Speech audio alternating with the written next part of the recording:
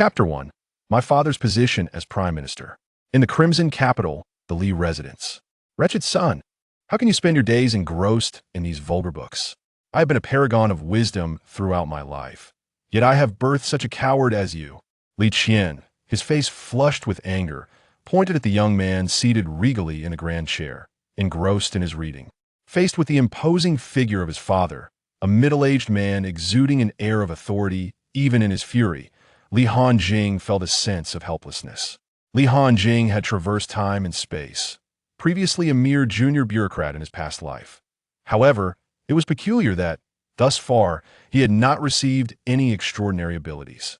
Yet, it could not be said that he was entirely devoid of advantages after all. Standing before him was none other than Li Qian, the esteemed Prime Minister of the Crimson Flame Empire, who had inadvertently become his father through this strange twist of fate.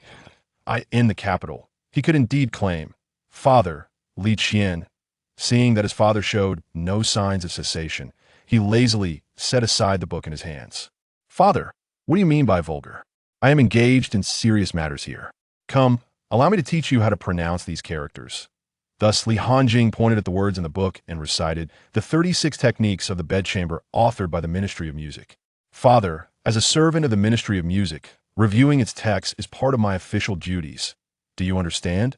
Watching his son speak so defiantly, Li Qian placed a hand over his heart in exasperation. Wretched son, but he soon sighed, recognizing that he must indulge his son as much as possible, for he had lost his wife at an early age.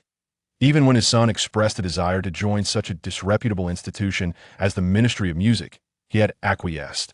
However, the emperor's martial prowess seemed to have peaked and was gradually declining, heralding the onset of turmoil, and with such a carefree son, he doubted his own ability to protect himself, let alone his child. "Alas, do as you wish, but you will face the consequences in time," Li Qian remarked, shaking his head as he departed from the Li residence. Watching his father retreat into the distance, Li Hanjing also shook his head in resignation. As the son of the Prime Minister, how he longed to be more ambitious. He had attempted to practice martial arts, but this body appeared to be devoid of any affinity for the martial path. No matter the esteemed internal techniques he tried, he could not muster even a hint of inner strength. As for literature, in this realm, all civil officials seemed to possess martial prowess, which was utterly absurd. What did he do then? He could only continue to indulge in music and dance. Spending his days at the Ministry of Music, admiring the beautiful dancers was rather pleasing. There is an adage that states, when life attempts to overpower you and you cannot resist, try to cease your resistance and instead embrace it. You may find it surprisingly delightful. On this day, while Li Hanjing was reviewing a new production from the Ministry of Music, a sharp voice interrupted his leisurely existence. "Imperial decree." Li Hanjing immediately rose and bowed deeply at the sight of the eunuch before him. The Ministry of Music's Li Hanjing has managed affairs commendably and is deserving of promotion. Thus, it is decreed that Li Hanjing shall be reassigned from the Ministry of Music to serve as a junior officer in the Jinyiwei of Qing County, with his rank elevated from 9th to 7th grade. Li Hanjing stood in stunned silence for a moment before responding, "I accept the decree." The eunuch, from within his sleeve, produced a document along with a small seal. "This is your appointment letter and official seal. Master Chi, you must hasten to take up your post. We shall take our leave now." After placing the items into Li Hanjing's hands, the eunuch swiftly departed from the Li residence. Holding the appointment document, Li Hanjing immediately sought out a map of the Qian Empire from his study. After an extensive search, he finally unearthed the location known as Qing County, accompanied by a brief description, a desolate land where even birds refrained from leaving their droppings to avoid giving the locals any undue advantage. After a moment of contemplation, Li Hanjing grasped the reality of the situation. He had been exiled. How could this be? His father was Li Qian, the Prime Minister, a man of great influence. Yet here he was facing banishment. It was not merely exile, it was to serve in the now diminished Jinyiwei. Presently, the Eastern factory could barely manage to urinate, while the Western factory was even worse off. Not even the nominal subordinate department, the 6 doors, could muster a spit. Had his father failed in rebellion? Or was there another reason? When night fell, and Li Qian returned safely to the estate, Li Hanjing finally exhaled in relief. His father's survival indicated that matters had not spiraled beyond redemption. Upon entering the Li residence, Li Qian found his son waiting at the door. Seemingly aware of the unfolding events, with a measured tone, he suggested, "Let us converse in the study." Li Hanjing nodded in assent. Inside the study, noticing his father's rare seriousness, Li Hanjing shed his usual nonchalance. "Father, what is the meaning of this appointment document?" Li Qian glanced at the paper in his son's hand, explaining, "It is merely a political maneuver. You may interpret it as a transaction of interests or a political compromise." Li Hanjing, being somewhat distant from the political center, lacked understanding of certain matters, but chose not to press further, trusting his father would not lead him. Astrade inquired, "What should I do next?" Li Qian pondered for a moment before responding, "Go and assume your position. I cannot shield you this time. Remain low-key, become a shadow of sorts. In a few years, I may be able to have you recalled. If not, you shall exist there as a mere phantom. At that moment, Li Hanjing recognized the gravity of the situation. He began to piece together the reasons for his assignment to such a remote location.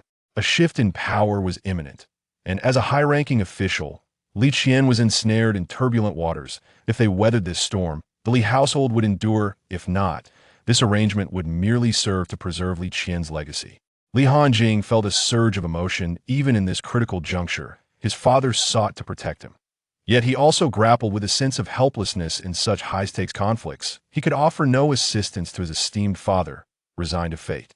3 days later, clad in a flying fish robe and armed with a beautifully embroidered spring blade, Li Hanjing stood before his father and the servants of the Li household, who had gathered to bid him farewell. That a pang of sadness gripped him to claim he felt no attachment to the Li residence would be disingenuous, for he had spent 2.5 years here. Li Qian stepped forward, his expression earnest. "My son, I am aware of your clandestine training in martial arts and your diligent efforts. However, your physical form. Alas, you possess no martial prowess.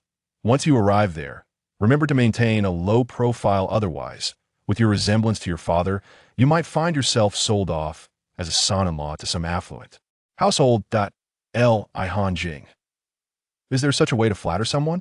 Yet, it is indeed true that my appearance is rather perilous, with features as striking as a painting, a commanding presence, skin as fair as jade, eyes bright as stars, and an elegant demeanor. I stand out. My long hair flows with the wind, especially now that I am adorned in the flying fish attire, which adds a hint of subtle mischief. This narrative does not strictly adhere to the structures of the Ming Dynasty adjustments, and the exercise of authority will differ, aiming for a reasonable administrative framework. Readers should refrain from comparing the systems of this tale to those of the Ming Dynasty. Chapter 2. This is all I can assist you with. After a brief farewell, Li Hanjing mounted a white horse, preparing to set forth. Giddy up. The steed began to trot leisurely. Li Qian, seemingly quite anxious about his son, reiterated his instructions. Once you arrive there, be sure to conduct yourself with integrity and humility. Should you encounter any insurmountable challenges, invoke your father's name. Although the current situation is precarious, my influence in these regions remains considerable. Li Hanjing, exasperated, replied, "I understand. Father, you have repeated this ad nauseam. Conduct myself with integrity and humility." Fearing further admonitions, he hastened his departure from the capital. This marked the first time Li Hanjing had ventured beyond the city since his arrival in this world. The environment here surpassed that of modernity by unfathomable degrees. The incessant chirping of birds brought a sense of tranquility to his heart. Unconsciously, he slowed his horse, taking in the scenery. Before long, nightfall descended. Li Hanjing frowned at the now darkened sky. Alas, in my reverie, I lost track of time and failed to reach the official inn. Traveling by night is fraught with peril, as the saying goes. The daytime belongs to the authorities, while nightfall is ruled by bandits. Soon, Li Hanjing halted before a dilapidated temple, glancing at the road ahead, now shrouded in obscurity, before deciding to spend the night there. Although it is said one should prefer traveling at night to sleeping in ruins, there exists another adage. Descendants of Yin and Huang, heirs of the dragon, should one dare to offend, let them come forth. To bolster his courage, Li Hanjing led his horse inside, his right hand resting on the hilt of his embroidered spring blade. Upon entering, Li Hanjing exhaled in relief. Aside from a decapitated Buddha statue and occasional gusts of cold wind, nothing seemed amiss. He sat on the ground, leaning against the wall, intending to take a brief slumber, ready to depart at dawn. After a day of travel, Li Hanjing soon drifted into sleep. In the dead of night, a voice echoed, "Big Hammer, this girl is fair and beautiful, clearly a lady from some prominent family in the capital. Do you think we can truly get away with this? It is not what you fear. That gentleman has bestowed upon us a generous sum of 100 taels of silver. With such wealth in our possession, where can we not revel? Moreover, we have such a beautiful lady to enjoy." Wait, be mindful of the limits. Although the gentleman said we could do as we please, we must not kill. Of course, of course. Creak. The decrepit temple's door was abruptly thrust open. Li Hanjin's attempt to abandon his horse and flee through the rear window was abruptly halted. In truth, Li Hanjin had long heard the commotion outside and had swiftly prepared to escape, but he could not afford to make sound. He could only cautiously open the window, yet ultimately, he was one step too late. The two men who had been conversing moments ago stared at Li Hanjin, momentarily taken aback.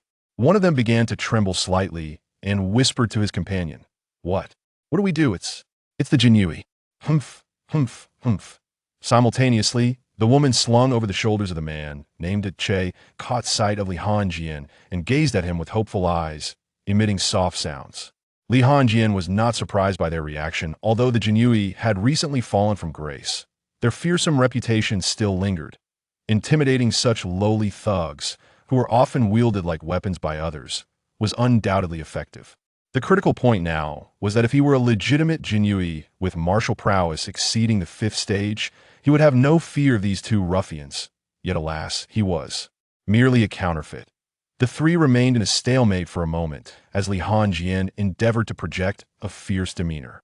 Gradually, he grasped the reins of his horse, preparing to depart.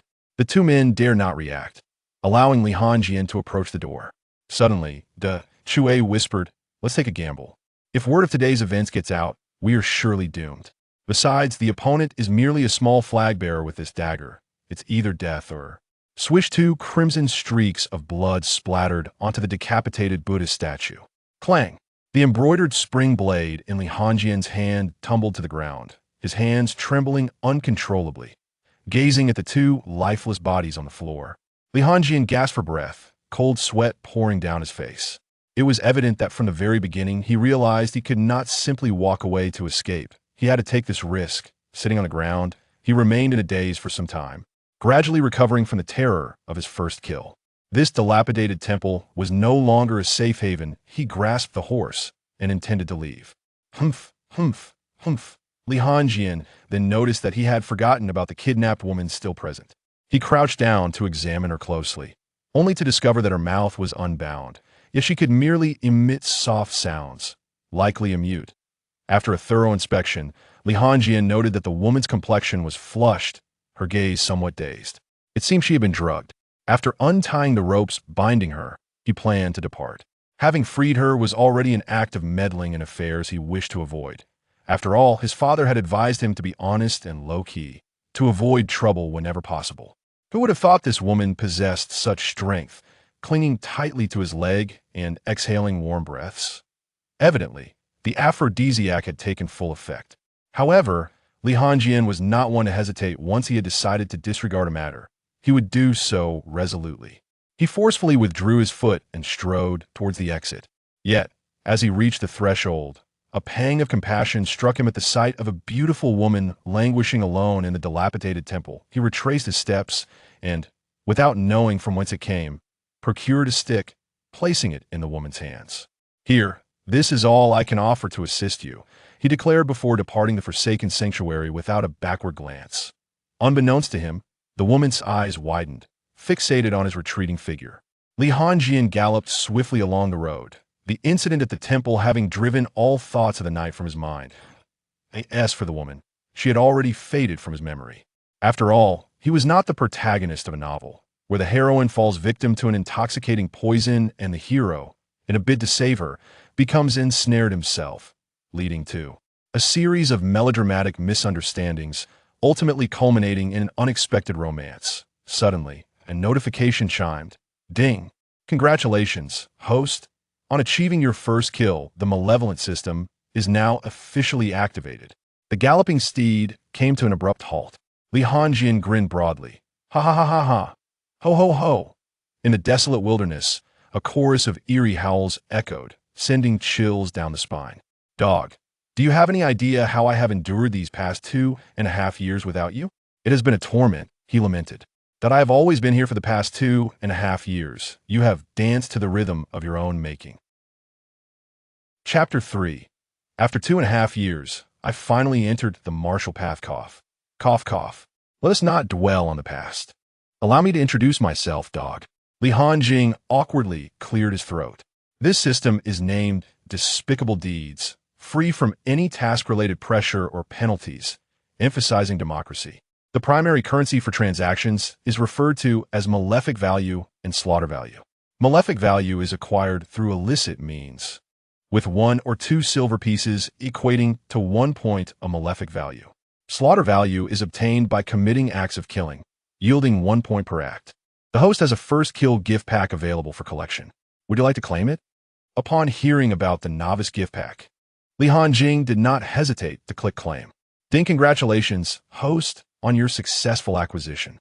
The first kill gift pack is now being distributed. Congratulations, host. You have received 10 points of slaughter value. Congratulations, host. You have acquired Cyclone Technique, Ordinary Grade. Li Hanjing expressed his disdain. Dog, you are rather stingy. Presenting an ordinary grade technique like this, as is widely known.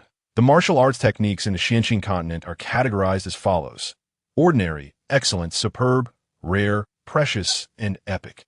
Each tier of technique corresponds to a specific level of martial prowess, namely, body refinement, chi refinement, internal force, palm force, body technique, and weaponry, with each level comprising 9 stages. Further explanations on the unique meanings of each realm will be provided later. Please refrain from criticism. Thus, it stands to reason that the technique bestowed by the system would allow even the most gifted martial prodigy to attain merely the body refinement stage. Naturally, nothing is absolute. Exceptional talents may devise their own techniques or enhance existing ones to elevate the original technique's grade.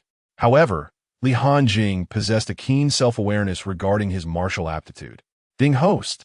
The techniques provided by this system can be cultivated and upgraded using malefic value or slaughter value. Upon reading this, Li Hanjing felt invigorated. What was he waiting for? He had 10 points of slaughter value. He would invest them all in cultivation. Ding, successful use. 10 points of slaughter value deducted. Your attributes are now being automatically displayed. Name, Li Hanjing. Gender, male. Identity, son of the Grand Tutor Li Qian, junior flag of the Jinyiwei in Qingfeng County. Technique, Cyclone Technique, Ordinary Grade. 0-20, Cultivation, Body Refinement Stage 6. 0-5 Advantages, Handsome Appearance. Talent, not quite a waste, merely a combat aircraft among the waste. Li Hanjing felt a tingling sensation throughout his body. Was this the legendary enlightenment? A force within him continuously tempered his physique. After 2.5 years, he had finally stepped into the realm of martial arts. After a while, the feeling of euphoria faded, and all Li Hanjing felt was an abundance of untapped strength. Reviewing the system's template granted him a clearer understanding of his current capabilities. He was indeed a genuine junior flag of the Jinyiwei. His courage for the night journey had swelled somewhat. 3 months later, Li Hanjing urged his steed onward and finally arrived at Qingfeng County. Gazing upon the scene before him, his heart, already prepared, nearly faltered. This is hardly a county-level town. It is merely a small settlement masquerading under the guise of a county designation, and a rather impoverished one at that. The walls are constructed of earth, the houses are made of earth, and in essence, everything is simply piled and built from dirt. Upon entering, it became apparent that a considerable number of locals were present. Given the town's modest size, the arrival of a stranger naturally drew the gaze of the townsfolk. Soon, 2 individuals approached Li Hanjing. One appeared robust and formidable, armed with a blade and clad in attire emblazoned with the character for government, while the other exuded an air of affluence. As one might surmise, they were indeed representatives of the local authority. Pray tell, are you the esteemed Li Xiaoqi from the capital? inquired the wealthy gentleman with a smile. I am Wang Jinbao, the magistrate of this county. Li Hanjing, adhering to the adage of not striking a smiling face, reciprocated the greeting. Greetings, Magistrate Wang.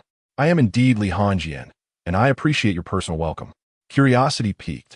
Li Hanjing glanced behind Wang Jinbao, puzzled. By the way, where are the members of the Jinyiwei? Wang Jinbao chuckled, revealing his double chin. Well, while we may refer to this as a county, it is more akin to a town. Even my title is registered as a 7th-rank official. Logically speaking, we are of equal rank. Thus, the Jinyiwei in our county naturally falls under your purview. The position of the head of the Jinyiwei has been vacant for some time, resulting in a lack of organization to receive you. After Wang Jinbao's explanation, Li Hanjing began to grasp the situation within the county. His favorable impression of Wang Jinbao grew. For it is well known that the Jinyiwei and government officials often stand in opposition to one another. The fact that Wang could share such insights indicated his open-mindedness. After a few more pleasantries, Wang Jinbao said, Li Xiaoqi, I shall escort you to the Jinyiwei. Arriving early will allow you to familiarize yourself with the duties at hand. Li Enjian Nudda.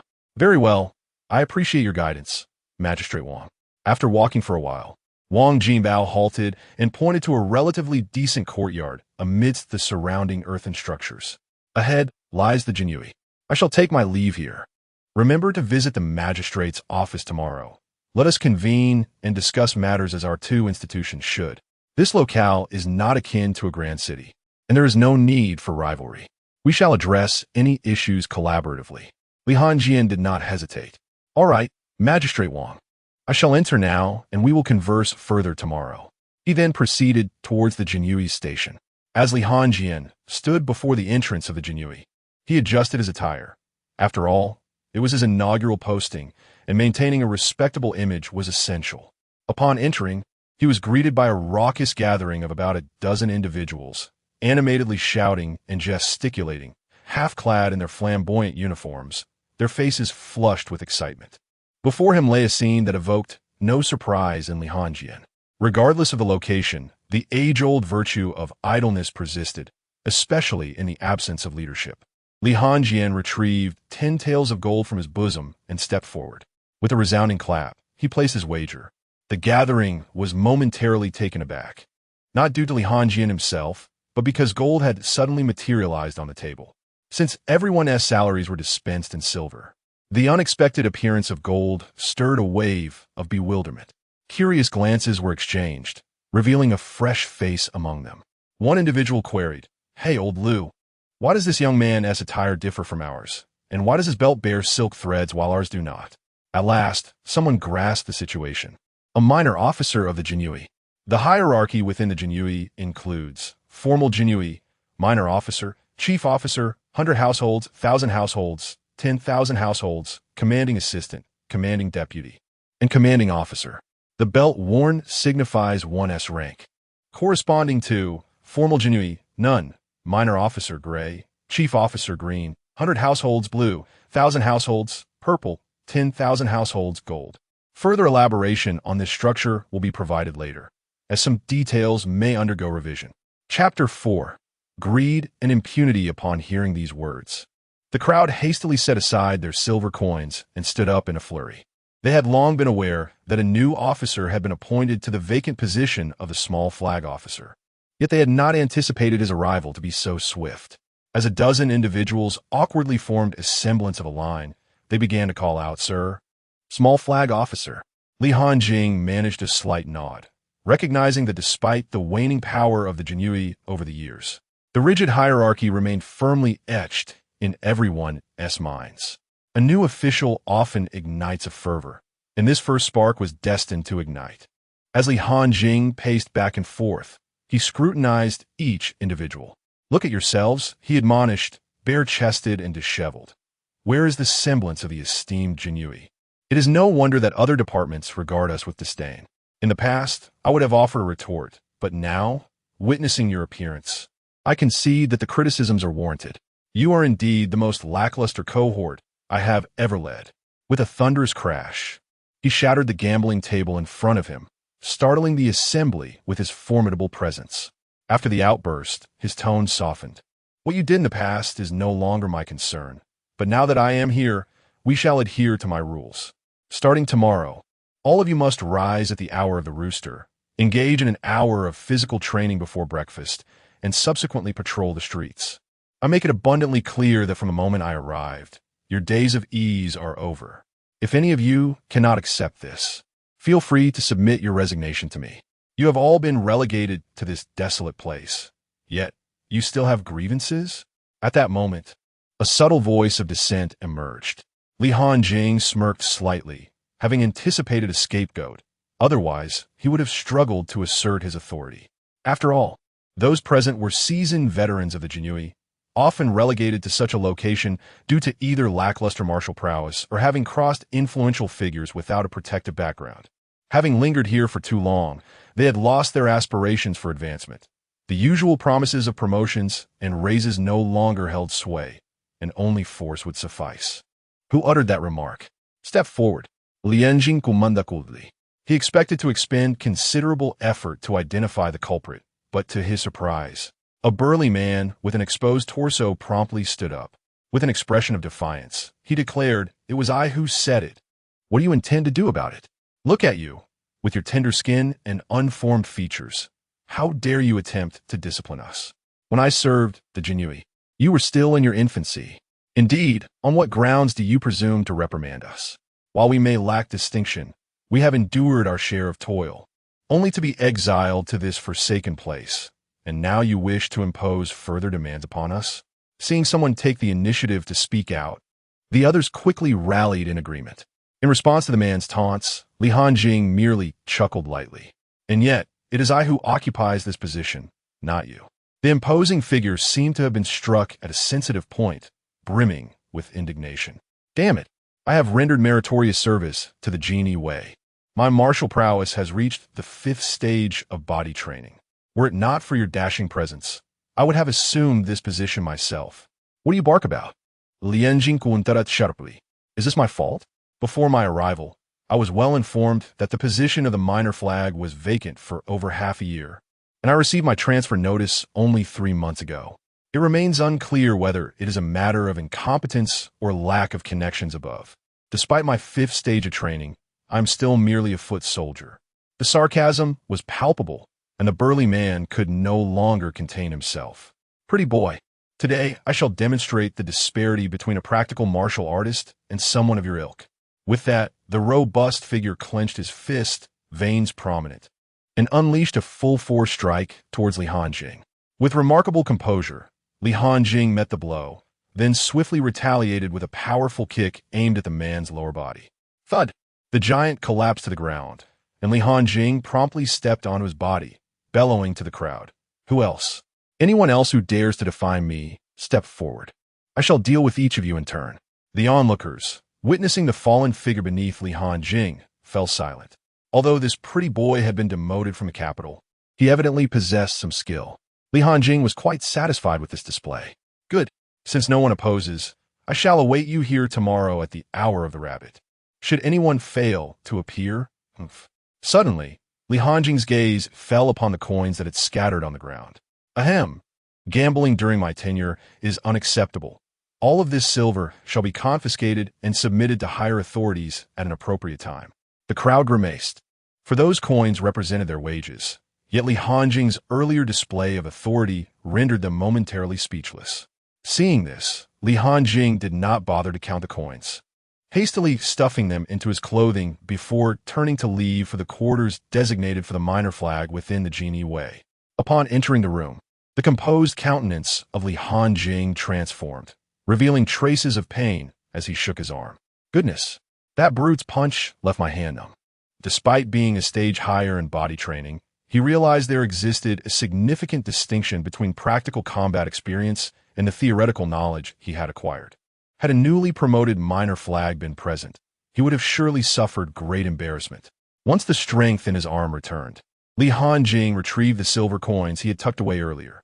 "Now let us exchange this for malevolent value." Ding detecting eligible silver. Process complete. Total of 50 taels exchange for 50 points of malevolent value. Malevolent value balance, 50. Kill value, 0. Li Hanjing surveyed the 50 points of malevolent value with great satisfaction. In the Red Flame Empire, the Jinyiwei offered substantial salaries. A standard Jinyiwei officer earned 30 taels of silver per month. Thus, he was not at all surprised by the confiscated sum of 50 taels. Since the activation of the system, he has established a guiding principle for himself during his journey: to be insatiably greedy and to kill without judgment. It is imperative to rapidly enhance his strength within a short span of time, thus enabling him to assist his dear father sooner. Acquiring strength equates to wielding power in this world that reveres martial prowess. As for the guiding principle imparted to him by Li Qian upon his arrival, it is to remain low-key and honest. However, times are changing and methods must be updated accordingly. He directs all his malevolent energy towards his martial cultivation. In use. Ding 5 points of malevolent energy deducted. Congratulations to the host for advancing martial cultivation to the 7th stage of body refinement. Ding 5 points of malevolent energy deducted. Congratulations to the host for advancing martial cultivation to the 8th stage of body refinement. Ding 5 points of malevolent energy deducted. Congratulations to the host for advancing martial cultivation to the 9th stage of body refinement. Ding unable to break through. Please first deduce the primary cultivation technique. Chapter 5. You haven't fished yet, and you want me to pay? Analyzing the rank of martial arts technique. Deducting 20 points of malevolent value. The rank of cyclone technique rises to excellent. Do you wish to continue cultivation? Continue. Ding deducting 10 points of malevolent value. Congratulations to the host for advancing to the 1st stage of Qi refinement. Ding deducting 5 points of malevolent value. Insufficient malevolent value to continue cultivation mode. Automatically opening attribute template. Name, Li Hanjing. Gender, male. Identity, Father Taifu Li Qian, junior flag of the Jinyiwei in Qingfeng County. Technique, cyclone technique, excellent. 0-2000, cultivation. 1st stage of Qi refinement. 0-100 strengths, handsome. Talent, not exactly useless, but rather a combat machine among the useless. Li Hanjing frowned. It seemed that the value required to elevate each major martial arts realm had also increased significantly. However, this was to be expected, as the gap between major realms was indeed vast. Li Hanjing began to sense the immense enhancement that martial arts brought to his physique. Qi refinement. When a martial artist enters the Qi refinement stage, they begin to cultivate internal energy through the practice of specific breathing techniques and methods. The martial artist can augment their breath and internal strength. At this stage, the body possesses a certain level of defense against blades and blunt objects. During combat, one can also utilize some basic internal energy. Furthermore, this stage signifies the attainment of the strength akin to that of the chief of the Jinyiwei. It is well known that the strength representation of the Jinyiwei of the Crimson Flame Empire is as follows. Junior flag, body refinement stage 5-9. Chief flag, Qi refinement stage 1-5. 100 house, Qi refinement stage 5-9. 1000 house, internal power stage 1-9. 10,000 house, palm power stage 1-9. The following morning, Li Hanjing rose early and awaited in the courtyard. Soon, the Jinyiwei began to assemble one after another. Before long, the Jinyiwei had gathered completely. To be honest, Li Hanjing felt somewhat disappointed. He had initially intended to test his strength that morning, but it appeared that opportunity had slipped away. Overall, however, he was not let down compared to the disorganized mob of the previous day. Today they could barely be regarded as a regular army. Clad in proper attire, each appeared robust and powerful, far from the frail and weak individuals Li Hanjing had imagined before his arrival. Without further ado, let us commence with 1,000 push-ups to warm up. Begin. Body refinement is about pushing the body to its limits, enabling continuous self-breakthroughs. Of course, Li Hanjing was the exception, as he had an advantage. 1-2. 999, 998. My lord, you miscounted. It should be 1,000, one person said, his face flushed, clearly nearing his limit. Li Hanjing paid no heed to him, striding directly towards the Jinyiwei, placing his foot on the back of that individual. 800. The crowd's expressions changed, casting resentful glances at the one who had just spoken. Only the burly man from yesterday remained silent, continuing his task without any additional movements. Qing County Office. County Magistrate Wang, I have arrived. Li Hanjing strode into the county office with great strides. Upon noticing this, Wang Jinbao immediately set aside his work to greet him. It is Li Xiaoqi. Please, have a seat. He then quickly became aware of the flushed-faced imperial guards standing behind Li Hanjing and inquired with curiosity, "What has happened?" Li Hanjing waved his hand dismissively. "I simply overindulged at breakfast. I suspect it is merely indigestion." Wang Jinbao, seeing this, did not dwell on the matter. "Well then, since everyone is present, let us begin." It must be said that Wang Jinbao was quite adept at managing social situations. The assembly had been arranged with two main seats, one for himself and the other for Li Hanjing. Behind Li Hanjing stood a full contingent of imperial guards, while a row of constables stood behind Wang Jinbao. The air was charged with the presence of two distinct factions. In all of Qing County, the only two powers were the imperial guards and the local government. In such a county-level town, only the now diminished imperial guards would have a garrison. The east and west factories were stationed in more lucrative locales. Who would waste resources in such a place? Wang Jinbao took the initiative to speak, as Li Xiaoqi is new here and may not be fully acquainted with our matters. I shall begin. This meeting should have taken place long ago, but the position of the garrison's flag had remained vacant. Now that Li Xiaoqi has arrived, we can discuss the funding for this year's city defense fee. This year's county finances were better than in previous years. For the 500 taels required for the defense, the county office would contribute a significant 500 taels, while the remaining 500 taels will be provided by three wealthy merchants, Zhang, Qi, and Liu, each contributing 500 taels. At this juncture, three merchants stepped forward from behind Wang Jinbao, nodding to the assembly. Suddenly, Wang Jinbao turned to Li Hanjing. The remaining 500 taels will be covered by the imperial guards. What do you think, Li Xiaoqi? Li Hanjing, still somewhat bewildered, had an imperial guard whisper in his ear. This defense fee is essentially a protection payment to a nearby band of mountain thieves, ensuring that our Qing County remains untroubled by their disturbances. As Li Hanjing listened, his expression darkened. What nonsense is this? The imperial authority paying protection money to thieves? I have yet to begin profiting, and you already expect me to part with funds? County Magistrate Wang, I fear the imperial guards cannot afford this 500 taels, nor can we afford to lose face, Li Hanjing replied coolly. Wang Jinbao seemed to have anticipated this situation, exuding a sense of resignation. Li Xiaoqi, you may not realize, but this band of mountain thieves is quite formidable. In terms of numbers, we are at a disadvantage. My county office has over 50 personnel, and with your imperial guards, we total just over 70, while this band boasts around 100 members. Li Hanjing remained unmoved, asserting, if we lack the strength, we should report this to higher authorities. A band of 100 thieves warrants the deployment of troops. Wang Jinbao smiled wryly. Therein lies the problem. We are merely a county-level town, lacking the authority to report to the station troops. I have already sent a report to the prefectural office, but it was of no avail. They do not regard our town with any seriousness. Understanding this, Li Hanjing conceded, very well, I shall report to the district's 1,000-household office. However, Wang Jinbao shook his head again. That would be even more futile.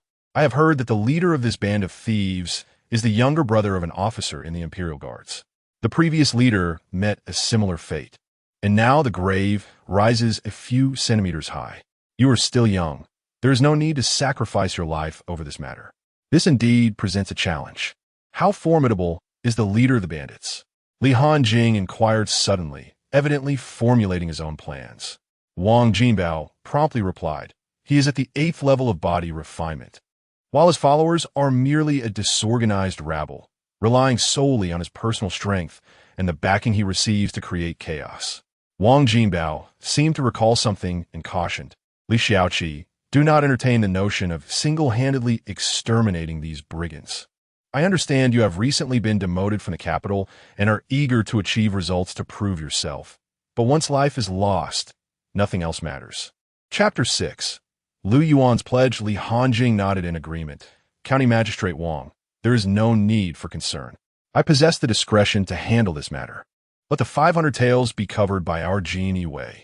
Upon witnessing Li Hanjing's apparent concession, Wang Jinbao finally exhaled in relief.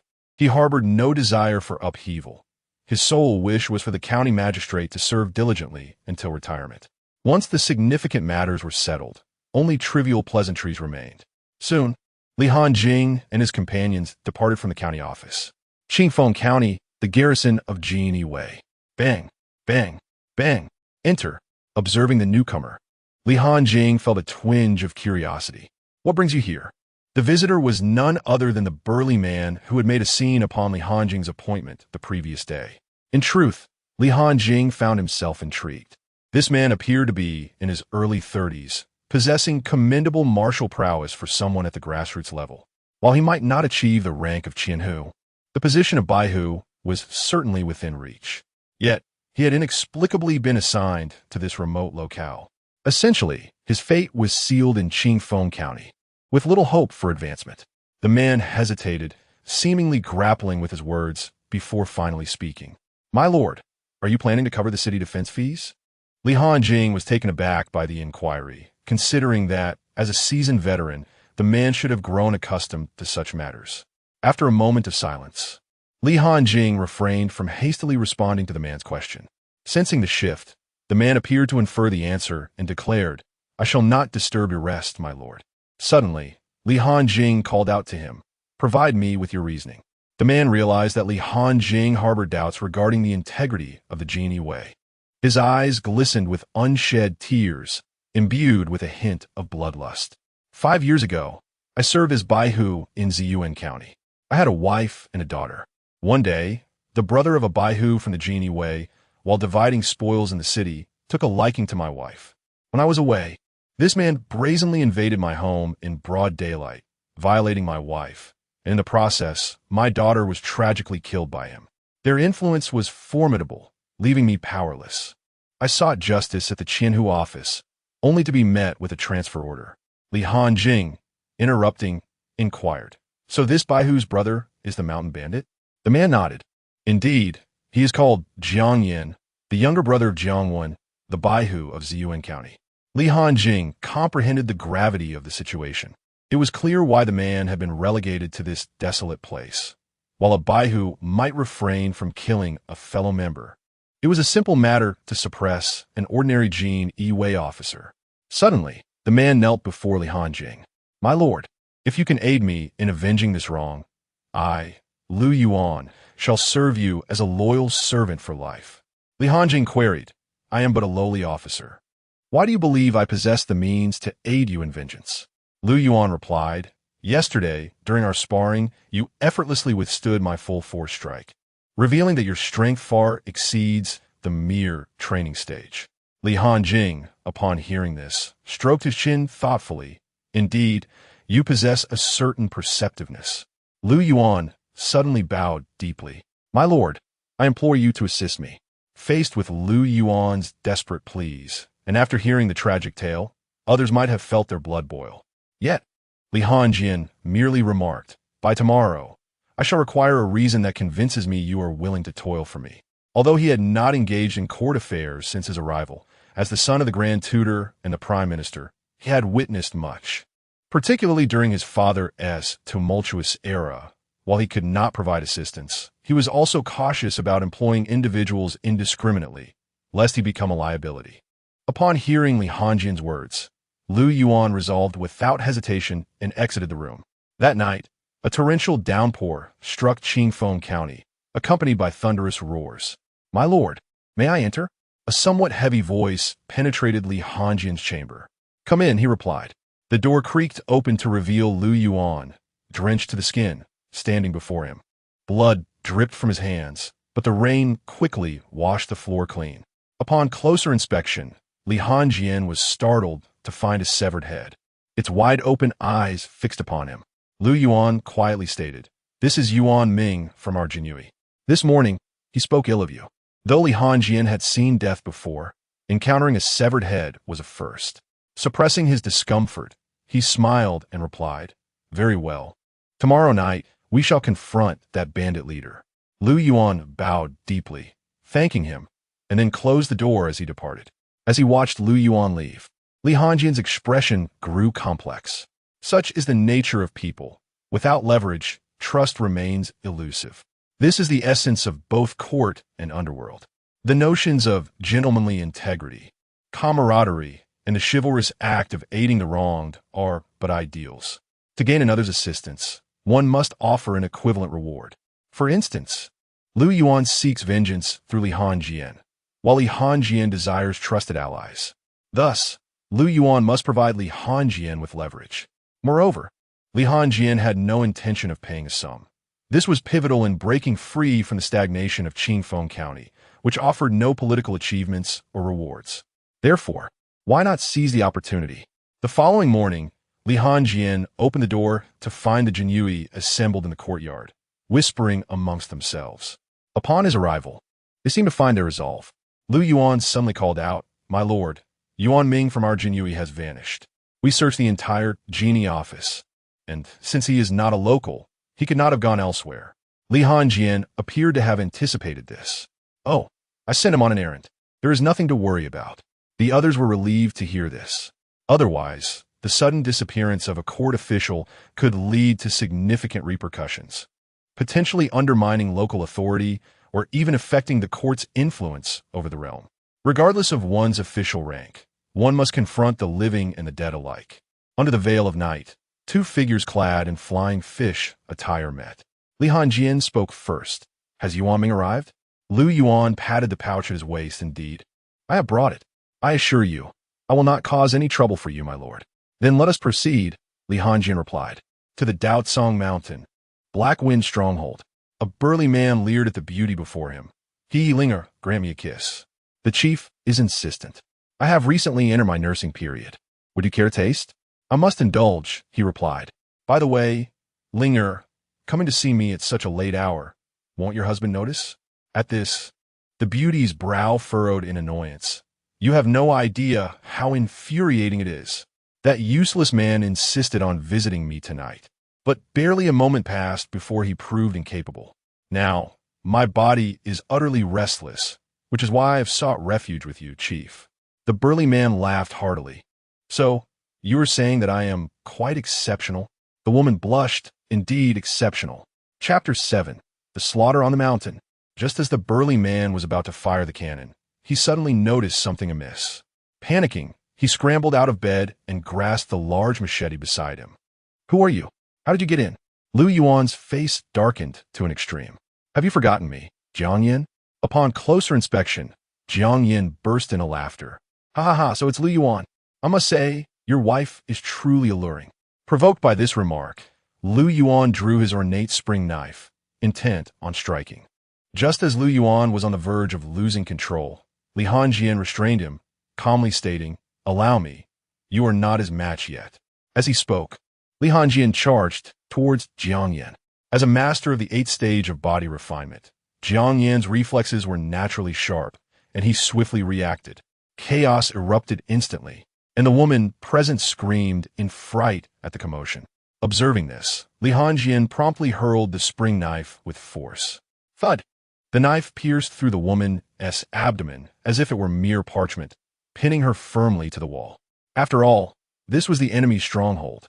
If the woman made too much noise, it could awaken the bandits outside, which would be perilous. Li Hanjian was not willing to take the risk of a 2-against-1 against 100 foes just yet.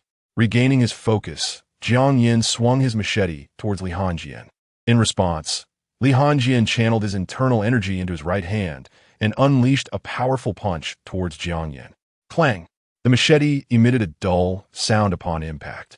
Jiang Yin immediately sensed something was amiss. Oh no, he's at the Qi refinement stage. Just as he attempted to call for help, Li Hanjian was already one step ahead. Another punch struck his throat. The neck, being a particularly vulnerable area of the human body, caved in significantly under Li Hanjian's blow, robbing Jiang Yin of his voice. Without delay, Li Hanjian seized Jiang Yan's arms and twisted them forcefully. Crack! The sound of breaking bones echoed. Following this, Li Hanjian focused on Jiang Yan's legs. Having completed this, he brushed off the wrinkles from his flying fish suit and looked at the kneeling Jiang Yin, stating nonchalantly, The next part is up to you." The entire exchange flowed seamlessly, and even Li Hanjin himself was astonished at his newfound combat proficiency. Upon hearing Li Hanjin's words, Lu Yuan charged forward like a famished mad dog. Hiss! A caterpillar fell to the ground. Li Hanjin, witnessing this, immediately turned away. It wasn't that he didn't want to watch, but rather that prolonged observation left him feeling quite uncomfortable. A quarter of an hour later, Lu Yuan returned, drenched in blood. "Sir, I've taken care of it." Li Hanjin nodded and began to search for valuable items within the house. Upon hearing this, Lu Yuan immediately started his search. "Ding! Congratulations, host. You have acquired your first subordinate, Lu Yuan. Subordinate template officially activated. Do you wish to bind it?" Li Hanjin, puzzled, inquired, "What does this mean?" "Upon the moment that you exacted revenge on his behalf, Lu Yuan had already acknowledged you wholeheartedly, committing to unconditionally executing your commands. Following the system's evaluation, it was determined that this individual met the criteria for subordinates. Should you choose to bind him to the subordinate template, you would subsequently accrue killing points with each of his slaughters." Intriguingly, Li Hanjin had previously thought he would have to tread the path of malevolence, for he could not possibly engage in murder daily. However, it now appeared that both avenues were indeed viable. Upon grasping the mechanics, Li Hanjin wasted no time and promptly clicked to bind. "Congratulations, host, on binding your first subordinate. You have received the reward. Inner techniques of slaughter, exquisite. Inner techniques of slaughter, primarily focused on the essence of killing. The more one kills, the more swiftly one's power escalates." Remarkably, not only did he acquire a subordinate, but he was also bestowed with a dedicated technique. Thud! Lu Yuan placed 2 large chests before Li Hanjin. "My lord, there are a total of 4,000 taels of silver here." Li Hanjin did not glance at the silver, but instead handed over the prepared inner techniques of slaughter to Lu Yuan. "From this day forth, you are one of us. Consider this your welcoming gift." Lu Yuan accepted the text without reservation and began to peruse it. After merely a single reading, he retained the entire content in his mind. This left Lu Yuan perplexed. Had his martial talents truly ascended to such heights that he could comprehend a technique after just one glance? Yet, this was merely a characteristic of the system's offerings. Li Yuan's estimation of Li Hanjin soared to new heights. To casually present an exquisite level technique was indeed commendable, befitting someone of central authority. It was known that within the Jinyiwei, only the 2,000 households in the prefecture possessed such exquisite level techniques. The reason for his slow progress in martial arts over the past 5 years was not due to a lack of talent, but rather because he had been relegated to Qing County, devoid of opportunities to achieve merit and receive the rewards of techniques from above. Although he had entrusted his life and fortune to Li Hanjin, Lu Yuan felt as though he had finally encountered a true master. In this world, who does not yearn for strength? Who does not desire power? Yet how many have poured their hearts out only to gain nothing in return? Suddenly, Lu Yuan knelt on one knee. "My lord, your grace is beyond words.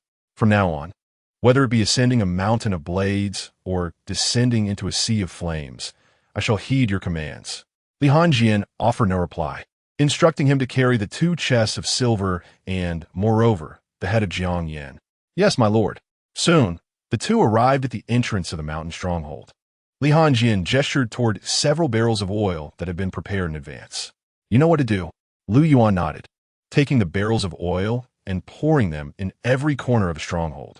The entire stronghold now lay in a state of silence, as those on lookout had already been dealt with. Lu Yuan then cast a torch inside. Flames erupted throughout the stronghold. "Fire! Everyone, wake up! Fire! It burns!" Panic ensued within the stronghold. Some, witnessing the uncontrollable blaze, attempted to flee. However, Li Hanjin and Lu Yuan stood resolutely at the entrance, blades in hand. Li Hanjing coldly uttered, "Kill as many as you can." Soon, several individuals rushed out. Yet before they could even inquire about the 2 figures clad in the attire of the Jinyiwei, their heads and bodies were severed in half. The bandits, largely comprised of ordinary individuals possessing mere physical strength, were no match for anyone who had truly embraced the martial way. Who among them would choose the life of a bandit when any other occupation would serve them better? Furthermore, in the chaos of a raging fire, Their combat effectiveness was virtually non-existent. Thus, the two dispatched those emerging through the main gate with the ease of slicing through watermelons. Ding, congratulations, host, on acquiring 1 point of kill value. Ding, congratulations, host, on receiving 1 point of kill value from your subordinates. As dawn gradually broke, the flames subsided, and after a thorough search of the ruins revealed no survivors, the two hastened towards the county. Upon entering the city, they attracted considerable discussion among the locals. Coincidentally, it was market day in the county, yet wherever they went, the path remained unobstructed. Chapter 8. Rest assured, the sky will not fall. Joking aside, who would dare approach a person drenched in blood, holding a severed head? Upon returning to the station, the others had just risen, still groggy from sleep. Suddenly, two blood-soaked individuals entered, causing immediate panic. Some were already drawing their weapons. However, as the two approached, astonished exclamations erupted. "My lord, Lu Yuan, where have you been?" With a grave expression, Lu Yuan responded, "We have lost a comrade. Just yesterday, Yuan Ming, who was out on official duty, failed to return.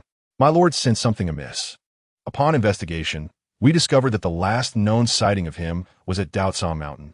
My lord and I set out to check, only to find that the vile mountain bandits had decapitated Yuan Ming and hung his head at the village entrance." As he spoke, Lu Yuan's voice grew louder, filled with indignation. "What is this? Is this not a blatant provocation against our Jinyiwei?" My lord immediately resolved to avenge Yuan Ming. After a fierce struggle, my lord managed to behead that bandit leader, Jiang Yin, thus ridding the populace of a menace.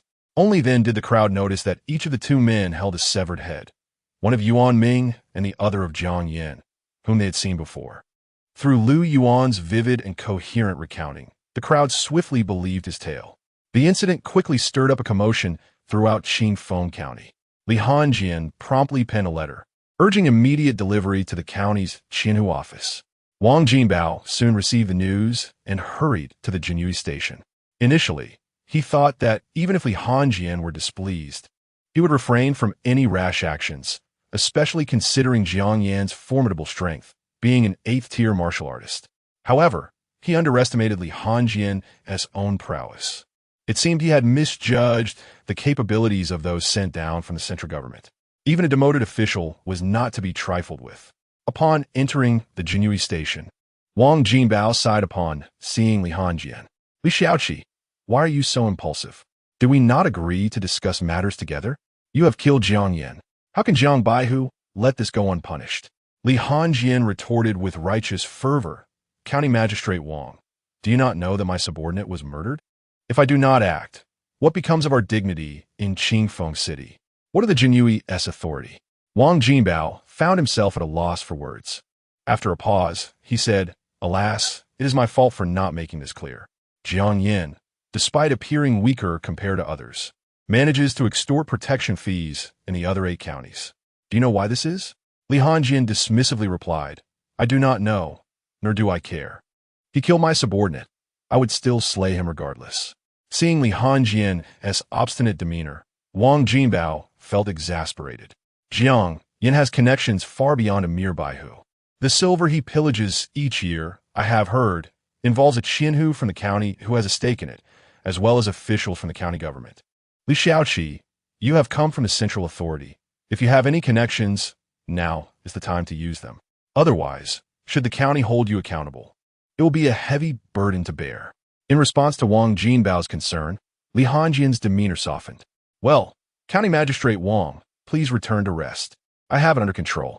With this, Wang Jinbao refrained from further comments and departed from the brocade guard, finally comprehending why Li Hanjing had been relegated to this post. That night, Lu Yuan arrived at Li Hanjing's quarters, bringing with him 2 large chests of silver. "My lord, all is here. I have heard the rumors. Should the upper authorities lay blame upon you, simply cast me aside. My future is already forfeit. As long as you ascend, everything will be resolved." Li Hanjing glanced at the silver within the chests. "Rest assured, the sky will not fall." Lu Yuan nodded, fully trusting Li Hanjing's assurance. Suddenly, Lu Yuan added, "By the way, my lord, I have successfully cultivated the killing techniques you provided, and following last night's events, I have broken through to the 7th stage of martial arts. Li Hanjing was slightly taken aback. To ascend 2 stages was no small feat, indicating Lu Yuan's considerable talent. Very well, continue your training. As for the grudge against the 100 households, pursue your own vengeance. Li Hanjing offered a few words of encouragement. Yes. Lu Yuan replied with a bow before exiting the room. After Lu Yuan's departure, Li Hanjing addressed the system. Dog, exchange for 1,000 taels of silver. Ding conditions for exchange met, processing your transaction. Exchange successful. Evil value, 1,000. Kill value, 100. Detected an additional 3,000 taels eligible for exchange. Would you like to proceed? No. Allocate all evil values to my cultivation. Ding deducting 100 evil value. Congratulations, host. Your martial cultivation has reached the 2nd stage of Qi refinement. Ding deducting 100 evil value. Congratulations, host. Your martial cultivation has reached the 3rd stage of Qi refinement. Ding deducting 100 evil value. Congratulations, host. Your martial cultivation has reached the 9th stage of Qi refinement. Ding deducting 200 evil value. Insufficient evil value. Automatically opening system template. Name, Li Hanjing. Gender, male. Identity, Li Qian, Grand Tutor, small flag of the Brocade Guard in Qingfeng County. Cultivation method, Cyclone technique, excellent. 0-2000, cultivation level. 9th stage of Qi refinement. 200-500 strengths. Handsome in appearance. Talent, not merely useless, but a combat machine among the useless. Evil value, 0. Kill value, 100. Li Hanjing exhaled a breath of frustration, quickly familiarizing himself with the newfound power within. At this moment, he could indeed have exchanged the remaining silver, elevating his martial arts to the realm of internal strength. However, he refrained. His esteemed father could offer no assistance at present. If he consumed all the silver now, he would be left lingering in Qingfeng City until his father resolved his matters. What bounty could one hope to reap in Qingfeng City? Merely a few coins by alleviating the burdens of the elderly for a month? Thus, his vision must be long-term. One must not sacrifice future prospects for immediate gain. The following day, at noon, a pigeon flew into the Brocade Guard. Lu Yuan had spent time in the county and recognized the messenger pigeon as a symbol exclusive to the Jinyiwei. He approached and retrieved the scroll, then made his way to Li Hanjing's chamber. My lord, we have received news from the county. Li Hanjing accepted the scroll and began to read. The Qinhu office had notified that they were to report on the recent incident involving the bandit Jiang Yin within 3 days. Prepare yourself. We must hasten our journey to the county within 2 days. He then gestured towards the corner where 2 chests lay, instructing, take these with us as well. Very well. I shall make the necessary preparations. In truth, I find no desire to delve deeply into certain matters, yet such an approach may invite the ire of many readers, possibly leading to their disengagement from a narrative. Thus, clarity is preferable. Furthermore, I have contemplated extensively how to best convey the protagonist's strength, ultimately concluding that expressing it through a data-driven approach is the most straightforward method. I kindly ask the readers to refrain from criticism. Chapter 9 has Huang Qian, who occupied this position for over a decade now, in Yuntai County, at the 2nd Division of the Jinyiwei. My lord Wang, you must advocate for my brother, lamented a man whose hair was tinged with gray, his face etched with sorrow. This individual was Jiang Wan, the Baihu of Ziyuan County. The middle-aged man seated in the main position wore a countenance filled with wrath. He never anticipated that a disgraced member of the central authority would exhibit such audacity. Scarcely had he taken office for a few days when he had already embroiled himself in a significant debacle.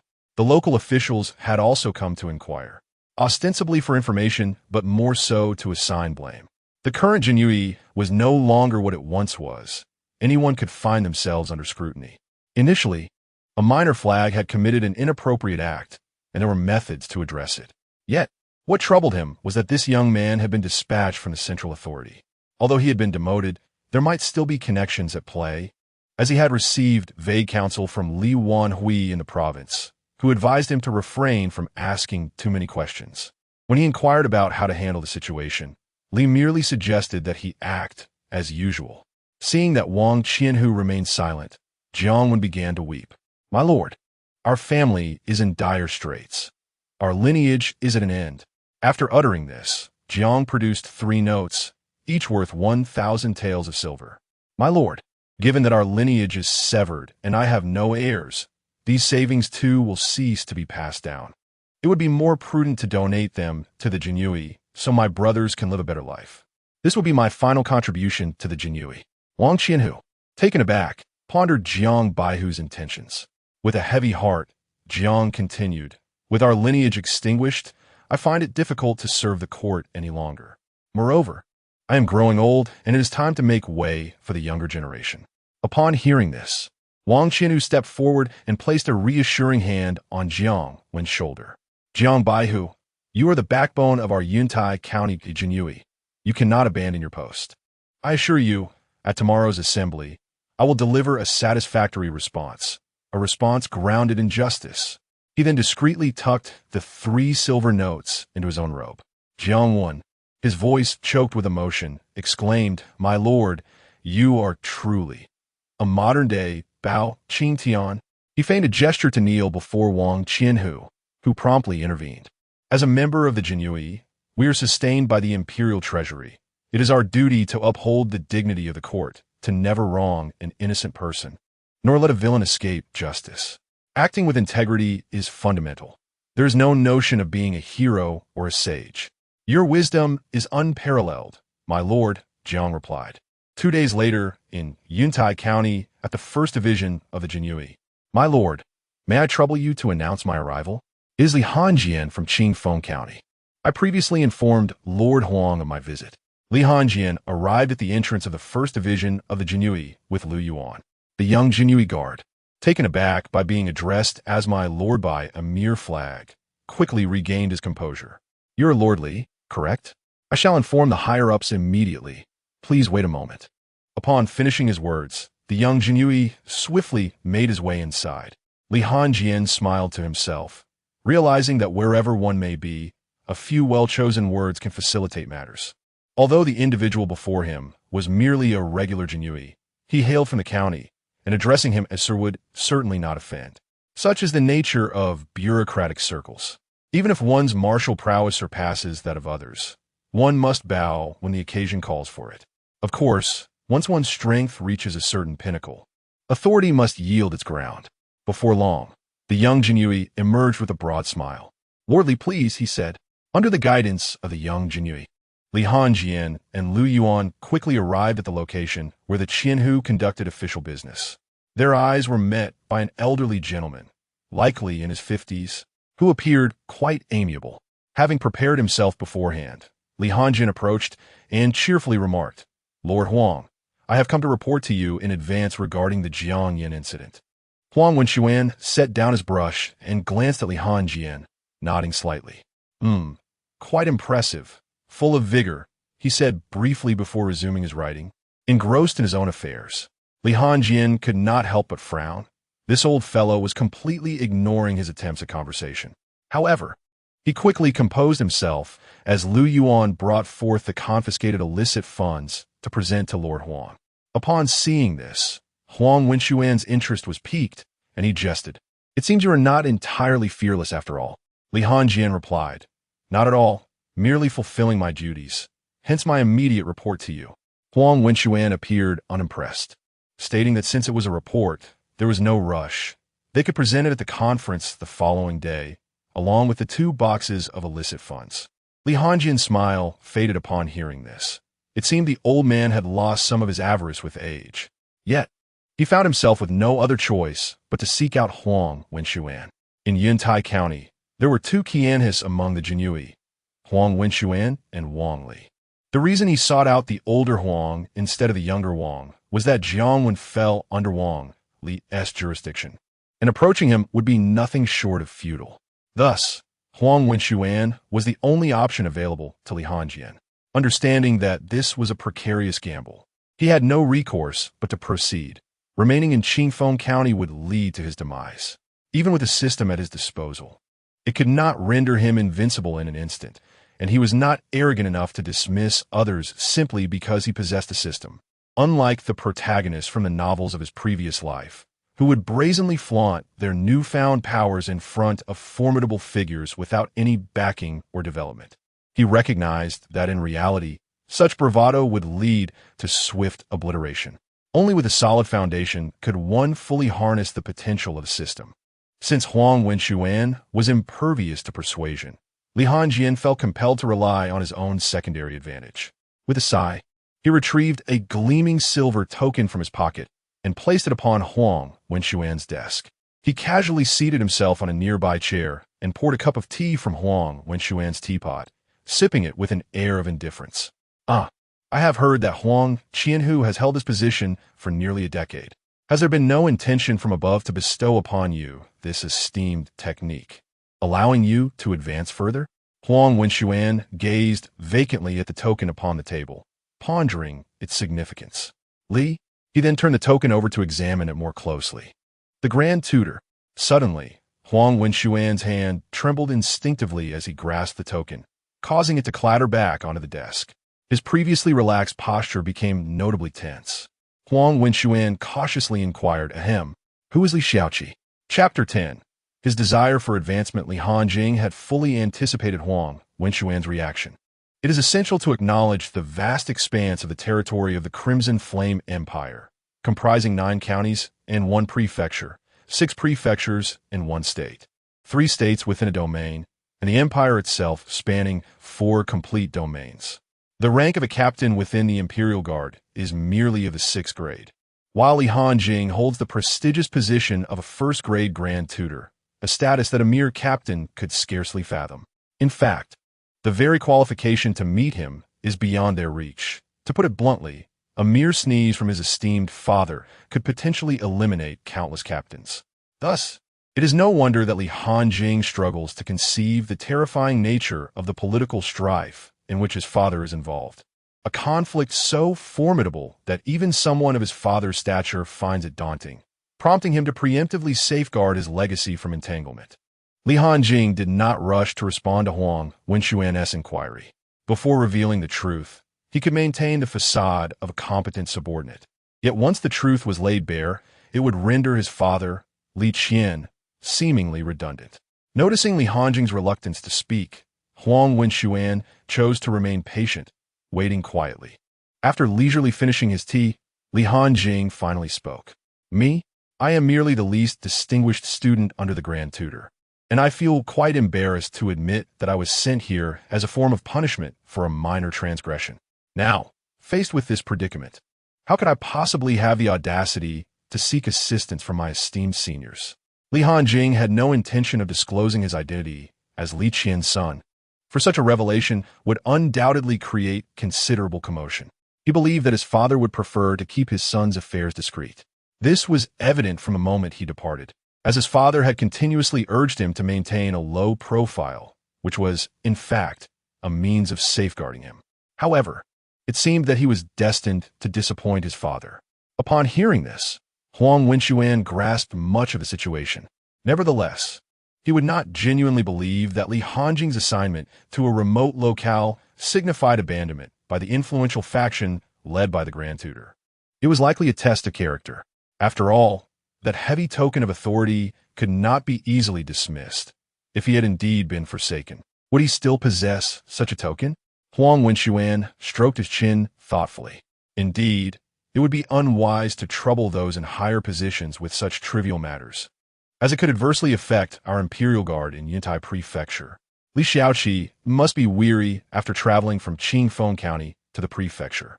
Allow me to arrange accommodations for you. Tomorrow at the assembly, Li Xiaoqi need only report the facts accurately. After all, eliminating banditry is a commendable endeavor, and one deserves recognition for their contributions. Understanding the significance of this opportunity, Li Hanjing rose. Thank you, my lord. I shall take my leave now. As he reached the door, he was suddenly called back. Hold on, Li Xiaoqi. Please take these 2 barrels of refuse from the captain's quarters and dispose of them as well. Li Hanjing paused momentarily. Even if he were to reveal his identity, he had no intention of reclaiming the 3,000 taels of silver. When assigning tasks, regardless of the disparity in status, it is essential to offer incentives. Upon reflection, It seemed that this old fellow was not merely interested in wealth, but rather in wielding power, seeking to align himself with Li Hanjing through this matter. Nonetheless, this situation has its merits. Having a strong backing in Yuntai County is certainly advantageous. Since the other party has declined, Li Hanjiang does not hesitate to accept the situation. Lu Yuan, please assist Lord Huang by disposing of these 2 barrels of refuse. Lu Yuan, who had been standing at the door, entered with a puzzled expression and lifted the 2 barrels. What does this mean? Has a negotiation fallen through? Once Li Hanjiang departed, Huang Wenxuan sipped his tea, a faint smile gracing his lips. It appears fortune is finally turning in my favor. He had occupied his position for far too long, hindered by the absence of support above him, unable to ascend. Those who once stood alongside him have now become his superiors, and he is unwilling to accept this stagnation. He yearns for advancement. Upon reaching his residence, Li Hanjiang found his spirits lifted. This trip was not in vain. Not only had he secured a patron, but he had also saved a considerable sum. Dog, convert all of it into evil points, he commanded. Ding exchange successful.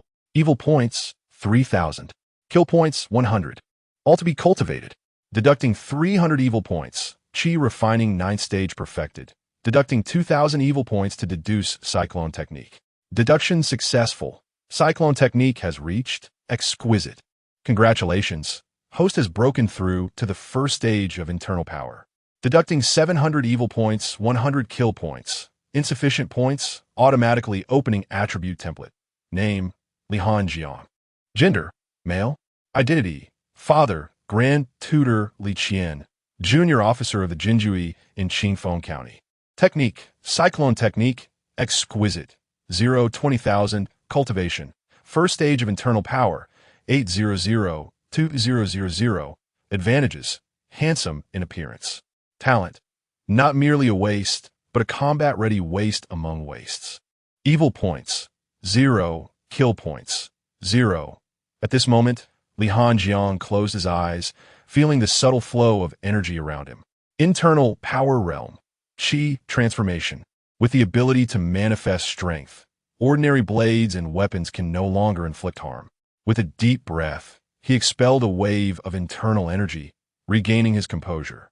This body, merely 20 years of age, has already reached the first stage of internal power, capable of competing with the heirs of the top families in the capital. Host strength has reached the internal power realm. The Mall template has been activated. Li Hanjiang opened the interface, revealing 3 main templates available in the current marketplace: techniques, weapons, and martial arts. This is precisely what he requires at present. Although the Jinyiwei's embroidered spring sword appears impressive, it becomes as fragile as rotten wood when faced with a Qi refinement realm warrior. Thus, those Jinyiwei of greater strength regard the embroidered spring sword merely as an ornament and a symbol of status. Moreover, regarding martial arts, it is said that those who have reached the internal power realm typically possess one or several unique martial techniques. Without martial techniques, an internal power practitioner faced with an equally skilled opponent might as well await their demise, for they could be worn down or meet an untimely end without understanding why. This is because internal energy is not inexhaustible. Once depleted, it requires time to replenish. The function of martial techniques is to optimize the internal energy's operation, conserving it, and even producing unexpected effects. Li Hanjiang did not pay much attention to the system shop. At present, he possessed neither malevolent nor murderous points, rendering any scrutiny futile. Time, akin to certain men hastily adjusting their trousers, swiftly ushered in the following day. Li Hanjiang and Lu Yuan made their way to the 2nd Division of the Jinyiwei. Since Qing County fell under the jurisdiction of this division, the assembly was naturally convened there. As Lu Yuan traversed the path, he felt an ominous sense of impending doom, while Li Hanjiang ambled along with a leisurely demeanor. Before long, the two arrived at the 2nd Division of the Jinyiwei. Upon entering the conference room and spotting the seats assigned to himself and Lu Yuan, Li Hanjiang was struck by the unsettling impression that this meeting resembled a public denunciation rally, which in essence it was. Once all the attendees were gathered, Wang Li commenced the introductions one by one. This is the county lieutenant of Yuntai County. This is Jiang Wen, the 100 household of Ziyuan County. And here is Huang Qianhu. Chapter 11. Decisions made before reporting, imperial authority granted. Huang Wenxuan's expression suddenly darkened. Wang Li truly seized every opportunity to suppress him. The fact that he, a mere Qianhu, was introduced after a lowly Baihu was absurd. In the past, he might have let it slide. After all, Wang Li had some connections. It hardly seemed worth the trouble to sever ties over such a trivial matter. However, times had changed, and it appeared everyone had their own backing. All right, now that everyone is present, I would like to interrupt, Huang Wenxuan interjected, halting Wang Li. Wang Li, puzzled, replied, "Please proceed, Qianhu Huang." Huang pointedly gestured towards Zhang Yunfei, the county lieutenant of Yuntai County. "Qianhu, why is there a government official present at the internal meeting of the Jinyiwei?" Everyone in attendance was taken aback, not anticipating such a question from Huang Wenxuan. Yet, since he had posed it, Wang Li was compelled to respond. Lieutenant Zhang is merely here to observe. Observe? All meetings of the Jinyiwei are classified, with only superior authorities allowed to attend. When did government officials gain the privilege of attendance? When the Jinyiwei was established. His Majesty explicitly stated that the Jinyiwei reports directly to him, remaining independent of any other agency. It is strictly forbidden for local Jinyiwei to collaborate with any organizations without permission. So, does this mean that the decrees set forth by His Majesty are now rendered void in your hands? Qianhu Huang? Huang Wenxuan articulated calmly, yet delivered the sharpest of criticisms in the most serene tone. Following Huang's remarks, an uneasy silence enveloped the room, leaving Wang Li speechless. He dared not refute Huang's assertions, especially when invoking the authority of the emperor. To contradict him would lead to dire consequences. Yet he felt trapped, as he had summoned Zhang Yunfei himself. "Ahem, Qianhu Huang, I have matters to attend to at the office, so I will take my leave now." Zhang Yunfei, feeling increasingly uncomfortable, hastily sought an excuse to exit. Very well, Lieutenant Zhang. Safe travels." Wang Li regained his composure. Once Zhang Yunfei departed, Wang Li hesitantly asked, "Qianhu Huang, can we commence now?" His earlier bravado had dissipated. Huang Wenxuan nodded. "Yes, let us begin." Wang Li, not dwelling on Huang's unusual demeanor today, recognized the urgency of addressing the matter at hand. "Very well, Li Hanjing of the Jinyiwei in Qing County. Please honestly disclose your concerns," Wang Li asserted, delineating the nature of the issue. As Li Hanjing prepared to object, Huang Wenxuan interjected once more. "Qianhu, choose your words carefully. Li Xiaoqi has contributed positively, addressing local banditry. How has he suddenly transformed into a criminal in your eyes?" He offered Li Hanjing a reassuring glance. Li Hanjing felt an uncanny sense of camaraderie, reminiscent of encountering a formidable ally during a gaming session in a past life. "Rest assured and take your seat. I shall guide us through." If Wang Li remains oblivious to the reason behind Huang Wenxuan's sudden and aggressive stance today, then he must surely be a fool. This is a clear attempt to protect Li Hanjing, though it remains a mystery what benefits Li Hanjing has promised this old man to provoke such an open challenge. Even disregarding the county government officials, in the realm of power, two tigers cannot coexist unless they are of opposite genders. Establishing 2,000 households within a single county serves to create a balance of power. Earlier, I conceded to the old rogue's words due to my lack of justification. But now Wang Li has no intention of enduring this any longer. Huang Qianhu, the Jinyiwei of Qing County, falls under my jurisdiction, and I possess the most authority regarding whether Li Hanjing is a hero or a villain. Huang Wenxuan chuckled. "Oh, then please enlighten me, Wang Qianhu. What crimes has Li Xiaoqi committed? As a fellow 1,000 household of the station Jinyiwei, I believe I possess some authority to inquire." Very well, I shall inform you. Acting independently and resorting to violence without reporting to the superior Jinyiwei demonstrates a complete lack of organizational discipline, rendering the efforts of the higher 1,000 households over the years utterly futile.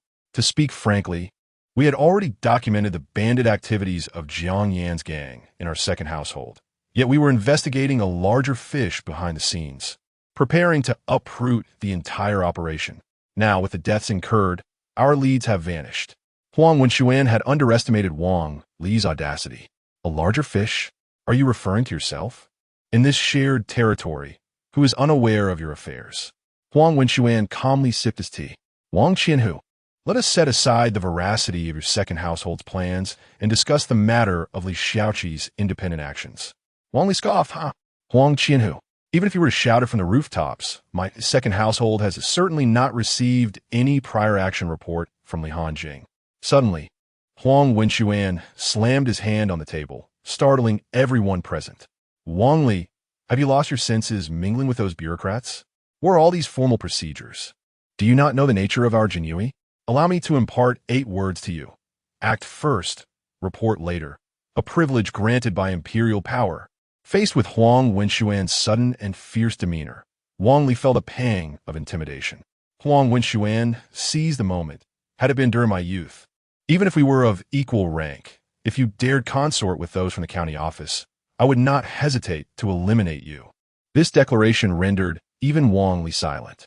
Indeed, in the past, the Jinyiwei never needed to seek approval from others. Officials could be taken away as easily as one would a dog. Yet, times have changed. The Jinyiwei now faces a talent shortage, and both political strength and military power are in steep decline.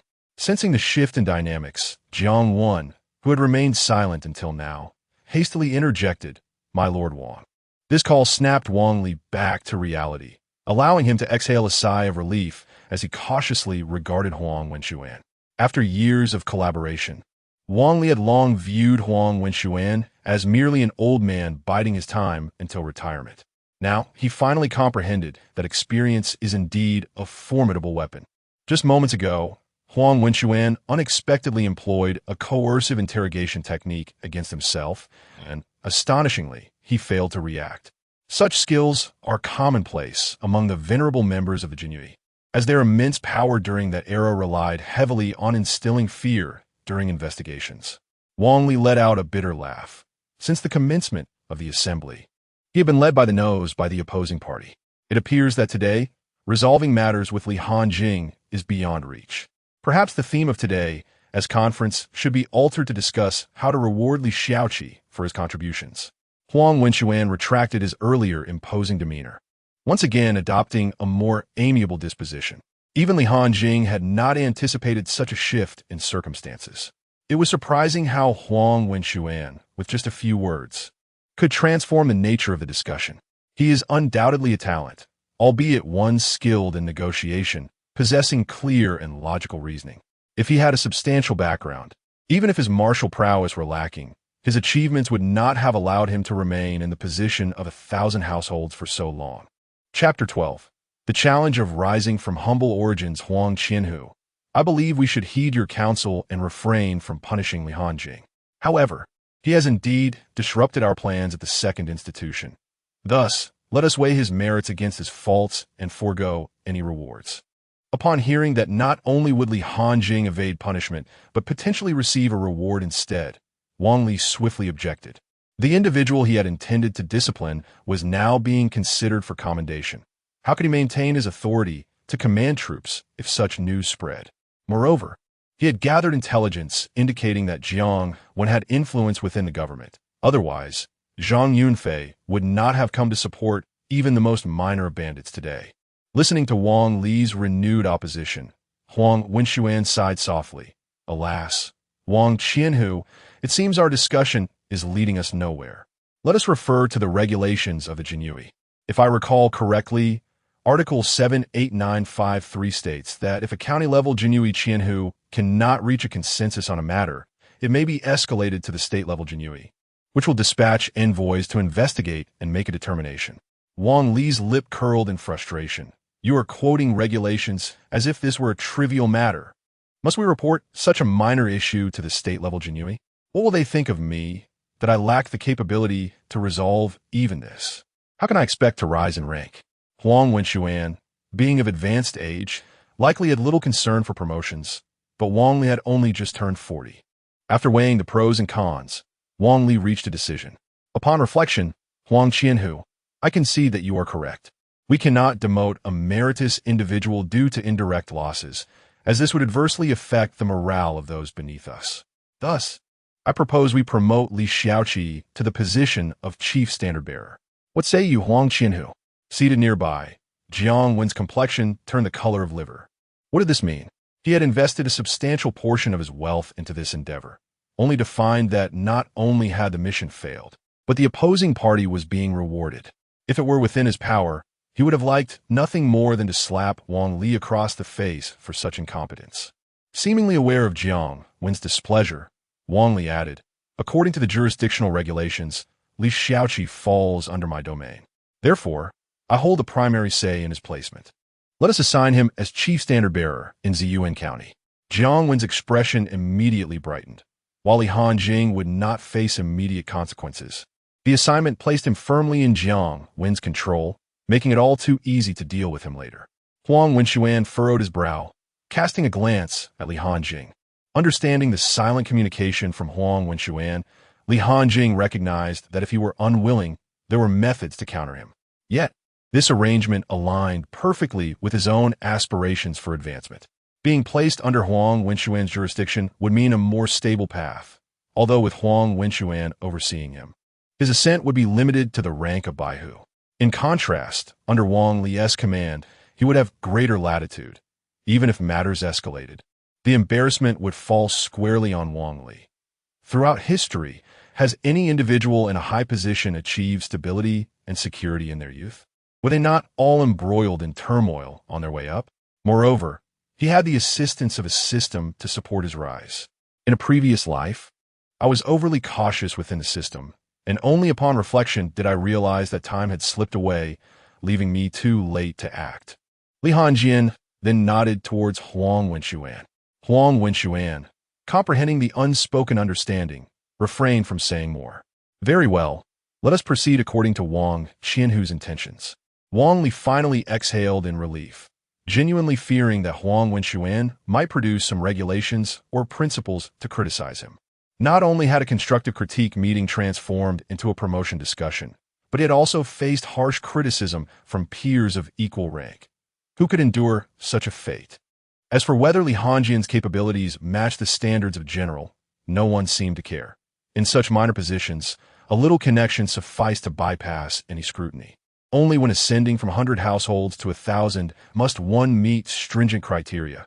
Even with commendable achievements, a lack of inner strength would still leave one stagnant, awaiting the right moment for advancement. With matters settled, the meeting concluded swiftly. Throughout the proceedings, Li Hanjin had virtually secured victory with ease. After the meeting, Huang Wenxuan, Li Hanjin, and Lu Yuan strolled along the street, engaging in conversation. I must express my gratitude to you, Lord Huang, for your unwavering support today. Not only was I spared punishment, but my subordinate was also promoted, Li Hanjin remarked. Huang Wenxuan waved his hand dismissively, stating, it is but a trivial matter. However, do exercise caution upon your arrival in Ziyuan County. I have heard that Jiang Wen employs rather unscrupulous methods. Thank you for your concern, Lord Huang. I shall remain vigilant. Lianjian Ruplia. After walking for a while, he suddenly noticed Lu Yuan's troubled demeanor and immediately grasped the situation. He spoke again, Lord Huang. There is one more matter I would like to request your assistance with. Huang Wenxuan smiled. Speak freely. I shall do my utmost within my capacity. Li Hanjin gestured towards Lu Yuan. This is my deputy, who has also contributed to the recent bandit suppression. I wonder if you could facilitate his transfer to Ziyuan County. Promotion or not, I would be grateful for any help. If it poses an inconvenience, I completely understand. I thought it might be something significant. This is a mere trifle. I shall discuss it with Wang Qianhu when the time comes, Huang Wenxuan agreed. Although they had just engaged in a heated debate, in the realm of politics, one must always be willing to concede a little for necessary matters to proceed. Li Hanjin understood that this request might place Huang Wenxuan in a difficult position, and he silently vowed to repay this kindness in the future. After all, no one can continually give without reciprocation. A mutual exchange is essential to forge reliable friendships. The day was still young, and after conversing a little longer, Li Hanjin and Huang Wenxuan accompanied Lu Yuan back to Qingfen County. It was not until Li Hanjin had exited the city that Huang Wenxuan mentioned nothing further regarding his requests. He understood that expecting political resources for such a trivial matter was utterly unrealistic. It would simply mean that he would be called upon more frequently in the future. Moreover, Huang Wenxuan's own capabilities remained a significant limitation, as he was stuck at the ninth stage of inner strength. Hailing from humble beginnings, he had painstakingly cultivated his skills on his own. The acquisition of rare techniques was exceedingly challenging, and he felt a profound sense of frustration, having been hindered at this level for nearly 8 years due to the inadequacies of his training methods. Do not be deceived by Wang Li's current lack of experience. In a few years, others may find themselves under his command. Wang Li is favored by those above him, and when his martial prowess reaches the 9th level of internal strength, he shall receive advanced techniques from his superiors. After a few years of diligent cultivation, he will naturally ascend to greatness. Meanwhile, as I grow older, those in power are unlikely to invest their hopes in me, leaving me with no choice but to take a gamble. I perceive Li Hanjing as my opportunity, my benefactor, which explains my willingness to exert such considerable effort today. It is also a matter of necessity. Throughout history, countless individuals have faltered in their pursuit of martial arts. The path from humble origins to greatness is fraught with challenges. Chapter 13. How do you prove you are Li Hanjing? In Qing County, Li Hanjing returned to the Jinyiwei Guard and swiftly tidied his belongings, preparing to embark on his new assignment in Ziyuan County. It wasn't long before he had packed his luggage, as he had only spent a few days there and therefore possessed little.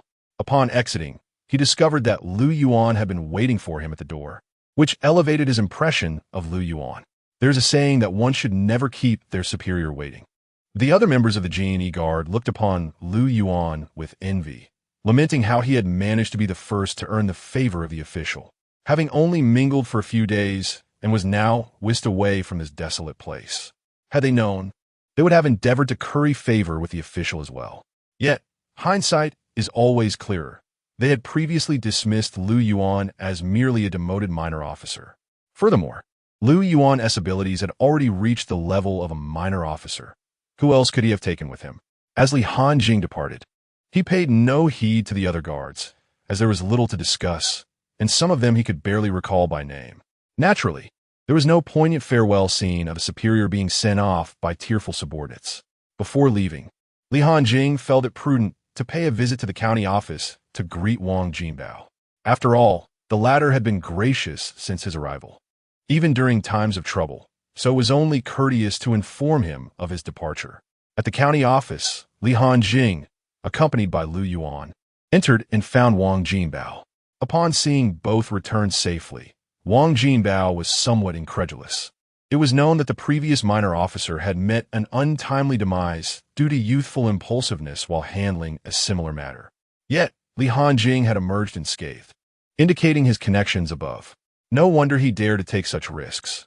Indeed, Li Hanjing was a promising young talent capable of resolving such issues. Wang Jinbao smiled and prepared to serve tea to the two, but Li Hanjing interjected, "County Magistrate Wang, there is no need for tea. I'm being transferred and must depart shortly. I merely wish to extend my greetings." Wang Jinbao paused in his actions, curious about Li Hanjing's new assignment. "Oh, to Ziyuan County, as the chief officer. A promotion, I presume?" Lianjing Ruplia. Upon hearing this, Wang Jinbao's expression faltered. "My dear minor officer, your prospects there may be precarious. The head of the 100 households there, Jiang Wan, is none other than the brother of Jiang Yan. If it proves too daunting, perhaps you could speak to your superiors. Even if you do not receive a promotion, it will be better than facing such a situation." Li Hanjing nodded. One must confront obstacles as they arise, surely. They wouldn't dare to harm me openly, would they? He chuckled lightly. Noticing Li Hanjing's nonchalant demeanor, Wang Jinbao continued to press his concerns. "My dear minor officer, Jiang Wan has held his post in Ziyuan County for 20 years, and I suspect the entire 100 households are filled with his loyalists. A veritable local tyrant. I understand you have connections above, but there is a saying, the mountains are high and the emperor is far away. Even a strong dragon cannot intimidate a local snake." Observing Wang Jinbao's fervent discourse, Li Hanjing began to comprehend the reason for Qing County's tranquility despite its poverty. Such a person could forge amicable relations with anyone. yet was ill-suited for the intrigues of the officialdom. Once Wang Jinbao concluded his remarks, Li Hanjing finally spoke. "County Magistrate Wang, I am well aware of the situation. It is getting late. We must be on our way." Wang Jinbao realized he could not dissuade Li Hanjing and rose to his feet. "Very well. Allow me to see you off." 3 days later, in Ziyuan County, Li Hanjing took a cursory glance at the scale of the county, estimating it to be roughly equivalent to 30 Qingfeng counties. Even on non-market days, the streets bustled with life, shops lined the thoroughfare, and the occasional constable patrolled the area. It was undoubtedly far more prosperous than Qingfeng County, though it paled in comparison to the capital. "Let us proceed to the 100 household office to report in. When you meet Jiangwen, remember to exercise restraint," Li Hanjing advised. Lu Yuan responded in a low voice, "Yes, my lord." Perhaps due to his cultivation of the kill and punish canon, Lu Yuan exuded a subtle yet palpable aura of menace, quite fitting for the imposing presence of the elite Jinyiwei. As they approached the entrance of the 100 household office, they were halted by 2 Jinyiwei guards. "Brothers, you appear unfamiliar. Present your identity tokens for inspection," one of the guards commanded. Li Hanjing paid little mind, recognizing this as standard procedure, and produced his transfer document. "I am a newly appointed flag officer, Li Hanjing, here to report." Lu Yuan likewise presented his transfer notice. Jinyiwei Lu Yuan, reporting for duty today. Though Lu Yuan had been reassigned, he remained an ordinary Jinyiwei, a lateral transfer being the best possible outcome, considering Ziyuan County was under Wang Li's jurisdiction. Upon hearing Li Hanjing's name, the 2 guards exchanged glances. One of them, with a hostile tone, asked, "Can you prove that you are indeed Li Hanjing and Lu Yuan?" At this, Li Hanjing's expression hardened. "Prove that I am who I am? How quintessentially absurd." It was clear that Jiangwen sought to assert his authority over him. Li Hanjing found the thought of dealing with such petty underlings tiresome. "Lu Yuan, show these gentlemen your credentials." Before Li Hanjing could finish his sentence, Lu Yuan unleashed a powerful kick that sent one of the Jinyiwei guards flying 2 meters away. The guard landed with a thud, spitting out a mouthful of blood. Lu Yuan then strode forward, drawing his embroidered spring blade and pressing it against the guard's throat. "Remember this. My name is Lu Yuan, and this is Master Li Hanjing." Turning to the other guard, who trembled in fear, Lu Yuan stated, "I know you recognize me as Lu Yuan, and this esteemed gentleman is Master Li Hanjing." Only then did Lu Yuan sheath his blade and take his place silently behind Li Hanjing. Li Hanjing reproached Lu Yuan, "You of all people, I instructed you to verify our identities, and this is how you went about it? Next time, speak properly." With such a ruckus, it was inevitable that everyone in the 100 household office noticed the commotion. Upon witnessing their comrade being accosted by unfamiliar Jinyiwei, they quickly gathered around. "Brother, which gang are you with? How dare you come to our Ziyuan County and act so brazenly?" Li Hanjing lifted the fallen Jinyiwei as if he were a lifeless dog. His internal energy gradually emanated, pressing down upon the Jinyiwei. With a sardonic smile, he pointed at Lu Yuan and inquired, "Did he just strike you?" At that moment, the Jinyiwei, nearly suffocating under the weight of the internal force, seemed to feel that a single misstep in his words would lead to his demise. After a prolonged silence, he finally managed to stammer, "No, it wasn't them. I fell by myself." Chapter 14. Jiangwen's desperate measures upon receiving the answer. Li Hanjing unceremoniously hurled it to the ground. "See," he himself admitted it. "We did not strike him. He fell by his own accord. I advise you not to cast false accusations." Witnessing the gathering of their comrades, grew increasingly enraged at the audacity of their adversary, while simultaneously feeling ashamed of the cowardice displayed by their fellow. As the situation seemed to reach an impasse, Jiangwen, who had been biding his time to witness Li Hanjing's humiliation, finally stepped forward. "What is all this commotion? Disperse at once." He suddenly feigned a realization of Li Hanjing's presence. "It is our esteemed Captain Li. How fortuitous. Let us convene a meeting, all captains. Please gather for a discussion regarding this month's specific duties." Jiangwen was utterly indifferent to the recent incident involving Lu Yuan's assault. His sole intention was to vex Li Hanjing. Having failed in that endeavor, he was unperturbed. He possessed numerous schemes to undermine Li Hanjing, albeit discreetly. Upon Jiangwen's command, the begrudgingly withdrew, while Li Hanjiang, seemingly unfazed, followed Jiang Wen into the meeting room. Shortly thereafter, several individuals entered the chamber. Li Hanjiang counted. There were a total of 9 captains present. The standard complement for a captain in the Qian Empire was 50 men. Thus, with 9 individuals alongside himself, Jiang Wen commanded approximately 500 personnel. A seasoned bureaucrat, Jiang Wen maintained a genial demeanor even in the presence of his brother's killer, warmly introducing Li Hanjiang to the assembly. Let us extend a warm welcome to our new captain, Li Hanjiang, a veritable hero in the campaign against banditry.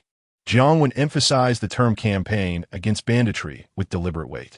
Following Jiang Wen's announcement, the other 9 captains remained silent. Who would dare to genuinely applaud in such a situation? Despite the lack of enthusiasm, Li Hanjiang remained composed, rising to greet his colleagues. Greetings, esteemed colleagues. It is an honor to work alongside you. I must clarify that Lord Baihu has exaggerated my merits. I am no hero against banditry. Those ruffians led by Jiang Yin hardly qualify as such. They are merely common street thugs. I am confident that any one of you could effortlessly subdue them. With that, Li Hanjiang offered an intentional nod and smile towards Jiang Wen. He noticed that although Jiang Wen maintained his facade of joviality, the tension in his temples betrayed a murderous intent. Li Hanjiang internally chuckled. The old fox still wished to exert his authority over him. Jiang Wen took considerable time to regain his composure before steering the conversation back on track. Very well. Let us proceed to the matter at hand and allocate the tasks for this month. The first captain will oversee the routine patrols for the month. The second captain will manage the case files at the Baihu office. The third captain will be responsible for the daily duties at the Baihu office. The 9th captain will handle the logistical operations at the Baihu office. The 10th general flag. At this juncture, Jiang Wen paused, asking Hanjiang, "Do you not suggest the organization lighten your burden?" Li Hanjiang had long anticipated this situation and felt no surprise. As the newly appointed general flag, it was indeed an honor for the esteemed Lord Baihu to entrust me with such significant responsibilities. You need only to impose your expectations upon me, my lord. Jiang Wen nodded in satisfaction. Very well, recently, there have been reports from the populace about the emergence of the moon worship cult in our Ziyuan County. Please verify this matter. As members of the Jinyiwei, it is our duty to oversee the circumstances across the realm for His Majesty. Such a nefarious cult as the moon worship cult must be eradicated at its roots. Upon hearing the mention of the cult, the atmosphere grew tense. Fear etched on every face present. Even Li Hanjiang could not shake the feeling that this old rascal was truly devious, assigning him a general flag to investigate the moon worship cult. He had contemplated various challenges, yet he never anticipated Jiang Wen would throw down such a formidable gauntlet right from the outset. Seemingly wishing for mutual destruction, Li Hanjiang possessed a general understanding of the moon worship cult. During his time in the capital, while perusing the historical accounts of the Crimson Flame Empire, he encountered an entire chapter dedicated to the cult's description, which illustrated its terrifying nature. The moon worship cult had been classified as a heretical organization, once wielding significant influence throughout the Crimson Flame Empire, its insidious ideology affecting 2 entire realms. As the situation spiraled out of control, the Imperial Center, gritting its teeth, poured vast financial resources into the effort, while the once mighty Jinyiwei dedicated themselves solely to the eradication of the moon worship cult. The cult boasted numerous formidable practitioners, and even at the height of their prowess, the Jinyiwei found themselves struggling to contend with them. After years of intense conflict, they finally managed to dismantle the cult to a considerable extent. However, the cost was steep. Countless Jinyiwei lost their lives, and a significant portion of their elite perished, leading to a decline in overall strength by 60%. This decline was the fundamental reason for the Jinyiwei's gradual fall from grace. Now, they found themselves with subordinates incapable of action and superiors who could not voice their concerns. Observing the heavy expression on Li Hanjiang's face, Jiang Wen felt an inexplicable sense of satisfaction. He was acutely aware of the paramount importance of the moon worship cult to the empire. Yet, as the cult had been absent for so many years, with only whispers of their existence trickling from below, if Li Hanjiang were to yield no progress after a month. He could report to the county regarding Li Hanjiang's failure to apprehend the remnants of the cult. Wang Li's machinations could escalate this situation significantly. Although he was Li Hanjiang's direct superior and would face repercussions, his age rendered him indifferent to advancement. Retreating would simply be a retreat. However, Li Hanjiang could face a grim fate, potentially languishing in a dark prison. Moreover, even if the cult truly had resurfaced as a general flag, encountering those desperate renegades would spell certain doom. In that event, he could still report the intelligence on the cult, securing himself a significant achievement. By then, who would concern themselves with the life or death of a mere general flag? Seeing Li Hanjiang remain silent for an extended period, Jiang Wen inquired, "What troubles you? Is there something you find difficult?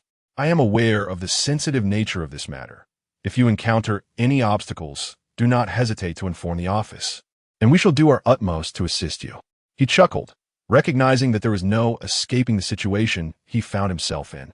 Li Hanjing replied, "No, it is all for the sake of His Majesty. What difficulties could possibly arise? I shall shoulder this burden." Jiang Wen cautioned, "Before the facts are confirmed, none of you present are to utter a word to the outside world, lest we incite unnecessary panic. If the higher-ups hold us accountable, we may find ourselves branded as instigators of public unrest, and none of us will emerge unscathed." Jiang Wen seemed to employ this tactic to intimidate Li Hanjing into silence. Considering that the latter was still quite young and likely lacked experience in the political arena. Chapter 15. The revenue situation of the 10th General Flag after the conclusion of the meeting. Li Hanjian did not linger at the Hunter House station, but proceeded with Lu Yuan towards the street designated for his 10th flag. Given the expansive nature of Ziyuan County, the 10 general flags of the Jinyiwei each have their own station streets, facilitating efficient administration. This arrangement allows for accountability in the event of any issues arising on those streets, and ensures a rapid response should emergencies occur. At the 10th General Flag of Ziyuan County, news arrived from the Hunter House station. Our newly appointed General Flag has arrived, and I suspect he is on his way to us now. I doubt he will remain here for long. As it is said, he was involved in the death of Chief Zhang's younger brother. A somewhat portly Jinyiwei suddenly stepped forward and proclaimed, "Listen well, everyone. The esteemed Lord has instructed us to maintain a fa. We must not allow anyone to catch us at a disadvantage. As for our actual efforts, let's work without exertion. Do you all understand?" The crowd responded in unison, "Yes, my lord." "Very well. Let us proceed to welcome him." Li Hanjian halted before the entrance of the general flag, where a group of Jinyiwei clad in elegant attire stood in unison. Their demeanor and spirit were indeed markedly different from those of the Jinyiwei in Qing County. Upon noticing Li Hanjian's arrival, the portly Jinyiwei hurriedly approached, bowing deeply. "You must be lordly, am I correct?"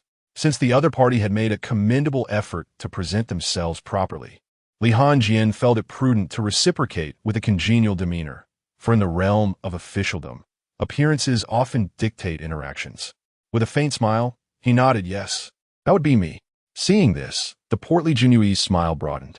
"Ah, my lord, we have eagerly awaited your arrival at the 10th General Flag of Ziyuan County.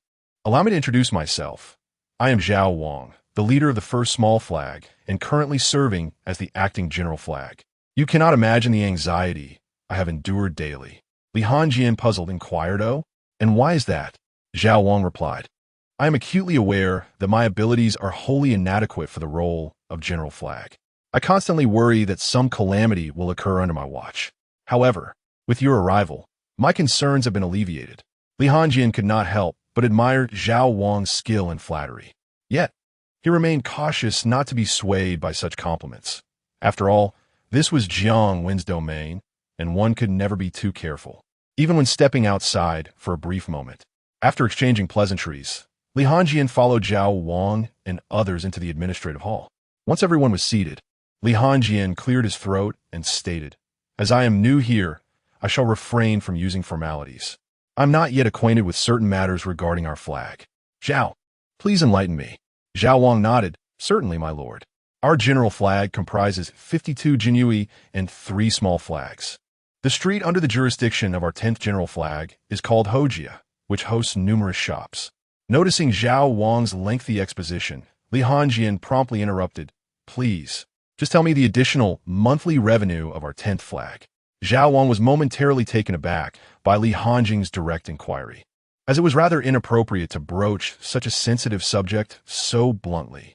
Observing Zhao Wang's hesitation, Li Hanjing reiterated, "Zhao Xiaoqi, respond to my question.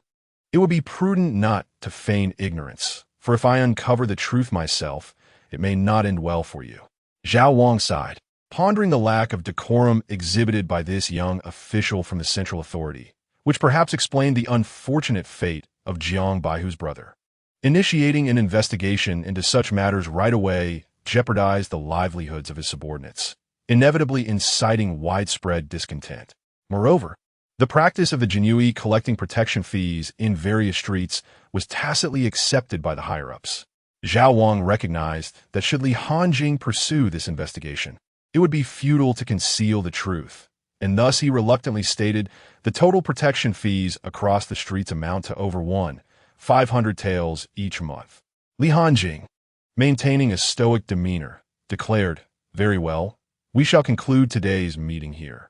Tomorrow, the three of you will accompany me to the streets to ascertain the specifics." Upon hearing this, the entire Jinyiwei cast resentful glances towards Li Hanjing, clearly displeased at the prospect of an inquiry into their additional income. Later that night, at Baihu's office, Zhao Wang remarked, "Sir, Li Hanjing has come straight to the point regarding our collection of protection fees. I suspect he intends to make an issue of it." Jiang Wen scoffed in response. "Do they think the central Jinyiwei are mere fools? To bring such a matter to light would offend the entire officialdom of Yuntai Prefecture. Even his patron, Huang Wenxuan, would not dare claim he has never taken a single tael of silver." He added, "Let him investigate. You must cooperate with him." I had hoped to wait a while longer before dealing with him, but it seems he is leaping into the fire himself. Zhao Wang bowed respectfully. "Yes, sir." "Sir." Zhao Wang has entered Baihu's office, Lu Yuan coldly remarked. Li Hanjing sharpened his embroidered spring knife, contemplating the need to refresh the leadership of the Jinyiwei. Lu Yuan's ire surged at this notion. "Then I shall eliminate them one by one." Li Hanjing regarded Lu Yuan with a peculiar expression, noting how the killing techniques had fundamentally altered his temperament. This transformation was not entirely unexpected, as the nature of such martial arts could profoundly influence an individual's character and approach to life. Techniques as aggressive as the killing techniques could lead to rapid advancement, but also risk one losing oneself to madness if not carefully managed. "Calm yourself for now. It is not yet time for bloodshed," Li Hanjing instructed. "Yes, sir." Lu Yuan prepared to withdraw. Li Hanjing cautioned further. "Remember, the killing techniques are rife with lethal intent. Maintain clarity of mind, lest you be overtaken by your thirst for blood." "Yes, sir." Lu Yuan departed. Once Lu Yuan had left, Li Hanjing took out paper and ink, beginning to draft correspondence regarding the Baiyu sect, intending to confer with Huang Wenxuan. This way, even if Jiang Wen attempted to use the situation against him, he would not find himself in a position of vulnerability. The following morning, Li Hanjing set out with the three subordinate flags of the Jinyiwei and Lu Yuan along the streets of Hojia. Today, Zhao Wang appeared far less troubled by Li Hanjing's inquiry into their additional income. Instead, he was quite cooperative, pointing out a particular shop. "My dear sir, behold, the proprietor of this Mandarin robe shop is a woman who, it is said, lost her parents at a tender age. She has endured a solitary existence, tirelessly managing this establishment. The garments here are crafted solely by her hands, day and night. Our imperial guards demand a monthly tribute of 5 taels of silver from her, which constitutes a substantial portion of her income." Zhao Wang divulged every detail regarding this shop, even recounting the tragic lineage of its owner, all in an effort to stoke the flames of indignation. "Just consider that we extract such a hefty sum from a woman enduring such hardship. Surely, the youth must be brimming with a sense of justice. Investigate us, penalize us, elevate this matter to higher authorities." Chapter 16. You urge the young ladies to strive harder upon hearing this. Li Hanjing displayed no outward reaction, merely stating with calm composure, "Shall we proceed inside to take a look?" Zhao Wang felt a surge of joy within. Could it be the tranquility preceding an explosion? "After you, my lord." Upon entering the tailor shop, Li Hanjing observed that there were no extravagant garments, only clothes fashioned from simple fabrics. Creak, creak. He turned his gaze toward the source of the sound. It was a young woman, modestly dressed, yet overall tidy, or perhaps she could be regarded merely as a girl, seemingly around the age of 15 or 16. With fair skin and a pair of bright eyes intently focused on her work, exuding an air of delicate grace. Huxuan, our newly appointed chief flag officer, has arrived. Do not delay in welcoming him. Zhao Wang suddenly shouted with arrogance. Judging by Zhao Wang's familiarity with such antics, it was evident that he often behaved in this manner. Although the Imperial Guard had fallen into obscurity at court, they remained a formidable presence in the eyes of the common folk. The girl named Huxuan was evidently taken aback, dropping her needle and thread to the ground. Upon looking up, she was met with the gaze of 5 towering figures clad in black, prompting her to hurriedly approach them. And my lords, has the fee for this month not already been settled? Is there something else I can assist you with? She stammered, her voice laced with fear. Just because you paid does not mean you are exempt from our visits. What if I were to dismantle your shop? Zhao Wang threatened with menace. Li Hanjing quickly intervened, sternly reprimanding. Zhao, you serve the emperor. Is this how you treat his subjects? After being chastised by Li Hanjing, Zhao Wang awkwardly retreated to the side, having grown accustomed to his previous behavior, forgetting that the new chief flag officer was a passionate youth. Once Zhao Wang had been reprimanded, Li Hanjing adopted a gentle demeanor and asked softly, "My dear, how many hours do you work each day?" Faced with the kind and handsome figure before her, the girl's earlier tension dissipated, and she replied honestly, "My lord, I work approximately 7 hours a day." Li Hanjing inquired further, "And how much do you earn a month?" The girl pondered briefly, calculating with her fingers. "My lord, given the volume of customers here, I earn about 8 taels of silver each month." Li Hanjing nodded in satisfaction, remarking, "Young people should toil more. Enduring hardship in youth allows for less suffering in old age." Though the girl did not fully grasp the meaning behind Li Hanjing's words, she replied, "Indeed, my lord." Even at her tender age, having relied on herself since childhood, she understood the wisdom in seeking to appease those in power and chose to agree rather than contradict, knowing it would be herself who would bear the consequences. After a moment of contemplation, Li Hanjing proposed, "From now on, you shall extend your working hours by 2 more, and the monthly fee shall increase by an additional 2 taels as a means to cultivate your resilience." A profound silence enveloped the room, with every breath echoing distinctly. Zhao Wang and the other 2 young guards nearly lost their footing and fell to the ground, while only Lu Yuan appeared relatively composed, as if the situation did not concern him at all.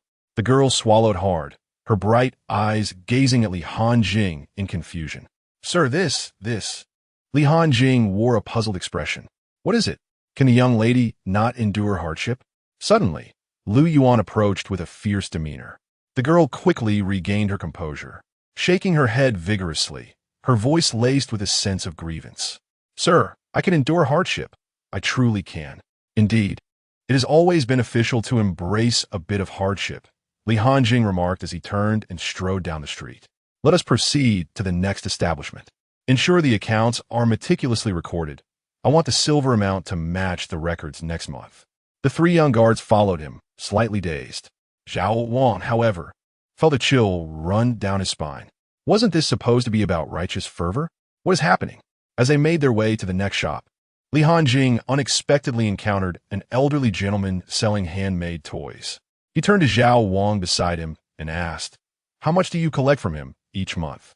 "Sir, we collect 2 taels," Zhao Wang replied. Li Hanjing observed the old man as he crafted and called out to potential customers. "Go and tell him to make a few more each day. We shall add an extra tael to the monthly fee." With that, Li Hanjing continued forward without looking back. Zhao Wang regarded the old man by the roadside, a few words surfacing in his mind.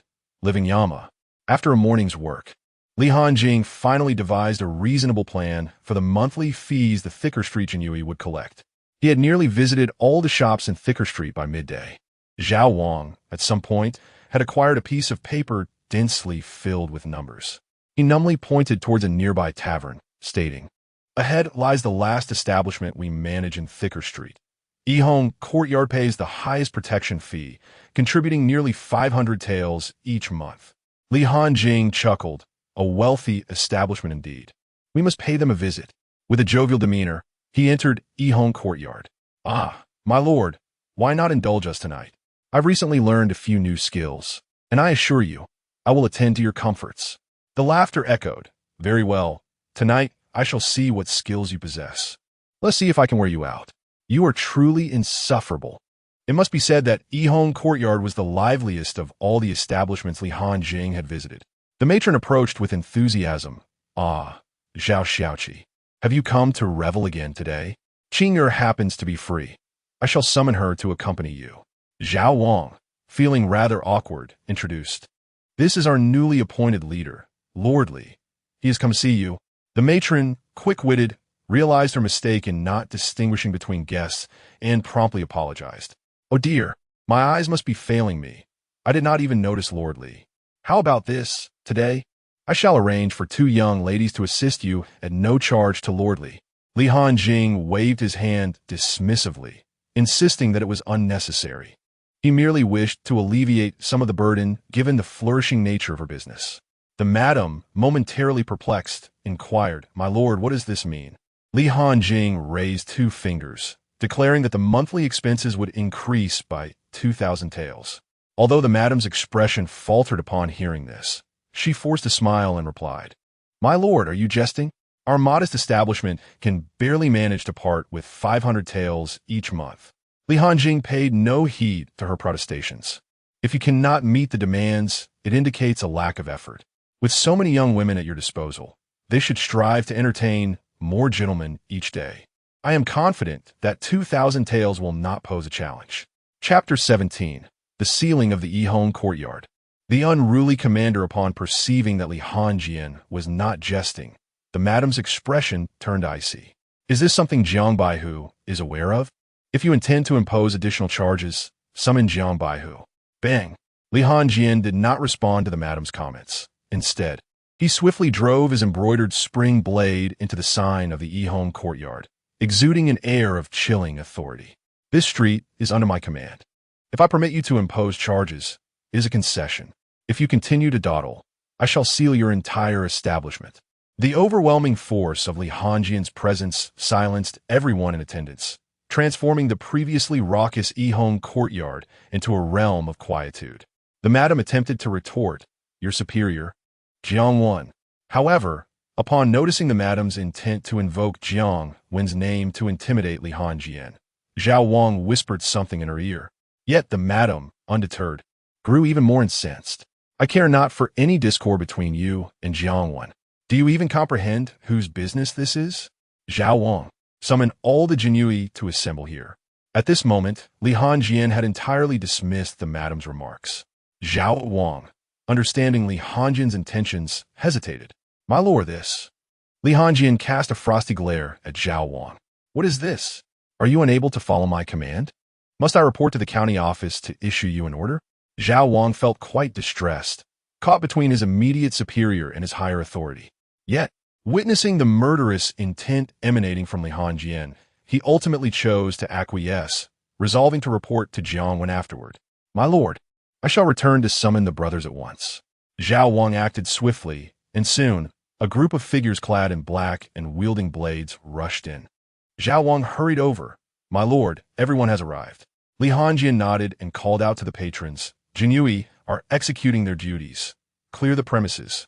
It had been a long time since Ziyuan County had seen such a spectacle, causing the patrons to flee in a chaotic frenzy. Some emerged from rooms, their trousers stained, hastily rushing outside. The Jinyiwei are here, but this is County Magistrate Zhang Hao's business. How dare they act so brazenly? Who knows? After all, a dead camel is larger than a horse. What do the Jinyiwei intend to do? Are we to continue our business or not? The madam shouted in desperation as the departing guests hurried away. How much revenue will the Yihong Courtyard lose for a day's closure? Ziyuan County's Yihong Courtyard is suspected of harboring members of the moon worship cult. It is hereby sealed. As Li Hanjing concluded his statement, the Jinyiwei remained motionless, all eyes fixed on Zhao Wang. Upon realizing the gravity of the situation, Zhao Wang broke into a cold sweat. You have put me in a dire predicament. Seeing the inertia among the crowd, Lu Yuan stepped forward and affixed the Jinyiwei seal to the sign of the Yi-Hong courtyard. The madam, seasoned and worldly, understood the gravity of the moon worship cult's implications. Anyone branded under its name faced a death sentence, prompting her to exclaim in alarm, "Do not unjustly accuse others. My Yi-Hong courtyard has no connection whatsoever with the Baiyu sect. The era when the Jinyiwei could arbitrarily assign crimes to individuals has long passed." Li Hanjing drew the embroidered spring knife from the plaque and held it against the old madam's neck. "If I say there are people from the Baiyu sect, then there are. If I say there are none, then there are none. Do you understand? If you wish to continue your business in Hojia, you must honestly bring 2,000 taels of silver to pay respects at the flag." He then departed Yi-Hong courtyard with Lu Yuan, casting a casual glance at Zhao Wang as he left. The courtyard was sealed in the morning, and Jiangwen arrived in the afternoon. Upon entering the 10th total flag, Jiangwen angrily confronted Li Hanjing. "Li Zongqi, what is going on? On your very first day in office, you create such a significant incident?" Facing Jiangwen's accusatory tone, Li Hanjing remained unperturbed. "Ah, my lord, what are you speaking of?" Jiangwen was nearly provoked to violence. "Why was Yi-Hong courtyard sealed? They are a substantial taxpayer in the county. How could you simply seal it? What does being a substantial taxpayer in the county have to do with us Jinyiwei?" Li Hanjing retorted. Jiangwen was momentarily at a loss for words, but quickly waved his hand. "I cannot concern myself with your matters. I have already torn down the seal on Yi-Hong courtyard. You are forbidden from sealing it again. Then I shall abide by your wishes, my lord. However, regarding the investigation into the Baiyu sect, I suggest you find someone else for the task, as I cannot undertake it." Li Hanjing said calmly as he settled into a chair, crossing his legs. Meanwhile, Jiangwen stood, as if Li Hanjing were a subordinate and he the superior. Upon hearing that Li Hanjing intended to abandon the task, Jiangwen protested. "Is the mission assigned by the Baihu not something you can choose to accept or decline at will? Do you not possess any sense of hierarchy?" Li Hanjing cried in protest, "My lord, it is not that I do not wish to comply. It is you who prevents me from doing so." Jiangwen responded, "Where have I prevented you? The Baihu has always supported your investigation into the Baiyu sect." Li Hanjing shook his head. "I did not perceive such support. I sealed Yi-Hong courtyard because I discovered traces of the Baiyu sect there. And how can I continue my investigation if you say to unseal it?" Jiangwen suddenly felt as though he had been deceived. Li Hanjing was cleverly using him, and this was a matter he had ordered himself. If Li Hanjing forcibly tied this matter to the Baiyu sect, and Jiangwen insisted on unsealing Yi-Hong courtyard, he would find himself in a precarious position should Li Hanjing report him to the county magistrate. After much contemplation, Jiangwen conceded, "Since this concerns the Baiyu sect, it cannot be taken lightly. I shall defer to your judgment regarding Yi-Hong courtyard. It shall remain sealed. Once you have clarified the situation, I will ensure the Baihu fully supports you." Before Li Hanjing could respond, Jiangwen swiftly exited the total flag office. He truly wished to avoid further conversation with Li Hanjing, lest further complications arise. As Jiangwen departed, Li Hanjing remained composed, casually crossing his legs. Last night, he discerned that behind the Yi-Hong courtyard stood the county magistrate, with Jiangwen also entangled in the affair. Thus, upon his arrival at the Yi-Hong courtyard today, he deliberately made an outrageous request that was bound to be declined. Using the pretext of seeking assistance from the Baiyu sect, he aimed to leverage Jiangwen's military resources. Should Jiangwen be reluctant to part with his wealth, he would conveniently extricate himself from the complications of the Baiyu sect. Since Jiangwen was willing to sacrifice his own interests, he would swiftly obtain 2,000 taels of silver without incurring any loss. He could hardly believe that this treasury, the Yi-Hong courtyard, would close its doors for a mere 2,000 taels. Sure enough, that very night, 2 1,000 tael silver notes appeared on Li Hanjing's desk. Upon seeing the notes, Li Hanjing felt a mixture of joy and dismay. The joy stemmed from the realization that his power had ascended to yet another level, affirming that his schemes had not been in vain. The dismay arose from the fact that these silver notes had mysteriously materialized on his desk, indicating that the entire headquarters was under Jiangwen's influence. In truth, It had been evident since the day that a mere subordinate's command held more weight than that of a dignified chief. Chapter 18. Choosing the wrong side can lead to death. Dog, exchange 2,000 points of malevolent value. Ding, conditions detected. Exchange successful.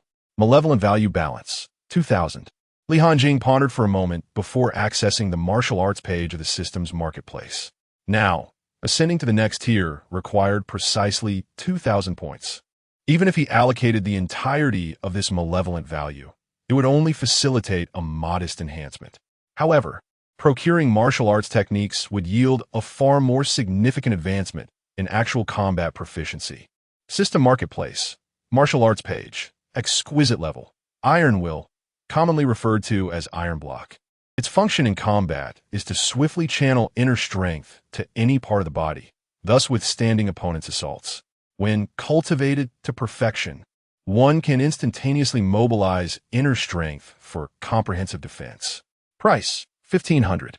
Thunderous Fist, a technique that employs inner strength to drive sound wave assaults. Practitioners generate powerful sound waves by striking the air, inflicting damage on adversaries. This technique holds immense value in both offense and defense, serving dual purposes. Price, 1999.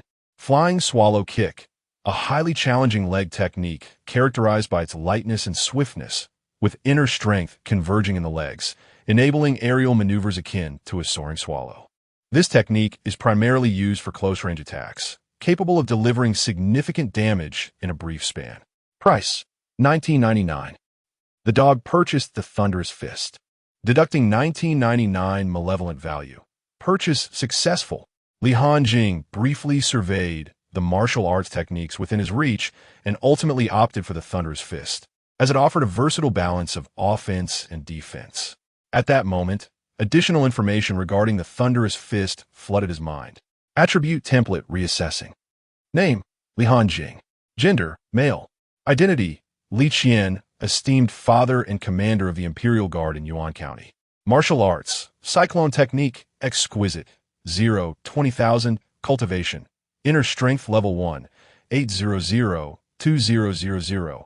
Martial technique, Thunderous Fist, entry level, 0, 500, comprehensive combat assessment. Inner strength level 3. Malevolent value, 1, kill value, 0. Gazing at his attribute template, Li Hanjing felt a tinge of astonishment. Merely acquiring an entry-level martial technique had elevated his combat prowess by 2 tiers. The mastery of martial techniques is categorized into 3 stages: entry, proficient, and perfect. Each advancement in stage significantly amplifies the technique's potential. Before Li Hanjing could experiment with the Thunderous Fist, an acute sense of danger surged within him, tightening his brow. Abruptly, he lifted his gaze and was nearly taken aback. A veiled woman clad in red had mysteriously appeared in his chamber. The woman emanated a potent aura of malevolence. Her gaze fixed upon him with a lethal intensity. Upon noticing Li Hanjing's awareness, she alluringly remarked, "Impressive, you sensed my presence the moment I entered." Li Hanjing admonished warily, "This is the Jinyiwei. What brings you to my chamber at such an hour?" The woman in crimson seemed to find amusement in his words. "The Jinyiwei? Merely a relic of the past. But you possess quite the audacity, daring to leverage the name of my Baiwei sect for your own purposes. If the officials above take notice, it could spell disaster." Upon hearing this, Li Hanjing instinctively retreated a few steps, his inner strength surging, poised for combat. Internally, he lamented his ill fortune. Who would have thought that a mere Ziyuan county would harbor such troublesome forces as the Baiwei sect? Since they had exploited his sect, they would have to reckon with the consequences. Noting Li Hanjing's reaction, the woman wasted no words.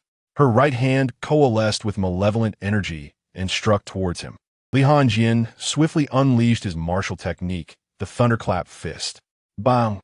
Their powers collided with a resounding force, sending objects within the room shattering into pieces. The woman's eyes widened in astonishment at Li Hanjing's prowess. "You, a mere captain, possess the strength of the inner force realm?" Li Hanjing offered no reply, not out of disdain, but because he found himself too winded to speak.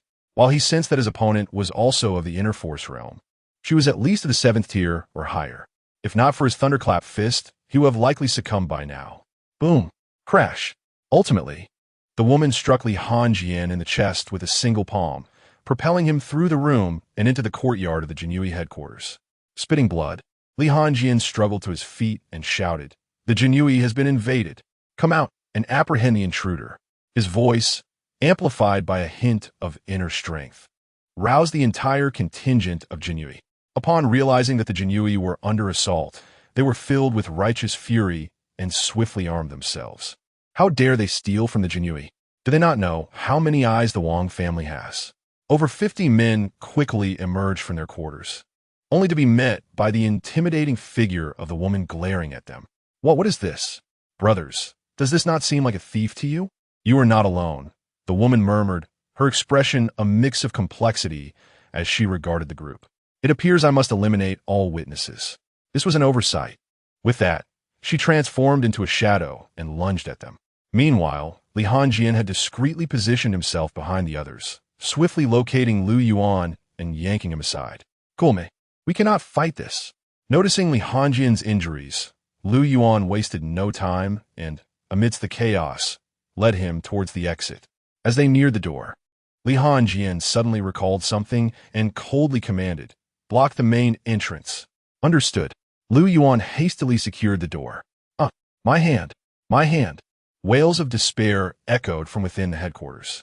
Soon, individuals within the gates attempted to push their way out, yet they were firmly held back by Lu Yuan's resolute presence. As a practitioner who had cultivated the art of body refinement to the 7th stage, he was an immovable barrier against their efforts. Li Hanjing gasped for breath and inquired, "Lu Yuan, do you perceive my actions as cruel?" Lu Yuan shook his head, asserting that those who stood in the wrong line must bear the consequences. Li Hanjing chuckled darkly. Indeed, those who align themselves incorrectly must face death. As the wails began to diminish, Li Hanjing retrieved a signal flare from his waist and launched it into the sky. The crimson light instantly illuminated the entire headquarters. This was an item possessed by every official of the court ranked above the 7th grade. However, it was seldom employed lightly. Its use signified a matter of life and death or an event that exceeded local control. All surrounding governmental enforcement agencies were mandated to respond with utmost urgency upon witnessing this signal. Chapter 19. I confronted the truth, no longer pretending. I am in the inner strength realm. The once tranquil Ziyuan County was suddenly abuzz with activity. From all directions, the sounds of footsteps and galloping war horses resonated.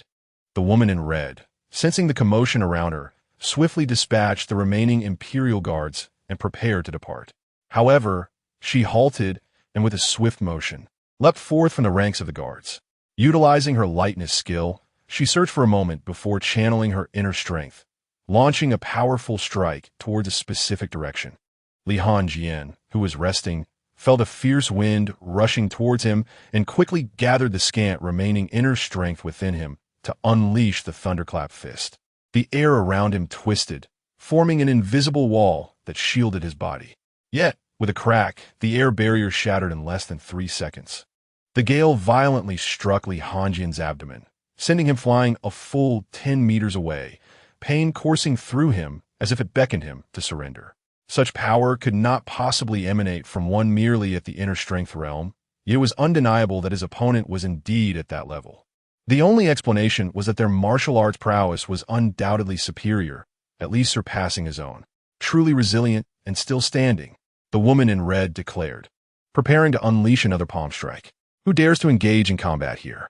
A booming voice called out from a distance. The woman's expression changed as she glanced at the fallen Li Hanjing and vanished from the spot. Li Hanjing's heart sank. He understood that reinforcements had arrived. A middle-aged man clad in iron armor, riding a war horse, approached. Observing Li Hanjing, who lay feebly on the ground, he spoke in a low voice. From the 157th Guard of the Left Commander's office, Commander Hanjing. Li Hanjing took a moment to recover, responding, "I am Li Hanjing, the standard-bearer of the Ziyuan County Imperial Guards." Hanjing dismounted, crouching to examine Li Hanjing's injuries.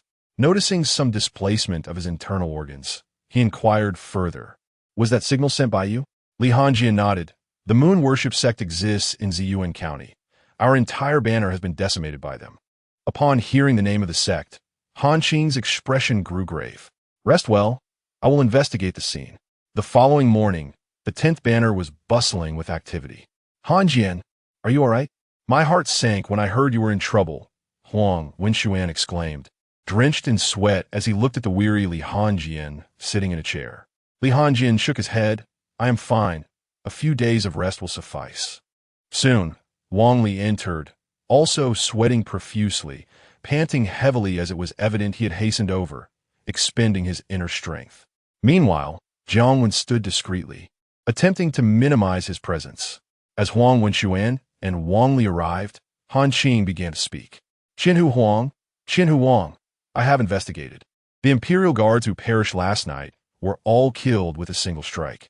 Based on the aura of their inner strength, I can confirm they were indeed members of the moon worship sect, with a likely strength around the 8th stage of inner strength. Huang Wenxuan spoke up, expressing his concerns to the general, stating that dealing with the moon worship sect should rightfully fall under the jurisdiction of the Jinyiwei. Han Qing, however, did not elaborate much, merely acknowledging their presence with a nod before excusing himself, citing pressing matters to attend to within the garrison. It was apparent that Han Qing was reluctant to entangle himself with the Jinyiwei and the moon worship sect. Huang Wenxuan and Wang Li made no effort to retain him, simply bidding him a safe journey, for it was well known that during their height of power, the Jinyiwei had offended every institution, and now that they had fallen from grace, it was fortunate that others did not take the opportunity to kick them while they were down. Huang Wenxuan, with a gentle tone, addressed Li Hanjing, saying, Hanjing, we must conduct a routine inquiry with you. Please do not be anxious. Simply speak the truth. Lianjing Nudda, maintaining a calm damano. Why is the moon worship sect targeting the 10th general flag? Wang Li inquired sharply. Because we are investigating them, Li Hanjing replied. With a loud clap of his hands on the table, Wang Li exclaimed, is it permissible for your general flag to investigate the moon worship sect on your own? Your decisions have led to the deaths of 52 Jinyiwei members. What punishment do you deserve for that? Li Hanjing stood firm in response. Captain Wang, this decision was not mine to make. The order to investigate the moon worship sect was issued by Lord Jiang, our 100 captain.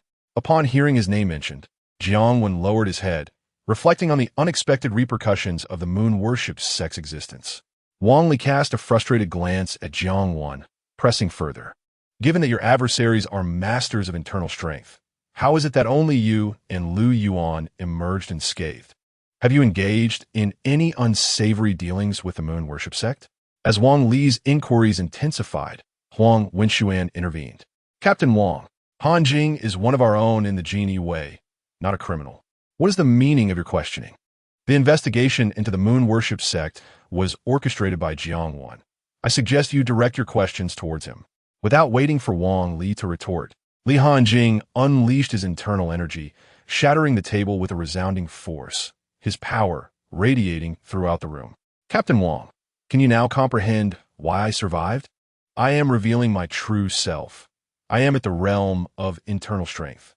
Li Hanjing understood that it was imperative to demonstrate his capabilities today, especially in light of the recent tragic losses involving the moon worship sect.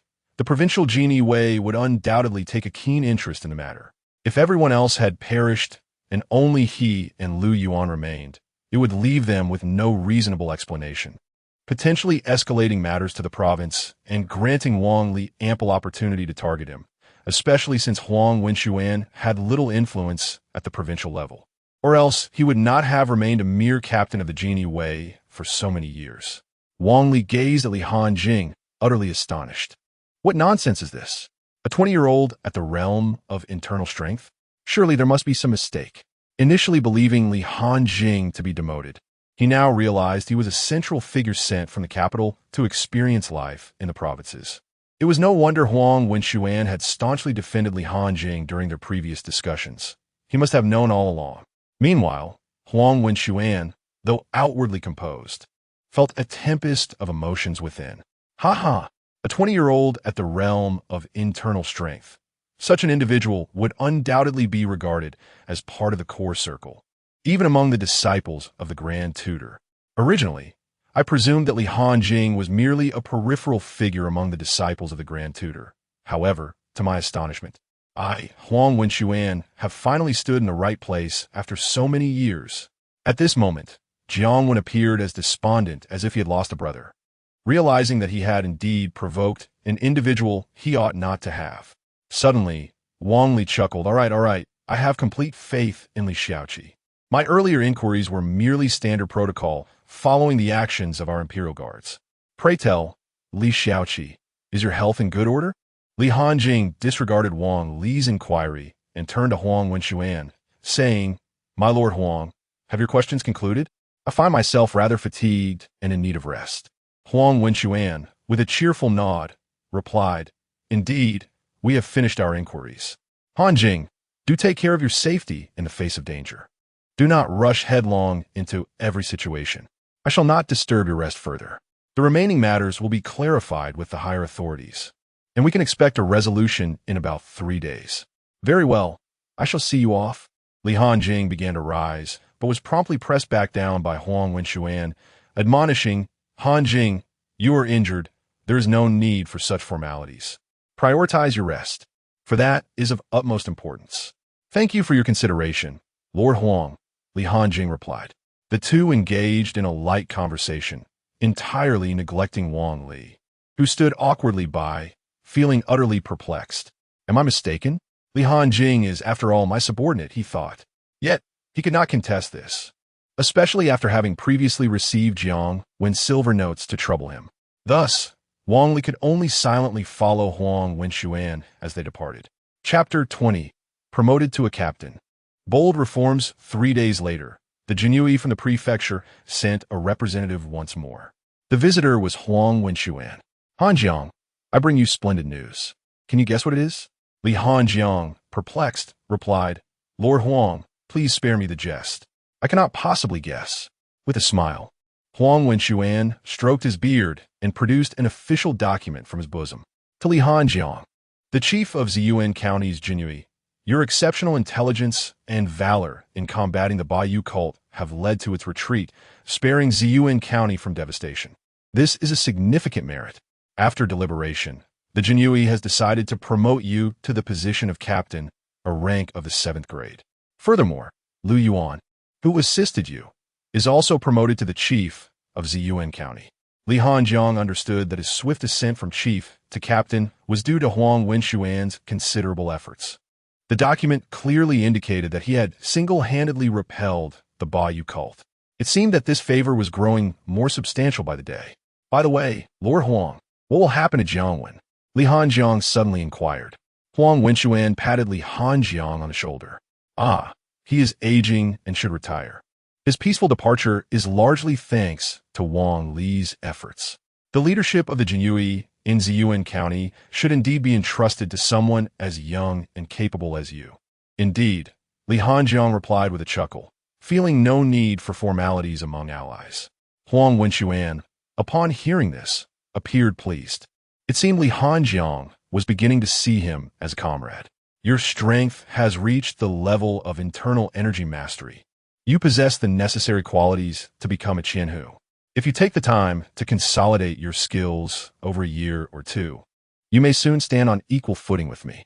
Li Hanjiang waved his hand dismissively, saying, Not at all, Lord Huang. Perhaps in a year or two, you will have ascended to a position in the province. Upon hearing this, Huang Wenxuan's eyes sparkled with surprise. Was this a promise? Aware of Huang Wenxuan's substantial assistance, Li Hanjiang subtly painted a vision of the future. In truth, it was not merely fanciful, considering his current trajectory. He might genuinely resolve Huang Wenxuan's concerns within a couple of years. Or perhaps his father would have matters settled beforehand, making it a simple task.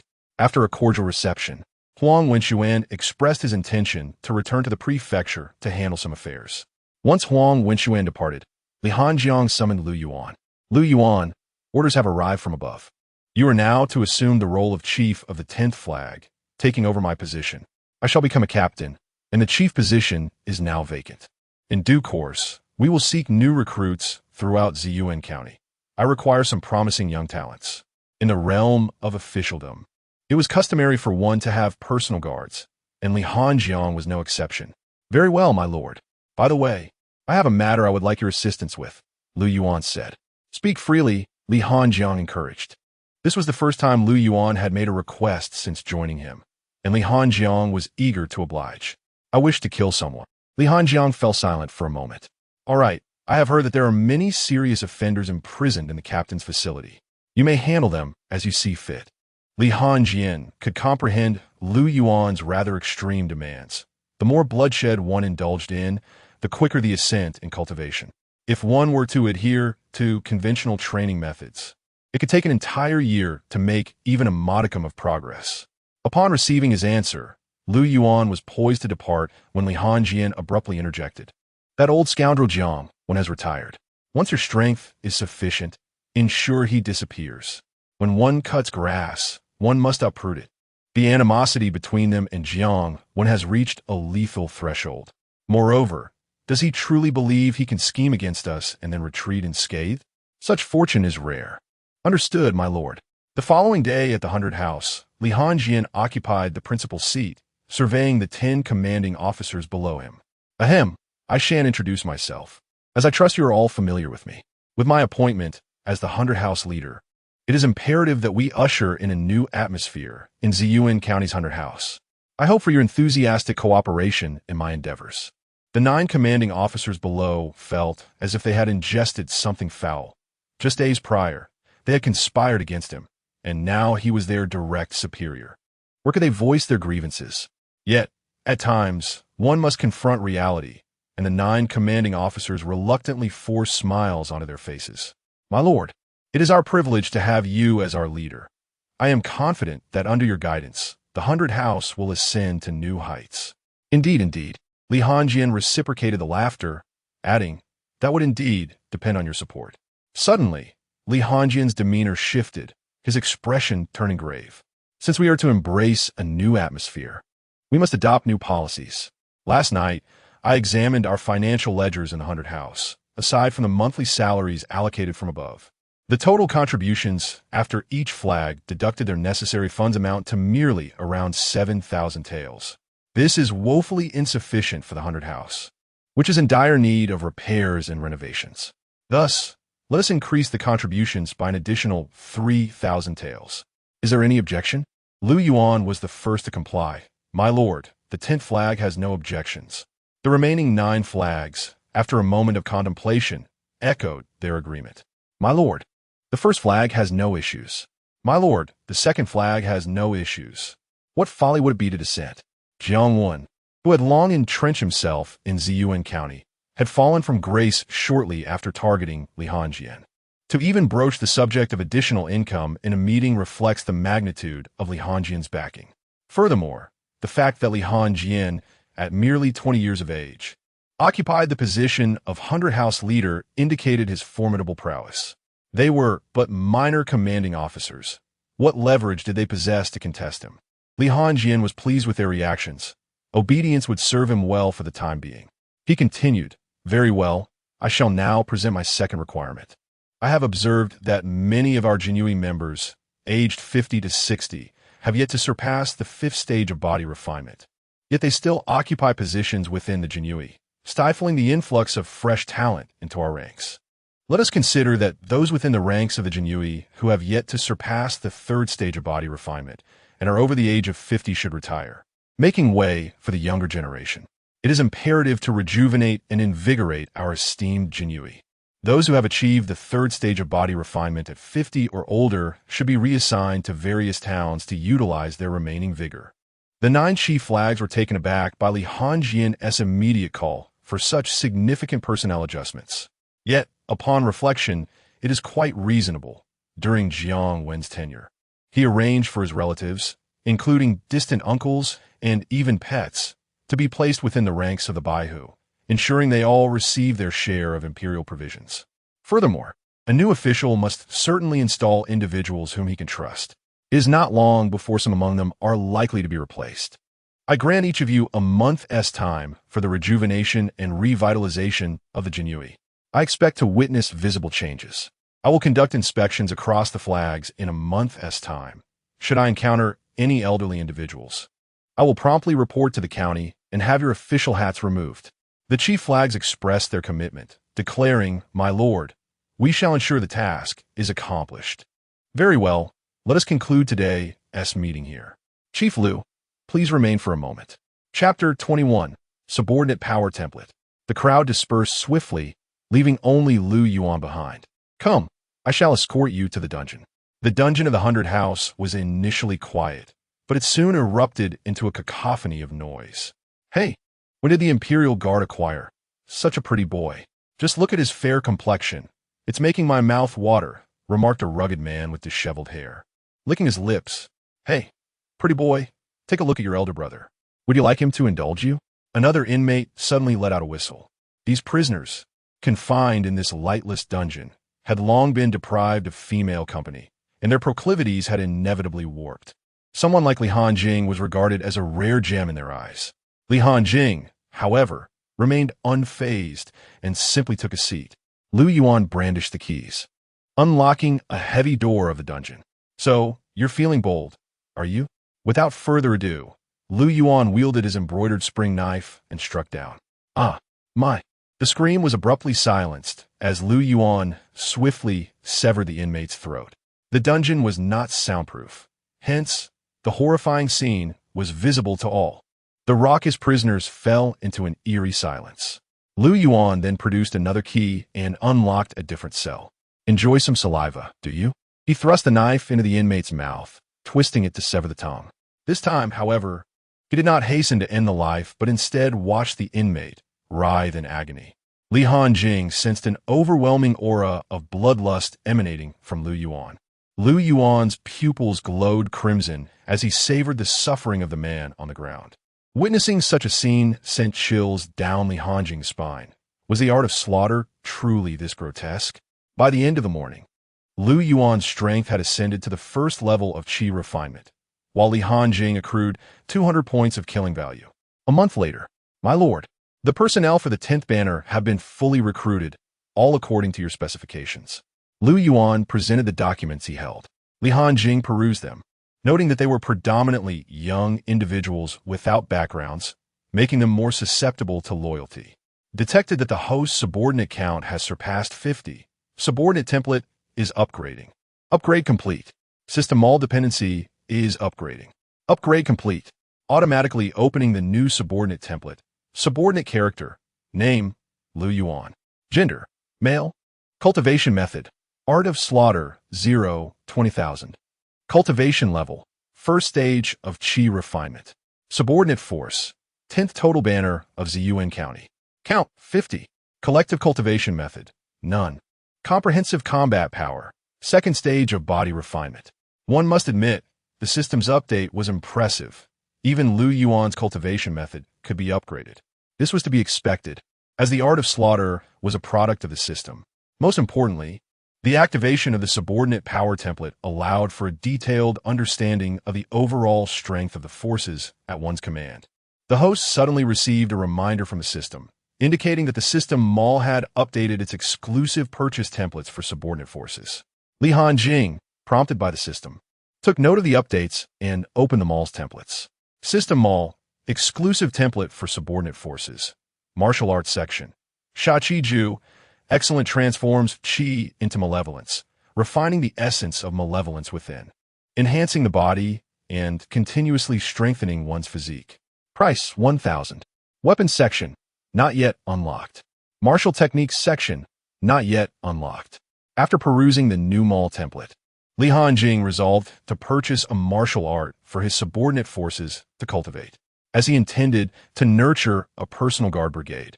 It was imperative to avoid the foundational techniques of the Jinyiwei and establish a solid foundation instead. Upon reviewing the options, he concluded that Sha Qi Ju was currently the most suitable choice. This technique emphasized pure physical strength rather than the path of internal energy cultivation. Given the nature of group combat, a strength-based approach was decidedly more appropriate. Coincidentally, the monthly fees due from each banner had been submitted the previous day. After accounting for daily necessities and distributing a portion to his brethren, Li Hanjing found himself with a total of 7,000 taels, translating to 7,000 points of malevolent value. The Shachi Ju was well within his purchasing power, prompting him to click the buy option without hesitation. He also allocated the remaining 5,000 points to enhance his own cultivation. Deducted 1,000 points of malevolent value. Successfully purchased Shachi Ju. Excellent. Deduced 1,200 points of malevolent value. Host's martial cultivation upgraded to the second stage of internal energy. Deduced 2,000 points of malevolent value. Host's martial cultivation upgraded to the third stage of internal energy. Deduced 2,000 points of malevolent value. Host's martial cultivation upgraded to the fourth stage of internal energy. Deduced 800 points of malevolent value. Enhancement failed. Insufficient malevolent value. Name: Li Hanjing. Gender: male. Identity: Grand Tutor Li Qian, Hunter Commander of the Jinyiwei in Yuan County. Martial art: Qi Xingong. Exquisite. 0-20,000. Cultivation: fourth stage of internal energy. 800-2000. Martial technique: Thunderous Fist. Beginner. 0-500. Comprehensive combat assessment. Fifth stage of internal energy. Malevolent value: 0. Kill value: 200. Having concluded these transactions, Li Hanjing finally noticed Lu Yuan, who had been standing quietly to the side. He retrieved the Shachi Ju from his pocket and handed it to Lu Yuan, instructing him to ensure that this martial art would be uniformly practiced by the Jinyiwei of the 10th banner after the routine assembly concluded. Lu Yuan nodded in acknowledgement, affirming his understanding. He was not particularly surprised by Li Hanjing's sudden display of the martial art. It was a directive from the central authority, after all, and acquiring more techniques was of little consequence. Next came the monthly routine assembly, where the 9 banner leaders had arrived early at the venue. Li Hanjing wasted no time in idle chatter and swiftly addressed the matter at hand. Each banner was to report on the number of positions that had become vacant following the implementation of the youth-oriented and revitalized approach within the Jinyiwei. Report, my lord. The first banner has 12 vacancies. Report, my lord. The second banner has 11 vacancies. Upon thorough understanding, it has become evident that the entire administrative office is currently short of 120 personnel, nearly constituting a quarter of its total capacity. This clearly indicates the extent of connections previously held within. Li Hanjing has long harbored plans for these vacant positions, stating that the 120 openings need not be filled hastily. Instead, he instructed each banner to exert efforts in disseminating the news throughout the county. Although the 9 banner leaders were unaware of Li Hanjing's motives, they were prepared to comply with the directive from above. The day following the conclusion of the assembly, a member of the Imperial Guard entered.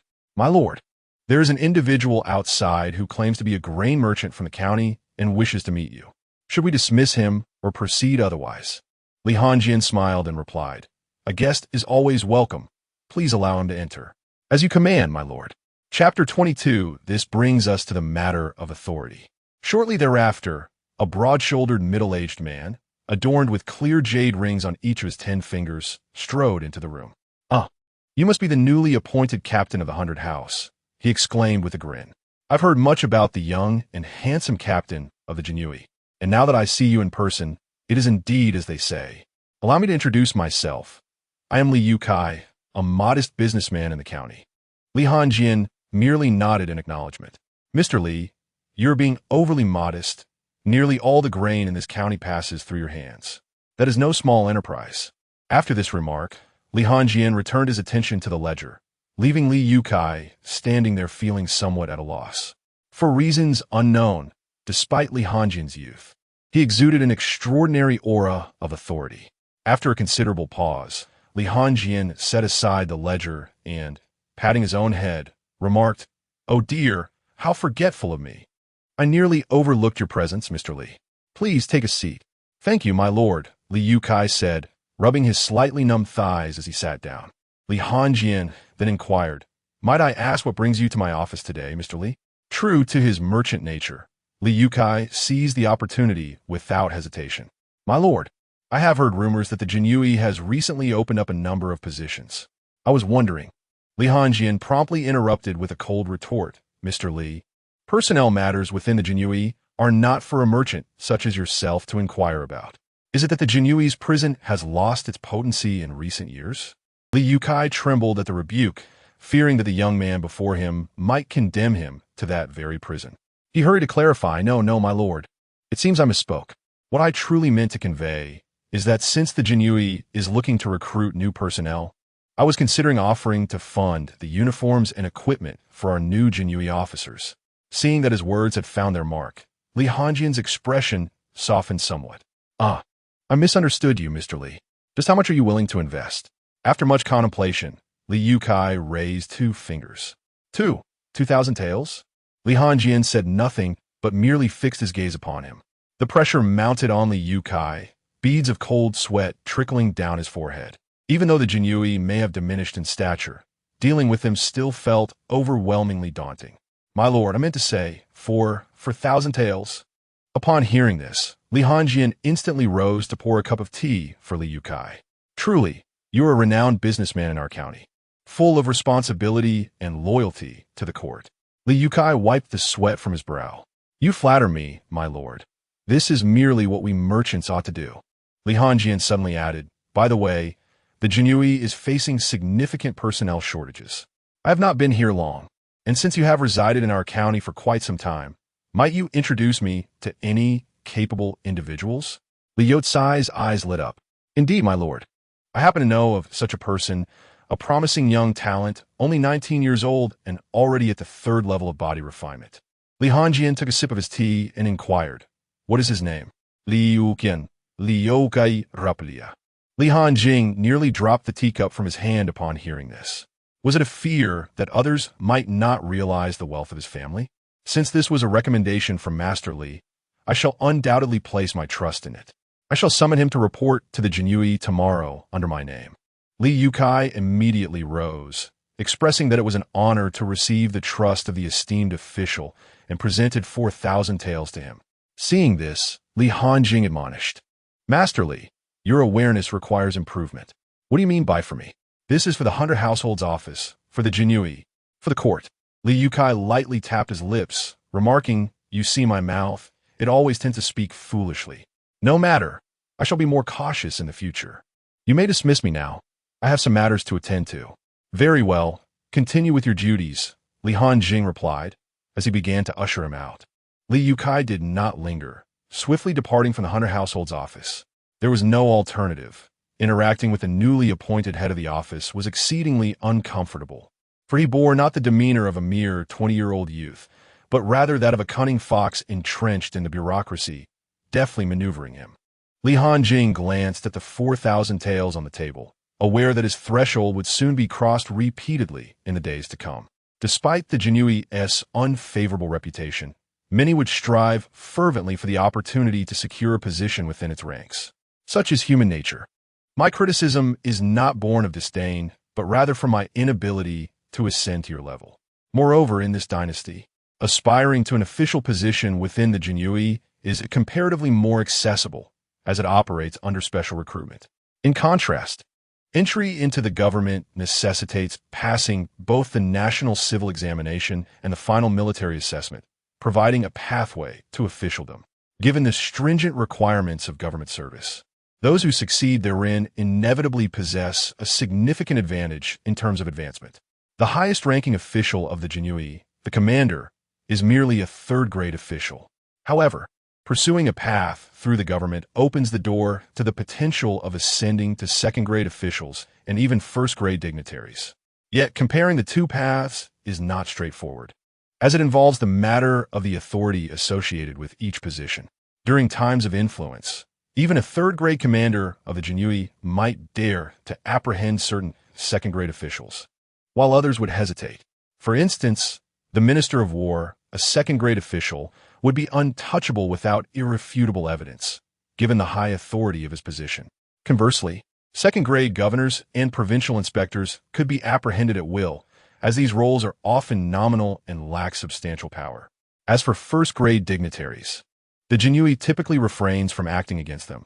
To do so would invite peril. Though the emperor may proclaim to scrutinize all officials, implementing a policy of execution before reporting, one must tread carefully with 1st-grade officials. The commander would be the first to lose his head, and his entire line would bear the consequences. Of course, Each first-grade official possesses formidable capabilities, far beyond the capacity of a mere third-grade commander to contend with. Regrettably, even with a first-grade father figure, Li Hanjing remains oblivious to the true extent of such power, as his father consistently presents himself as an ordinary man, occasionally even displaying a humorous side. In the ensuing days, the Jinyiwei 100 household department witnessed a steady stream of esteemed merchants paying their respects. These businessmen were acutely aware that in the eyes of officials, they ranked even lower than dogs. Should they fall from favor, a mere pretext could lead to their downfall. Thus, they endeavored fervently to secure positions for their descendants within the court. On the seventh day, Li Hanjing glanced at the 40,000 taels of silver notes on the table, a crooked smile spreading across his face. Of the 120 available positions, he had allocated only 10 for trade, adhering to the standard recruitment process for the remaining 110. 10 was already a considerable number. Exceeding this might be deemed impolite, especially considering his immediate superior was Wang Li. One must exercise caution, for should the matter of purchasing and selling official positions attract too much attention, it could easily lead to him becoming a scapegoat in a typical case. Chapter 23. They intend to sever my path to survival. Dog, exchange 40,000 points of malevolent value for me. Ding, exchanging. Exchange successful. Malevolent value balance. 40,000. It was only at this moment that Li Hanjing fully comprehended the significance of a 3-year clear governor and 100,000 taels of silver. As merely a humble 7th-rank official, he had managed to amass such wealth in a brief span of time. He could scarcely fathom the pleasures that awaited him upon ascending to a higher position. As for the repercussions, Li Hanjing deemed them irrelevant. After all, this realm belonged to his imperial father, not to him. System, enhance my cultivation, go all out. Li Hanjing proclaimed with grandiosity, deducting 2,000 points of malevolent value. The host's martial cultivation rises to the 5th stage of internal power, deducting 2,000 points of malevolent value. The host's martial cultivation rises to the 6th stage of internal power, deducting 2,000 points of malevolent value. The host's martial cultivation rises to the 7th stage of internal power, deducting 20,000 points of malevolent value. The technique Cyclone Art evolves to rare. Congratulations to the host for successfully breaking through to the mastery of force. Attribute template updating in real time. Name, Li Hanjing. Gender, male. Identity, father, Grand Tutor Li Qian. Son, captain of the Jinyiwei in Yuan County. Technique, Cyclone Art. Rare, 0,500,000. Cultivation, mastery of force, 0,50. 0,000. Martial skill, Thunder Fist, entry level, 0,500. Comprehensive combat assessment, first stage of mastery of force. Malevolent value, 10,000. Kill value, 200. Would you like to continue cultivating? Li Hanjing selected no. Ridiculous. At the mastery of force, those 10,000 malevolent points would barely make a ripple. It would be wiser to reserve them for other acquisitions. Li Hanjing began to explore the transformations brought about by his newfound mastery. Instantly, a robust internal power surged through his hands. The manifestation of this internal energy was no longer a mere ethereal presence, but rather a solid force, rendering him impervious to blades and spears. During combat, he no longer needed to constantly summon internal energy for the defense of his body. His internal power now filled his entire being. If the internal power realm was akin to a 10-minute sprint, then the mastery of force was like a 100-minute marathon. This elevation was indeed a qualitative leap. The advanced Thunder Fist martial technique could not even elevate his combat prowess by a single tier within a mastery of force, underscoring the vast disparity between the two realms. Indeed, plans often falter in the face of change. He had not anticipated that the Thunder Fist would be rendered obsolete so swiftly. After all, just over a month prior, he could hardly have imagined ascending to the helm of the 100 households so quickly. Li Hanjing once again opened the martial arts marketplace, perusing with intent. He found 3 techniques that piqued his interest. Tiger Roar Wave. Description: The Tiger Roar Wave is a martial art that converts internal energy into sound waves to assault foes. These sound waves can intimidate enemies while inflicting internal injuries. When perfected, the Tiger Roar Wave can even trigger landslides and tsunamis. Price: 5,000. Rare level: Swift Swallow Through Clouds. Introduction: The Swift Swallow Through Clouds is a nimble and agile martial skill, allowing practitioners to swiftly shift their position using internal energy, making it difficult for enemies to track them while simultaneously seeking openings to deliver a decisive strike. Price: 3,000. Rare level: Dragon's Roar Fist Technique.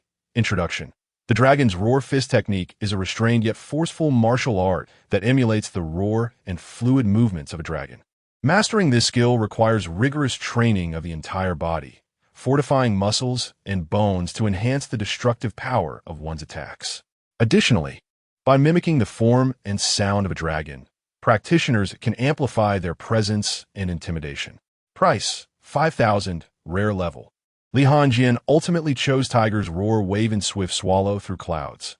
Although the Dragon's Roar Fist technique was suitable for body refinement, after contemplation, Li Hanjing decided against it. After mastering these two techniques, Li Hanjing's overall combat prowess significantly improved. "Sir, it is dire news. Our members of the Jinyiwei have been captured." A chief hastily entered Li Hanjing's hall. Li Hanjing rubbed his ears and asked, "Could you repeat that?" "Sir, it is dire news. Our members of the Jinyiwei have been captured," the chief reiterated. Li Hanjing confirmed he had not misheard. The Jinyiwei, renowned for capturing others, have been captured themselves. Li Hanjing inquired, "What transpired?" "Sir, while I was leading a patrol today, a group suddenly appeared and abducted Li Yuqian from our banner," the chief reported. Li Hanjing's anger flared upon hearing this. "Are you kidding me? They abducted him in front of over 50 of your men. Are your eyes blind, or have you lost your senses?" Seeing Li Hanjing's fury, the chief stammered, "Sir, it's not that we wish to be unhelpful, but that group belongs to the Qinglong Gang." "The Qinglong Gang?" Li Hanjing had been preoccupied with adjustments within the Jinyiwei and was not particularly informed about the local factions in Ziyuan County. "Please elaborate on this Qinglong Gang. They possess such audacity to act against our Jinyiwei." The chief nodded and explained, "Sir, the Qinglong Gang is the largest gang in Ziyuan County, comprising around 300 members, primarily engaged in escorting goods for wealthy families. Their leader, Wang Ao, is a martial artist at the pinnacle of the 9th stage of Qi refinement and has recently acquired a profound-level martial skill, poised to break through to the next level of internal energy. Even a county magistrate must show him some respect. A mere gang dares to publicly abduct a member of the Jinyiwei. It seems they view us as a toothless tiger." Li Hanjing's expression turned frigid. If news spread that the Imperial Enforcement Agency was bullied by a mere gang, how could he maintain a standing? With the Jinyiwei stripped of its intimidation, how could protection fees be collected? Without the ability to collect fees, how could strength be enhanced? Without enhanced strength, how could progress be made? This was tantamount to severing Li Hanjing's lifeline. "Notify all banners and assemble urgently. I want to see everyone from the Baihu office within 15 minutes. Li Hanjing spoke with an air of formidable menace. The chief officer dared not delay, aware that a significant operation was imminent. A quarter of an hour later, at the courtyard of the 100 households, upon witnessing the uniform ranks of the Jinyiwei, Li Hanjing could not be bothered with a pre-battle rally. He simply unsheathed his blade. "Let be known that our Jinyiwei's sword has not dulled." A cohort of Jinyiwei, armed with their swords, marched in unison behind him. As they traversed the streets, both the youthful and the more seasoned members of the Jinyiwei experienced a profound realization. The younger ones felt a sense of pride in their service, while the older ones reminisced, reflecting on how long it had been since the Jinyiwei had mobilized in such a manner. The populace, upon witnessing this display, hastily cleared a path. Are the Jinyiwei on the move again? Such a large contingent. Who knows what is afoot?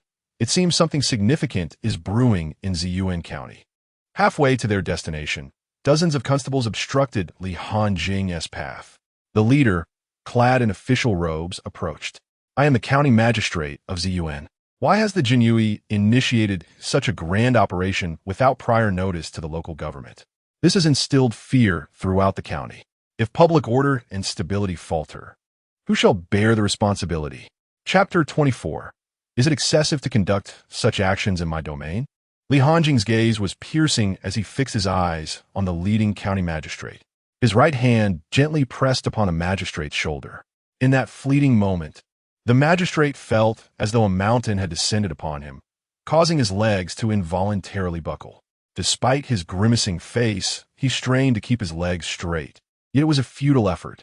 Under the immense pressure exerted by Li Hanjing's formidable strength, even a martial artist at the Qi refinement stage could not withstand it. Bang! Crack! The magistrate's knee crashed heavily to the ground, accompanied by the sound of bones fracturing. Feeling the excruciating pain radiating from his lower limbs, the magistrate clenched his teeth, determined not to scream. This was out in the open. Even in the face of such humiliation, he could not afford to lose his composure, for it would undermine the authority of the county office. He never anticipated that the new officer of the Jinyiwei possessed such overwhelming power. Had he known, he would have declined this assignment without hesitation. Li Hanjing looked down at the magistrate from his elevated position. What has the Jinyiwei ever needed to report to your government officials? Kneel and inform your county magistrate that if he has any objections regarding the Jinyiwei, he may come and find me at the Hunter Household Office. With that, Li Hanjing and his men proceeded towards the Qinglong gang. The dozen or so constables, realizing their magistrate was no match for the adversary, quickly cleared a path. The Qinglong gang was situated in the heart of Ziyuan County, its scale comparable to that of the county office, indicating its formidable influence within Ziyuan. Upon Li Hanjing's arrival, the 4 guards stationed at the entrance of the Qinglong gang appeared bewildered, clearly unaccustomed to such a display. As Li Hanjing prepared to enter, the guards finally mustered the courage to inquire, "Halt, this is the Qing." However, before they could finish, Lu Yuan swiftly drew his embroidered spring knife and slit the throats of all 4 men. The recent recruits of the Jinyiwei felt a jolt at such ruthless actions. After retracting his knife, Lu Yuan addressed the 10th flag behind him.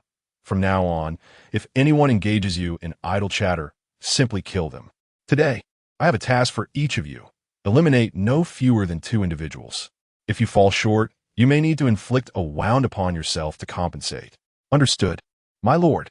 The Jinyiwei responded with a palpable fierceness, their mastery of the killing Qi art evident in their tone. Though some among them had scarcely seen blood until now, they did not flinch at the prospect of taking lives. They understood that they were part of Li Hanjing's elite squad, training under superior techniques, and they could not afford to bring shame upon him. As the saying goes, to kill and to set ablaze is to don a golden belt. If one wishes to associate with the powerful, one must excel beyond the ordinary. Li Hanjing smiled, appreciating how Lu Yuan was imparting on-the-spot lessons and even setting combat assignments. Such practical experience was indeed the most effective and rapid way to cultivate talent. Within the Qinglong gang, the gang leader, a middle-aged man, looked disdainfully at his hurried subordinate, who exclaimed, "Chief, it's bad. The Jinyiwei have stormed into our Qinglong gang with hundreds of men. Look at your pitiful state. Are you not merely a member of the Jinyiwei? What is there to fear? I have heard that the newly appointed 100-man captain is a young man. Regardless of whether he can contend with our Qinglong gang, we are in the right this time. Can the Jinyiwei truly be unreasonable?" The middle-aged man, clad in a black long robe adorned with intricate cloud patterns, exuded a strong aura of the martial world, suggesting he was indeed a master. This individual was none other than Wang Ao, the leader of the Qinglong gang. Soon, the Jinyiwei stormed into the inner courtyard of the Qinglong gang, which served as a vast training ground. At this moment, over 300 members of the Qinglong gang stood together, brandishing their large knives with an imposing presence. Thus, the 2 sides faced off. However, despite the numerical advantage of the Jinyiwei, they found themselves at a disadvantage in terms of overall momentum. The Qinglong gang, seasoned from years of escorting goods and dealing with bandit leaders, had honed their skills through real combat, while the Jinyiwei had become complacent over the years, neglecting trivial matters and failing to manage significant issues. The martial prowess of the Jinyiwei had thus never been truly tested. It was no wonder that the Qinglong gang dismissed the Jinyiwei with such audacity as to capture one of their own in broad daylight. After a while, Wang Ao stepped forward, his hands clasped behind his back, exuding an air of authority. "Li Baihu, What is the meaning of your incursion into our Qinglong gang with so many Jinyiwei? We are a legitimate escort agency, not mere mountain bandits, and are protected by the law of the court. It seemed Wang Ao possessed some intellect, immediately positioning himself on the moral high ground, thereby rendering the Jinyiwei's actions questionable. However, while this tactic might have worked against the government, would it hold sway over the Jinyiwei? Had they forgotten their original purpose? Li Hanjing was not inclined to engage in such trivialities and cut straight to the point. Hand over the person, and if you incapacitate one of your own hands. Today's affair can cease here. Wang Ao laughed, as if he had heard something amusing. Ha ha ha, Li Baihu, I'm not here to provoke your Jinyiwei. It is merely that some of your members possess an audacity that is truly remarkable. With a grand gesture, Wang Ao commanded, "Bring me Li Yuqian." Soon, two men carried a wooden stake, placing it before the nearly 1,000 spectators. Bound to the stake was a fainted man, entirely unclothed and bruised all over. This was Li Yuqian, the captured Jinyiwei and son of Li Yukai. Wang Ao doused him with a bucket of cold water, and the man jolted awake. Wang Ao bellowed, "Now, tell your 100-man captain what you have done." Li Yuqian, shaking his head, suddenly realized he was surrounded by a throng of people, including his direct superior and all his colleagues, while he stood there in utter humiliation. In that moment, he wished for nothing more than to vanish from existence. Seeing that Li Yuqian remained silent, his head bowed, Wang Ao seized his hair and lifted his head. "Speak, tell Li Baihu what you have done." No matter how Wang Ao pressed, Li Yuqian resolutely kept his eyes shut, refusing to utter a word. Li Hanjing furrowed his brow. For Wang Ao's actions were akin to rubbing the reputation of the Jinyiwei into the dirt. He found himself intrigued by the question of what exactly Li Yuqian had done to provoke such humiliation from Wang Ao. Faced with this, Wang Ao had no choice but to relent, his expression darkening as he declared, "This wretched cur refuses to speak. Thus, I, Wang, shall not fear losing face. This scoundrel has slept with my wife, and to make matters worse, it was within the confines of my own Qinglong gang. What incenses me the most is that I caught him in the act in my own room, without even his trousers on, and he fled in a panic. Li Baihu, do you not agree that it is not excessive for me to demand his life for this affront?" As Wang Ao spoke, fury radiated from him. "Li Baiyu, this matter belongs to the realm of the Jianghu, and it is only fitting that it be resolved within its confines. There is no need for you to drag the Jinyiwei into this." Chapter 25. The Jinyiwei will ensure your demise.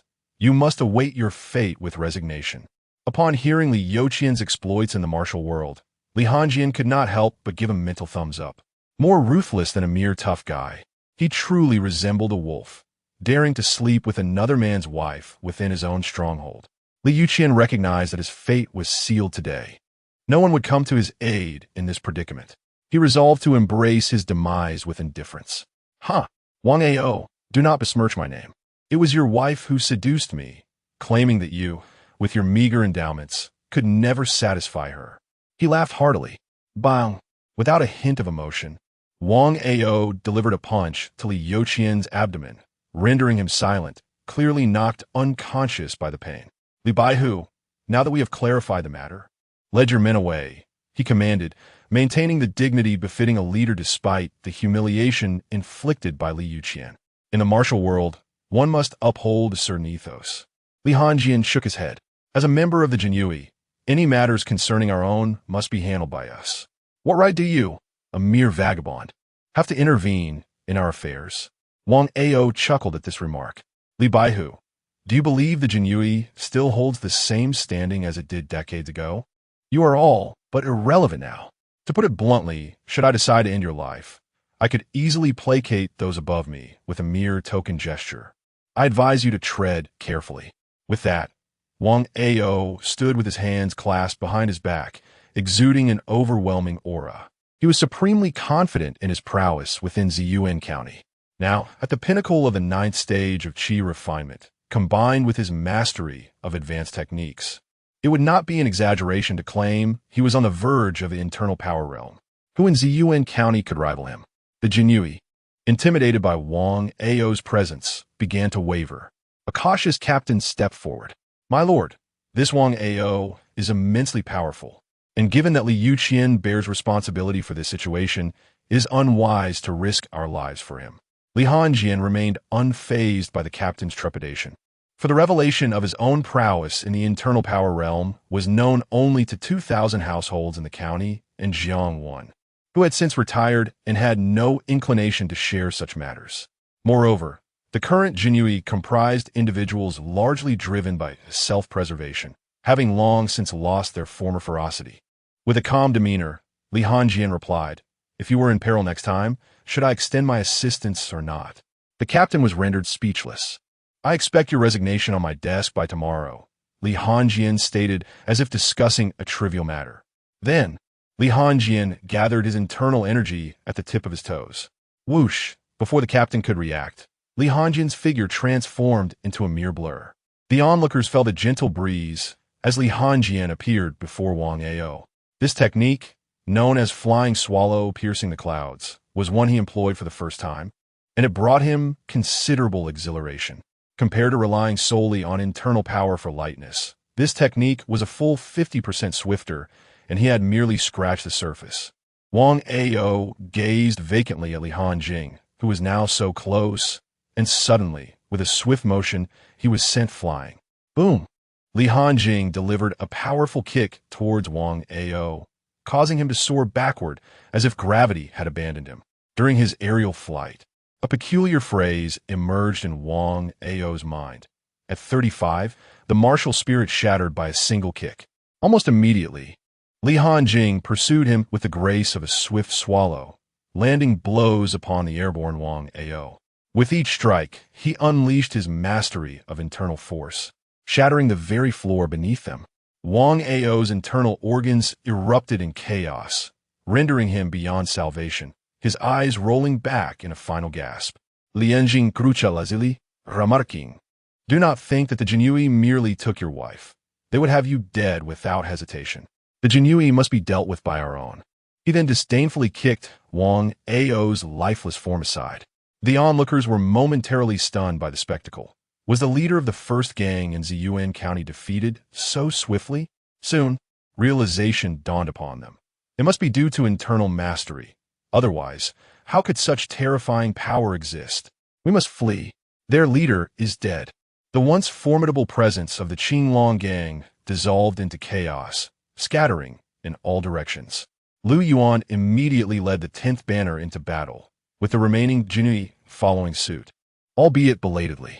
Meanwhile, Li Hanjing found a secluded spot to observe the unfolding conflict. He could have easily resolved everything with a single roar, but he deemed it unnecessary. If he handled every matter himself, what purpose would his subordinates serve? Moreover, if his elite forces did not experience the trials of life and death, they would soon become as ineffective as those veteran schemers. The battle raged on for a full hour before reaching its conclusion. The vast training ground was strewn with the bodies of the Qinglong gang, along with a few Jinyiwei casualties. In a brawl, who could emerge unscathed? Covered in blood, Lu Yuan approached. "My lord, the task is complete. What shall we do next?" Without hesitation, Li Hanjing replied, "Draft a rebellion proclamation and have these corpses leave their fingerprints," claiming they all committed suicide in fear of the Jinyiwei. Even Lu Yuan, whose heart had been hardened by the ruthless teachings of the killing technique, couldn't help but smirk at the absurdity of such a rationale. It was indeed very Jinyiwei-like. Nodding in agreement, he went to carry out the orders. Li Hanjing then accessed the roster of his subordinates to assess the casualties among his elite forces. Subordinate information: name, Lu Yuan; gender, male; cultivation method, killing technique, 0-20,000, martial level, 6th stage of Qi refinement subordinate force, 10th banner of Ziyuan County number of members, 48 collective technique, Qi of slaughter overall combat power, 4th stage of body refinement even with the path to sanctity through the Qi of slaughter. They had still lost 2 men. However, their overall combat capabilities had risen by 2 stages, indicating that they had all gained strength during this brutal conflict. Li Hanjing glanced at the 10th Imperial Guard, who were still engaged in the aftermath of the battlefield, their bodies continually honed by the surrounding malevolent energy. The technique of malevolent energy was quite akin to the internal scriptures of slaughter he had imparted to Lu Yuan. Indeed, malevolent energy was the swiftest means of inflicting death. However, it must be noted that the internal scriptures of slaughter were significantly superior to the malevolent energy technique. In just a single skirmish, Liu Yuan had advanced 3 levels in martial cultivation. Upon examining the system template, Li Hanjing discovered that his slaughter value had inexplicably surged to 500 points. This indicated that, excluding the initial 200 points, he had amassed a total of 300 points from this encounter. Li Hanjing felt a twinge of confusion. Surely the members of the Qinglong gang could not yield such a high slaughter value, even if they were to perish 10 times over. System. What is the nature of this slaughter value? Chapter 26. The arrival of County Magistrate Jia Jiqiang. The acquisition of slaughter value is calculated based on the martial cultivation level of the slain individuals, with the conversion values as follows. Body refinement 1. Qi training 1,000, inner strength 10,000, palm strength 50,000.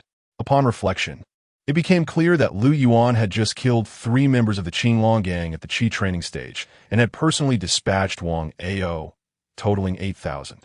After a brief interlude, once the handprint had been completed, Liu Qian regained consciousness. Staring at the corpses strewn about, he appeared bewildered, evidently still grappling with the situation. Li Hanjing approached and tossed a set of clothes towards him, warning, "Next time, you shall meet the same fate." He gestured towards the lifeless bodies on the ground. "Caught in an affair with someone else's wife, and you've brought disgrace upon the Jinyiwei. Had it not been for the silver received from your father, I would have drawn my blade without hesitation." The Jinyiwei began to depart from the Qinglong gang in an orderly fashion. As Li Hanjing reached the entrance, he suddenly sensed something amiss and turned back. A small child, trembling, was cowering in an inconspicuous corner. Li Hanjing approached kindly, ruffling the child's hair. "Drip, drip." With a somber demeanor, Li Hanjing exited the Qinglong gang. Before long, the entire 100-household station returned to its normal order. However, Ziyuan County descended into chaos, with citizens in a state of trepidation, fearing that the Jinyiwei would revert to their previous ways, arbitrarily seizing and executing anyone who displeased them on streets. The once bustling thoroughfare now felt desolate, with many opting to remain indoors whenever possible. A month later, Ziyuan County gradually regained its normalcy. Human beings are inherently forgetful. The Jinyiwei, having dismantled the Qinglong gang, took no further action, allowing the populace to relax naturally. Furthermore, it became considerably easier for the Jinyiwei to collect protection fees. Merchants no longer needed prompting, willingly placing their contributions into the hands of the Jinyiwei. It was evident that the Jinyiwei's deterrent influence in Ziyuan County had markedly increased. Li Hanjing also converted all 7,000 taels of silver into evil value, yet it would take some time to elevate his martial cultivation, as there were not always opportunities for him to sell his services. Just as he was idly gazing at the system interface, a voice broke his reverie. "Li Baihu, do you not find your actions somewhat inappropriate?" Li Hanjing turned to see the county magistrate, Jia Jiqiang, approaching. Although both were heads of their respective departments, they had never met face to face. Li Hanjing recognized Jia Jiqiang solely by his official attire, with a short beard and a genteel demeanor. Jia Jiqiang appeared to be on the offensive. Li Hanjing, unfazed, responded, "Magistrate Jia, I am unaware of how the Jinyiwei has caused dissatisfaction in your county office. It seems you are perpetually occupied with our affairs. I hope you do not mistake our roles. We are 2 distinct departments. In days gone by, had I been in a foul mood, you would have found yourself imprisoned."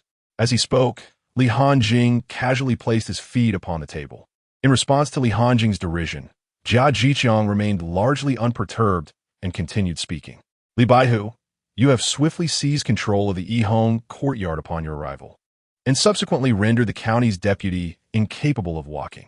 Has the county office ever sought you out regarding these matters? However, your Jinyiwei have disrupted the existing equilibrium over the past 2 months by imposing additional fees on merchants. Are you aware that the economy of our county has significantly declined during this time?" Jia Jiqiang found himself compelled to visit the Jinyiwei. Had he a choice, he would prefer to avoid confronting Li Hanjing altogether. After all, it is widely known that Li Hanjing is a master of internal strength, and it is best to avoid provoking such a figure. Nevertheless, the recent increase in protection fees by the Jinyiwei has severely impacted the county office's ability to collect funds. The shortfall amounts to a staggering 3,000 taels monthly, and the higher-ups are already dissatisfied with the silver sent to them over the past 2 months. How can he progress under such scrutiny? Thus, he found himself entering the Baihu office. Hanjing chuckled. Your county office truly has the audacity to claim that the economy is struggling. If that is the case, why not simply reduce your collection? I have heard that the county office gathers a full 18,000 taels each month. Who, then, is truly undermining the economic stability of the county? Jia Jiqiang replied. The amounts collected by our 2 institutions were determined through discussions involving notable merchants from the county and our 2 organizations. You cannot simply disregard the established rules without consequence. Who was involved in those discussions? I do not recall attending any such assembly. Hanjing waved his hand dismissively. Jia Jiqiang felt a sense of helplessness, as it was indeed the previous Baihu, Jiang, who had attended the meeting, not Hanjing. He had no desire to engage in a direct confrontation with Hanjing, especially given the rumors that he could kill as easily as one drinks water. Thus, he sought a resolution through negotiation. Sighing, he proposed, very well, let's invite merchant representatives to reconvene. Once we reach an agreement, Baihu Li cannot simply disregard the established order. Hanjing's eyes glimmered. Then we shall proceed as per County Magistrate Jia's suggestion. Jia Jiqiang nodded. Excellent. This afternoon at the Yihong building, we shall discuss over a meal. Indeed, I shall attend. Lianjing replied nonchalantly.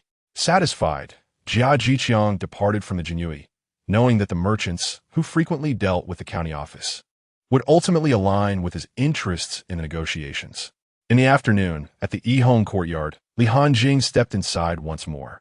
The madam, upon seeing him, approached with a beaming smile. Sir Li, the county magistrate has instructed me to escort you upstairs. It seems she had completely forgotten the unpleasantness from months prior. This is the reality. When one's strength and status reach a certain pinnacle, even adversaries must greet you with smiles. Soon, Hanjing was ushered into an opulent private room on the top floor. Baihu has arrived. Please take a seat, Jia Jiqiang remarked, glancing at Hanjing's back and waist.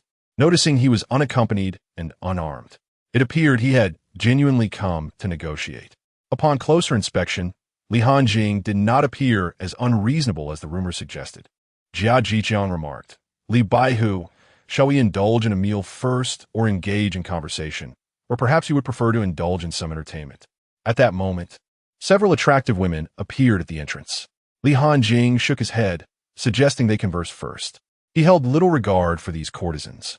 What enjoyment could one find in a mere transaction? If one were to seek amusement, it ought to be something thrilling, much like the escapades of the affluently. Jia Jiqiang nodded. Very well, allow me to introduce each of them to you. However, Hanjing interrupted.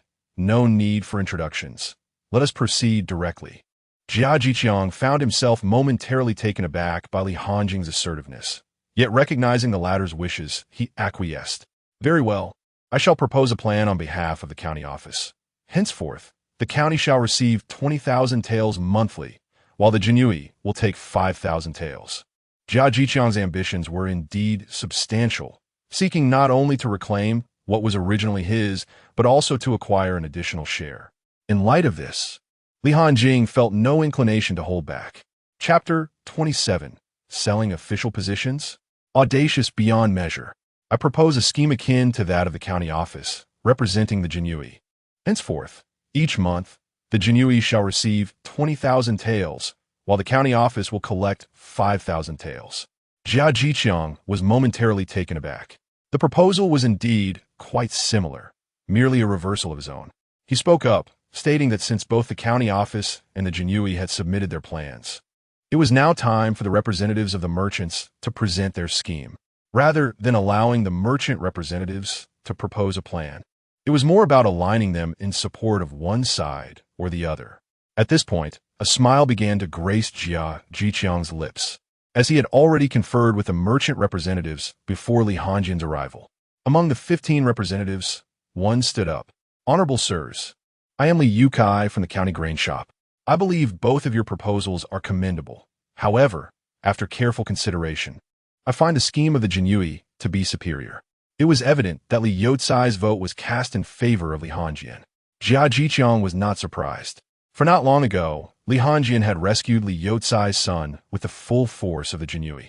Another merchant representative rose, proclaiming, I am Wang De, representing the county clothing shop, and I wholeheartedly support the county office's proposal. Jia Jiqiang nodded in satisfaction. I am Jin Miao, representing the county restaurant, and I fully endorse the county office's decision. Jia Jiqiang's smile widened, but Li Hanjian also began to smile, leaving Jia Jiqiang perplexed. What was the meaning of this? Had they lost their minds? I am Wang Hao, representing the county oil mill, and I unequivocally support the Jinyiwei's proposal. I am Zhou Wu, representing the county papermaking industry, and I entirely back the Jinyiwei's plan. I am Tai Qing, representing the blacksmiths, and I completely support the Jinyiwei's scheme.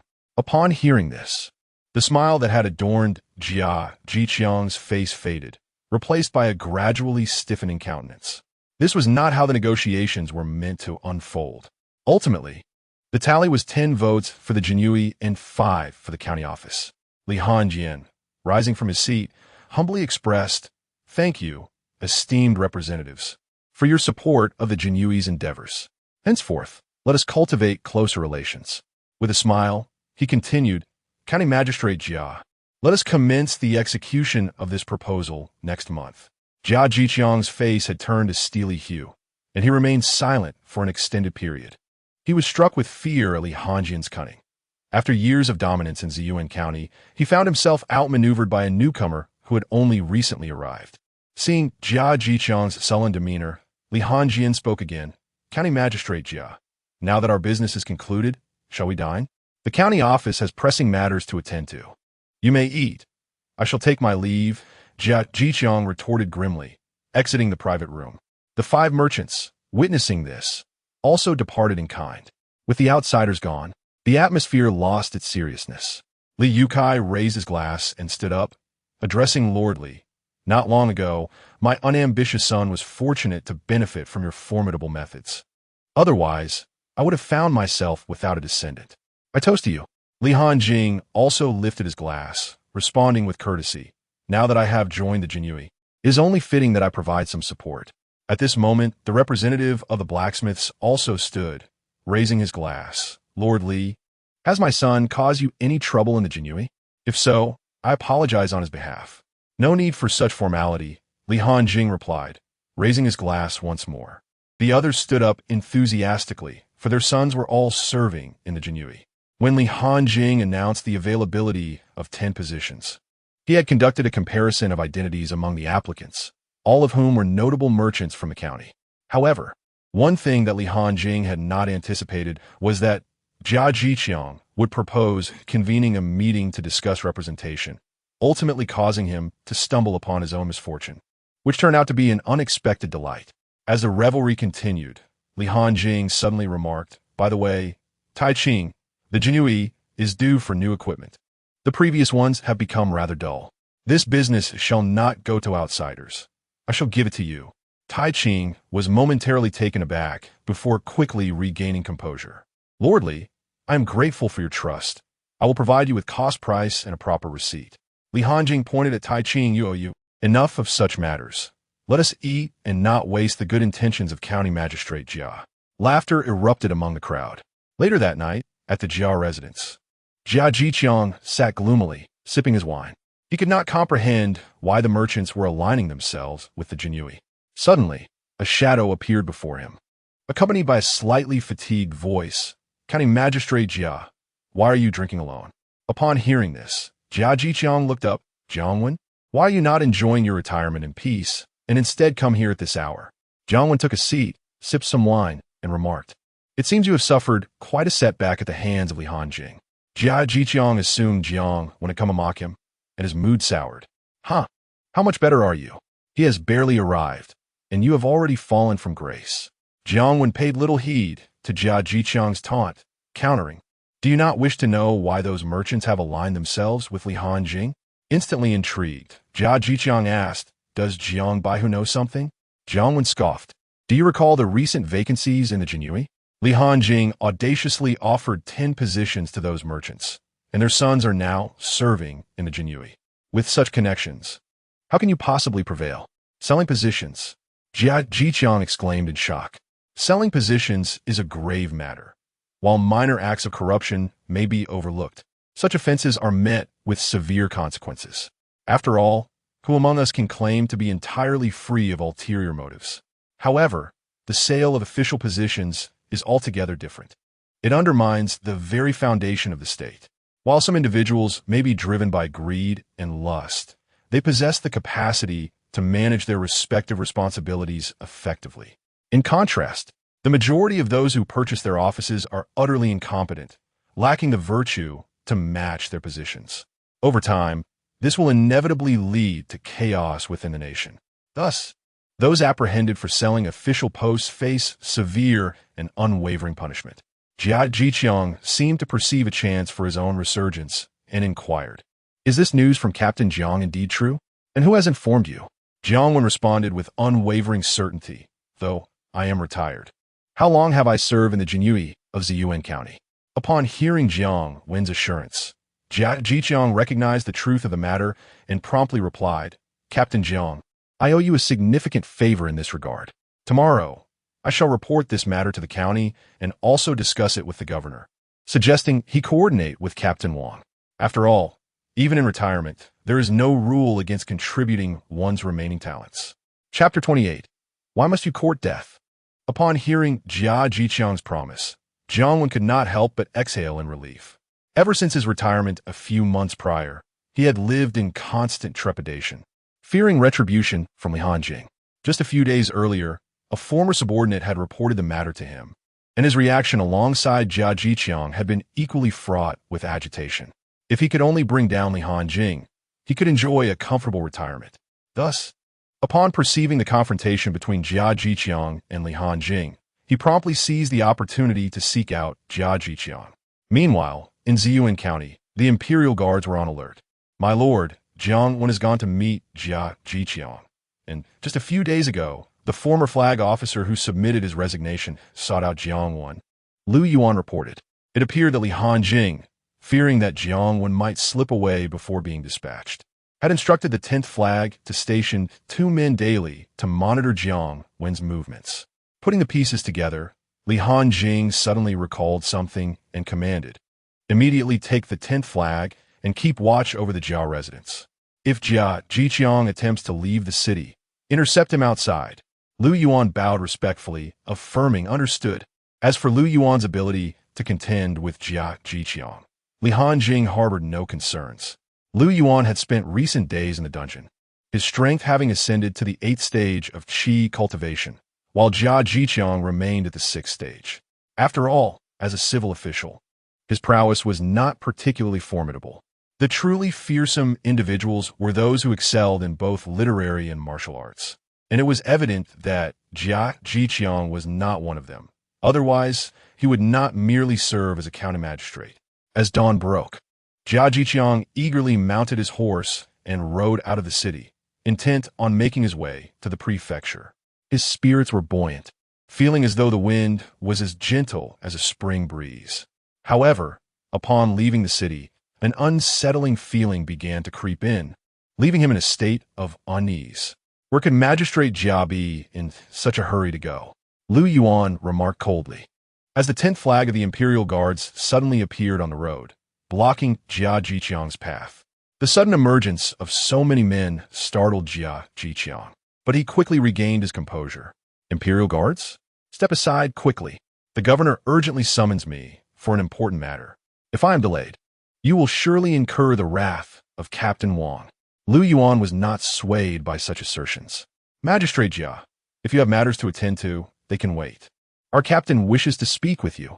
Please accompany us." "And what if I refuse? Do you think a mere flag officer in your rabble can stop me?" Jia Jiqiang retorted, eyeing the green ribbon at Lu Yuan's waist. Lu Yuan slowly drew his embroidered spring blade. "You will find out soon enough, Magistrate Jia." Jia Jiqiang, now incensed, spurred his horse forward and drew his sword to thrust at Lu Yuan. "How dare you, Hanjing, disregard me? I understand your strength as a master. But you, a flag officer, should not underestimate me. Clang. Lu Yuan swiftly adopted a defensive stance, blocking the strike. The tremendous force of the impact caused Jia Jiqiang to stagger back 2.5 steps. As he gazed at the quivering sword, Jia Jiqiang felt a profound shock within. Is the Jinyiwei poised to reclaim its former glory? A commanding officer possesses strength that rivals my own. Although Lu Yuan felt no discomfort, the tremendous force of their clash had left a significant gash on the back of his embroidered spring knife. Yet, he paid it no mind, swiftly channeling his inner energy as he surged towards Jia Jiqiang. In a sudden twist, the blade of his knife faced Jia Jiqiang's head. Jia Jiqiang hastily raised his sword in defense, but his momentary distraction prevented him from adequately mobilizing his internal energy, resulting in a loss of power the instant their weapons collided. With a clang, the sword fell to the ground. Seizing the opportunity, Lu Yuan struck the back of Jia Jiqiang's head. Jia Jiqiang felt a rush of blood, and then darkness engulfed him. After dispatching Jia Jiqiang, Lu Yuan exhaled deeply and murmured, "This is far more challenging than taking a life." In a certain area outside Ziyuan County, Li Hanjing rarely took up a fishing rod to catch fish in the lake, accompanied by a small table with steaming tea.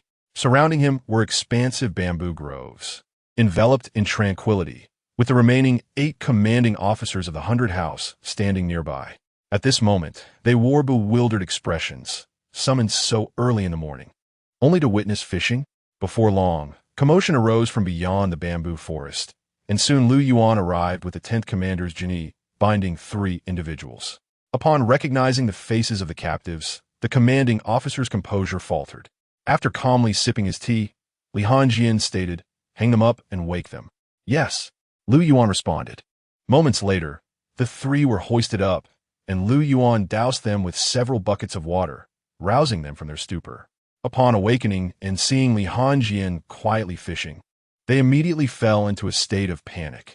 Li Hanjing paid them no mind, remaining focused on his fishing, occasionally sipping his tea. Noticing Li Hanjing's silence, the other 8 commanding officers suppressed their curiosity, standing quietly to the side. An oppressive atmosphere gradually enveloped the bamboo grove. After a while, one of the suspended men could no longer contain himself and trembled as he spoke. "Lordly, grant me one chance. I shall never dare again. I beg you. I have a family to care for." Li Hanjing turned to regard the man, recognizing him as the commanding officer who had been compelled to submit his resignation. The other 2 were Jiang Wen and Jia Jiqiang. Li Hanjing slowly rose and approached the distressed commanding officer, a smile devoid of warmth upon his lips. "You, who trembled before battle and wavered the morale of the troops, I let you off lightly. Yet, why must you court disaster? I truly cannot fathom your reasoning. Rest assured, your family will soon join you." Li Hanjing realized that the man's resentment stemmed solely from his dismissal. Upon hearing this, the commanding officer burst into tears, pleading, "My lord, I implore you, just kill me. Spare my family." Li Hanjing, uninterested in the man's lamentations, struck him on the head with a single palm. A tremendous force severed his head from his body. The cacophony was unbearable. The remaining 8 captains, though acutely aware of Li Hanjing's ruthless nature, could not help but tremble. At that moment, even the previously composed Jia Jiqiang and Jiang Wen quaked in fear. This young man is capable of murder at the slightest provocation, Jia Jiqiang suddenly declared. "Li Hanjing, I am a registered official of the 7th rank in the court. Your actions today warrant a death sentence. I urge you to reconsider." Li Hanjing laughed. "A death sentence? How many have been executed by the Jinyiwei? Yet they still exist, do they not? Besides, in this desolate wilderness, who would know?" As he spoke, Li Hanjing cast a glance at the 8 captains, who immediately fell to their knees in terror. "My lord, we have seen nothing today. Nothing has transpired." Chapter 29. A single stroke for the county magistrate. Li Hanjing paid no heed to the assembled officers, for the very purpose of summoning them was to witness the grim fate that awaited those who betrayed him. Let them kneel and observe the consequences. Jia Jiqiang, in a state of panic, implored, "My lord Li, please state your terms. What must I do to be spared?" Li Hanjing shook his head, declaring, There is nothing to discuss. You have learned that which you should not know, and thus, you must face the inevitable repercussions. I had intended for a civil discourse, yet you resorted to the cowardice of informing against me. Jia Jiqiang hastily protested. My lord, you misunderstand. I was summoned by the governor, that is all. Suddenly, Li Hanjing turned to the 8 officers, commanding, each of you shall deliver a single stroke to Magistrate Jia. What? This. The 8 officers, upon hearing the order, hesitated, their hands faltering. If we do not act, we too shall be condemned alongside Magistrate Jia. Li Hanjing observed with keen interest as the 8 officers knelt in fear. It was imperative for him to subdue them thoroughly. Otherwise, there would always be those who remained discontent. Despite the gravity of the situation, they continued to waver. To act would mean complete submission to Li Hanjing, leaving no avenue for retreat. Yet, to refrain from action would surely lead to their demise before the dawn's light. After a moment, one of the officers drew his dagger with determination and approached Jia Jiqiang, menacingly declaring, Magistrate Jia, do not blame me. Blame yourself for provoking Lord Baihu. With a swift motion, the blade fell, severing one of Jia Jiqiang's ears. Jia Jiqiang was engulfed in a torrent of excruciating pain. With the first blow struck, the remaining officers, emboldened, advanced upon him with their blades drawn. As he beheld the menacing daggers, Jia Jiqiang frantically shook his body, pleading, my lord, please state your terms. I can offer you riches or women. I am willing to resign from my post. Just grant me one chance. The once proud magistrate now resorted to desperate entreaties. Yet Li Hanjing found this insufficient. Why should the esteemed Jinyiwei concern themselves with the affairs of a mere county magistrate? The other 7 officers exchanged glances with Li Hanjing, and upon seeing his stoic demeanor, they aimed their daggers at various parts of Jia Jiqiang's body, his hands, feet, and waist. With a sickening sound, Jia Jiqiang was gruesomely dismembered, blood gushing forth onto the ground. Yet, he did not perish immediately. Instead, he endured the torment, watching as his life force ebbed away. After what felt like an eternity, Jia Jiqiang finally succumbed to death. Li Hanjing suddenly pinched his nose, repulsed by an unpleasant odor. Upon closer inspection, he realized it emanated from Jiang Wan, who, suspended in fear, had lost control of himself, trembling uncontrollably. He could scarcely believe that a mere 20-year-old could act with such ruthless resolve, and regret began to seep into his heart. Jiang Wan struggled to steady his quaking form. Murmuring, my lord, could you grant me a swift end? He was acutely aware that survival was an impossibility today, yet he was unwilling to meet his end in the same manner as Jia Jiqiang. The thought of such suffering was unfathomable to him. Lu Yuan, I entrust this to you, he declared before resuming his seat, casting his line into the water. Confronted with one of the masterminds behind the murder of his family, Lu Yuan exhibited no signs of distress, approaching with a stoic expression. Please, just kill me, he implored.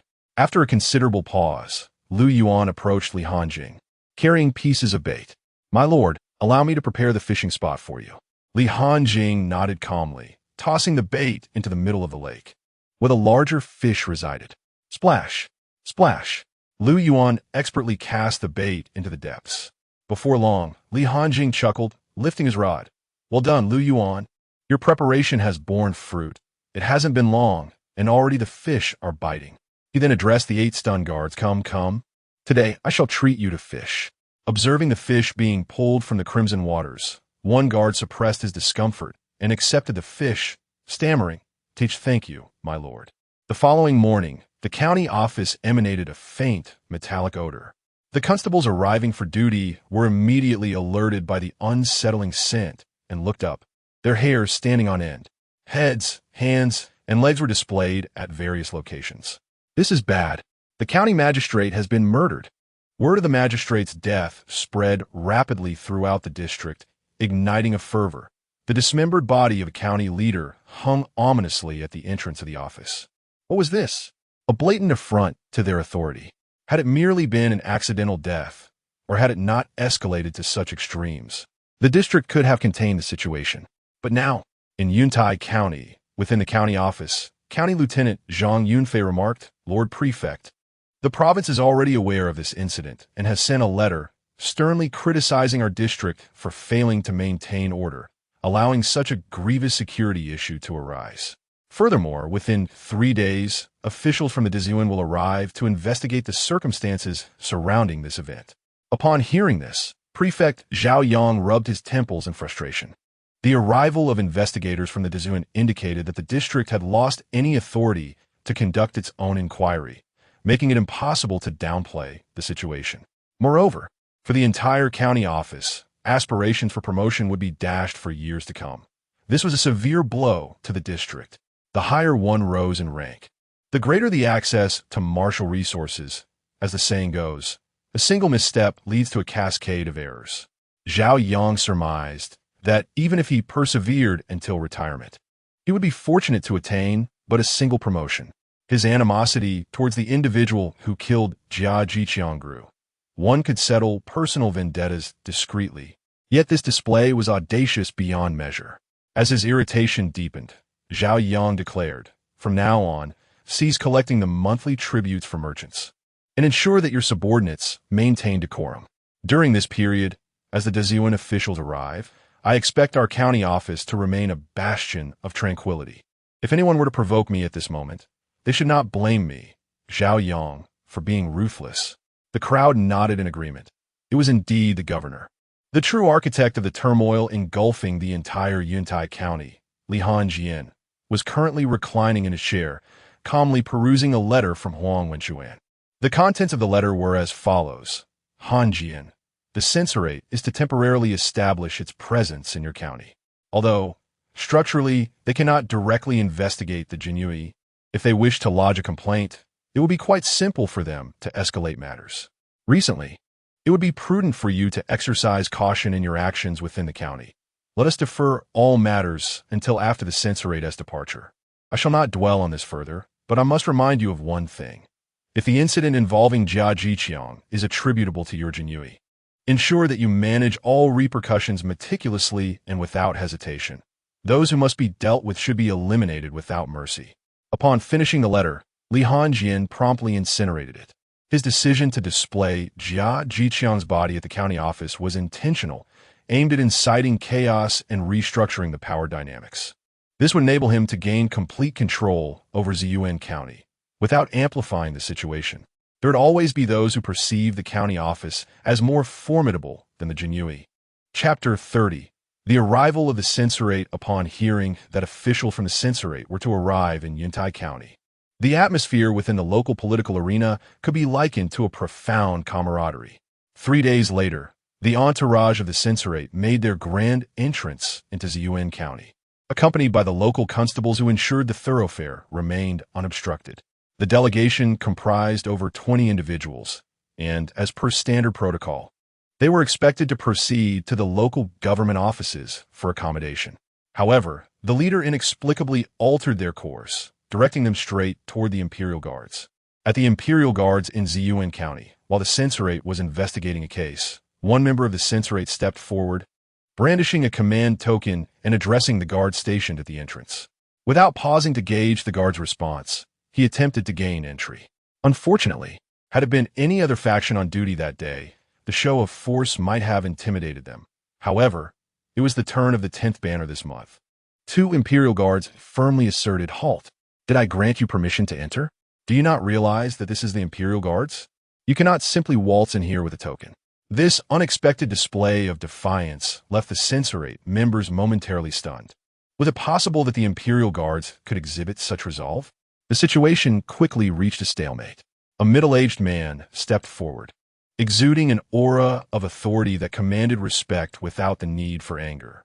"I am Yang Gang, the 14th executive officer from the Right Executive Division of the Censorate, dispatched to investigate the tragic demise of Jia Jiqiang. May we enter now?" The middle-aged man gradually revealed his identity.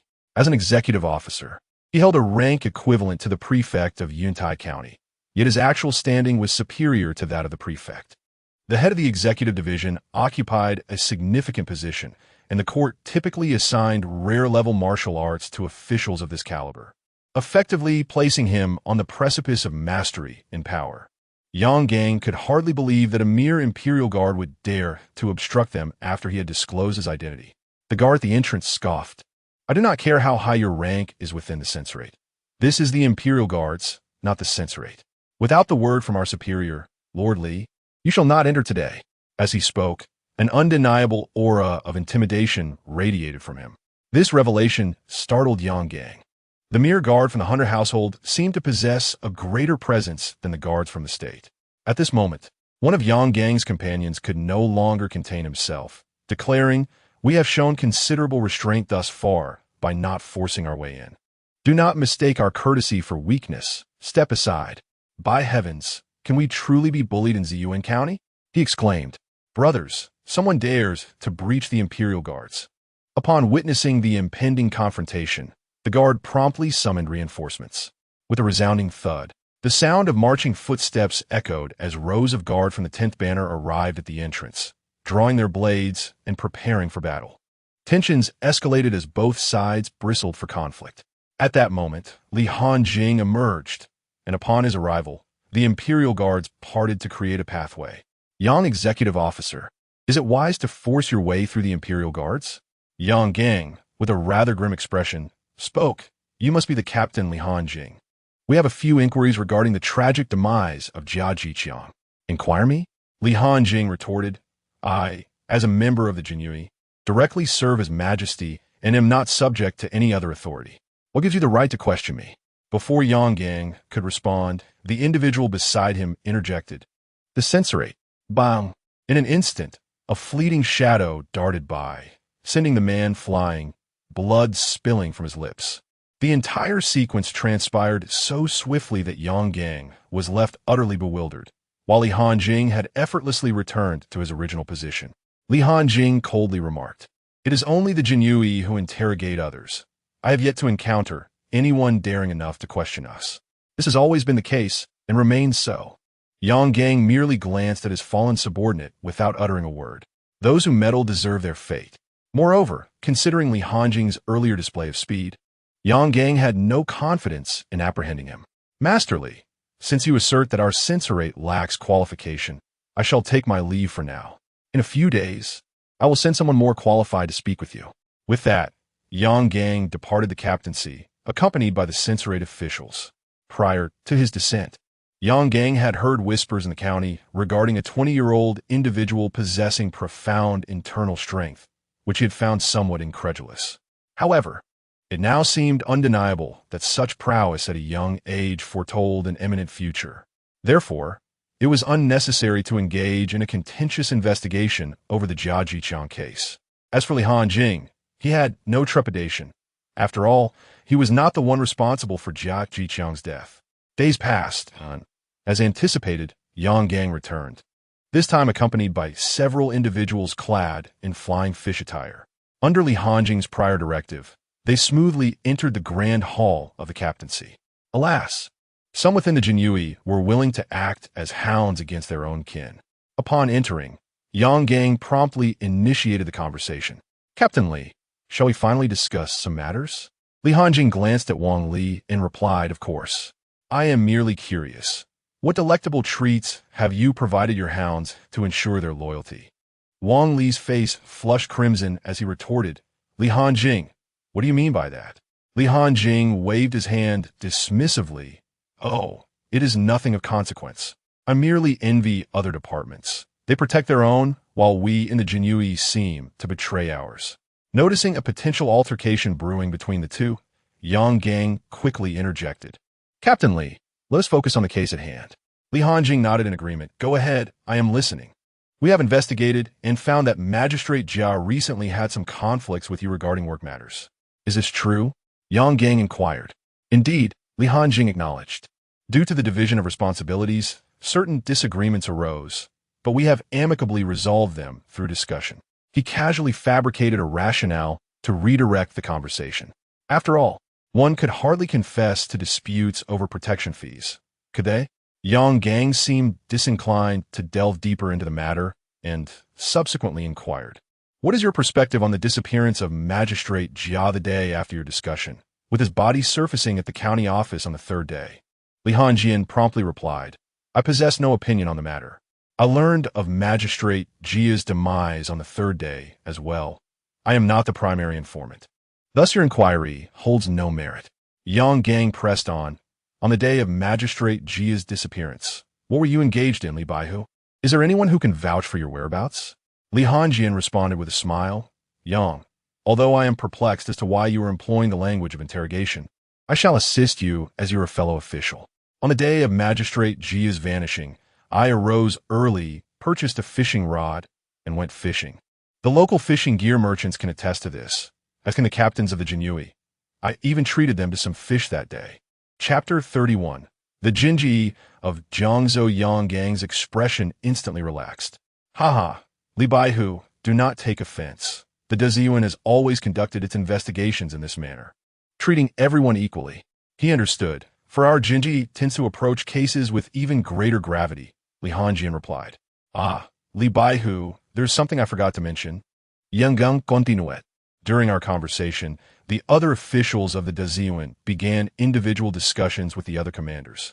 You wouldn't advise against that, would you? After saying this, Yang Gang fixed his gaze upon Li Hanjing, hoping to detect any hint of unease in his eyes. However, Li Hanjing responded calmly. It is perfectly understandable. Moments later, a Decisive official entered and whispered to Yang Gang, Sir, what Li Hanjing said aligns closely with our findings. Upon receiving this information, Yang Gang immediately rose. Thank you for your cooperation, Li Baihu. We have other matters to attend to and shall not disturb your regular duties any further. Indeed, Yang Darren, take care. Li Hanjing replied, showing no intention of seeing him off. Once the Decisive officials departed, a cold light flashed in Li Hanjing's eyes, interrogating one by one. Do they truly believe the Jinyiwei to be easy prey? Let them not fall into my grasp in the future. The Decisive remained in Ziyuan County for several more days. Yet with no progress on the case, they eventually took their leave. After all, their visit was primarily intended as a show of deterrence. In the vast Qian Empire, officials died daily, some from internal strife, others at the hands of underworld forces. To investigate every incident thoroughly would require an immense allocation of manpower and resources. Thus, Ziyuan County entered a period of Jinyiwei governance. In the Jinyiwei Town Pacification Office of Jiangzhou, a commanding figure declared, the Jinyiwei in Huayang County has been severely suppressed by the government, by the eastern and western censors, and even by the Six Doors. The influence of underworld forces is undeniable. I urge everyone to present a plan. As silence fell over the assembly, the figure's irritation grew. You cannot even propose a single plan? His piercing gaze silenced any who dared to meet it. At that moment, a Jinyiwei adorned with a golden sash rose to speak. Sir, our Jinyiwei is currently in a precarious position. It would be wise to endure for the time being. Moreover, the resources of Huayang County are substantial, and both the eastern and western censors regard it highly. We lack the capacity to confront them. Another Jinyiwei, also decorated with a golden sash, echoed, Indeed, sir. I advocate for a temporary retreat. Sometimes, stepping back can lead to broader horizons. Suddenly, as another Jinyiwei prepared to rise, the figure seated at the head of the table slammed his hand upon the surface. Endure? How much more can the Jinyiwei tolerate? They will only grow bolder. Were they when we battled the Baiwes sect? Now they act with such bravado. After a moment, the elder adorned with the golden sash stood and spoke earnestly. Sir, please do not let your anger consume you. Let me speak candidly. Our current commander of the Jinyiwei has even acknowledged a eunuch as his godfather. What do you expect from us, the subordinates? The disdainful officer of the Imperial Guard remarked, that waste is just that, a waste. Yet in Jiangzhou, under my jurisdiction, the Imperial Guard shall not be in such disarray. This matter must be resolved today. The crowd below sighed collectively. The newly appointed governor was indeed impetuous. Nevertheless, he possessed the credentials, having attained this position at the tender age of 40 through undeniable prowess. If he were not audacious, who would be? It was a pity, however, that he had entered the wrong department, the current Imperial Guard. Had he joined the military, his prospects would have been boundless. Suddenly, a previously silent officer of the Imperial Guard spoke up. Sir, I have a suggestion, though I am uncertain of its feasibility. The officer above's eyes brightened. Speak. Sir. Under our jurisdiction in Yuntai County, there is a 100-household officer who, at merely 20 years of age, has already reached the realm of inner strength. He is ruthless in his dealings and has swiftly gained control over the county office in just a few months. He is also quite audacious. I have heard that recently even the censorate in the prefecture was turned away by him. However, it seems he was dispatched from the central government. I do not know if he was demoted or if he is undergoing training from a prominent family. I fear that if we hastily transfer him, it may draw ire from above. The officer from above interjected, Chunwan Wei, you shall handle this matter. Expedite the transfer procedures. I will bear the consequences if anything goes awry. If this succeeds, I shall credit you. Chen Wanhui's heart swelled with joy. Such a decisive leader was indeed different from others who, when faced with trouble, were fearful of responsibility and cast blame onto their subordinates. Yes, my lord. I shall attend to it immediately. 3 months later, in Ziyuan County. My lord, this month the various banners have collected a total of 20,000 taels, and the new county magistrate wishes to pay you a visit, Lu Yuan reported. Li Hanjing shook his head. Do not see him. Let him wait for a time. Understood. Lu Yuan replied before withdrawing. Dog, exchange 20,000 for evil value. Ding conditions met. Exchanging. Exchange successful. Consumed 50,000 evil value to cultivate. Ding 50,000 evil value deducted. Host's martial cultivation has risen to the second stage of mastery. Having firmly established control over Ziyuan County, Li Hanjing realized how much more revenue this county office could generate monthly compared to the Imperial Guard, which was merely reaping the scraps. Subsequently, Li Hanjing opened his attribute template. Name, Li Hanjing. Gender, male. Identity, father, Grand Tutor Li Qian, 100 household officer of the Imperial Guard in Ziyuan County. Cultivation method, Qi Cyclone Technique. Rare, 0,500,000. Cultivation level, Mastery, 0,50,000. Martial skills, Tiger Roar Wave, 0,3,000. Flying Swallow Piercing Cloud, 0,3,000. Comprehensive Combat Assessment, Mastery 3rd Stage. Evil Value, 10,000. Slaughter Value, 10,000. Subordinate Forces Attribute Template. Subordinate. Name, Lu Yuan. Gender, male. Cultivation Method, Killing Internal Cannon, 0,20,000. Martial Cultivation, Qi Training 9th Stage, Great Perfection. Subordinate Forces Group, 10th Banner of Ziyuan County. Number of people, 100 Collective Martial Arts. Shachi Ju Overall Combat Strength. 8th Stage of Body Refinement.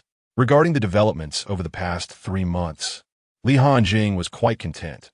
His personal guard had expanded to 100 men, and their combined combat prowess had reached the 8th stage of body refinement. What does this signify? It is akin to possessing 100 formidable subordinates. Moreover, Lu Yuan was on the verge of stepping into the realm of inner strength. Yet it seemed unlikely in the near future, as the prison of the 100 households was nearly vacant. Suddenly, a carrier hawk alighted before Li Hanjing's desk. He recognized this hawk as belonging to Huang Wenxuan, having visited several times before. To this end, Li Hanjing had even taken the liberty of tossing it a morsel of food. He then opened the message, which read as follows. Hanjing, please make your way to the prefecture with utmost haste. There's a matter of great importance to discuss. Upon reading the brief message, Li Hanjing was momentarily concerned that something had befallen Huang Wenxuan. With no time to prepare any belongings, he rose promptly and set off towards the prefecture, his steps swift as the flying swallow slicing through the clouds. Chapter 32. Transfer to Huaiyang County as a 1,000-household Master Huang. Is there something urgent that requires my presence in the county so abruptly? Li Hanjing inquired, weary from travel. Upon Li Hanjing's arrival, Huang Wenxuan rose to greet him with his characteristic amiable smile. Hanjing, your opportunity has finally arrived. Seize it well, and I am confident you will bring honor to the Grand Tutor. Perhaps they will overlook your minor transgressions and restore you to the capital, Huang Wenxuan encouraged. Li Hanjing, perplexed, responded, opportunity? What opportunity? Just follow me. The officials above wish to see you, Huang Wenxuan replied without elaborating further. leading Li Hanjing into the room. Once inside, Huang Wenxuan respectfully gestured, "Lord Chun, this is Li Hanjing, the Hunter household." Upon seeing the silk sash around the waist of the man seated in the main position, Li Hanjing quickly offered his greetings. Lord Chun. Yet, he could not fathom why 1,000 household of the Jinyiwei, a fifth-rank official with command over at least 50 to 60,000 troops, would seek an audience with a mere 100 household, and seemingly for this purpose alone. Lord Chun regarded Li Hanjing with satisfaction, nodding, "Excellent, a fine figure." Li Hanjing courteously replied, "You flatter me, my lord. You two are quite distinguished." He intentionally presented himself as a novice rather than a seasoned bureaucrat with ulterior motives. While one can endeavor to appear flawless before an admirer, projecting such perfection to outsiders would only elicit perceptions of pretense and cunning. Lord Chun beamed at this exchange, exclaiming, "Ha ha ha! How delightful, youthful, and fervent." After the pleasantries, Lord Chun swiftly addressed the matter at hand. "Young Jiang, I have come down with a mission specifically for you." Li Hanjing expressed astonishment, "My lord, you needn't have traveled personally. Simply instruct me, and I would have reported to the prefecture." Waving his hand dismissively, Lord Chun replied, "We are all serving the court. There is no need for such formalities. The prefecture intends to assign you a particularly challenging task, and I wonder if you have the confidence to accept it." Upon hearing Lord Chun's words, Li Hanjing instinctively glanced at Huang Wenxuan. Seeing Huang's encouraging nod, he promptly rose, clasping his fists. "My lord, whatever you command, Li Hanjing, shall boldly face it, be it a mountain of knives or a sea of flames." Clap, clap, clap. Lord Chun applauded. "Excellent. If all the Jinyiwei were like you, how could we not thrive?" With that, Lord Chun produced the transfer document. By the decision of the Southern Pacification Office of the Jinyiwei in Jiangzhou, Li Hanjing, originally 100 household of Ziyuan County, is hereby promoted to serve as 1,000 household in Huaiyang County with the rank of 6th grade. As Lord Chun concluded reading the document, Li Hanjing was utterly astonished. To ascend to the rank of 1,000 household within less than a year of joining the Jinyiwei was beyond his wildest expectations. Observing Li Hanjing's reaction, Lord Chun smiled with satisfaction. "Dear Xiao Jiang, 2 months ago, when it was my turn to serve as the acting commander of Yintai County, I firmly remembered you.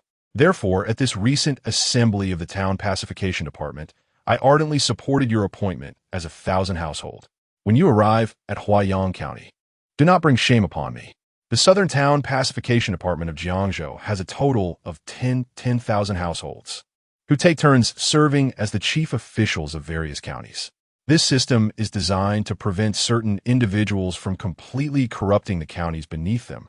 What Chen who meant by his words was that your, Li Hanjiang's, ascension to this position of 1,000 household was not achieved without considerable effort on his part. You must remember this favor. Li Hanjiang naturally understood Chen Wanhu's intentions and respectfully replied, "Thank you for your promotion, my lord. If there is any way I can be of service in the future, please do not hesitate to command me." Seeing that his objective had been achieved, Chen Wanhu began to offer his counsel. "Xiao Jiang, Huaiyang County is not as stable as Yintai County. The situation with the Jinyiwei there is rather severe. Your sole mission upon being dispatched there is to restore order and reclaim the authority of our esteemed Jinyiwei." Upon hearing this, Li Hanjiang immediately grasped the reason for his expedited promotion. He was essentially appointed as the commander of a firefighting team.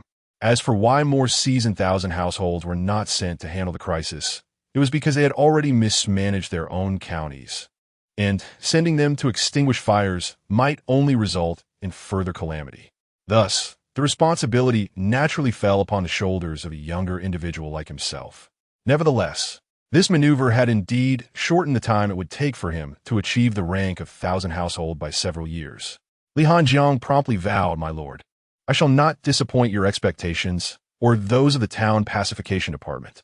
However, he had a small request he was uncertain if his lord could fulfill. Chen Wanhu did not deliberate for long and replied, "Speak." His subordinate expressed, "I would like to bring 100 men with me to my new post." Upon hearing this, Chen Baihu frowned. While 1 or 2 individuals would be manageable, the mobilization of 100 would entail a cumbersome procedure. He understood why Li Hanjiang made this request. Typically, promotions within the Jinyiwei were filled by local candidates, ensuring that those who were already adept at their duties remained under the same jurisdiction. However, since Li Hanjing was being appointed from a different region, he would find himself isolated in Huaiyang County, which would inevitably slow the process of executing his responsibilities.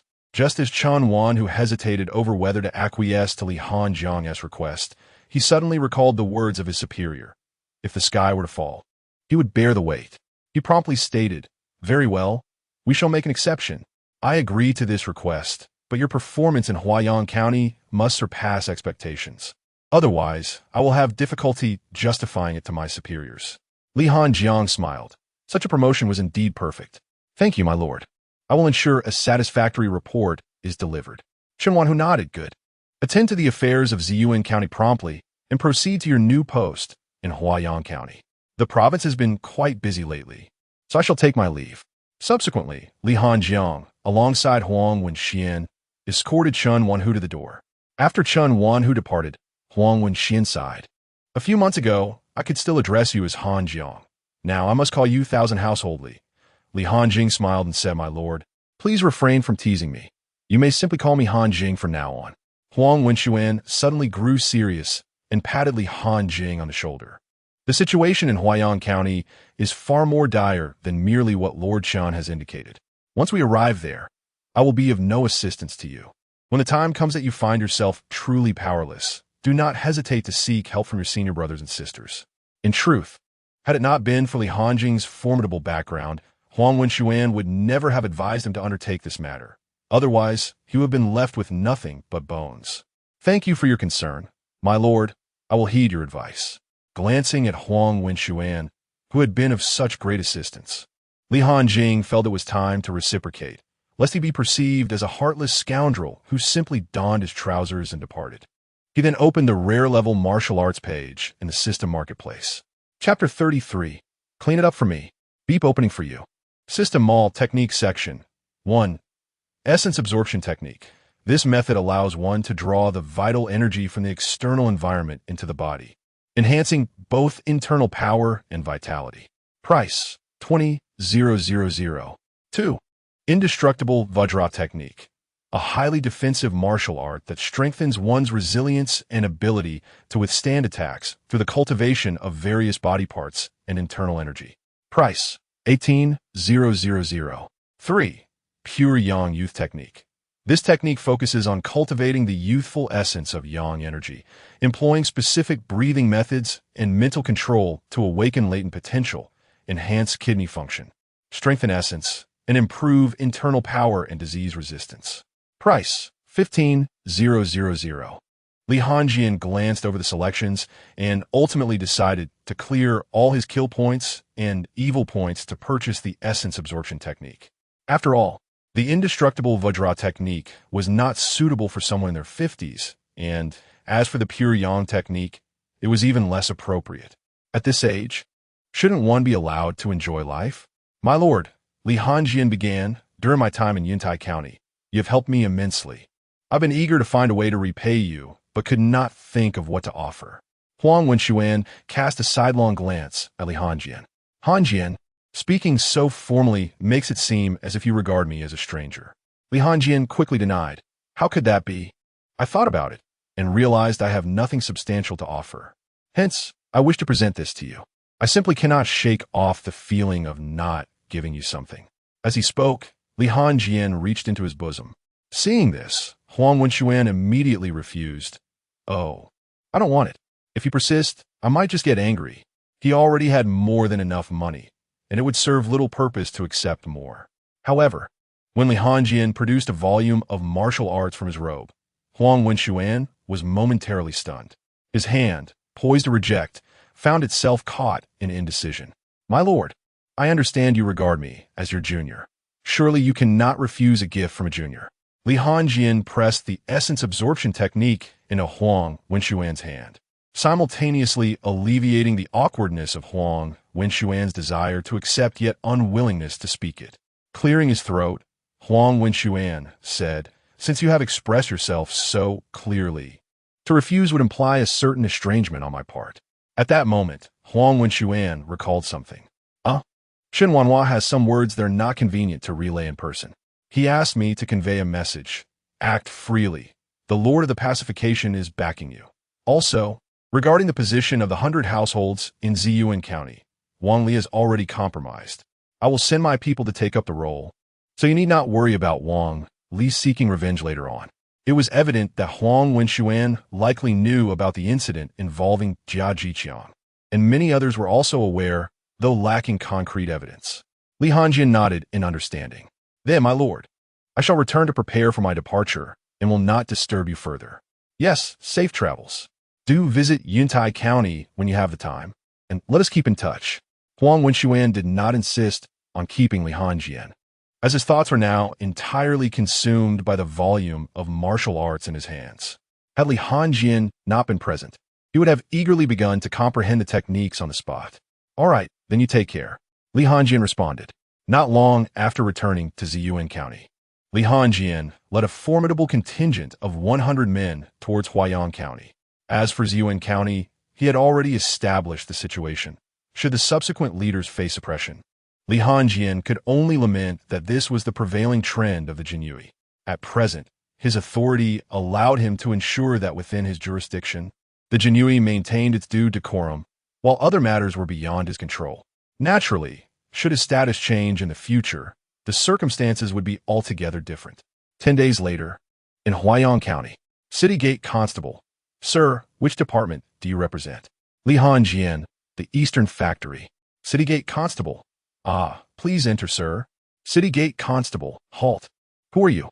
State your identity and purpose. Black Tiger Gang. We are here to procure some supplies. City Gate Constable. Very well. But do not cause any trouble once inside.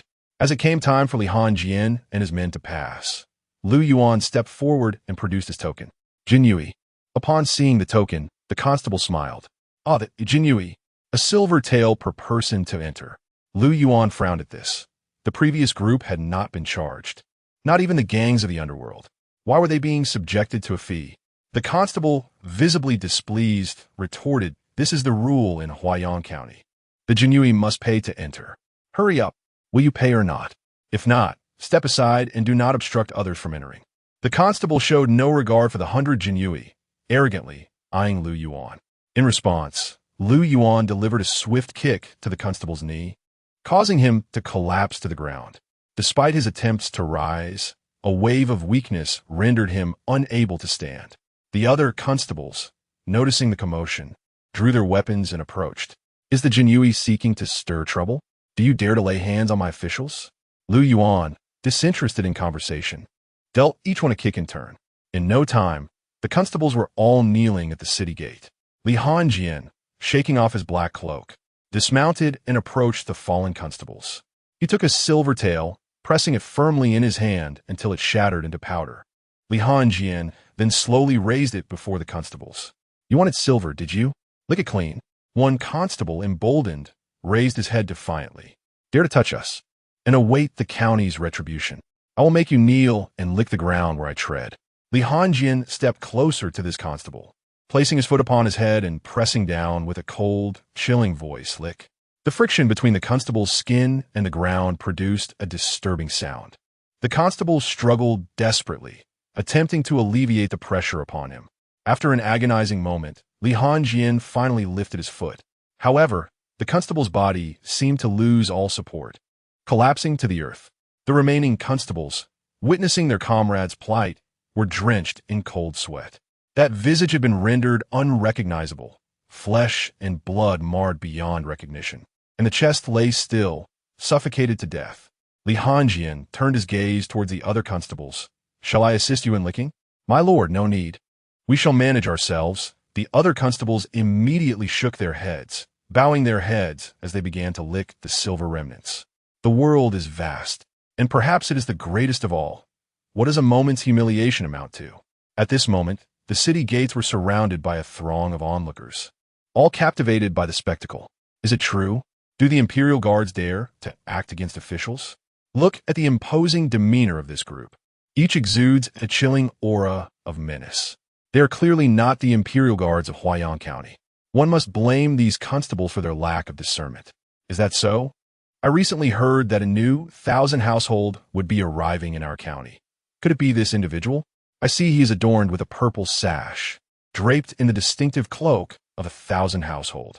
Haha, judging by the formidable presence of this newcomer, it seems our county shall witness quite a few more spectacles. Alas, I can only hope that these celestial beings do not involve us mere mortals in their conflicts. Chapter 34. The first factory, the second government, the three rivers and lakes. The brocade attire lags behind the dogs. As several constables savored their silver, Hanjing shouted with great authority, "Enter the city." 100 voices responded in unison, yes. Having witnessed the methods of Hanjing and his companions, the crowd instinctively parted to make way. Approaching the Jinyiwei office of the Jinyiwei in Huaiyang County, Hanjing surveyed the surroundings, perplexed to find the place eerily deserted in broad daylight. Suddenly, a youthful voice rang out, "Stop searching. That bunch of useless fools has gone to play the dogs." Turning towards the source of the voice, Hanjing beheld a young man, approximately 27 or 28, reclining languidly in a grand chair, sunbathing with half-closed eyes. The young man, sensing an abrupt loss of sunlight and the subtle aura of impending danger, curiously opened his eyes. To his astonishment, he found himself surrounded by a formidable group of Jinyiwei, all fixated on him with intense scrutiny. "What do you want?" he stammered. Hanjing replied coldly, "Who are you?" The young man, taken aback by the youthfulness of the figure before him, responded, "I am Murongji, a baihu of the Jinyiwei office of the Jinyiwei in Huaiyang County." Upon hearing this, Hanjing furrowed his brow and scrutinized Murongji's stance. He stepped closer and gave a firm pat. The impact nearly caused Murongji to buckle. His unstable footing and lack of martial foundation suggested his prowess was barely at the 5th level of body refinement. "You claim to be a baihu of the Jinyiwei?" Murongji waved his hand dismissively, "My lord, every baihu in Huaiyang County's Jinyiwei is inept." "How so?" Hanjing inquired, intrigued. Seeing his interest, Murongji began to elaborate. "My lord, have you heard the saying? The first factory, the second government, the three rivers and lakes, the Jinyiwei ranks behind the dogs? Brusa, Hanjing Urja." As they walked, Murongji explained, "This saying is unique to our Huaiyang County. The first factory refers to the two agencies, the eastern and western factories, while government pertains to the officialdom. Their powers are nearly equal, but the eunuchs wield more insidious methods. The three refers to various sects and influential merchants. As for us, the Jinyiwei, we are merely a collection of inept individuals, naturally trailing behind the dogs." After his explanation, Murongji curiously asked, "By the way, my lord, who might you be? What business brings you to Huaiyang County? I consider myself somewhat knowledgeable about the area and might be of assistance." With an impassive expression, Hanjing replied, "I am a newly appointed Jinhu, Hanjing, of the Jinyiwei in Huaiyang County." Hearing this, Murongji felt his legs weaken, desperately clutching the arm of the grand chair. "How on earth do I explain my incompetence in front of my superior?" he thought. However, he quickly regained his composure, realizing that yet another inept individual had joined the ranks of the Jinyiwei, one of considerable ineptitude at that. Such a young member of the Jinyiwei, to hold the rank of Jinhu, surely cannot be anything but a charlatan. Murongji initially believed that the individual before him was a formidable figure backed by a powerful lineage and innate talent. However, upon realizing that Hanjing was merely the Jinhu of Huaiyang County, he immediately concluded that he was an impostor. If Hanjing possessed the strength commensurate with his rank at such a tender age, how could he possibly be stationed in Huaiyang County? Achieving results in this place is akin to expecting a sow to climb a tree. Having reached this conclusion, Murongji chuckled and playfully patted Hanjing on the chest. "Brother, may I pose a question? Aren't all Jinhu of the Jinyiwei supposed to leverage connections? How did you ascend to this position? Please enlighten me. Perhaps I could persuade my father to explore similar avenues." Suddenly, Lu Yuan unsheathed his embroidered spring knife and pressed it against Murongji's neck. "Behave yourself." Murongji was taken aback, acutely aware of the force applied by the blade at his throat. He realized that any sudden movement could result in dire consequences. "Where are your men?" Hanjing inquired coldly. Recognizing the gravity of the situation, Murongji refrained from further jesting and replied, "My lord, they are at the gambling house, brothels, and various shops. Please take me to find them." After Murongji's recent revelations, the circumstances in Huaiyang County were even more dire than he had anticipated. Being the fire chief was proving to be quite a formidable challenge. If it were merely a matter of eliminating someone, Li Hanjing could accomplish the task instantly. However, the mandate from above was to cultivate the team collectively, which felt akin to an infernal-level trial. Fortunately, he had brought 100 men along. Otherwise, he would likely be left as a solitary commander. It seemed imperative to undertake a surgical intervention for the Jinyiwei in Huaiyang County. Thus, Murongji was compelled by Lu Yuan to lead the way, with 100 Jinyiwei following closely behind. Li Hanjing intended to make a significant statement today, beginning with an introduction to the people of Huaiyang County. At the Hanjing gambling house in Huaiyang County, Murongji remarked, "My lord, the majority of the Jinyiwei are gathered here. This is the Ren family's gambling house, and the Ren family is backed by the Xichang. It may not be prudent for us to enter with such a large entourage." Clearly, even someone like Murongji, who exuded the demeanor of a young master, harbored a deep-seated fear of the Xichang. After all, that notorious group was infamous for their lawlessness, their methods surpassing even those of the Jinyiwei of yore, treating everyone as mere statistics. What? They have such connections? Without a moment's hesitation, Li Hanjing led his men into the establishment. "Jinyiwei on duty, nobody move," Lu Yuan shouted. The gambling house was exceedingly vast. As Li Hanjing and his 100 men stormed in, they had to maintain a considerable distance to effectively encircle the patrons. The gamblers, initially taken aback by the aggressive entrance of the Jinyiwei, momentarily forgot to place their bets. However, upon recognizing the Jinyiwei, some began to shout, "Have you Jinyiwei lost your minds? Who dares to stir up trouble in someone else's gambling house? Get out of here at once, and I shall pretend this never occurred." A particularly haughty steward spoke with an air of superiority, completely dismissing Li Hanjing and his men. "Lianjing akshenja aglansa." And immediately 2 Jinyiwei stepped forward to seize the steward. Subsequently, Li Hanjing surveyed the entire gambling house. There were merchants adorned in resplendent garments, alongside a factory overseer with a pallid countenance, presumably affiliated with the Western Depot. Additionally, there were members of the Jinyiwei seated beside those eunuchs, assisting them in handling their chips. Truly, it mirrored what Murongji had described, coming here to serve as mere hounds. The overseer, despite being restrained, remained restless. This was the territory of the Western Depot, and Jinyiwei. Bang! Li Hanjing struck the overseer's head with a mighty blow, channeling his internal energy. The overseer immediately succumbed, blood oozing from his 5 senses as he perished. Witnessing a life extinguished, the previously nonchalant eunuchs rose from their seats. The leader emitted a voice that was neither human nor ghostly. "You have a rather ghastly appearance. Where do you hail from? Do you not comprehend that this is the domain of the Western Depot?" Chapter 35. A gift for your arrival. Li Hanjing surveyed the attire of the eunuch, noting that he held the rank of a 7th-grade 100 household in the Western Depot, a minor authority even in Huaiyang County. However, at that moment, Li Hanjing was disinclined to engage with him, as he had his own matters to attend to. All the useless members of the 2nd Division of the Jinyiwei. "Come here," Li Hanjing declared with an air of menace. Many Jinyiwei present at the gambling house were momentarily taken aback by his commanding voice. It was then that Murongji stepped forward to clarify, "This is Lord Li, the newly appointed commander of our 2nd Division." The Jinyiwei, upon realizing this, hastily set aside their gaming chips and approached Li Hanjing. After all, he was their superior, and his words warranted respect. The eunuch, feeling disregarded, darkened his expression and remarked, "I wonder who among you dares to defy me. Think carefully.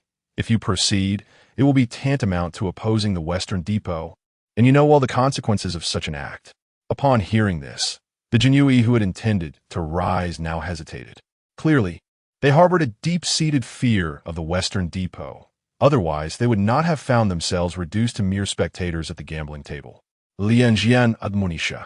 You would do well to remember who your superior is and to which organization you belong. Yet, the eyes of these Jinyiwei remained fixed upon the eunuch. their bodies betraying no inclination to act. Li Hanjing found himself both exasperated and amused. Here I am, a commander. Yet my words carry less weight than those of a mere 100-household eunuch. After a brief interval, the Jinyiwei remained unmoving. Li Hanjing's expression turned frosty. I have extended my opportunity. Should you choose to serve as hounds for the Western Depot, do not blame me for my severity. With that, he subtly gestured with his hand. Members of the 2nd Division of the Jinyiwei in Huaiyang County, you are hereby deemed traitors. Execute them on the spot. With his command barely uttered, 100 Jinyiwei unsheathed their embroidered spring knives and advanced upon their brethren. Those hapless Jinyiwei, arriving at the gambling house without even their blades, stood no chance against the elite forces of Li Hanjing. Clatter, bang. The gambling house was instantly transformed into a scene of chaos. A massacre commenced, with hands severed and heads cleaved. The remaining members of the 2nd Division of the Jinyiwei were jolted back to reality by the wails of the dying and the stench of blood, recognizing the folly of their earlier actions. After all, Li Hanjing was their superior, and they had disregarded his commands out of fear of retaliation from the Western Depot. Realizing their mistake, one among them cried out, "My lord, grant us another chance. We were momentarily foolish." But before he could finish, his head was severed in a swift stroke. "My lord, we acknowledge our error. Please, have mercy." The pleas for clemency echoed. Yet the 100 household soldiers only quickened their pace of execution. For several months, there's been an absence of bloodshed, and the enhancement of one's prowess progresses at a sluggish pace. As you plead for mercy, should the master relent, the rare opportunity to bolster strength would be lost. Suddenly, a voice cried out, "Kill! Do it swiftly! Let our master witness our execution prowess." An officer immediately echoed this command. Li Hanjing found amusement in observing his loyal troops. Having issued the order, he would not retract it. The imperial guards grew increasingly exhilarated, their bodies becoming drenched in crimson as their scope of slaughter expanded. Initially precise in targeting the imperial guards, they now struck down even the personnel from the Western Bureau, and some hapless gamblers as well. 100-man from the Western Bureau felt his feet grow cold as he witnessed the carnage. What manner of individuals are these? After a while, the tumult finally subsided. The 100-man from the Western Bureau trembled as he pointed at the hundreds of corpses strewn about. "You audacious fool, brazenly murdering so many court officials in public. Prepare to lose your head. Lianjing Shuklat Wikadli. I had nearly forgotten about you, that wretched eunuch. You conspired with the imperial guards to break free from the court's control. Prepare to be executed on the spot." Upon hearing this, the 100-man realized his own life was forfeit and fled in terror. He understood that his abilities could never match those of the imperial guards. To stay would mean certain death. Li Hanjing chose not to pursue, instead slowly retrieving the embroidered spring knife from his waist, channeling his internal energy into the hilt. The knife surged forth like a wild stallion, hurtling towards the fleeing 100-man of the Western Bureau. Bang! The tremendous force pierced through the man's body as if it were mere paper. Li Hanjing then commanded, "Bind these traitors together with rope, so that the citizens of the city may behold their treachery." Once the situation was under control, Li Hanjing regarded the trembling Murongji with indifference. "Lead the way." Murongji compelled himself to summon a modicum of strength. Yes, it is as you command, master." At that moment, he realized that this was no mere matter of connections, judging by Li Hanjing's demeanor. It was evident that the authorities disapproved of the imperial guards in Huaiyang County's conduct. A heavy-hitting official had been dispatched to rectify the situation, and it seemed the imperial guards were about to face a reckoning. However, upon searching the brothels and various shops, they found no trace of the 2nd Division of the imperial guards. Thus, the group returned to the headquarters of the 2nd Division, only to discover the courtyard already filled with a throng of shadowy figures, approximately 1,000 individuals. All heads were bowed. No one dared to utter a word, nor even to breathe audibly. The atmosphere was palpably oppressive. It turned out that the news of Li Hanjing's ruthless rampage at the gambling house had spread like wildfire throughout Huaiyang County within the span of a single hour. Whispers claimed that a formidable new commander from the imperial guards had been sent down from above, scouring for the disobedient, executing them as he went. Rumors even escalated to suggest that this new commander was a figure from the underworld, dragging the slain behind him like a specter. Upon hearing the arrival of the newly appointed Qianhu, the Jinyiwei immediately recognized the gravity of the situation. Some, still in disbelief, ventured to inspect the blood-soaked ground, leading to the current scene. Li Hanjing murmured to Lu Yuan, instructing him to arrange the corpses in a circle, encircling the remaining individuals. "Understood, my lord," Lu Yuan replied. Once the several hundred bodies were positioned, Li Hanjing procured a chair and seated himself before the assembled. He uttered not a word, merely regarding them with an air of indifference. The bolder among the Jinyiwei dared to glance up, only to quickly avert their gaze, cold sweat cascading down their brows, as they found themselves encircled by the lifeless forms. The peculiar sight of the dismembered corpses, some still with eyes wide open, added to the unsettling atmosphere. When the tension had been sufficiently cultivated, Li Hanjing broke the silence. "Today marks my inaugural day in Huaiyang County, and consider this a rather morbid introduction to our acquaintance. Of course, should your conduct remain as commendable as it has been in serving the eunuchs, I shall bestow upon you a gift each day henceforth." He gestured nonchalantly towards the bodies strewn upon the ground. "Lift your heads, and behold the welcome gift I present to you." His tone shifted abruptly, becoming stern. "Now, raise your heads." The assembly, compelled by his command, complied without hesitation, well aware that the fate of those on the ground was sealed by their disobedience. Li Hanjing then pointed toward the bloodied Jinyiwei. "From this day forth, a new position shall be established within our ranks. Chief Flag, codenamed GU. This unit shall vigilantly oversee your actions. Should any of you be caught in servitude once more, you may find yourselves meeting a fate akin to that of these unfortunate souls." He awaited their response, and a disjointed chorus of "understood" echoed back. Li Hanjing bore no grudge against their lackluster reply, recognizing the inherent weaknesses within the ranks. It was unrealistic to expect immediate transformation. In truth, the Jinyiwei internally dismissed his words, pondering who would willingly choose to be subservient if given the choice. While Li Hanjing's authoritative methods had instilled a momentary sense of fear, they believed he would soon succumb to the pressures of various factions, much like the previous Qianhu, ultimately leading to a decline in morale and integrity. Before long, Li Hanjing dismissed the Jinyiwei, retaining only Murongji. "Murong, you previously claimed to possess a fair understanding of Huaiyang County. Is that true?" His tone had softened considerably. For having established his authority, he was now prepared to sift through potential allies for future endeavors. Chapter 36. The intricate powers of Huaiyang County. Initially feeling somewhat apprehensive when left alone, Murongji felt considerably more at ease upon hearing Li Hanjing's relatively soothing tone. With a respectful gesture, he stated, "My lord, my family operate a tavern in Huaiyang County. I have, to some extent, heard various tidbits of information regarding both the underworld and the affairs among officials." Li Hanjing nodded. "Very well. Please provide me with an overview of the entire situation in Huaiyang County." Murongji replied, "My lord, due to the presence of silver mines, Huaiyang County is endowed with abundant resources, which naturally leads to a confluence of complex powers. There are 6 major factions: the Western Factory, the Eastern Factory, the local government, the 6 Doors, the sects of the martial world, and the merchant consortiums. Among these, the merchant consortiums rely heavily on." Li Hanjing abruptly interrupted Murongji. "Murong, it will be best if you could organize this information and write it down for me." After listening to Murongji for a while, Li Hanjing's thoughts became increasingly muddled, making it difficult to fathom how intricate the powers within a single county could be.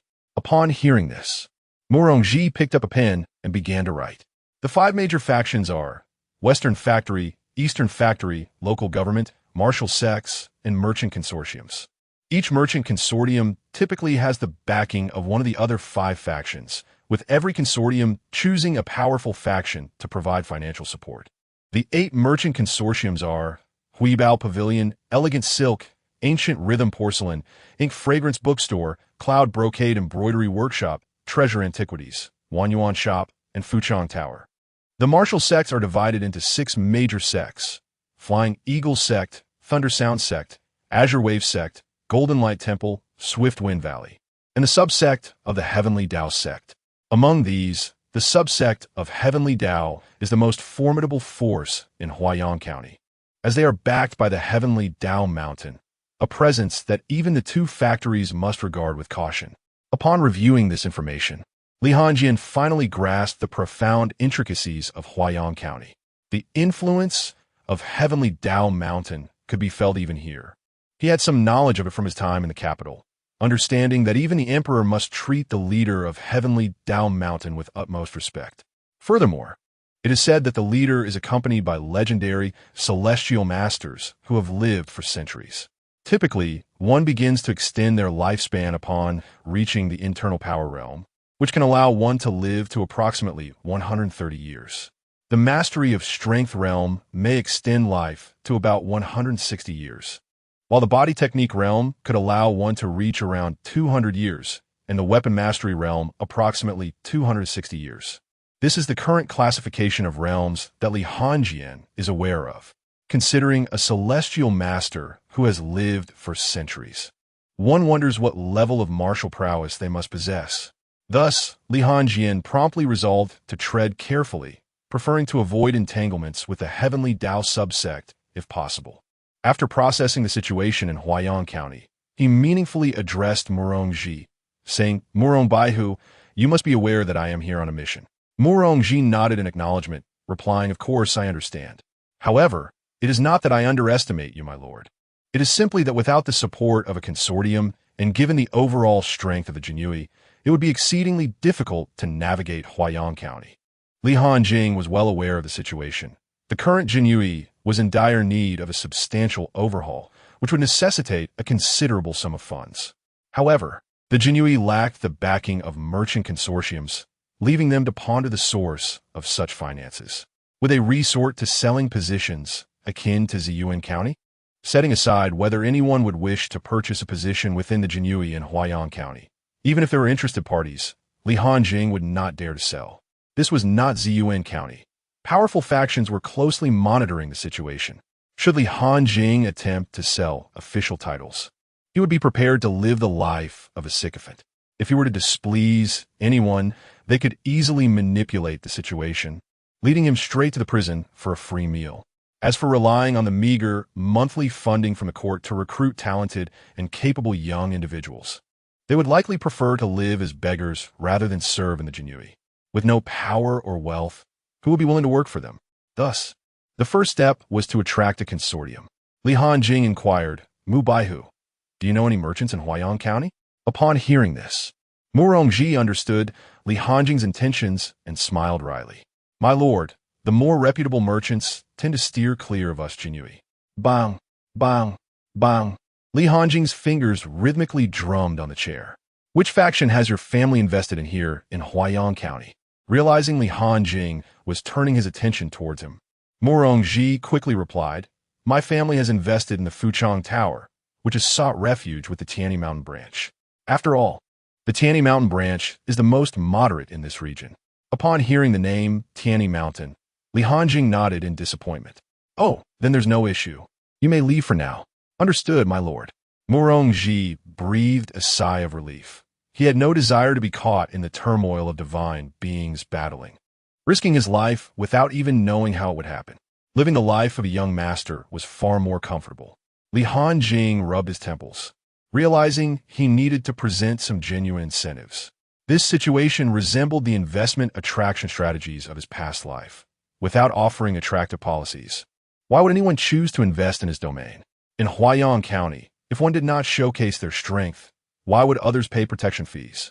Nightfall descended upon Huaiyang County, West Factory. Slap! "Lord Wang, this new Jinyiwei Qianhu has audacity beyond measure. Causing a ruckus at our protected gambling den is one thing, but he has even killed one of our baihus. He shows utter disregard for us at the West Factory." A eunuch remarked with a delicate tone. "Li Darren, it's just one baihu who has died. Please remain calm. I just reviewed his profile, and he is no ordinary individual. We cannot deal with him in our usual manner." Compared to the irate eunuch, this one maintained a level-headed demeanor. The two men were Qian Hiswang, Shi, and Li Kai, representatives of the West Factory in Huaiyang County. Upon hearing Wang Shi's words, Li Kai too regained his composure. Indeed, a 20-year-old with internal strength, rumored to have previously mingled with the central authorities, would naturally possess such arrogance. However, this was Huaiyang County. Here, dragons must coil and tigers must lie low. Li Kai spoke with a sinister tone. Wang Shi urged once more. The youth naturally possess a fiery temperament. Witnessing the current state of his subordinates, it is inevitable that he would feel a sense of loss of control. Moreover, I perceive that the dispatch of the state, Jinyiwei, carries a hint of intent to alter the existing circumstances. Let us observe his next course of action before arriving at a decision. Li Kai scoffed. Then let us proceed as Lord Wang wishes. If he can fulfill his role as Qianhu properly, perhaps he will receive some rewards. If not, Wang Shi, observing Li Kai's demeanor, felt a tinge of helplessness. Such impulsiveness seemed destined to lead to trouble eventually. At the Huaiyang County government, the county lieutenant, Sun Wei, addressed Lord Zheng, my lord. Today, the newly appointed Jinyiwei has humiliated our government at the city gate and even killed one of our constables. What shall we do about this? After pondering for a moment, the middle-aged man replied, this matter is not easily resolved. If we are to discuss reason, it is indeed we who have erred. After all, he has already committed numerous murders at the Hanjing gambling den, and I have heard that 100 households have fallen to the West Factory. For now, let us refrain from taking action and allow the West Factory to bear the brunt of this situation. Zheng Hui, the prefect of Huaiyang County, nodded in agreement. By the way, my lord, this new Jinyiwei Qianhu certainly possesses formidable skills, though I wonder how long he can maintain this. Zheng Hui chuckled, Lieutenant's son. Your assessment lacks depth. He lacks support from any consortium and is accompanied by a band of fools. I believe he will manage to endure for quite some time. We must exercise caution henceforth. Ha ha ha. Sun Wei could not help but laugh in response. Indeed, my lord. It appears the Jinyiwei is on the verge of reclaiming its former glory. It sends shivers down my spine. On the following day, a middle-aged man entered Qianhu 2nd Division with a cheerful demeanor. Lordly, we were supposed to meet yesterday, but there were simply too many matters at hand. Li Hanjing recognized him as Gao Hai from the 1st Division of Jinyiwei and offered a perfunctory smile. I can understand. After all, I too was preoccupied with eliminating a considerable number of individuals yesterday. Gao Hai paused momentarily. Lordly, let us set aside such discussions. Upon your arrival, we have decided to reallocate certain street privileges specifically for you. Let us go to the county for a meeting. To be frank, Li Hanjing was not particularly eager to attend this meeting. The notion of specially reallocating street privileges for his sake was laughable. It was merely an attempt to establish dominance over him. Gao Hai, fully aware of this trap, feigned ignorance in inviting him. Consequently, Li Hanjing would have to approach future matters as an outsider. Chapter 37. Engaging in a game of words? I shall disrupt your gathering, perceiving that Li Hanjing remained unfazed. Gao Hai gently reminded, my lord, it is time to depart, lest we arrive late. Li Hanjing leisurely draped his cloak over his shoulders. Gao Darin, I wish to inquire about something. What is it, my lord? Do not hesitate to ask, Gao Hai replied. Is our Jinyiwei a subordinate department of the government? Li Hanjing took another sip of tea. Gao Hai, somewhat perplexed, responded, of course not, my lord. What brings you to such a question? Upon receiving the answer, Li Hanjing sheathed his embroidered spring knife. If it is not, then what is there to fear about being late? Let us proceed at a leisurely pace and keep them waiting. Gao Hai, taken aback, could only stammer this. Thus, he had no choice but to accompany Li Hanjing as they ambled down the street. After a full half hour, they finally arrived at the district office. Just upon entering, a sharp voice pierced the air. The Jinyiwei truly carries an enormous presence. We have all been kept waiting. Gao Hai quickly forced a smile, my lord. On the way here, I was just discussing with Li De, what a coincidence that you both share the same surname. He attempted to ease the tension, fearing that Li Kai might take offense. Li Kai retorted with a sardonic tone. Indeed, that is quite an unfortunate matter. Sharing a surname with eunuchs is not particularly delightful either. After speaking, Li Hanjing casually took a seat. However, Li Kai was visibly enraged, his veins bulging. Those who had undergone castration despised being referred to as eunuchs in public. It was evident how impactful Li Hanjing's remark was. As Li Kai was about to retaliate, Wang Shi hastily restrained him. Let us commence the meeting first. At last, Li Kai relented. Due to Li Hanjing's mention of eunuchs, the two captains from the Eastern Factory cast unfriendly glances in his direction. At this moment, Zheng Hui, who had remained silent until now, spoke up. Now that everyone is present, let us begin. Lord Hanjing, as you are new, there are some individuals you might not recognize. Allow me to introduce them. The two captains from the Western Factory, Wang Shi and Li Kai. The two captains from the Eastern Factory, Zhang Quan and Lu Jin. And I, Zheng Hui, the governor of Huaiyang County. Once Zheng Hui concluded the introductions, Li Hanjing rose, declaring, I am Li Hanjing, captain of the Jinyiwei. Zheng Hui then produced a map, specifically a map of Huaiyang County. As we have a new member joining us, shall we consider a redistribution of our responsibilities? I wonder if anyone has any objections? To everyone's surprise, the major factions concurred, no objections. Seeing the unanimous agreement, Li Kai from the Western Factory eagerly pointed at the map. Gulu Street, Fenghua Alley, and Yinyulong Street shall remain under the safety maintenance of the Western Factory. Bianliang Street and Zuyu Street will continue to be safeguarded by the Eastern Factory. Yuqing Street shall be the responsibility of the Jinyiwei. Huaping Alley, Qinxin Street, and Yinyu Street will still be under the jurisdiction of the district office. In essence, safety maintenance was merely a euphemism for the collection of protection fees. Li Kai suddenly declared, all right, this is the proposal from the Western Bureau. Those in agreement may raise their hands, and those who dissent may present alternative suggestions for another round of voting. Ultimately, the plan with the highest vote count will be executed. Having said that, Li Kai raised his hand. Following him, two officers from the Eastern Bureau also raised their hands. And to Li Hanjiang's surprise, Gao Hai did as well. Is this how we are playing it? Li Hanjiang thought. After all, this meeting, ostensibly organized for him, seemed to exclude his input. The Western Bureau appeared to be giving Li Hanjiang a stern warning regarding yesterday's events, humiliating him in the process. The others naturally had no reason to refuse, as the pie was limited. If they were to share it with Li Hanjiang, their own interests would diminish. Noticing that only Li Hanjiang remained silent, Li Kai intentionally inquired, does the Qinhu Hanjiang have a different proposal since he did not raise his hand? If so, please present it for a vote. At that moment, Li Hanjiang maintained a calm demeanor, betraying no hint of humiliation or discomfort. I have no objections. Since everyone else is in agreement, let it be so. The Jinyiwei have some matters to attend to, so I shall return now. Li Hanjiang was not foolish enough to propose an alternative, as that would only lead to further disgrace. At the Jinyiwei's second division in Huaiyang County, upon his return, Li Hanjiang's expression darkened as he summoned Lu Yuan. Gather all the Zhiyu guards and head to Drum Tower Street. So, they wish to play a game of one-sided dialogue. Do they? Lu Yuan sensed the impending violence, and a flicker of excitement danced in his eyes. Understood, I will prepare immediately. Soon, Li Hanjiang heard the sounds of blades being sharpened outside. After the previous day's carnage, the combat capabilities of the Zhiyu Guard had surged to the 9th stage of body refinement. Lu Yuan was on the brink of advancing his internal power, and if today's confrontation escalated, he might very well achieve it.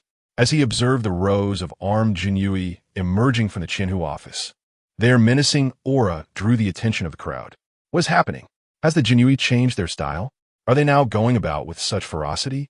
One onlooker remarked, I told you not to stay holed up at home. You should venture out more. Another added, I've seen this group before. They are the personal guards of the newly appointed Qinhu from the 2nd Division. Do you see that young man in the front? He is the new Qinhu, but don't let his youth fool you. He is a ruthless killer. I reckon the Jinyiwei will secure a significant place in Huaiyang County moving forward. On Drum Tower Street, the Jinyiwei conducted their routine inspections, demanding to see the ledgers. The Jinyiwei are investigating and suspect that there may be criminal elements here. We will temporarily seal this area. The entire Drum Tower Street descended into chaos as Li Hanjiang unleashed the Jinyiwei upon both large and small businesses alike. Some eunuchs from the Western Bureau were apprehended, stripped of their clothing, and left exposed in the street, allowing the public a glimpse of what lay beneath. As the saying goes, when gods clash, the innocents suffer. After completing these actions, Li Hanjiang moved to a nearby tea house, set up a table, and poured himself a pot of tea, leisurely awaiting the arrival of the Western Bureau's representatives. The atmosphere in the hall shifted dramatically as an anxious eunuch rushed in, interrupting the discussion between Li Kai and Wang Shi. Li Kai, visibly irritated by the disturbance, chastised the eunuch for his disarray, lamenting the loss of composure that should characterize the Xichang. Upon hearing Li Kai's reprimand, the eunuch lowered his head in trepidation, fearful of Li Kai's notorious volatility.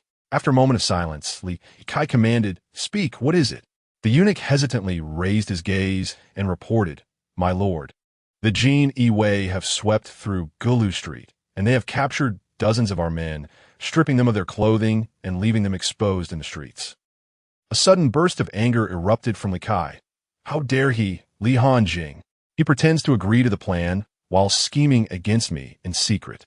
Without hesitation, he deduced that this was indeed the handiwork of Li Hanjing, knowing well that Gao Hai was nothing more than a compliant dog incapable of such insubordination. "Dispatch 400 team leaders to Gulu Street. Today, Li Hanjing shall experience the full force of Xichang." Li Kai declared, his fury palpable. "Wang Darren, do not attempt to restrain me this time. It would be futile." With that, he stormed out of the Xichang, flames of wrath igniting his every step. Wang Shi, who had remained silent, hesitated to voice the notion of composure. He, too, felt that it was time to teach Li Hanjing a lesson, having already experienced 2 consecutive days of turmoil instigated by him. With a resigned sigh, he followed in pursuit. Chapter 38. The annihilation of the Xichang's 1,000 households, Gulu Street, Huaiyang County. The sound of hurried footsteps resonated, echoing in the air.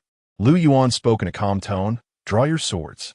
With a swift motion, 100 members of the Jinyiwei unsheathed their blades, emanating an aura of menace. Poised for battle, Li Kai, leading a contingent of 400, swiftly arrived at Gulu Street, confronting Li Hanjing. A fierce clash loomed on the horizon. The onlookers, initially intrigued, were now frightened. They hastily secured their windows and doors, fearing the impending chaos. The scene evoked memories of the nascent Qi Yin Empire, where skirmishes involving hundreds were commonplace as imperial forces quelled remnants of the former dynasty. Stepping forward, Li Kai, with a piercing voice, proclaimed, "Li Hanjing, release my men from the Xichang and kneel to offer 3 bows. We can let this incident pass as if it never occurred." Li Hanjing, reclining with a smirk, responded, "As a child, I often pondered the true nature of eunuchs. Now, I have my answer." Li Kai, driven to the brink of madness, felt the sting of humiliation for the 2nd time in a single day. "Attack! Slay them all. The Jinyiwei disrupt the peace of the streets, and they shall be treated as traitors." As the Jinyiwei faced resistance from the Xichang, they were obstructed at every turn, suspected of colluding with criminals. "Arrest them all and interrogate them one by one. Any who resist shall be executed on the spot," Lu Yuan commanded. Now, everyone had a justifiable cause. The clashing of weapons echoed through the air. However, Li Kai soon noticed something amiss. The fallen were predominantly from his own ranks. He witnessed one of his men strike an opponent, only for the latter to shed a mere trickle of blood before continuing the fight. This was the prowess of the killing Qi technique. Each adversary was a formidable martial artist. Much like the defensive barrier of Qi, until broken, it could not be penetrated. Yet, each Jinyiwei was a master of body refinement at the 9th level, already elite within the realm of team combat, coupled with the near-invincible presence of Lu Yuan, who approached the realm of inner strength. The Xichang's foot soldiers stood no chance unless they too were practitioners of Qi refinement. After a moment of observation, Li Kai quickly grasped the reality. This group of Jinyiwei were body cultivators, and their martial prowess was formidable. In a brief span, nearly 100 of his men had perished, while the Jinyiwei had merely suffered minor wounds. This was unacceptable. Li Kai immediately summoned his internal energy, momentarily levitating in the air, his palm gathering power to strike at the Jinyiwei. Yet, Li Hanjing had already sensed the impending attack. With a flick of his wrist, he hurled a teacup imbued with internal energy towards Li Kai. Boom! The collision of Li Kai's burgeoning energy and Li Hanjing's swift strike sent shockwaves through the air. Li Kai struck down, coughed up blood, and staggered back several steps before regaining his footing. This illustrated the stark difference between the realms of palm force and internal energy. A casual blow could render the latter utterly defenseless. At that moment, Wang Shi rushed over, witnessing Li Kai's plight, and quickly supported him. Li Hanjing took a step forward, effortlessly crossing the crowd from the West Factory to stand before Li Kai and Wang Shi. The onlookers suggested that those below should resolve the matter, and if they were to strike, they should face him first. Li Hanjing spoke coldly. Li Kai murmured, "We have underestimated Li Hanjing. His talent is indeed terrifying. Despite my fourth-tier inner strength, I found myself unable to contend with him. We must unite to eliminate him. Otherwise, the consequences could be dire." Wang Quan, upon hearing this, was equally astonished. At merely 20 years of age, possessing inner strength beyond the fourth tier, he was destined for at least a second-rank official position in the future. Their enmity was undeniable. He could not be left alive. Li Hanjing quietly observed as these two fools deliberated on how to deal with him. The duo summoned their inner strength, launching a full-force assault towards him. In an instant, Li Hanjing transformed into an afterimage, gracefully maneuvering around to their rear. With both hands, he seized their necks and soared into the air. Bang! The ground shook. With a powerful thrust, he hurled the two from their height, delivering two explosive punches that struck them with the force of a tiger's roar. After a moment's perception, he realized their breaths had ceased. They would never have imagined that such a prodigy, possessing mastery at such a young age, could exist in this world. Addressing the lifeless bodies, Li Hanjing remarked, "I was just lamenting the lack of an opportunity to eliminate you, and here you are, providing me with the perfect justification for your demise." In truth, Li Hanjing had no desire to provoke the troublesome faction of the West Factory. However, their presence obstructed his financial endeavors, akin to the hindrance posed by Jia Jiqiang.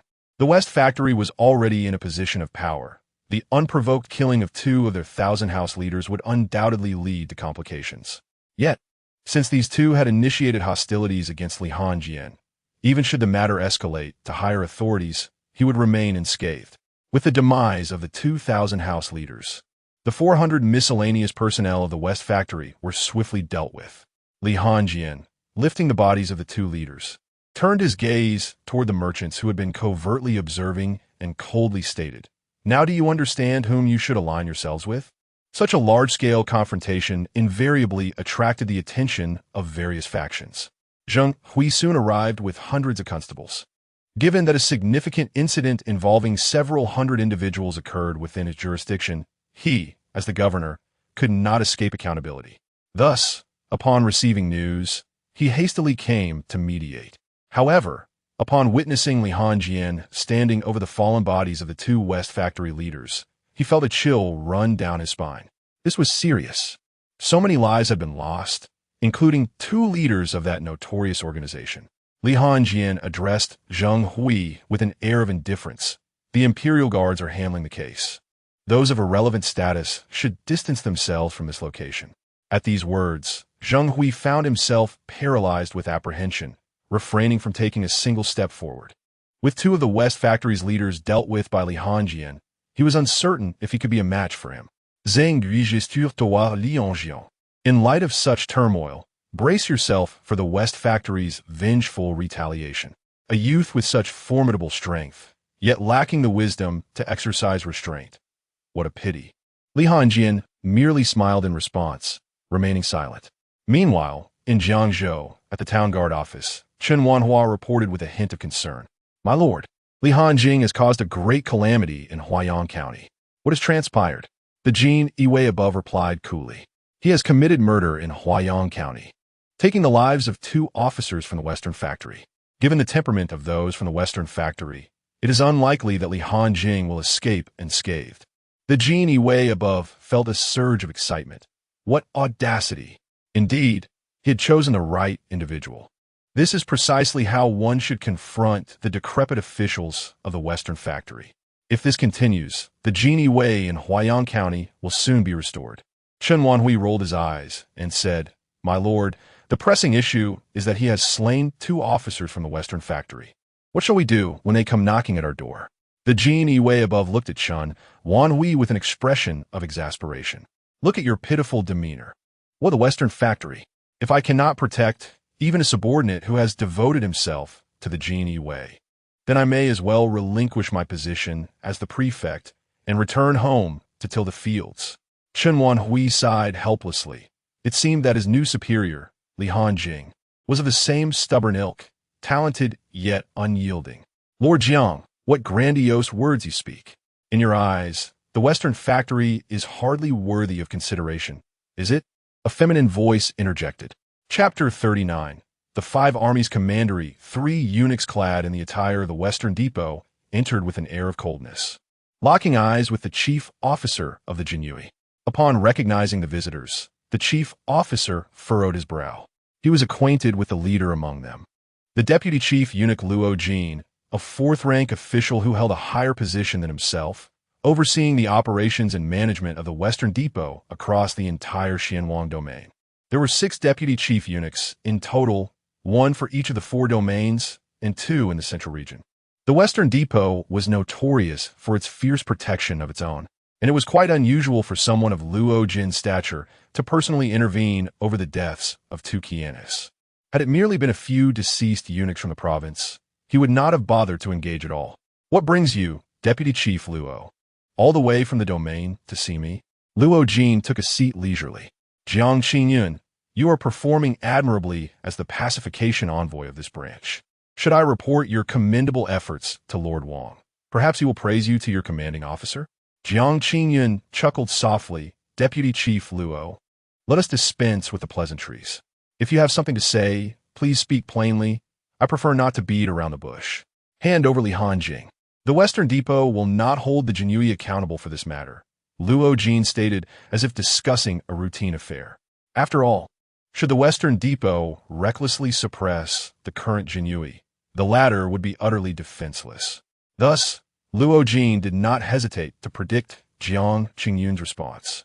However, Jiang Qingyun shook his head in refusal. Deputy Chief Luo, while I am amenable to various discussions, I cannot comply with your request to surrender Li Hanjing. He is a distinguished figure within our Jinyiwei. If I were to hand him over, how would I maintain my standing? Upon hearing this, Luo Jin's expression darkened significantly. Jiang Qingyun, are you prepared to face the wrath of the Western Depot? The skies may fall, but you alone, as the pacification envoy of this branch, cannot withstand such pressure. With the conversation reaching this critical juncture, Jiang Qingyun saw no need for courtesy, his temper flaring as he retorted, Deputy Chief Luo, so you have someone backing you, do you? Do you think I lack support? I did not attain this position through idleness. The skies may fall, but I will not yield to you. When you deserve respect, I will grant you that as Deputy Chief Luo. Otherwise, you are merely Luo, the eunuch, understood? If you seek face, do not come to the Jinyiwei. Luo Jin, enraged, felt his cloak billow as he unleashed his inner strength, pressing it forcefully against Jiang Qingyun. You seek death. Yet, Jiang Qingyun stood resolute, matching his power in defiance. At that moment, Luo Jin regarded Jiang Qingyun with newfound respect. The strength of a mere pacification envoy was formidable enough to stand against him. Seeing that brute force would not subdue Jiang Qingyun, Luo Jin retracted his energy. This time, I sought you out to negotiate. Next time, your commanding officer will directly demand the surrender. Jiang Qingyun shrugged his shoulders. Feel free to summon him. Witnessing Jiang Qingyun's defiance, Luo Jin felt a twinge of uncertainty. Could it be that Jiang Qingyun had a powerful ally behind him? In truth, Luo Jin's speculation was correct. Jiang Qingyun's mentor was none other than the esteemed General Longhu, a second-rank official wielding significant military authority. Initially, Jiang Qingyun believed that the matter had concluded with the political maneuvering in the prefecture. However, with Luo Jin's recent appearance, he had prepared himself to pay a visit to his esteemed mentor. As the atmosphere between the two parties grew tense, the sounds of armored footsteps approached, culminating at the grand entrance. A middle-aged man clad in armor emerged, his gaze as sharp as a sword, exuding an authority as solid as a mountain that subdued all present. Upon seeing this figure, both Jiang Qingyun and Luo Jin instinctively rose to their feet. The usually unwavering Jiang Qingyun felt a bead of cold sweat form in his palm.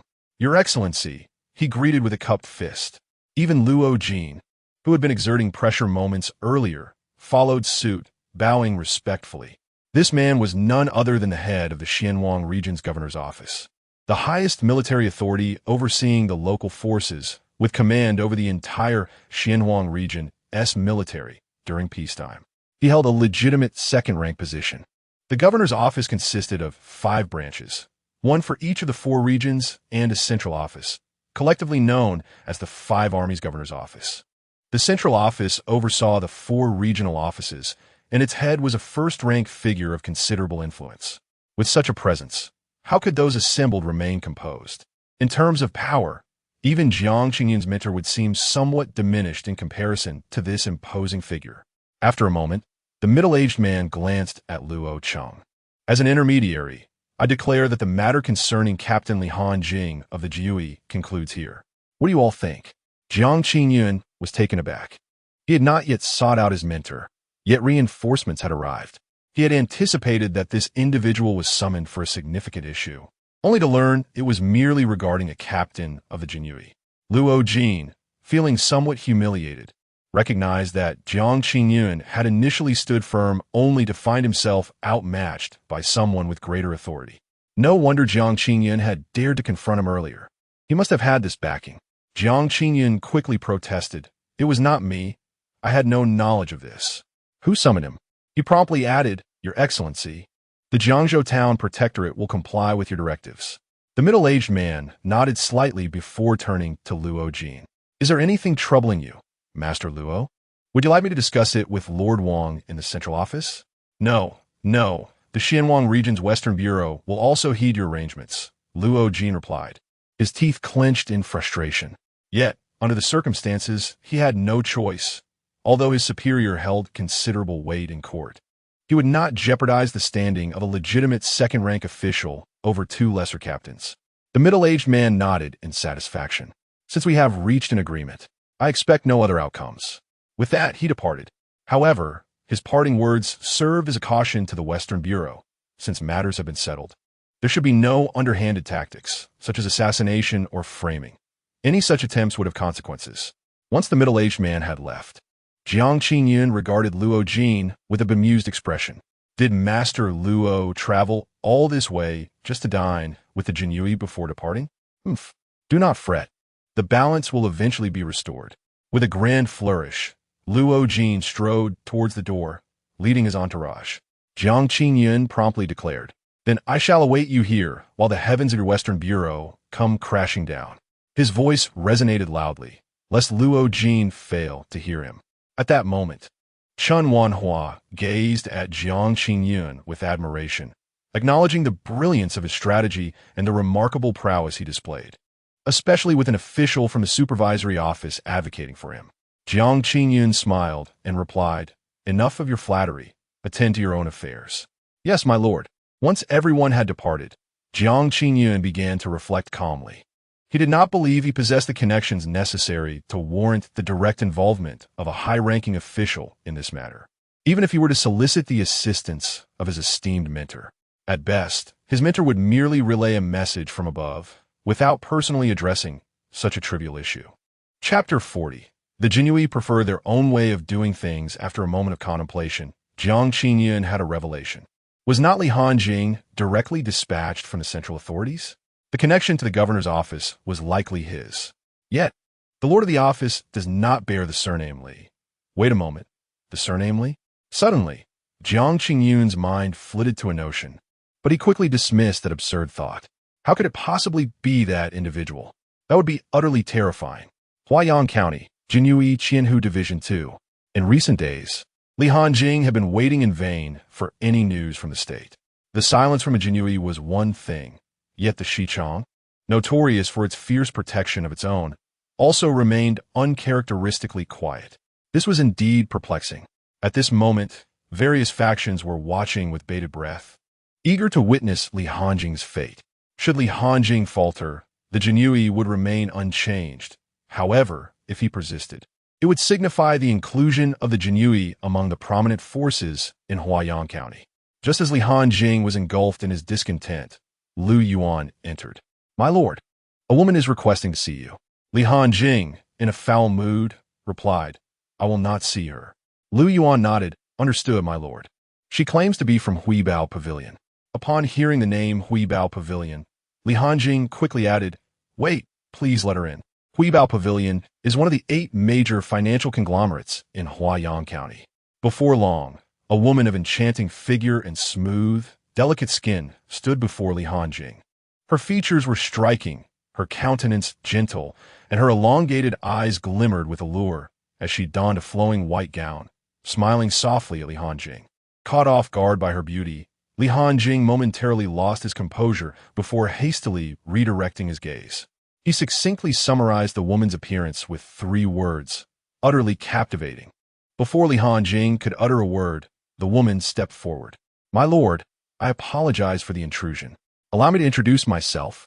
I am Yin Roshin, the vice master of Huibao Pavilion. Li Hanjing nodded. What brings you to the Jinyiwei? Yin Roshin produced 3 banknotes of 100,000 taels each, placing them before Li Hanjing. My lord, this is a token of our meeting. Not in haste to accept the notes, Li Hanjing inquired, Vice Master Yin, what is the meaning of this? A bribe for a court official? With a smile, Yin Roshin replied, Oh, my lord, how could I dare? This is merely an investment from a merchant to the Jinyiwei, not a personal gift to you. Li Hanjing leaned back in his chair, collecting his thoughts. Speak plainly. Vice Master Yin, what is your intent? Yin Roshin, taken aback, responded, My lord, what intentions could a humble woman possess?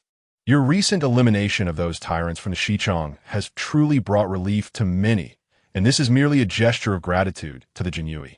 Realizing the woman intended to continue her subtle inquiries, Li Hanjing retrieved the 300,000 taels he had accepted earlier.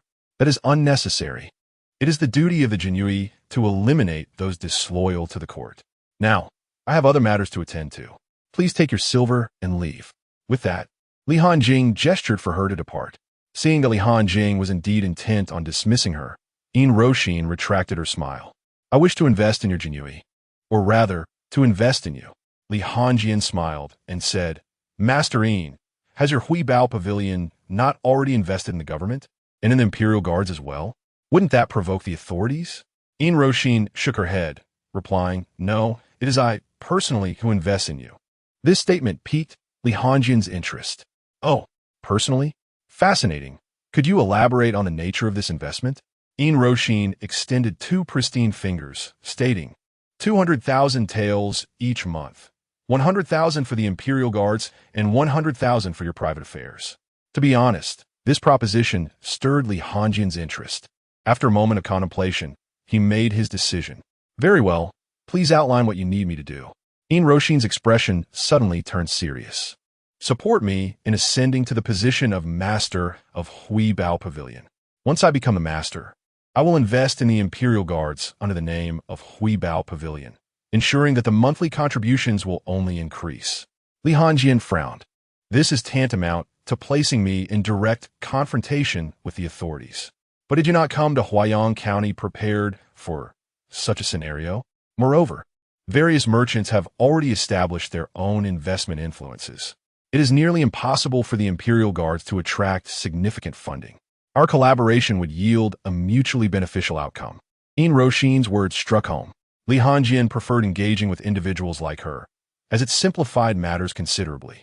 Yet, he would not become an unwitting pawn for someone else's ambitions without clarity on certain issues.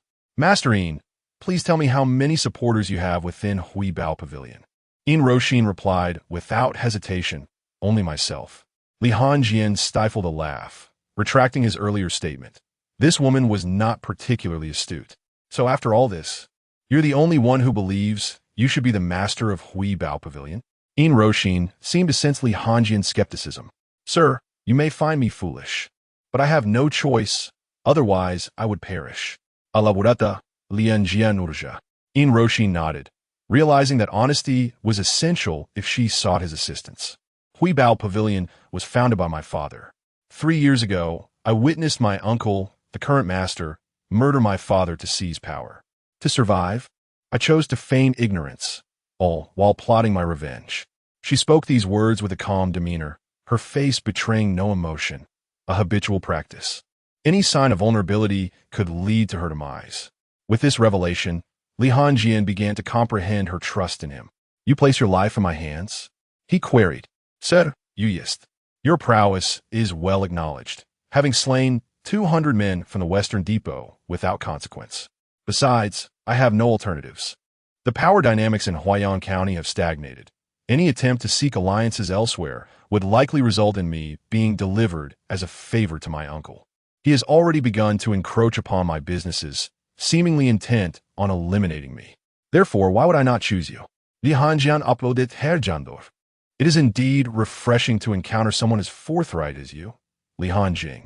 I have always preferred to collaborate with those who are candid with me. For those who are deceitful or oppose me have already met their demise. Upon hearing Li Hanjing's words, Yin Roshin unveiled a long-forgotten smile, knowing that she had successfully achieved her purpose for this visit. After 3 years of near despair, she felt as though a pebble had finally disturbed the stagnant waters. The Jinyiwei operate without indulging in the convoluted tactics favored by merchants, as their efficiency is far too sluggish. I have descended with a mission at hand and lack the luxury of waiting for you to engage in commercial rivalries. Master Yin, if you seek to escalate matters, it would be wiser to resolve them with tranquility. Chapter 41. Elevating mastery to the 5th stage, Yin Roshin approached Li Hanjing, leaning in closely, her breath warm against his ear as she whispered, My lord, everyone listens to you. As she spoke, her delicate hands occasionally grazed his chest. Gazing at Yin Roshin's alluring demeanor, Li Hanjing felt a surge of primal desire swell within him. He wrapped his arms around her slender waist and effortlessly placed her upon his thigh. Gently brushing aside her flowing hair, he locked eyes with her and softly proposed. Then let us eliminate them all. It is indeed the most straightforward solution. The suddenness of his gesture caused a faint blush to color Yin Roshin's cheeks. Though she quickly composed herself, My lord, it would be better to resolve this matter quietly. If we kill them all, the Hui Bao Pavilion will descend into chaos, and recovery will be arduous. However, my uncle must perish. Li Hanjing chuckled, recalling her earlier assertion that everyone adhered to his will.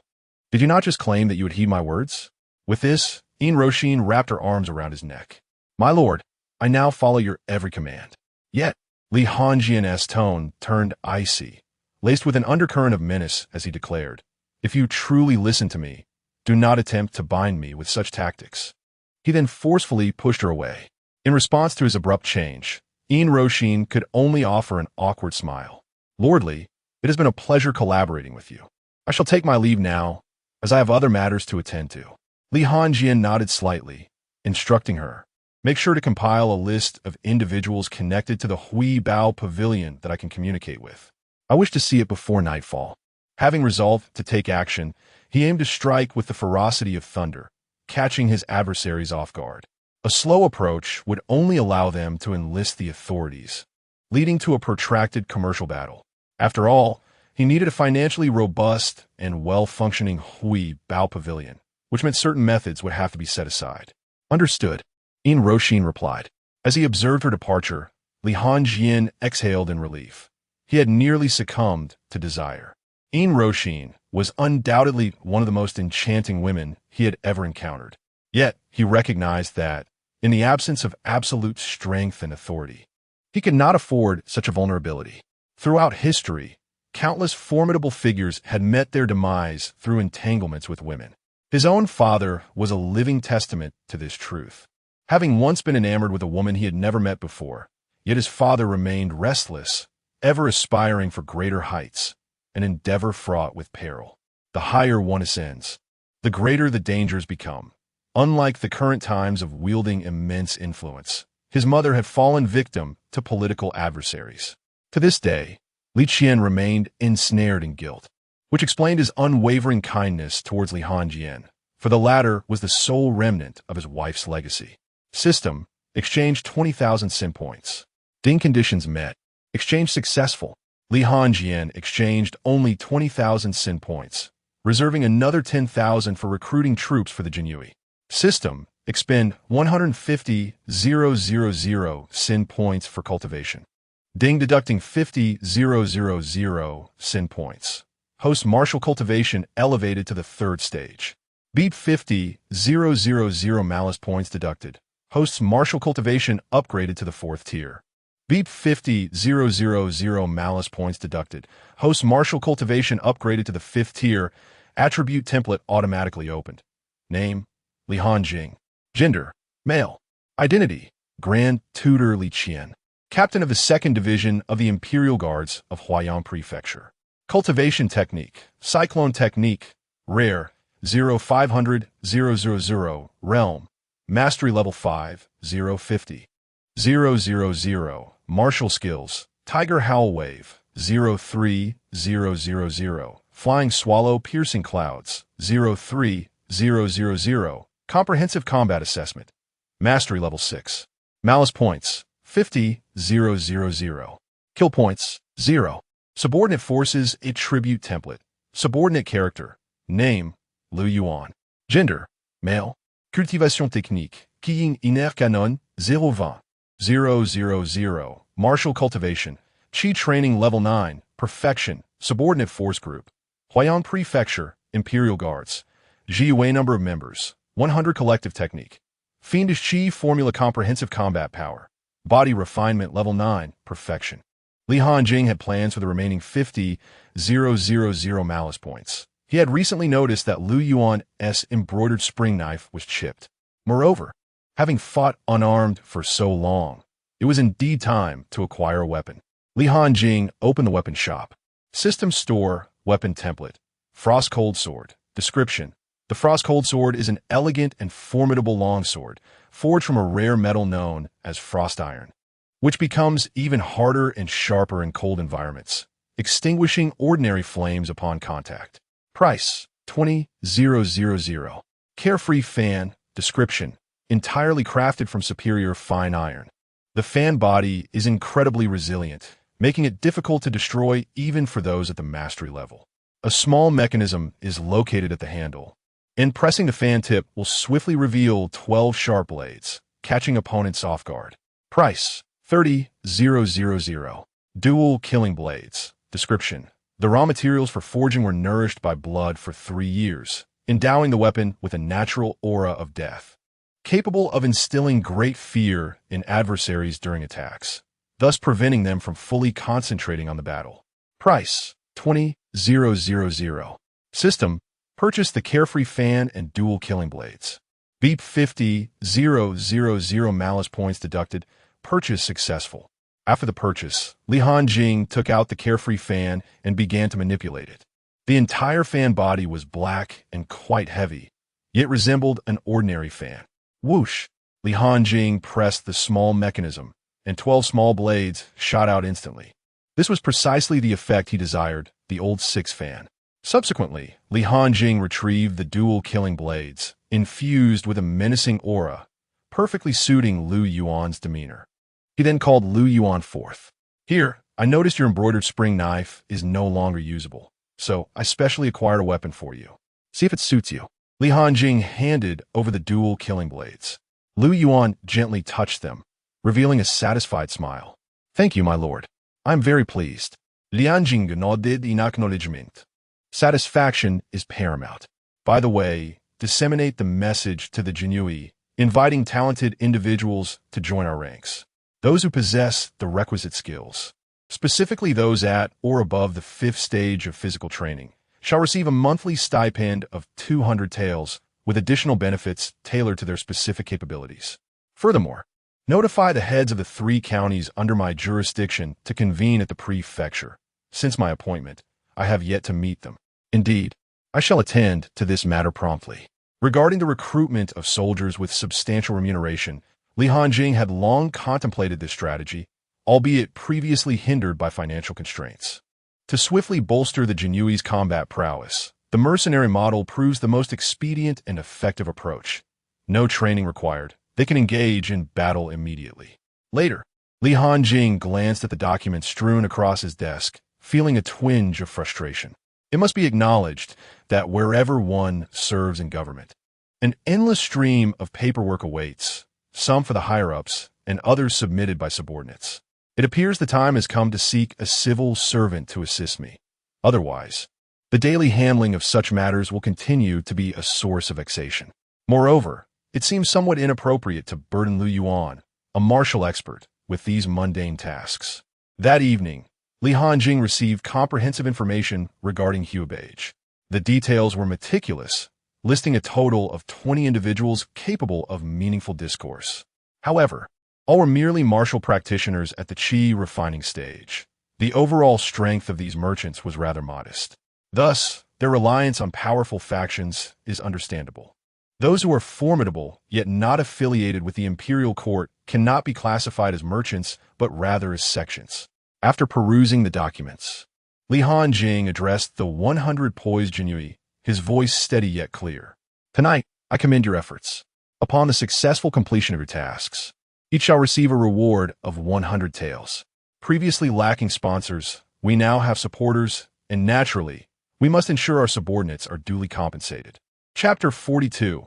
Let us see whether your defiance is stronger than the iron grip of the Jinyiwei. In the stillness of night, Huaiyang County appeared less tranquil than usual. Though the disturbance was hushed, unnoticed by all.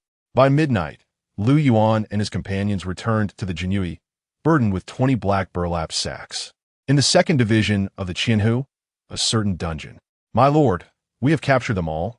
Not a single one has escaped, reportedly Hanjing, gesturing towards the 20 dusty instruments of torture that had clearly not seen use in quite some time. Each was occupied by a man in quick succession. Soon, all 20 seats were filled. Splash! As buckets of water were poured down, the captives stirred awake. Most were middle-aged men, with a few elderly souls among them. Upon opening their eyes, they were met with the dim confines of the dungeon, flickering torches, and a cadre of menacing Jinyiwei. Instantly, fear gripped them. They could distinctly recall embracing their wives just moments prior, only to find themselves in this dreadful place. Li Hanjing surveyed the group and spoke calmly. Tonight, I have summoned you all not for any malicious intent, but merely to request your signatures on a document. If you cooperate, I assure you that each of you will return home to embrace your wives or concubines as you desire. Upon hearing Li Hanjing's name, a flicker of dread crossed their faces. He was known as a ruthless figure, one who had even vanquished the bullies of Xichang. Yet, they could not fathom how they might have offended him. Lu Yuan, distribute the documents. Let each man sign and be released, he commanded. Lu Yuan swiftly complied, ensuring each individual received a document. The expressions of the captives grew increasingly troubled as they read. One elderly man flung the document aside in anger. That wretched girl, In Roshin, dares to conspire with outsiders against her own kind. I will not betray the pavilion master, regardless of your threats. Li Hanjing. Upon hearing this, Li Hanjing summoned a Jinyiwei and ordered, bring forth the clamp. Let us see whether his defiance is stronger than our iron grip. Yes, my lord, the Jinyiwei replied. The Jinyiwei approached the old man, seizing his lip and applying the clamp. The old man's legs trembled involuntarily. What is the meaning of this? You do not follow the customary rules? You go straight to torture without even offering a threat or a bribe to persuade me. How can I betray another on mere whim? It would be a disgrace to utter such words. As the clamp tightened against his lip, the old man shook his head vehemently, attempting to articulate his thoughts, but found himself rendered speechless. The Jinyiwei gradually increased the pressure. The Jinyiwei appeared taken aback. Ah, this old man possesses some resilience. Even in such a predicament, he remains defiant. With that, he exerted even greater force. Let's see you stand firm now. The Jinyiwei strained with all his might against the clamp, beads of sweat forming on his brow. Tick-tock. Observing the elderly man whose mouth had been utterly split open, yet still remained defiant. The Jinyiwei exhaled sigh. My lord, this old man indeed possesses remarkable resolve. Despite my considerable efforts, he still refuses to yield or affix his seal. Li Hanjing curled his lips slightly. Do you suppose it's possible he cannot speak? Ahem, why don't you take a moment to rest? The Jinyiwei nodded yes. My lord, allow me a brief respite, and I shall ensure this old man submits by day's end. As he relaxed his grip, the elder, enduring excruciating pain, erupted in a roar. My lord, I will sign. I will indeed. With that, his eyes rolled back, and he fainted from the agony. Thankfully, as a practitioner of Qi refinement, he managed to withstand this ordeal. The Jinyiwei, bemused by the elder's sudden capitulation, pondered, strange. He resisted torture vehemently just moments ago, yet now he crumbles at the slightest reprieve. Hanjing glanced at the others. Esteemed shopkeepers, have you made your decisions? Noticing the silence, he directed his attention back to the Jinyiwei. Have you recovered? The shopkeepers await your hospitality this evening. My lord, I agree. The other 19 voices echoed their agreement almost in unison. Heavens, if this erratic Jinyiwei were to have his way, there would be no chance for recourse. One would have to accept the consequences without question. Hanjing smiled. Rest assured, as long as you cooperate with my endeavors, I shall not impose difficulties upon you. I hope for your continued collaboration at this morning's meeting at the Huibao Pavilion. Otherwise, next time, I may just bring your families along for a visit.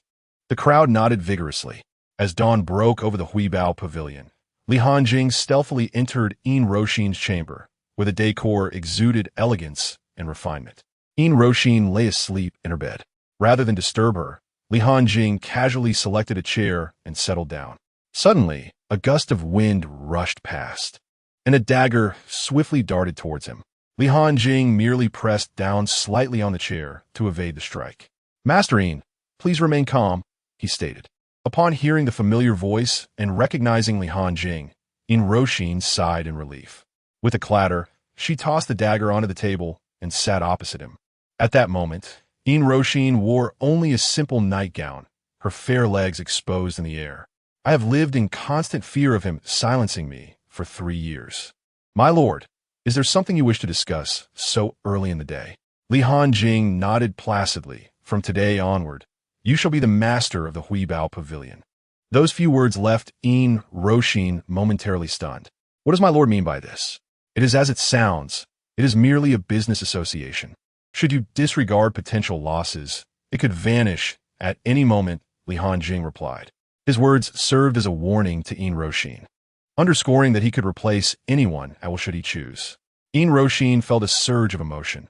For the past 3 years, she had lived in a state of constant trepidation, treading carefully with every step. She had initially believed that, despite Hanjing's considerable prowess and connections, it would take some time for matters to unfold. However, she was astonished that what had been discussed yesterday materialized today. It was no wonder that he had insisted on obtaining the documents before nightfall. Yet, she simultaneously recognized the inherent drawbacks of collaborating with Hanjing. This partnership would inevitably place her at a disadvantage, potentially rendering her nothing more than an instrument for his financial gain. What had posed a formidable challenge for her over 3 years appeared, to others, to be a task of utmost simplicity. One could only imagine the dire consequences if Hanjing chose to replace her. She would have no opportunity for resistance. Chapter 43. The backing of Inu at Huibage. Hanjing observed the anxiety etched upon Roshin's face and spoke up. Since you have assumed the role of the pavilion master, I shall not interfere with the normal operations of the pavilion. All responsibilities lie with you. However, I have but one request. Ensure that the finances are handled appropriately each month. Matters of expertise should be entrusted to those who are professionals in their fields. Hanjing was not adept at generating profit. He was merely skilled in collecting it. Suddenly rising to his feet, he remarked, "It is nearly dawn. You should prepare yourself. Aside from your uncle, I have taken care of everyone else. I shall take my leave now." Darren. Before Roshin could finish her sentence, Hanjing exited the room. He wished to maintain a strictly transactional relationship with Roshin, devoid of any deeper emotions. He could not afford to remain tethered to Huaiyang County, nor could he allow himself any vulnerabilities at this juncture. By midday, Roshin convened a general meeting of Huibage in her capacity as vice pavilion master. Once the majority had gathered, she surveyed the attendees, noting their weary eyes and one individual whose lips were swollen like sausages. It was evident what they had endured the previous night. As the assembly settled, Roshin promptly addressed the matter at hand.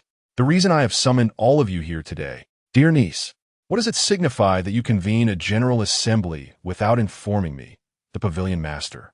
An elder man entered, his face flushed with indignation. This man was none other than Jinyiwei, the pavilion master of Huabage. In former times, Roshin would have greeted him with warmth and affection, calling him uncle. However, today she stood resolute, her demeanor cold. The purpose of today's meeting is for the 20 managers of Huabage to deliberate on whether to revoke your position as pavilion master. Since you have reached an advanced age, you may as well hear the outcome directly. When Huabage was established, Roshin's father possessed foresight, recognizing that a family-run business would not endure indefinitely. Thus, he opted for a shareholding structure, effectively binding everyone's interests together. In times of adversity, all merchants would rally to support the association through challenges. With Roshin's shares combined with those of the 20 managers, they surpassed Yinyu's holdings. Therefore, should the assembled members agree to the motion for Yinyu's dismissal, he would cease to be the pavilion master. Upon hearing this, Yinyu's expression darkened considerably. Dear niece, do you comprehend the gravity of your actions? Since your father's passing, I have cared for you immensely. Have you not taken note of this? Immediately transfer your shares to me, and I shall treat this incident as if it never occurred. Roshin smiled bitterly, her words laced with venom. Jinyiwei, 3 years ago, when you murdered my father, your own brother, I was present at the scene. A profound silence enveloped the room. The 20 managers now understood the motive behind Roshin's ambition to usurp the pavilion master's position. Even Jinyiwei appeared momentarily taken aback, only to break into a sinister chuckle. Dear niece, I had not intended to eliminate you so swiftly, but now, it seems your fate is sealed. Roshin paid no heed to Yuefon's harsh words and addressed the 20 shopkeepers, requesting them to express their stance on the dismissal of Jinyiwei as the leader. Upon hearing this, the shopkeepers immediately prepared to retrieve the pre-signed document from their sleeves that had been arranged the previous night. Jinyiwei, sensing the shift in the atmosphere, realized that Roshin had seemingly secured the support of these 20 shopkeepers. He quickly interjected, stating, "Esteemed colleagues, under my stewardship, the Huibao Pavilion has flourished, and you have all benefited from substantial dividends. Furthermore, the government is quite invested in the development of our establishment." Jinyiwei attempted to leverage the influence of the authorities to sway the shopkeepers. The mention of the government caused a visible hesitation among them. Indeed, Jinyiwei had the backing of the officials. Observing their indecision, Roshin promptly countered, asserting the government's interest has always been in the Huibao Pavilion, not in the individual of Jinyiwei. But what if the government indeed favors leader Jinyiwei? Just then, County Officer Sunwei entered, a smile adorning his face as he regarded Roshin, while Jinyiwei cast a dismissive glance at her. 3 years prior, the government had not been a willing investor in the Huibao Pavilion. They had attempted several times to persuade Roshin's father, the then leader, to invest in governmental affairs. However, her father, intent solely on profit and averse to political strife, refused to withdraw funds from Tianydao's branch. Consequently, the government turned to Jinyiwei, promising that should he invest, he would be appointed as the leader. Despite being Roshin's uncle, Jinyiwei was a man with an insatiable thirst for power. Yet he had remained inconspicuous within the pavilion. With the opportunity presented by the government, he seized it, orchestrating the demise of his brother to ascend to the position of leader. With this clandestine arrangement, the government naturally sided solely with Jinyiwei. Roshin had not anticipated the depth of Yinyu's alliance with the authorities, which allowed them to openly declare their preference for collaboration with him. Upon witnessing the strong rapport between Jinyiwei and the government, the 20 shopkeepers discreetly withdrew their hands from their sleeves.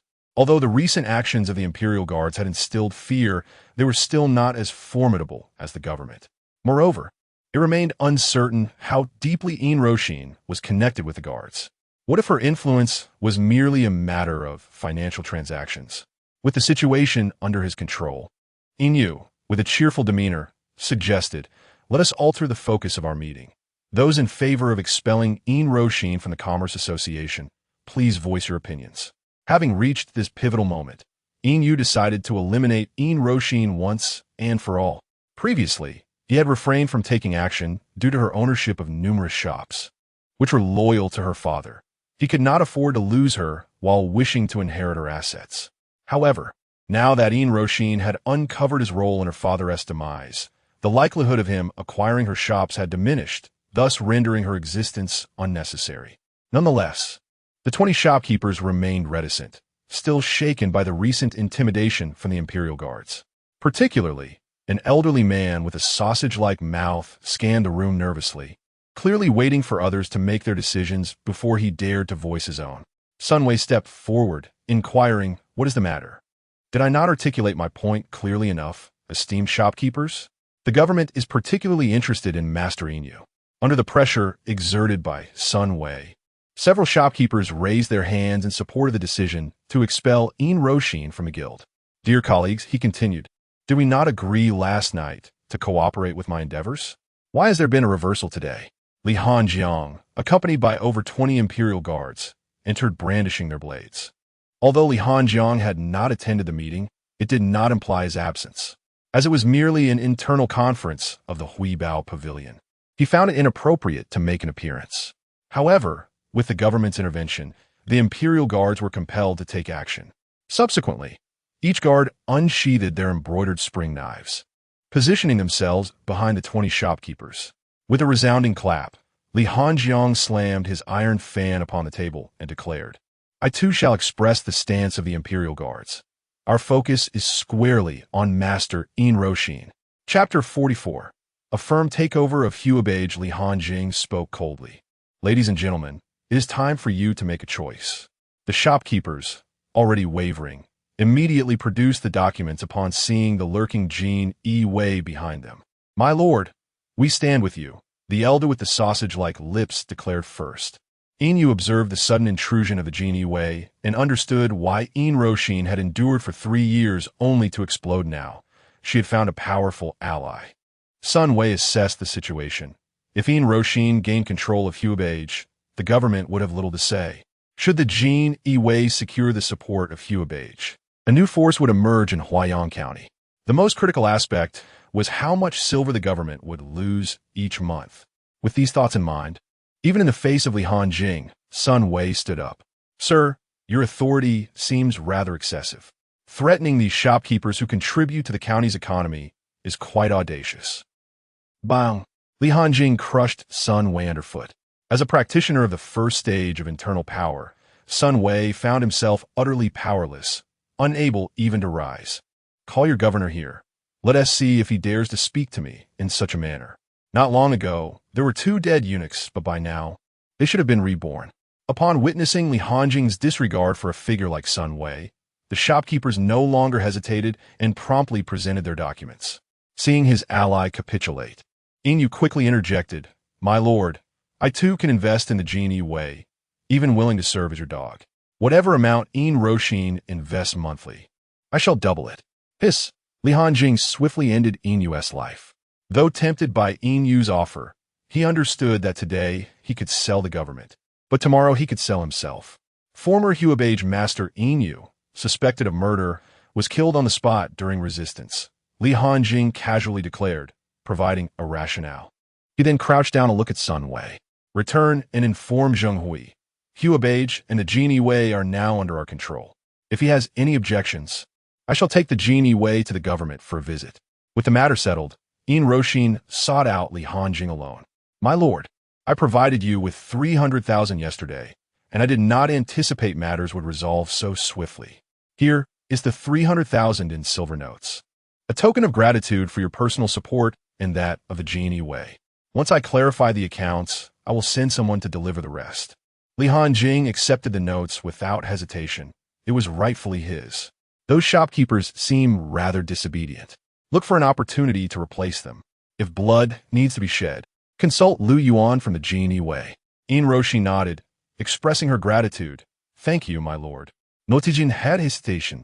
Li Hanjing remarked coolly. "There can exist no feelings between us beyond our transactions. Should it come to a necessary decision, I will not hesitate to end your life." Huayang County, County Office. Sun Wei, pallid and weary, uttered, "My lord, Li Hanjing is exceedingly arrogant. I merely spoke a word to him, and he left me in this state. Moreover, our Huibao Pavilion has also suffered losses. Zheng Hui heaved a sigh, sensing that a storm was brewing over Huaiyang County. Li Hanjin had slain a captain from the West Factory, and now the West Factory was responding. It appeared that Li Hanjin had some backing. Upon hearing this, Sun Wei realized Zheng Hui intended to swallow his indignation, which was unacceptable. He could not bear the brunt of such violence in vain. My lord, we absolutely cannot yield. A single concession will lead to further demands. Li Hanjin is clearly not a man who knows contentment. He will only become increasingly audacious. If the Jinyiwei were to act as freely as they did over a decade ago, it would be too late to resist. Zheng Hui understood the rationale, but the fate of the West Factory's scapegoat lingered vividly in his mind. Alas, Sun Wei, it is best for you to endure this time. Retreating a step opens vast horizons. Once the West Factory's stance becomes clear, we can unite with the two factories to confront him. Sun Wei, witnessing Zheng Hui's cowardice, could not help but roll his eyes. Damn it, I am the one doing your bidding, suffering the blows, and now you suggest I retreat for a broader perspective? Filled with resentment, Sun Wei departed from the yamen. Sun County Lieutenant, do you seek vengeance? A man clad in black suddenly appeared behind Sun Wei, exuding an unsettling aura that was profoundly oppressive. Sun Wei stumbled back several paces, stammering, Why you? Who are you?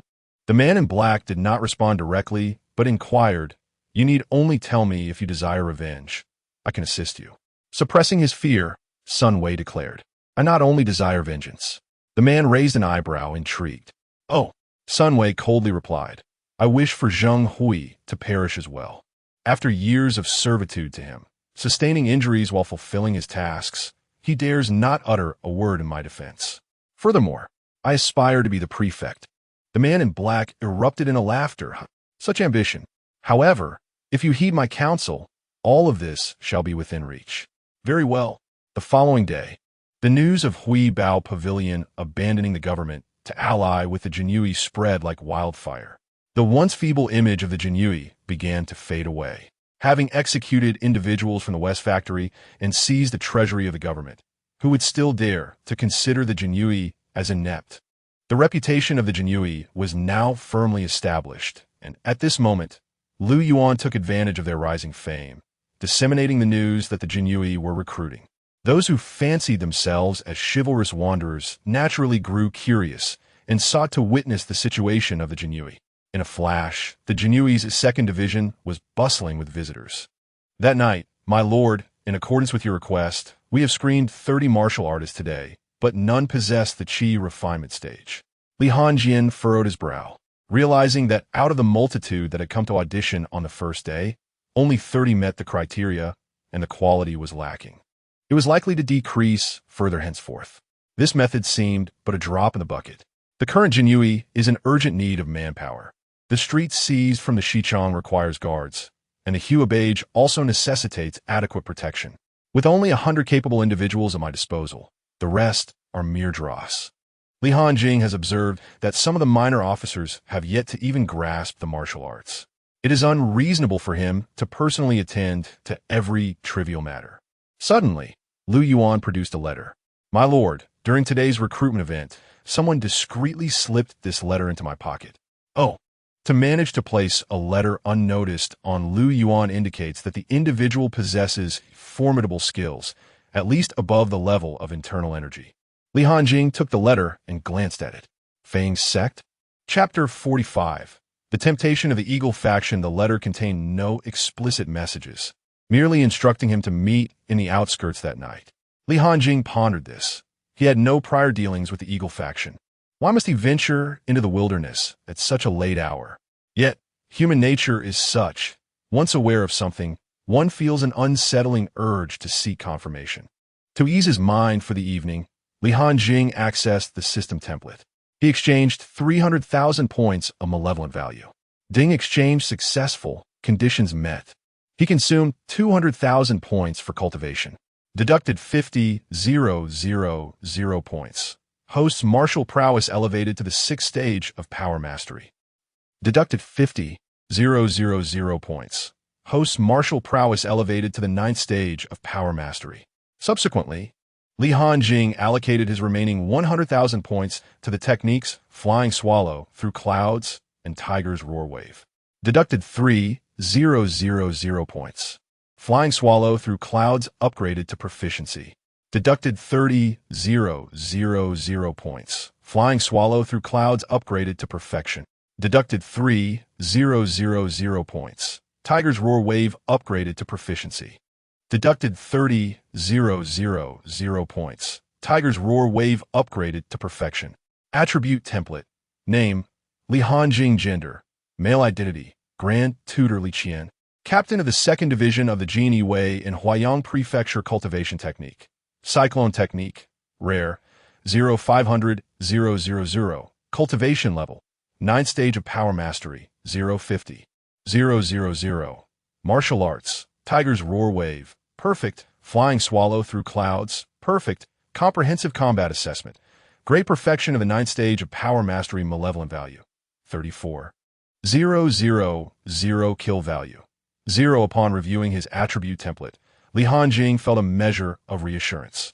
All his anxiety and fear stemmed merely from a lack of power.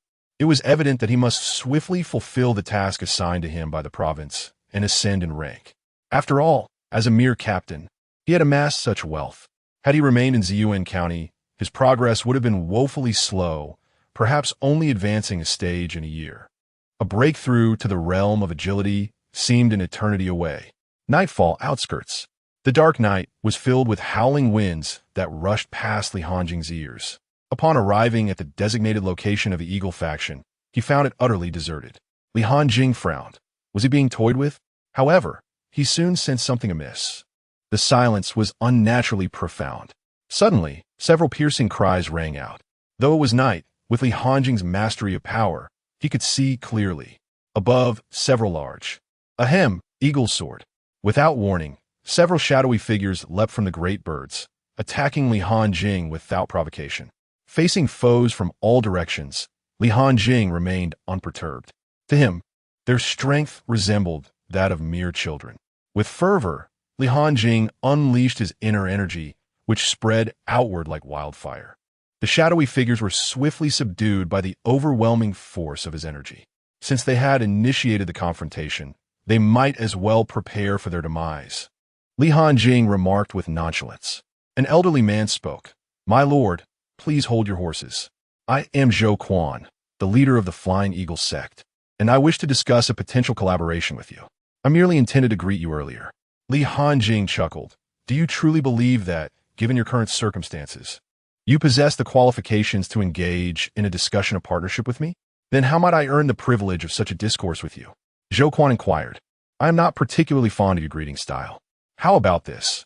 Salute me in a manner I appreciate, and we shall proceed to discuss our collaboration. Seeing that further conversation was inevitable, Zhou Quan refrained from hesitation. My lord, please instruct me on what you find agreeable. Give yourself a few resounding slaps. Li Hanjing replied with a playful glint in his eye. Since you wish to assert your authority over me, I shall not spare you any courtesy. With no trace of hesitation, Zhou Quan raised his hand and began to strike his own face. This decisive action left Li Hanjing momentarily stunned. Indeed, he proved to be adaptable. My lord, are you satisfied? If not, I can continue until you are pleased, as we were the ones who offended you first. At this, Li Hanjing lost interest. Speak then. What business do you have summoning me to this desolate place at such a late hour? If you fail to provide a satisfactory explanation, you shall meet the same fate. Zhou Quan Nudda, surprised to find that the young man before him was merely 20 years old, yet already possessed the prowess of a master at the mastery realm. Even the current martial arts champion, Yulinshan, was of a similar age. The title of martial arts champion is bestowed upon the foremost practitioner as determined by the collective evaluations of the martial world. However, there exists a degree of subjectivity within this ranking, as it merely compares those who have risen to prominence. The world is vast, concealing countless adept individuals who remain unnoticed. The Royal Elder Council, the Celestial Masters of the Heavenly Way, the bookish scholars of the Jade Clear Academy, the Venerable Abbot of the Golden Cicada Temple, among others. Li Hanjing began to understand the earlier actions of these individuals. They sought to test his strength, as among them were 3 experts at the inner strength realm. The mere release of his own internal energy had subdued them, which clearly indicated that such feats were beyond the capabilities of those at the inner strength realm. What purpose does testing my strength serve? Li Hanjing inquired. Zhou Quan sighed. Naturally, only a master of the mastery realm can resolve this matter. Had your strength not reached such heights, we would have departed without endangering your life. Upon hearing this, Li Hanjing realized that it was not a collaboration they sought, but rather assistance. Given this context, he intended to negotiate terms. If he found the matter satisfactory, he would act. If not, he would ensure some recompense for his efforts, for he would not leave empty-handed. That is only fair, my lord. Regardless of the outcome, we shall express our gratitude. Zhou Quan had already gathered intelligence on the new and formidable commander of the Jinyiwei and was prepared for significant expenditure. He retrieved a golden, glimmering orb from his bosom. The moment the relic appeared, it illuminated the previously darkened surroundings. When Li Hanjing beheld the pearl, he was momentarily taken aback. This relic, a sarira from the Buddhist tradition, is a manifestation of the profound mastery achieved by a monk upon their passing and contains a fragment of their internal energy. Judging by the radiance of this sarira, it undoubtedly harbors at least 20 years of pure cultivation. Such a treasure is potent enough to elevate a novice into the realm of mastery without any adverse effects. It is indeed a rare gem, colloquially referred to in the martial world as the quick mastery pearl. Noticing that Li Hanjing seemed familiar with this item, Zhou Quan refrained from further explanation. This sarira had been bestowed upon me by a wandering monk I encountered some time ago, who had assisted me with a minor favor.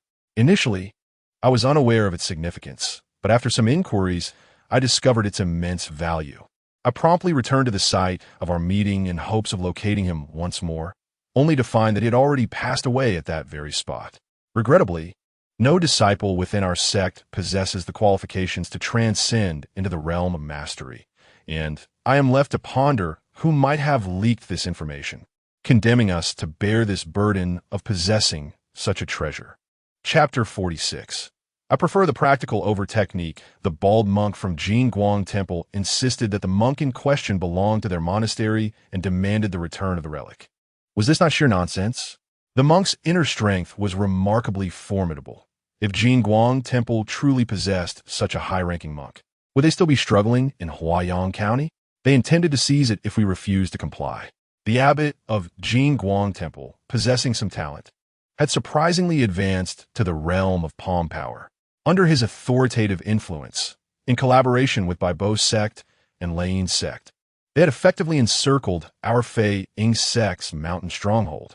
It was only due to the presence of our great eagles that we could descend under the cover of darkness and seek your esteemed assistance. After a thorough explanation, Li Hanjing likely grasped the situation.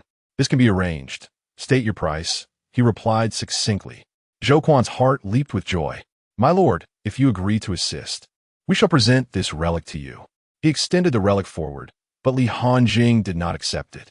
Being inherently weak, external inner strength held no benefit for him. If it were useful, with Li Qian's status, acquiring a relic would be trivial. Li Hanjing regarded Zhou Quan with a detached gaze. If the Fei Ying sect wishes to avoid annihilation, you would do well to disclose everything. If a mere relic could resolve the issue, you would have directly returned it to Jinyiwei Temple instead of seeking others for its delivery. Recognizing the youth's unexpected shrewdness, Zhou Quan reluctantly stated, Jinyiwei Temple, taking advantage of our plight, seeks our sect's signature technique, Fei Ling Shu. While not of the highest grade, it enables simple communication with all flying beings once mastered. Their desire for this technique effectively spells the end for our sect, and thus, we cannot concede.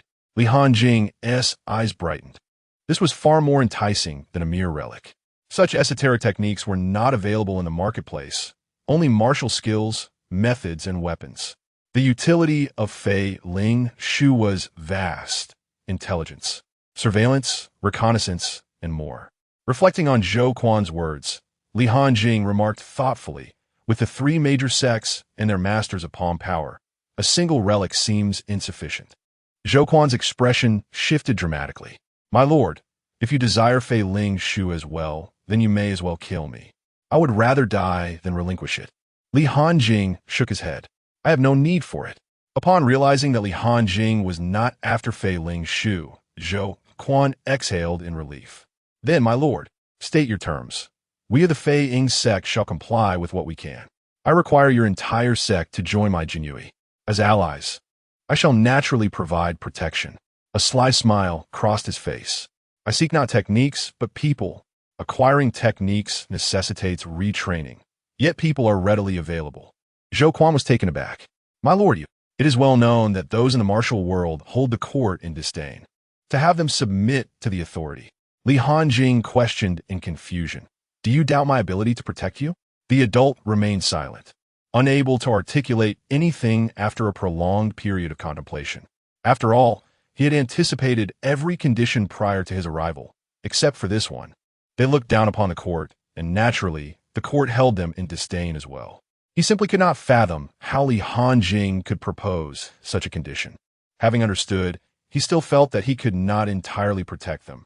As he spoke, Li Hanjing released his internal energy completely. It manifested as a faint, ethereal quality, suggesting a transformation into something even more nebulous. To inspire unwavering loyalty, one must possess strength that compels others to look up in admiration. If one is merely stronger, they will only contemplate how to surpass or replace you. This revelation left the members of the Flying Eagle sect gasping in astonishment. The relic in Zhou Quan's hand fell to the ground in shock. And Master, your mastery of palm energy is at the 9th level. Although Zhou Quan was not an expert in palm energy, he understood that only at the pinnacle of each realm would one witness the manifestations of the next level. Achieving the palm energy realm at the age of 20 was already extraordinary, but a 9th level mastery at that age was unheard of. Even the current martial arts champion had only reached the 5th level at 20. Once Zhou Quan regained his composure, he knelt on one knee without hesitation. Master, from now on, the Flying Eagle sect shall serve as the Imperial Guard. Please command us as you wish. We are your Imperial Guard. Zhou Quan was no fool. Recognizing Li Hanjing's extraordinary talent, he knew that he would inevitably stand at the pinnacle of martial arts in the future. With such a formidable ally, how could he let this opportunity slip away? To express his loyalty, he had made his intentions clear, signifying that they would heed only Li Hanjing's commands, disregarding those from other Imperial Guards. After all, were not all those in the court and the martial world subjects of the Scarlet Flame Empire? The others, too, came to their senses and knelt on one knee, proclaiming, "We pay our respects to the Master." Li Hanjing replied with indifference, "Since we are all on the same side, your troubles shall be my troubles. Tomorrow morning, I will personally go to the Flying Eagle sect to resolve this matter." Zhou Quan nodded in agreement. "Master, please take this relic. It will greatly aid your cultivation. I wish you swift advancement to the realm of body technique." Li Hanjing glanced at the relic, thought of Lu Yuan, and accepted it. "I shall return to rest now." Zhou Quan cupped his hands in farewell. "Master, travel safely." Once Li Hanjing departed, Zhou Quan stroked his beard. "Do you think our Flying Eagle sect will ever ascend to the position of the foremost sect in Huayan County?" A middle-aged man beside him shook his head. "That seems unlikely. After all, the Tiandao sect behind the Tiandao branch is an immense entity. However, we could certainly aim to be the best in the province." "Master, your vision is rather limited." Zhou Quan concurred with a nod. "Indeed, we can strive to be the best in the province. It appears I was the one with a narrow perspective. At the Imperial Guard's Qianhu 2nd Division in Huayan County, Li Hanjing placed the relic before Lu Yuan. Absorb the internal energy of this relic. It has no adverse effects. Although Lu Yuan did not recognize what the relic was, he could tell from its appearance that it was invaluable, and he hesitated to accept it.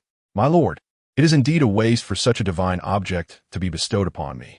I am acutely aware that my innate abilities will only allow me to reach the limits of my internal energy. I have squandered too much time in the past. Given your remarkable talents, you should retain it for yourself." Li Hanjin's lips twitched in response, deeming the act an even greater waste. "If I instruct you to use it, then do so." "Lu Yuan, why are you hesitating and dawdling?" "Yes, my lord." Faced with Li Hanjin's unwavering stance, Lu Yuan ceased his reluctance and began to absorb the sacred relic. However, as the internal energy from the relic coursed into Lu Yuan's body, he was soon drenched in cold sweat. A searing pain engulfed his mind. Lu Yuan gritted his teeth, emitting a faint sound. And my lord, why did you not mention that it would be so painful? At that moment, he felt two distinct currents of internal energy within him clashing violently, causing his vital organs to be relentlessly battered. Observing Lu Yuan's distress, Li Hanjing sensed something was amiss. Normally, the integration of the relic's internal energy should be a more comfortable experience. Why was it so drastically different in Lu Yuan's case? Chapter 47. The advantage of 2 against 1 is mine. Suddenly, Li Hanjing recalled with dread that the relic was inherently soft, capable of merging with nearly any form of internal energy. Yet, Lu Yuan practiced a martial art steeped in the essence of destruction. Was this not a contradiction? At that moment, Li Hanjing hesitated to utilize his internal power to ascertain Lu Yuan's condition, merely observing him endure the agony. The internal energy had already begun to absorb uncontrollably. Lu Yuan's eyes oscillated between a golden hue and a blood-red shade. After an hour, drenched in sweat, Lu Yuan spoke. My lord, there is no need for concern. My internal energy has stabilized, and I have astonishingly broken through to the 9th level of internal energy. Seeing Lu Yuan's pale complexion, Li Hanjing, filled with skepticism, inquired, Are you certain? Lu Yuan nodded affirmatively. Li Hanjing silently examined the template of his subordinate's abilities and, upon confirming the 9th level of internal energy, felt a wave of relief wash over him. Very well, you should rest. Should you experience any discomfort, do not hesitate to inform me. Thank you for your concern, my lord. As Li Hanjing departed, Lu Yuan wiped the blood that trickled from the corner of his mouth. His expression contorted once more in pain, as his eyes flickered between gold and red again. With a sudden gasp, he expelled a mouthful of clotted blood. The following morning, Li Hanjing, still uneasy, entered Lu Yuan's chamber to check on him. Noticing that Lu Yuan appeared merely pale without any other symptoms, he resolved to proceed alone to the Flying Eagle sect. Initially intending to bring Lu Yuan along for this rare training opportunity, he reconsidered upon observing Lu Yuan's state, deciding it best for him to rest. In Huayang County, Flying Eagle sect, Zhou, taking the relic of our temple's eminent monk after his passing. Do you not feel a twinge of guilt? Return it to us now, and our temple will overlook this matter, a kindly old monk with a white beard remarked. At that moment, the Bibo sect, Lane Gate, and Jingguang Temple had completely encircled the Flying Eagle sect stronghold. The leader of Lane Gate stepped forward, stating, Indeed, Sect Master Zhou, that relic originally belonged to Jingguang Temple. Returning it poses no harm to you. Why must you invite trouble upon yourself? The leader of Bibo sect chimed in, It is only due to Master Dechen's good nature that he refrains from retaliation. Had it been me, I would have fought you tooth and nail for taking my belongings. Now that Dechen had advanced to the realm of palm power, he had undoubtedly become the second most formidable figure among the 6 major sects, perhaps even the most powerful in Huayang County, for there were none of such prowess within the court. Thus, it was only prudent for them to curry favor, especially since Jingguang Temple had offered them considerable benefits. Once the Flying Eagle sect was eradicated, all assets would be divided equally between the 2 factions, while Jingguang Temple would provide the main force without claiming any share. Who could possibly refuse such terms? Zhou Quan, observing the trio outside, maintained a calm demeanor as he replied, You two spin tales without a hint of shame. Given Jingguang Temple's current disposition, is there truly a monk capable of producing relics? Dechen formed a gesture of the Buddha and said, Amitabha, Sect Master Zhou, Jingguang Temple has always stood for justice, contrary to your assumptions. If Master Zhou remains stubborn in his delusions, then this humble monk shall make you aware that the Buddhist path encompasses not only compassion, but also the wrath of the Vajra. At this point, Dechen's tone grew noticeably firmer. Should Master Zhou choose to return to the right path and restore the relics of my temple, alongside my conditions, and provide some travel expenses to the other benefactors, I would be willing to descend the mountain peacefully. Zuguan Juko, Zhu, Ban Mong, truly believe that my Flying Eagle sect is a wishing well? Let me tell you, you shan't even dream of obtaining the relics now. Dechen was puzzled by Zhou Quan's audacious demeanor. Just a few days prior, He had approached with a respectful desire for peace, willing to return the relics. Yet today he had transformed into such a defiant figure. However, it mattered not. With the mastery of power, one could sweep away all schemes. At this juncture, Dechun had no desire to engage in further verbal sparring. He had merely sought to mitigate the temple's losses. After all, battles inevitably lead to casualties. Yet, Zhou Quan insisted on being the stone in the latrine. There was little Dechun could do. Clang! Dechun struck his staff against the ground, his demeanor shifting dramatically. From a benevolent monk, he morphed into a figure of formidable presence. Master Zhou, since you are intent on seeking death, this humble monk shall grant your wish. With a swift motion, Dechun raised his staff and hurled it towards Zhou Quan. In that moment, Zhou Quan acknowledged his alarm. Where was Lord Li? Swoosh! Suddenly, an iron fan soared through the air from a distance. Whoosh! A powerful gust erupted from the fan, generating fierce winds. The once forceful staff was instantly engulfed by this tempest. Crash! The two weapons collided, and the seemingly sturdy staff was shattered into two pieces upon impact with the iron fan, revealing the depth of the wielder's internal strength and the fan's formidable material.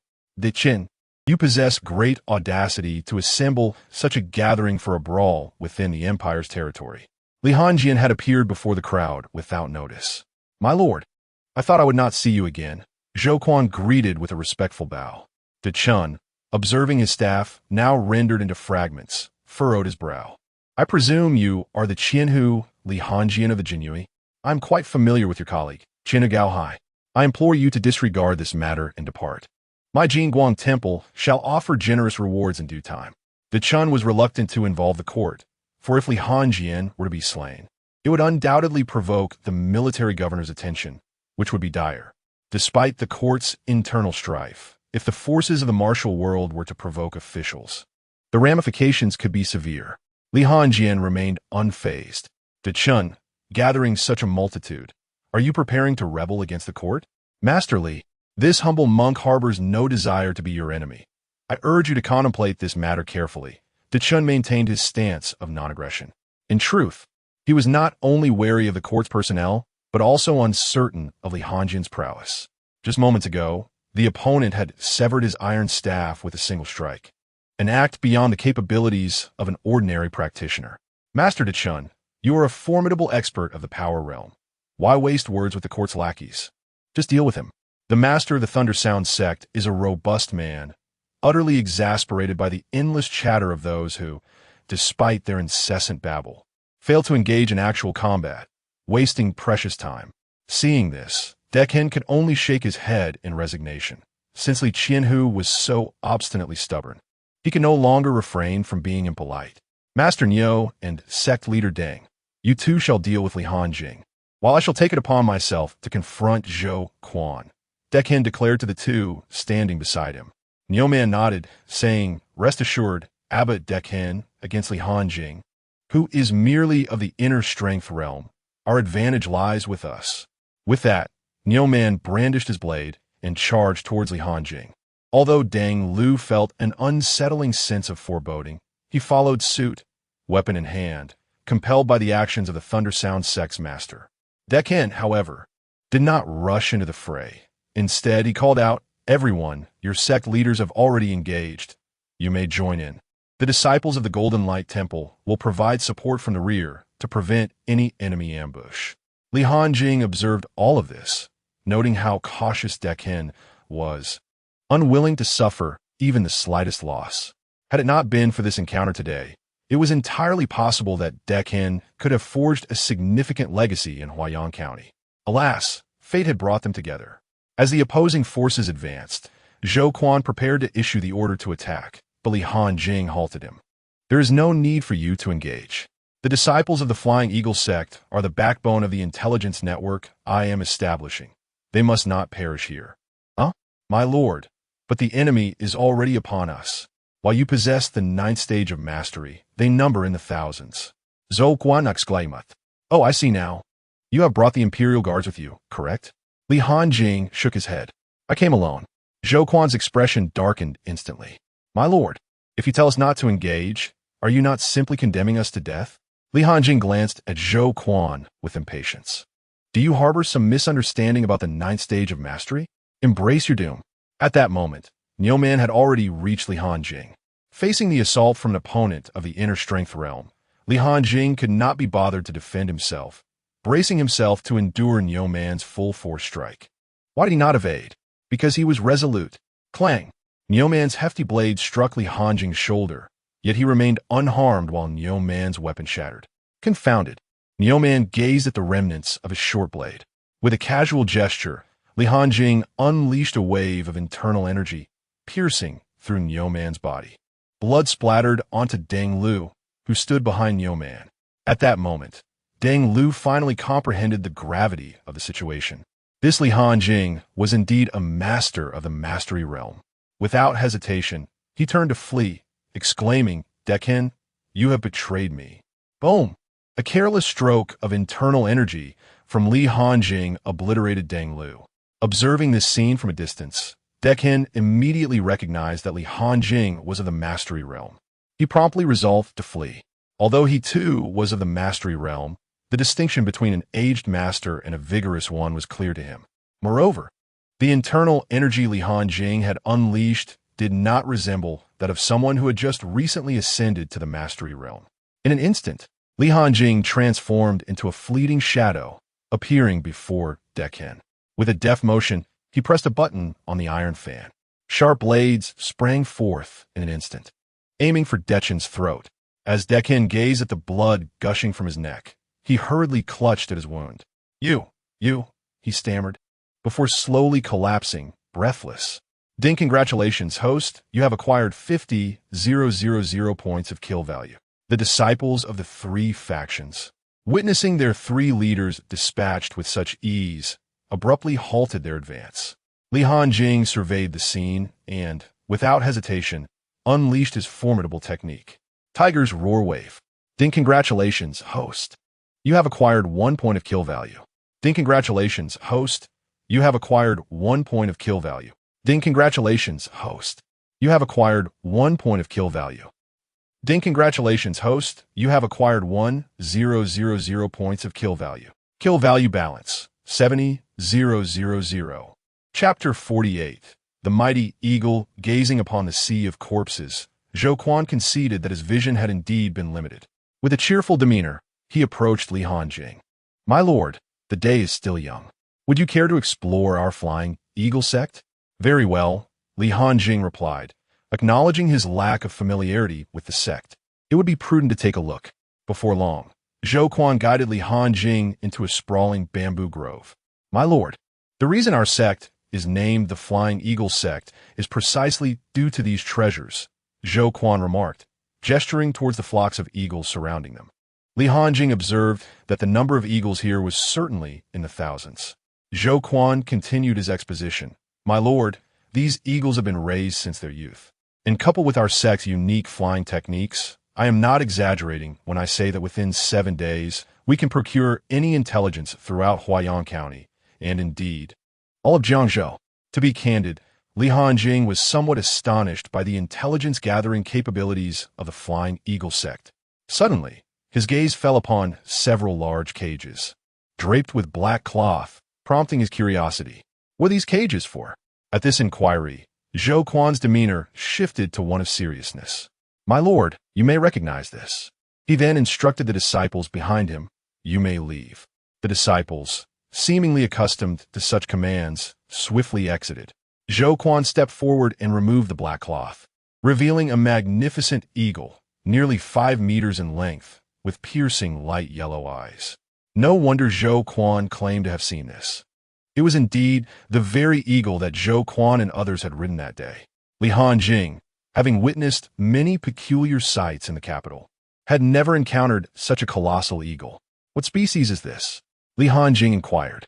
Zhou Quan replied, this is the mighty eagle. Oh, such a species exists among eagles? Li Hanjing asked, having read countless texts during his years in the capital, yet he had never come across this particular species. Zhou Quan chuckled, my lord. This is a name uniquely coined by our Flying Eagle sect. Furthermore, the mighty eagle is exclusive to our sect. It is a product of a mutation from ordinary eagle eggs. Over a decade ago, within a clutch of eggs, two remarkably different ones emerged. They hatched rapidly, one male and one female, which inspired me to propagate this breed. As he spoke, Zhou Quan sighed. However, the production of the mighty eagles is exceedingly rare. In the span of over 10 years, only 10 have been born. Hearing this, Li Hanjing dismissed the notion of forming an elite troop. Yet, Zhou Quan leaned closer to Li Hanjing and whispered, "But my lord, the mighty eagle is not only massive, it also possesses the ability to cultivate." Li Hanjing's pupils widened at this revelation, and he lowered his voice. "Are you certain?" Zhou Quan nuda affirmatively. As Li Hanjing gazed at the 10 magnificent eagles before him, he found himself contemplating whether to marvel at Zhou Quan's fortuitous luck or to consider himself fortunate, for the Flying Eagle sect now belonged to him. Li Hanjing had indeed heard of animals capable of cultivation. The current leader of the Heavenly One sect possessed one such creature, a tiger that could cultivate. When this news broke, it sent shockwaves throughout the entire Crimson Flame Empire.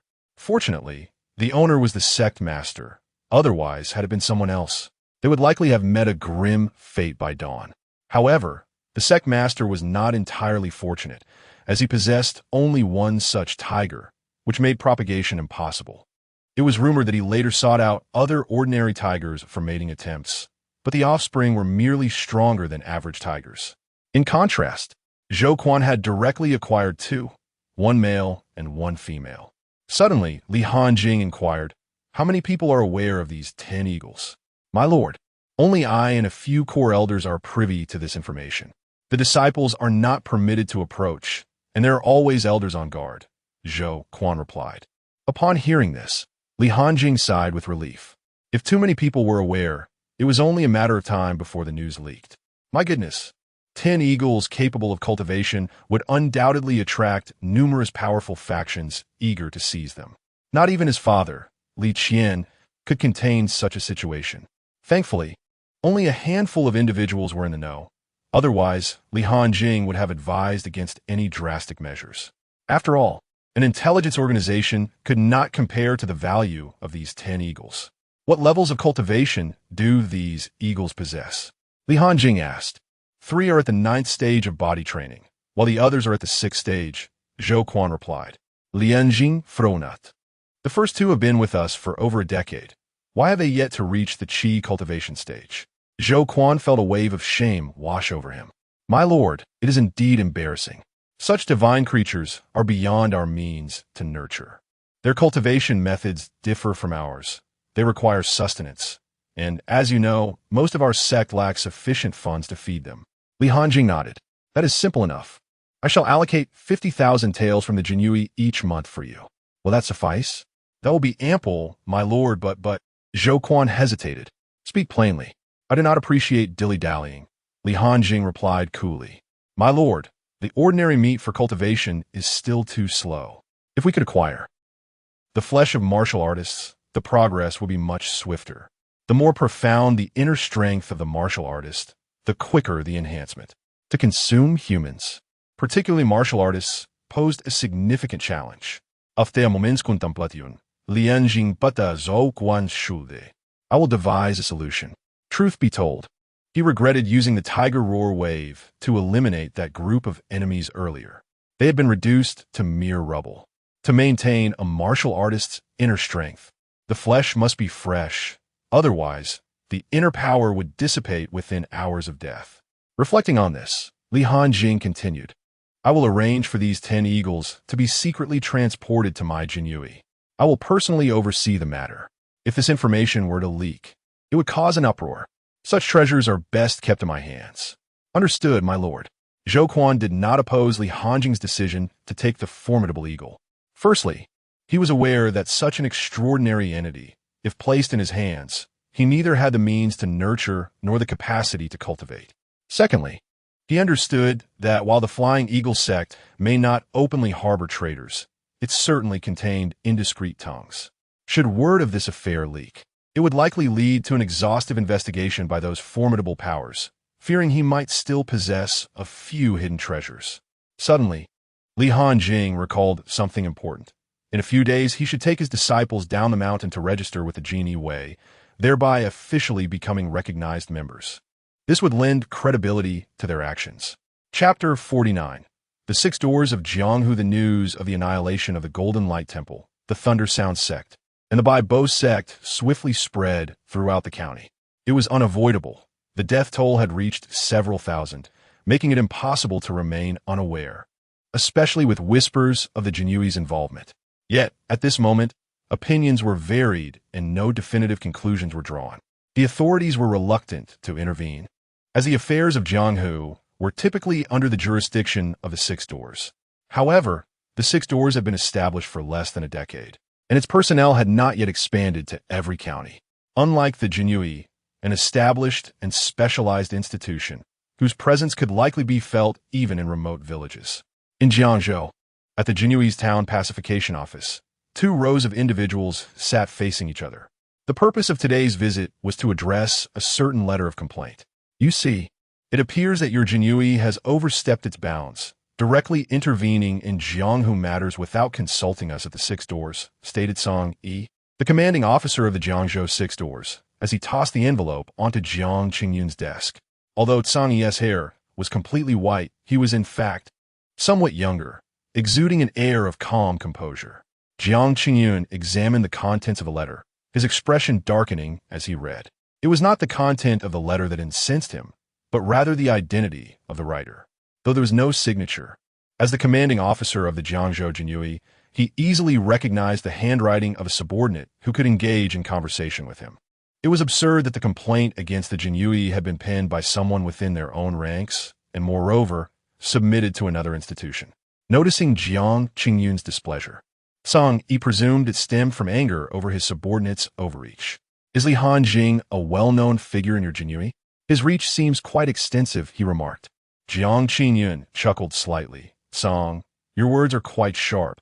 However, let us not forget that the Six Doors nominally still fall under the jurisdiction of my Jinyiwei. But you yourself have acknowledged that this is merely nominal. 8 years ago, His Majesty decreed the Six Doors to operate independently, specifically to manage Jianghu forces and maintain stability across the realm. Are you aware that your actions have rendered our work awkward?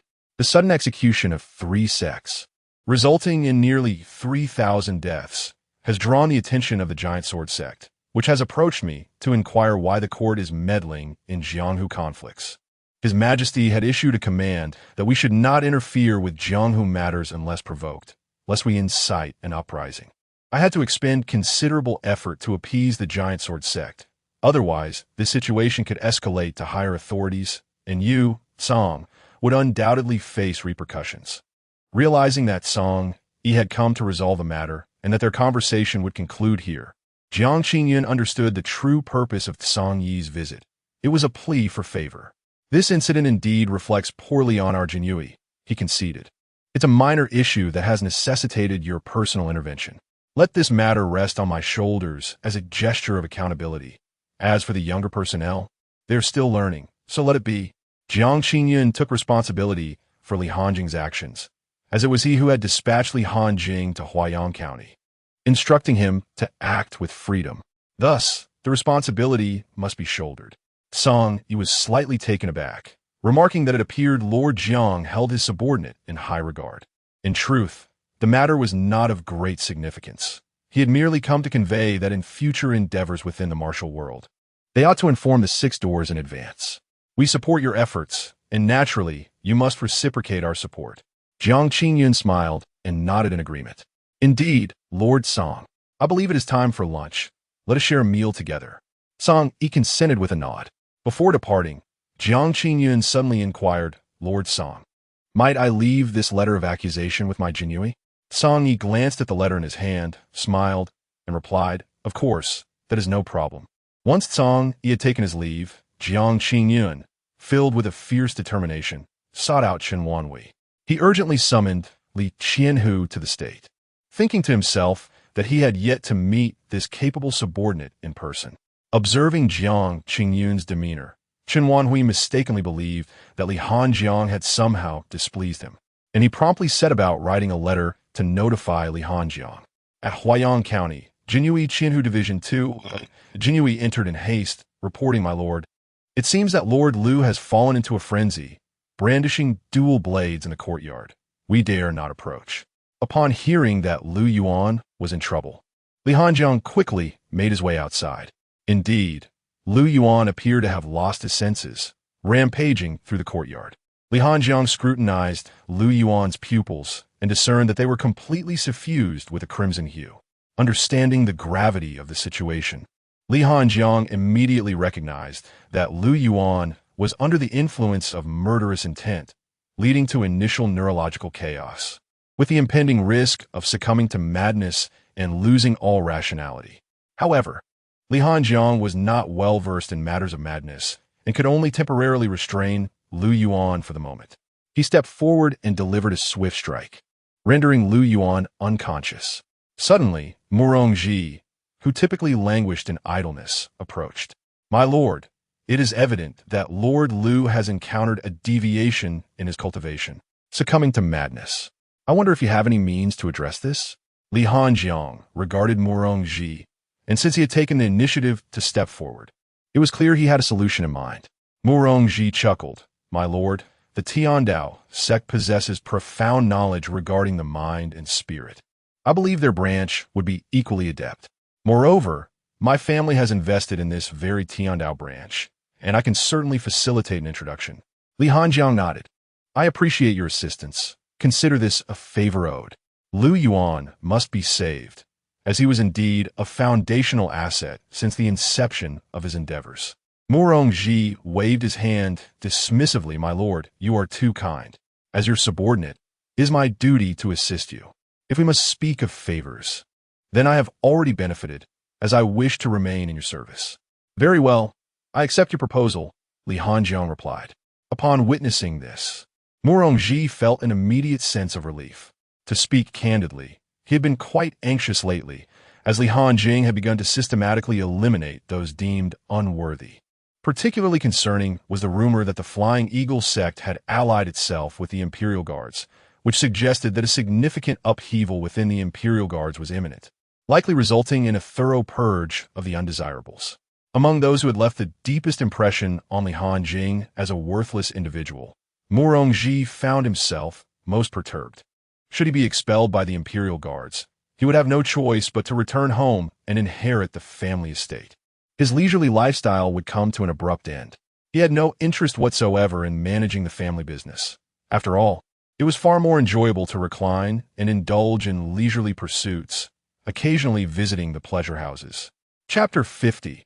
Youthful Uncertainties. Feiyun Mountain, the most prominent peak on the outskirts of Huaiyang County, serves as the base for the Tiandao sect's branch.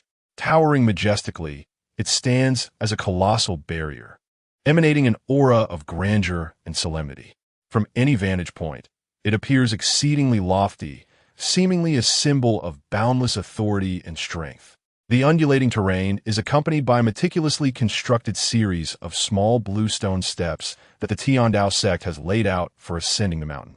The surroundings, while not entirely silent, resonate with the harmonious sounds of various birds and insects, beautifully embodying the Taoist philosophy of spontaneity and nature. Gazing at the seemingly endless steps, one cannot help but marvel at the magnificence of the Tiandao sect's chosen location. "Do I really have to carry Lord Lu up the mountain?" Murongji lamented, struggling under the weight of the unconscious Lu Yuan. Li Hanjing cast a cold glance at Murongji, as if to say, "Am I expected to carry him instead?" Murongji muttered, "Well, that's not entirely out of the question." Li Hanjing shot a sidelong look at Murongji. In response, Murongji quickly added, "My lord, I will carry him, I will." After a morning of arduous trekking, the trio finally reached the summit, where they encountered the sign of the Tiandao sect. It was merely a small stone tablet inscribed with the name of the sect. Soon, they caught the attention of a young Taoist who approached them. "What brings you to our Tiandao sect?" he inquired, his tone devoid of hostility and imbued with warmth. Gasping for breath, Murongji replied with a smile, "Esteemed Taoist, I am Murongji, the young master of Fuchang Tower. I kindly ask you to inform the sect leader, as I have a matter to discuss." The young Taoist, recognizing the arrival of a figure of wealth, did not hesitate. "There is no need for a formal announcement. I shall take you to see the sect leader directly. Our Tiandao sect is not bound by such formalities. We embrace spontaneity.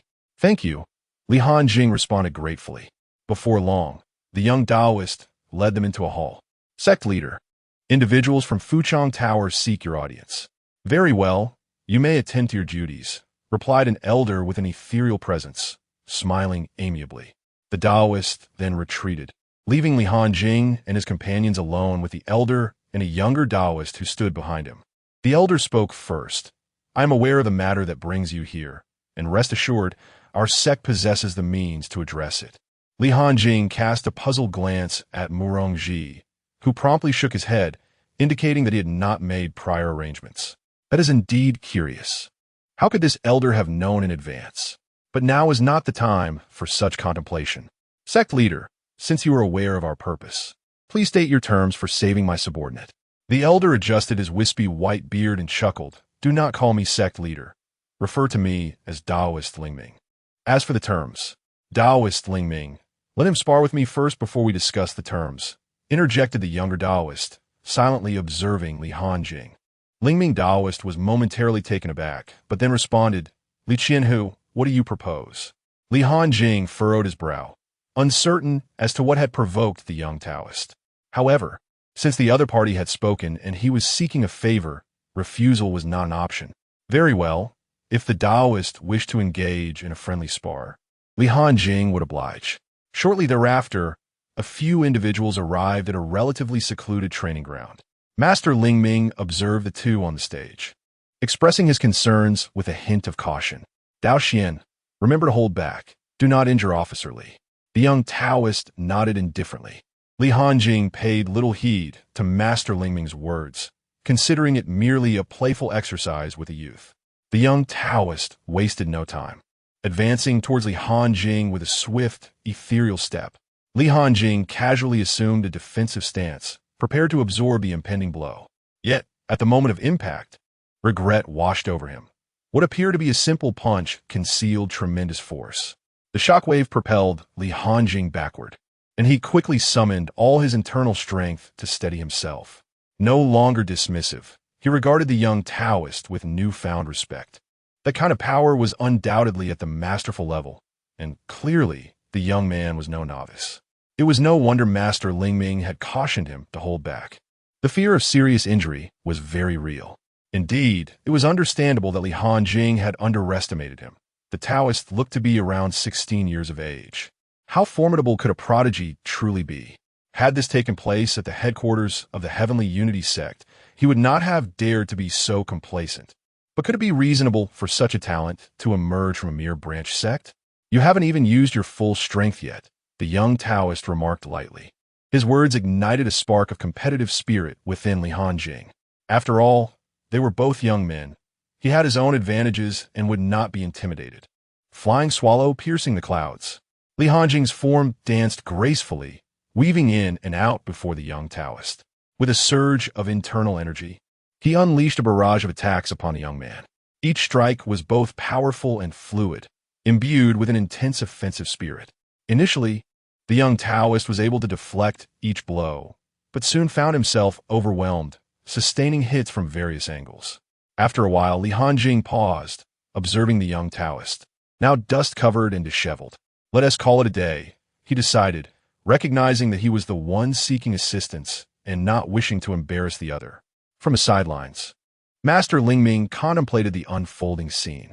The young Taoist, seemingly unwilling to concede defeat, brushed off the dust from his attire. One last exchange. If you win, I will ensure that Master Lingming provides unconditional assistance to your subordinates. Li Hanjing, discerning the sincerity in the young man's words, readily accepted. Judging by their earlier conversation, the young Taoist held a significant position within the Heavenly Unity sect and was likely a top-tier prodigy from the headquarters. Li Hanjing nodded. Very well. Suddenly, the young Taoist's aura shifted dramatically, emanating an enigmatic energy. His pupils astonishingly split into two. Such an extraordinary phenomenon was entirely unfamiliar to Li Hanjing. As their gazes locked, the two figures moved with remarkable speed, their exchange of blows showcasing astonishing coordination and reflexes. Each strike from Hanjing was imbued with a formidable inner strength. It was deftly countered by another form of skillful energy. Bang! The flying swallow had reached its zenith. But the next move was invariably anticipated and defended against by the young Taoist. Hanjing realized that it was the prowess of those keen pupils at play. Had the young Taoist also mastered the 9th level of palm techniques, Hanjing would surely face defeat today. Alas, that was not the case. Although he could not currently discern any flaws in the young Taoist's defenses, he resolved to exhaust his opponent's inner energy through sheer perseverance. Thus, the two engaged in an unceasing exchange of offense and defense. After a considerable amount of time, just as Hanjing was on the verge of depleting the young Taoist's energy, the young man suddenly closed his eyes. No longer on guard, he unexpectedly seated himself on the ground. Observing this, Hanjing hurriedly attempted to halt his assault, but the speed of his previous strikes left him unable to stop in time. Chapter 51. A great favor owed upon witnessing the unfolding events. Lingming swiftly unleashed a formidable aura, separating Hanjing from the young Taoist. In an instant, Hanjing felt his body slow dramatically before coming to a halt. He gazed with a complex expression at the young Taoist seated on the ground, whose aura was steadily ascending, a clear indication of a breakthrough. Hanjing could only sigh. Acknowledging that some individuals are naturally gifted for cultivation, achieving breakthroughs amidst battle, a classic hallmark of a protagonist, is it not? Suddenly, Taoist Lingming spoke kindly. Young friend Li, at such a tender age, you have already attained the 9th stage of palm power, truly making you the foremost among the youth of this era. Hanjing shook his head, asserting that the true first among contemporaries should be the one undergoing the breakthrough, gesturing toward the young Taoist. Taoist Lingming chuckled. You are not the same. I see that you have perfected the 9th stage. Thus, allow me to extend a favor by elucidating the intricacies of the realm of movement. For others, receiving such a favor from Elder Lingming would have been a cause for unbridled joy. However, Hanjing was somewhat reluctant to accept it. This was not due to a doubt in Lingming's prowess. Evidenced by the aura that had separated him earlier, Lingming was indeed a master of the realm of movement. The strength of the Heavenly One sect was no mere boast. Even the branch sect leader had reached this level, yet bound by his innate limitations. Even if Lingming were to reveal celestial truths today, Hanjing would remain incapable of self-enhancement. Nevertheless, he respectfully replied, "Thank you, Taoist Lingming. It is an honor for a junior like me." Naturally, Hanjing would not refuse to forge ties with a powerful entity such as the Heavenly One sect. After all, one thrives in this world through the strength of friendships. Lingming nodded in satisfaction and began his discourse. Though palm power and movement may seem to differ by merely one grand realm, they are worlds apart. The realm of palm power involves refining internal energy to its utmost, whereas the realm of movement transforms that energy into a form of magical force. This magical force is an energetic essence, pervasive throughout the world. It constitutes a vital component of all things, akin to an elevation of internal energy. Upon entering the realm of movement, one can harmonize with nature in their cultivation. The techniques can strike from afar, capable of devastating seas and mountains. After a considerable time of imparting knowledge, Taoist Lingming suddenly paused, inquiring, "Young friendly, I have nearly concluded my explanation. Do you have any reflections?" Hanjing, wide-eyed, began to weave a web of flattery. "Indeed, Taoist Lingming, at this moment, I feel an unparalleled clarity in my mind. Your insights have resolved several perplexities that have long troubled me. I dare say it will not be long before I achieve a breakthrough to the realm of movement." Lingming regarded Hanjing with an expression that suggested he was a talent of great potential. "Excellent, excellent. Since that is the case, young friendly, let us not intrude upon Dao Xian's breakthrough any longer. Let us retreat indoors to discuss matters regarding your subordinates." Hanjing nodded affirmatively. Behind him, Murongji now regretted having hastily utilized Hanjing's goodwill. A 20-year-old at the 9th stage of palm power was no mere ally. He was akin to a towering tree in the forest. "Ah, that is not correct. I merely stated that I would serve as his subordinate, and I never specified that it would only be in Huaiyang County." Upon this realization, Murongji felt an immediate sense of relief, envisioning a life of ease ahead. After all, his martial prowess was rather limited, and as for his business acumen, he was adept only at spending silver. Within the room, Taoist Lingming examined Lu Yuan's meridians. Furrowing his brow, the internal energy of the Buddhist sect, characterized by its lethal nature. How could one body cultivate two distinct forms of energy? When asked about this, Hanjing appeared somewhat embarrassed. Ahem, my subordinate primarily practices the art of slaughter, but he inadvertently absorbed a Buddhist relic recently, which has led to this peculiar situation. Taoist Lingming contemplated for quite some time before responding. Li Xiaoyu, your subordinate's condition is rather unique and somewhat challenging. However, it is not without potential solutions. There exists a method, albeit fraught with peril, which carries a significant risk of catastrophic failure. Yet, should he endure, his future achievements would be remarkable. Seeing the gravity of Lingming's words, Li Hanjing earnestly inquired, "What method do you propose? Please, do not hesitate to share." Given the instability caused by the two opposing energies within him, we must seek a third form of energy to act as a mediator. However, upon the introduction of this third energy, there will be an extreme phase of eruption. If he fails to withstand it, his meridians will shatter and his organs will rupture. Conversely, if he survives, his combat strength could surpass that of others by threefold within the same realm, and this explosive period would cleanse his meridians, leading to a significant enhancement of his innate abilities. Lingming elucidated. Li Hanjing grasped the essence of this principle: no pain, no gain. Nevertheless, he recognized that this method was of no use to himself, as he lacked meridians entirely. Subsequently, he struck Lu Yuan, rousing him from his stupor. It would be best for Lu Yuan to make his own decision regarding this matter. Now momentarily alert, Lu Yuan listened to the account of recent events and decisively opted for the simultaneous cultivation of the three methods. Seeing that a decision had been reached, Lingming produced a tome from his sleeve. This technique is a unique treasure of my Tianyi sect, known as Qingqi Ju, classified as precious grade. It is perfectly suited as a third form of energy, as Taoist practices are inclusive of all things. Both Buddhist and slaughter energies can coexist harmoniously with it.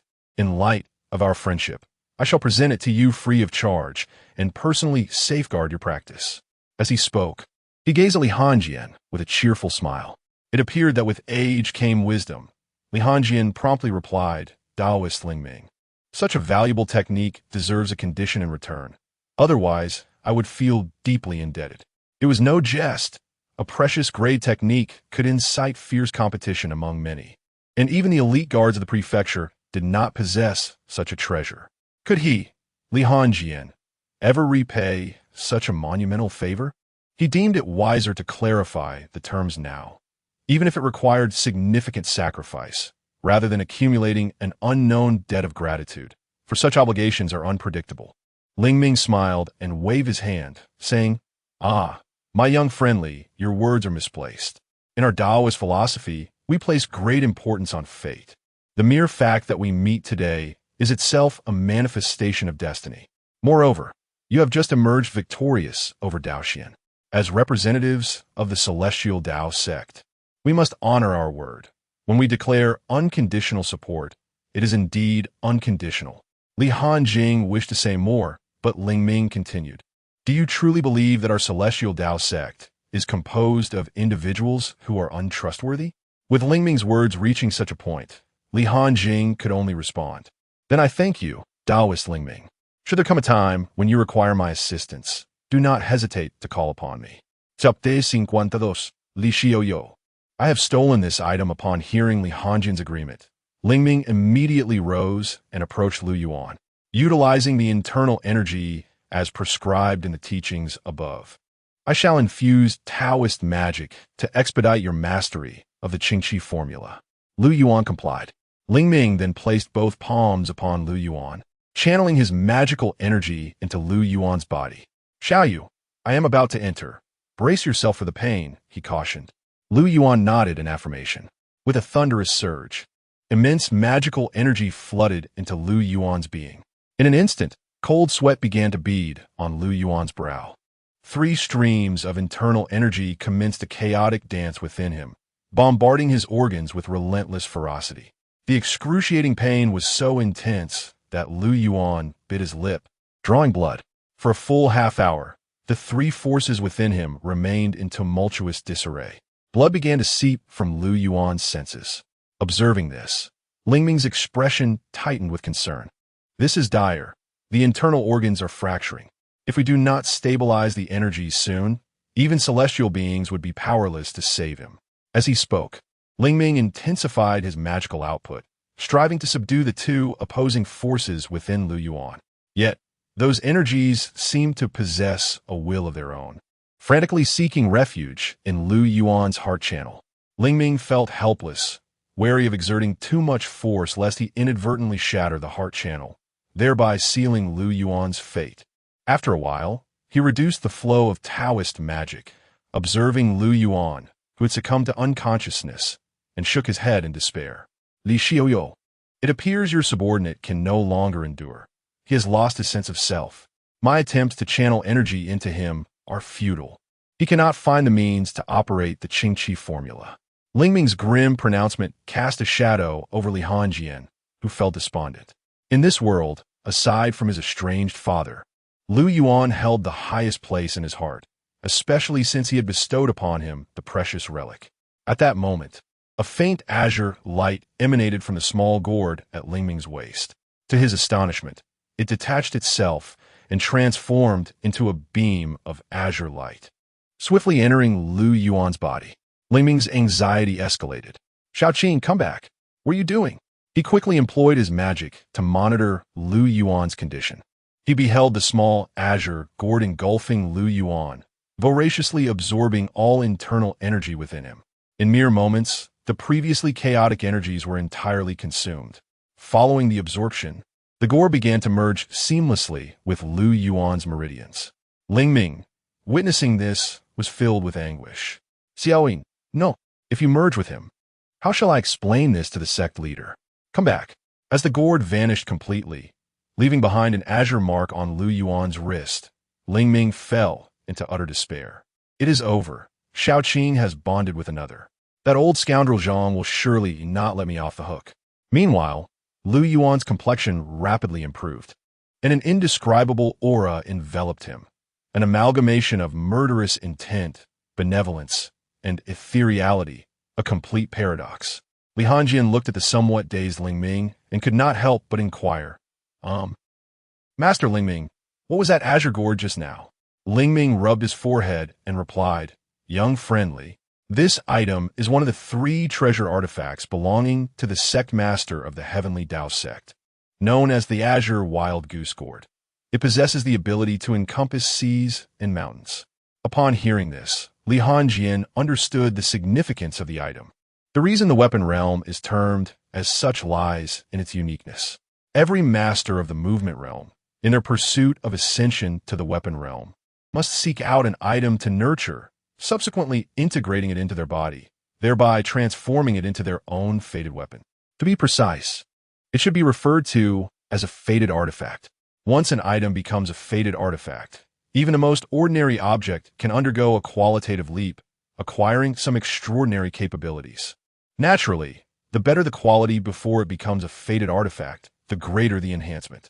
Typically, masters of the weapon realm can only nurture one weapon. However, according to Lingming, the sect master of the Heavenly Dao sect has nurtured 3 artifacts. In truth, one can only possess one fated artifact, while the other 2 serve to bolster combat strength, can be gifted to others, or utilized for other purposes. Just imagine, if both parties are in the weapon realm, while others possess one weapon, you possess 3. How could they possibly contend with you? Currently, Lu Yuan has integrated a treasured artifact that originally belonged to the sect master of the Heavenly Dao sect into his own body, making it his fated artifact. This implies that Lu Yuan has prematurely acquired the qualifications of the weapon realm. Li Hanjing felt a shiver run down his spine. He initially thought he only owed a favor, but now he finds himself indebted to a formidable master of the weapon realm. Should any ancient entity seek trouble with him now, he would be utterly defenseless. Li Hanjing cautiously asked Master Lingming, May I inquire how the sect master's weapon came to be in your possession? Lingming's gaze flickered momentarily. I shall not conceal this from you, young friend, as we must face this together. The Azure Wild Goose Gourd is something I acquired from my senior brother.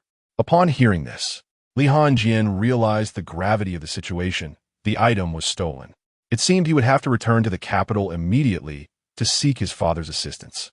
This matter was too significant for him to manage alone. Suddenly, a young Taoist entered the room, exuding an even more formidable presence. He was at the 8th stage of palm power. As the young Taoist entered, Lingming's eyes brightened, and he suddenly recalled something. Young friendly, this matter is not without a resolution. Seeing a glimmer of hope, Li Hanjing eagerly asked, Master Lingming, please elaborate. Let us resolve this difficulty together. Lingming pointed towards the young Taoist. Now that you have integrated the Azure Wild Goose Gourd, you owe a karmic debt to the heavenly Tao. This young man is our sect's disciple, Zhang Daoxian. You have witnessed his talent, but his reason for coming to our branch is to rectify his cultivation shortcomings. This child is wholly devoted to his practice and seldom concerns himself with worldly matters, which is not entirely beneficial for his training. Our Taoist philosophy embraces all things. Anything that exists is justified.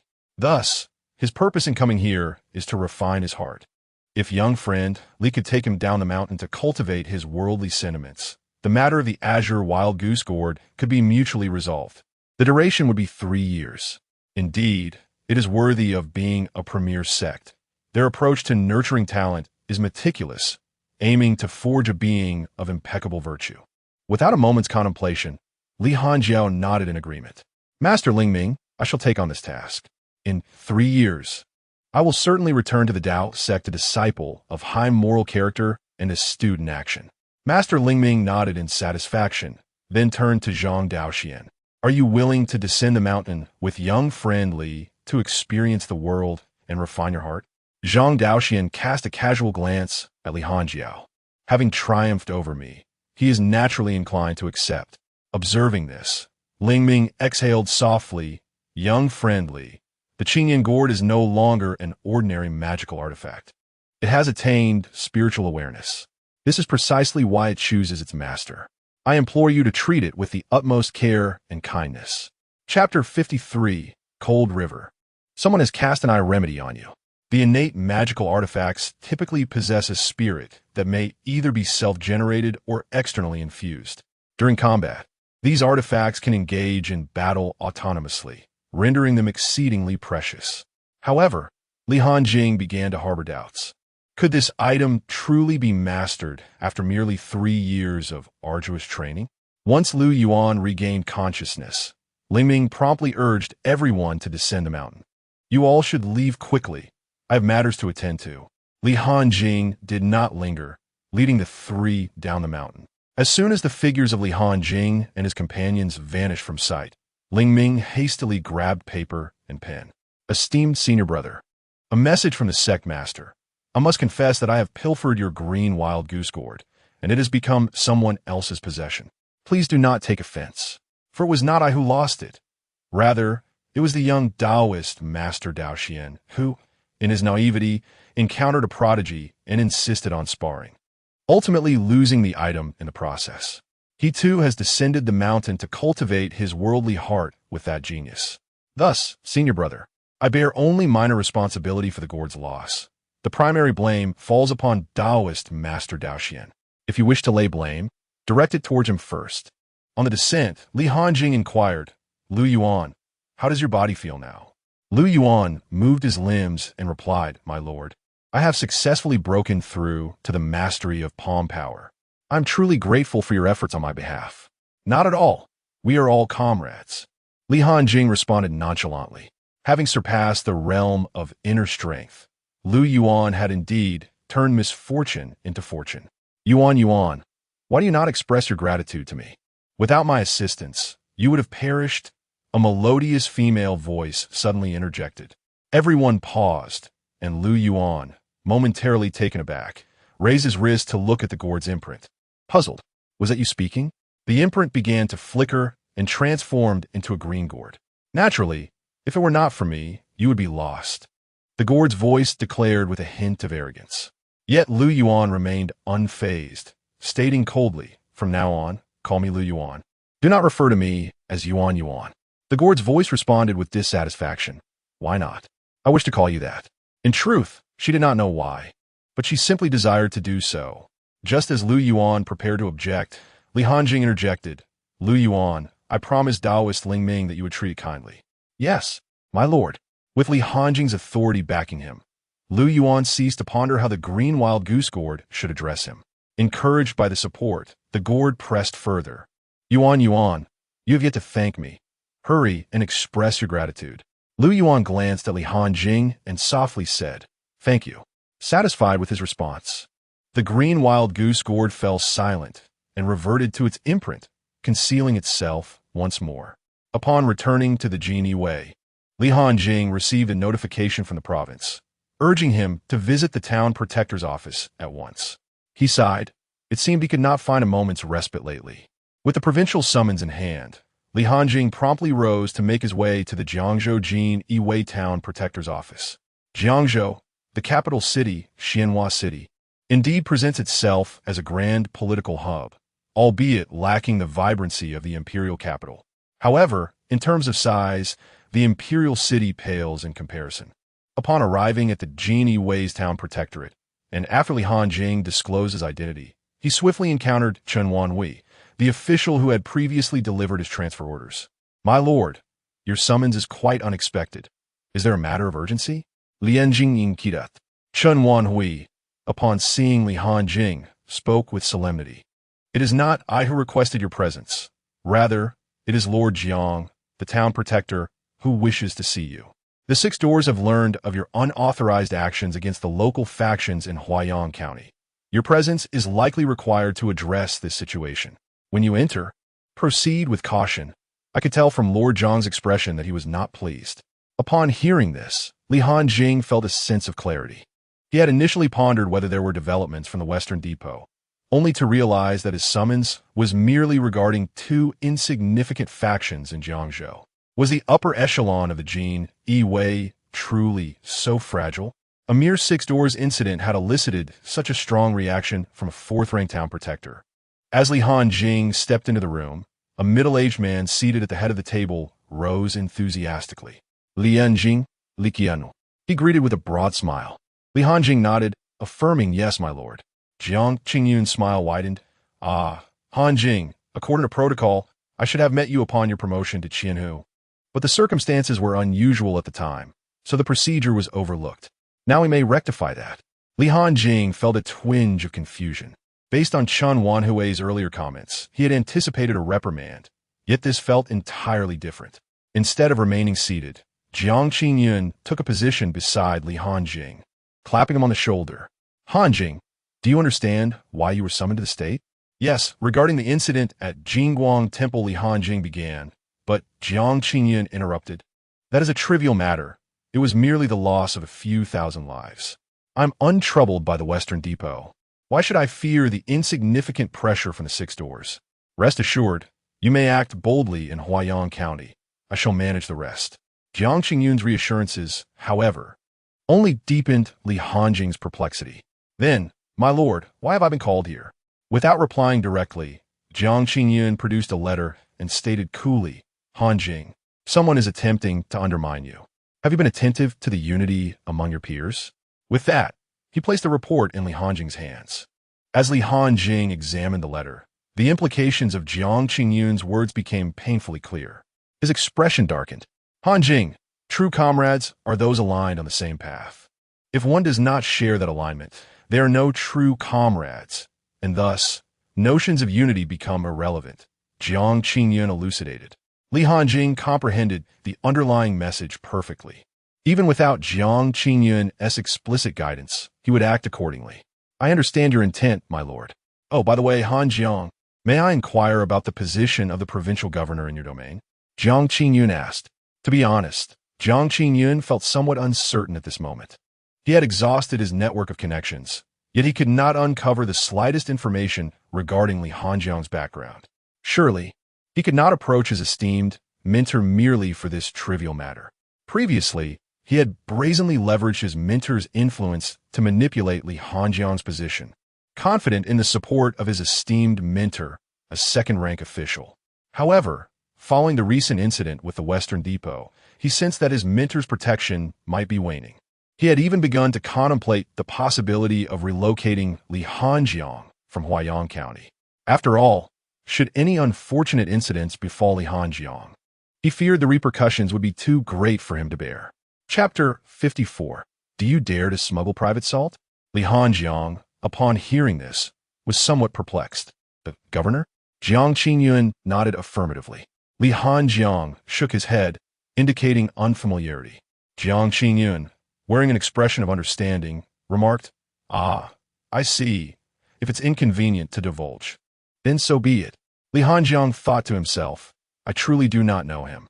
After engaging in a plethora of inconsequential chatter, Li Hanjiang was about to take his leave when Jiang Qingyuan suddenly called out to him. "Hanjiang, I did not summon you solely for this letter. Recently, there has been significant turmoil in the Xianhuang domain. The Minister of Finance has been subjected to a thorough investigation. A staggering 15 million taels of silver were discovered in his residence, implicating numerous officials. The higher authorities have dispatched a governor who possesses the explicit authority to investigate any institution or organization. Our entire Xianhuang domain shall soon endure a rigorous scrutiny period. Within a few days, the governor's people will arrive in Jiangzhou, tasked with delegating investigators to every district and even county. Any discovered corruption will be met with severe punishment. Please ensure that any matters requiring resolution are addressed promptly." Li Hanjiang furrowed his brow at this news. A powerful official of the second rank has fallen due to corruption? It seems the Qian Empire is on the brink of a chaotic period. The high-stakes game has officially commenced. Otherwise, how could a formidable expert of the half-step weapon realm be apprehended so easily, and under the pretext of mere corruption? At such a level, one would dare to brazenly indulge in corruption, as the authorities would typically turn a blind eye. This governor is likely merely cleansing the remnants of the Minister of Finance's faction. "My lord, I shall ensure that all loose ends are tidied up," Li Hanjiang replied. "Indeed, should you encounter any insurmountable issues, do not hesitate to inform me," Jiang Qingyuan instructed. Returning to the Jinyiwei, Li Hanjiang examined the envelope in his hands, refraining from hastily addressing its contents. Instead, he summoned Roshin. "People from above are coming. It is imperative that we shut down the unseemly underground casinos that have been operating under the radar lately. And I suggest we temporarily suspend our investments in the Jinyiwei as well. Almost every financial consortium in the district is involved in these illicit gambling rings, given the exorbitant profits they yield. Conversely, licensed casinos pay substantial annual taxes." Noticing Li Hanjiang's grave demeanor, Roshin's expression shifted to one of unease. Observing her reaction, Li Hanjiang furrowed his brow. "Have you been involved in other matters?" Roshin glanced at Li Hanjiang, her guilty nod confirming his suspicion. "I may have engaged in some private salt trading." Slap! "How dare you, a mere establishment of Huabage, dabble in the smuggling of private salt? You are well aware of the government's stringent regulations regarding salt control. If this comes to light, you would not have enough heads to lose." Li Hanjiang reprimanded sternly. Roshin meekly retorted, "Then where do you think the extra 150,000 taels of silver each month comes from? Other trading houses only provide an investment of 15,000 taels to various institutions." Li Hanjiang found himself at a loss for words in response to Roshin's revelation. After a moment of contemplation, Li Hanjiang spoke in a low tone, indicating that the illicit salt must be well concealed while he would devise a strategy for the rest. Roshin hastily rose, affirming, "Very well, I shall attend to this matter." Ordinarily, the arrival of officials would not pose a significant concern, even if something were uncovered. It would not be a grave issue since such practices were commonplace. However, the trafficking of contraband salt was a serious offense, regardless of the number of transgressors. Once caught, the consequences were dire. The state relied on salt taxes to fulfill approximately 60% of its annual revenue. Thus, the authorities were unyielding in this regard. Moreover, local merchants like Huabage engaged in the sale of illicit salt predominantly within the region. With a diligent investigator, uncovering the truth would be inevitable. In a short span, the connection to Yin Roshin could be established, and once her identity was confirmed, how could the Jinyiwei remain unaffected? It seemed imperative to establish contact with the inspecting officials. If all else failed, eliminating Yin Roshin would be the last resort. Yet, this was a desperate measure. Once she was dealt with, his reputation in Huaiyang County would be irreparably tarnished, deterring future investment from merchants. Li Hanjing rubbed his temples, realizing that just days prior, Jiang Qingyun had advised him to inform him of any insurmountable issues. Today, that advice was coming to fruition. He needed precise information about the individuals dispatched to inspect Huaiyang County to tailor his approach accordingly. As the saying goes, every person possesses a weakness. Once these vulnerabilities are identified, matters become significantly easier. With his current intelligence network, he was unable to obtain such information. But he had faith that the Jiangzhou Town Protectorate could deliver. Let us not forget the true purpose of the Jinyiwei. It appeared that the intelligence network of the Feiying sect needed to be expedited, while not encompassing the entirety of the Xinhuang domain at the very least. The intelligence network across Jiangzhou must be established. Had it not been for Jiang Qingyun's timely warning, he would have been oblivious until the inspectors arrived, placing him in an exceedingly passive position. The letter he penned that day received a reply from Jiang Qingyun the following morning. Li Hanjing opened the correspondence and perused its contents. List of inspectors for Huaiyang County. One name, Wu Tao. Gender, male. Position, martial domain, Qingzhou, censorate.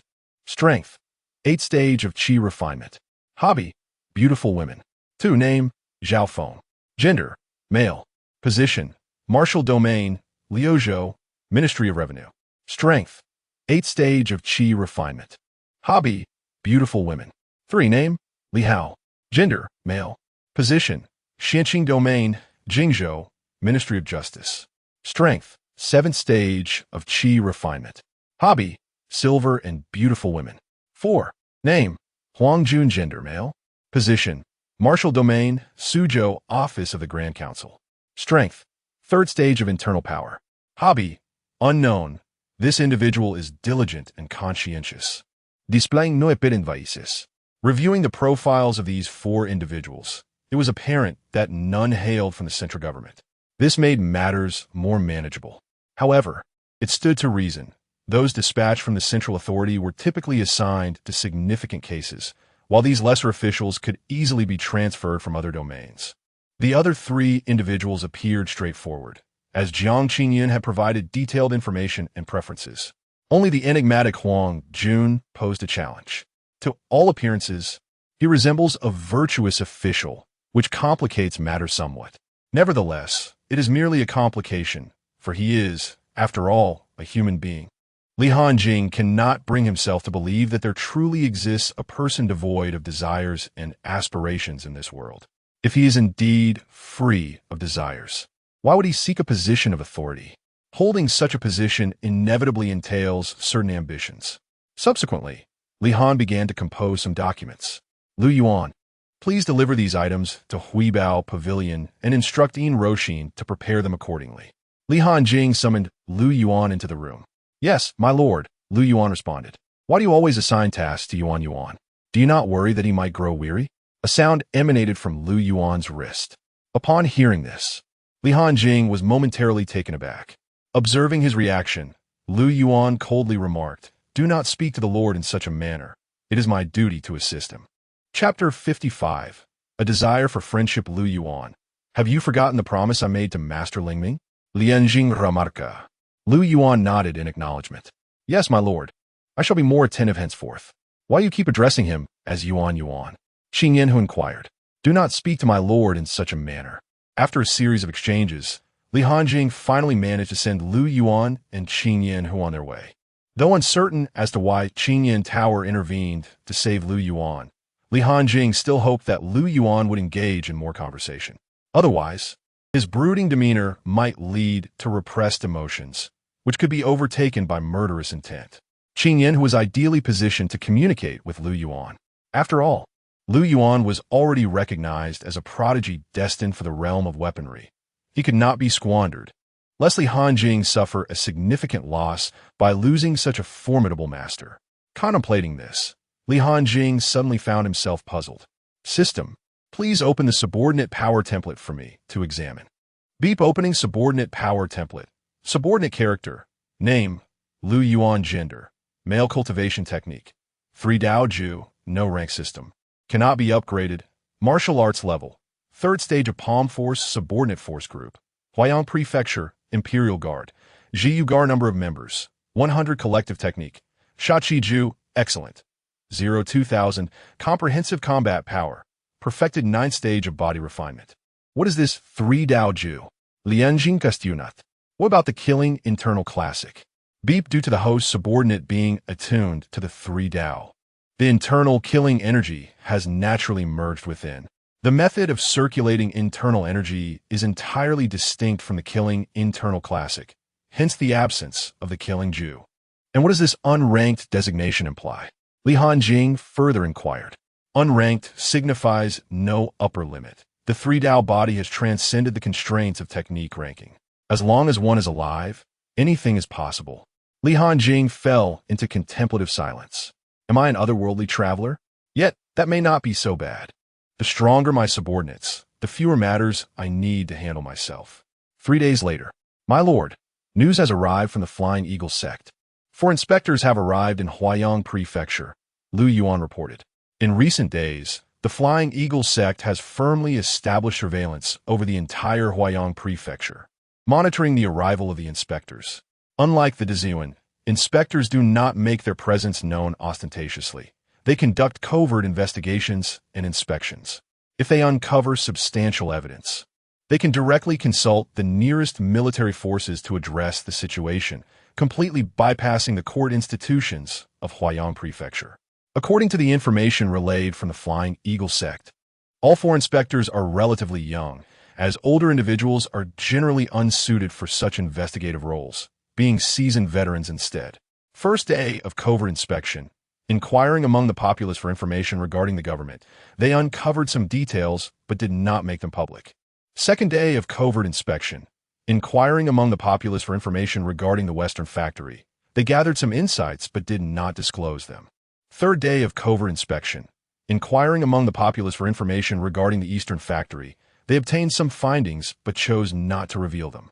On the 4th day of the inspection, inquiries were made amongst the populace regarding the activities of the Jinyiwei, leading to the discovery of certain information. An urgency arose to pack belongings in preparation for departure from Huayang County. Li Hanjing took a moment to sip his tea while glancing at the intelligence provided by the Flying Eagle faction. Let us invite a few inspectors to share a cup of tea, he suggested. Lu Yuan instantly grasped Li Hanjing's intent.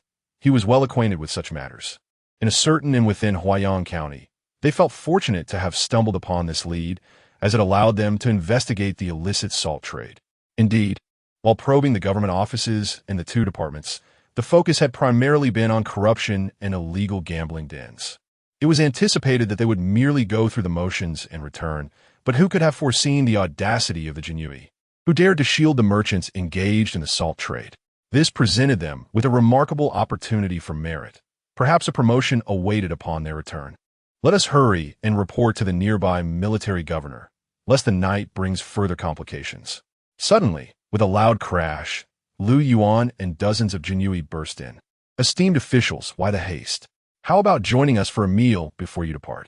The 4 were taken aback by the unexpected intrusion. Huang Jun, trembling with fear, exclaimed, Jinyiwei, what do you intend to do?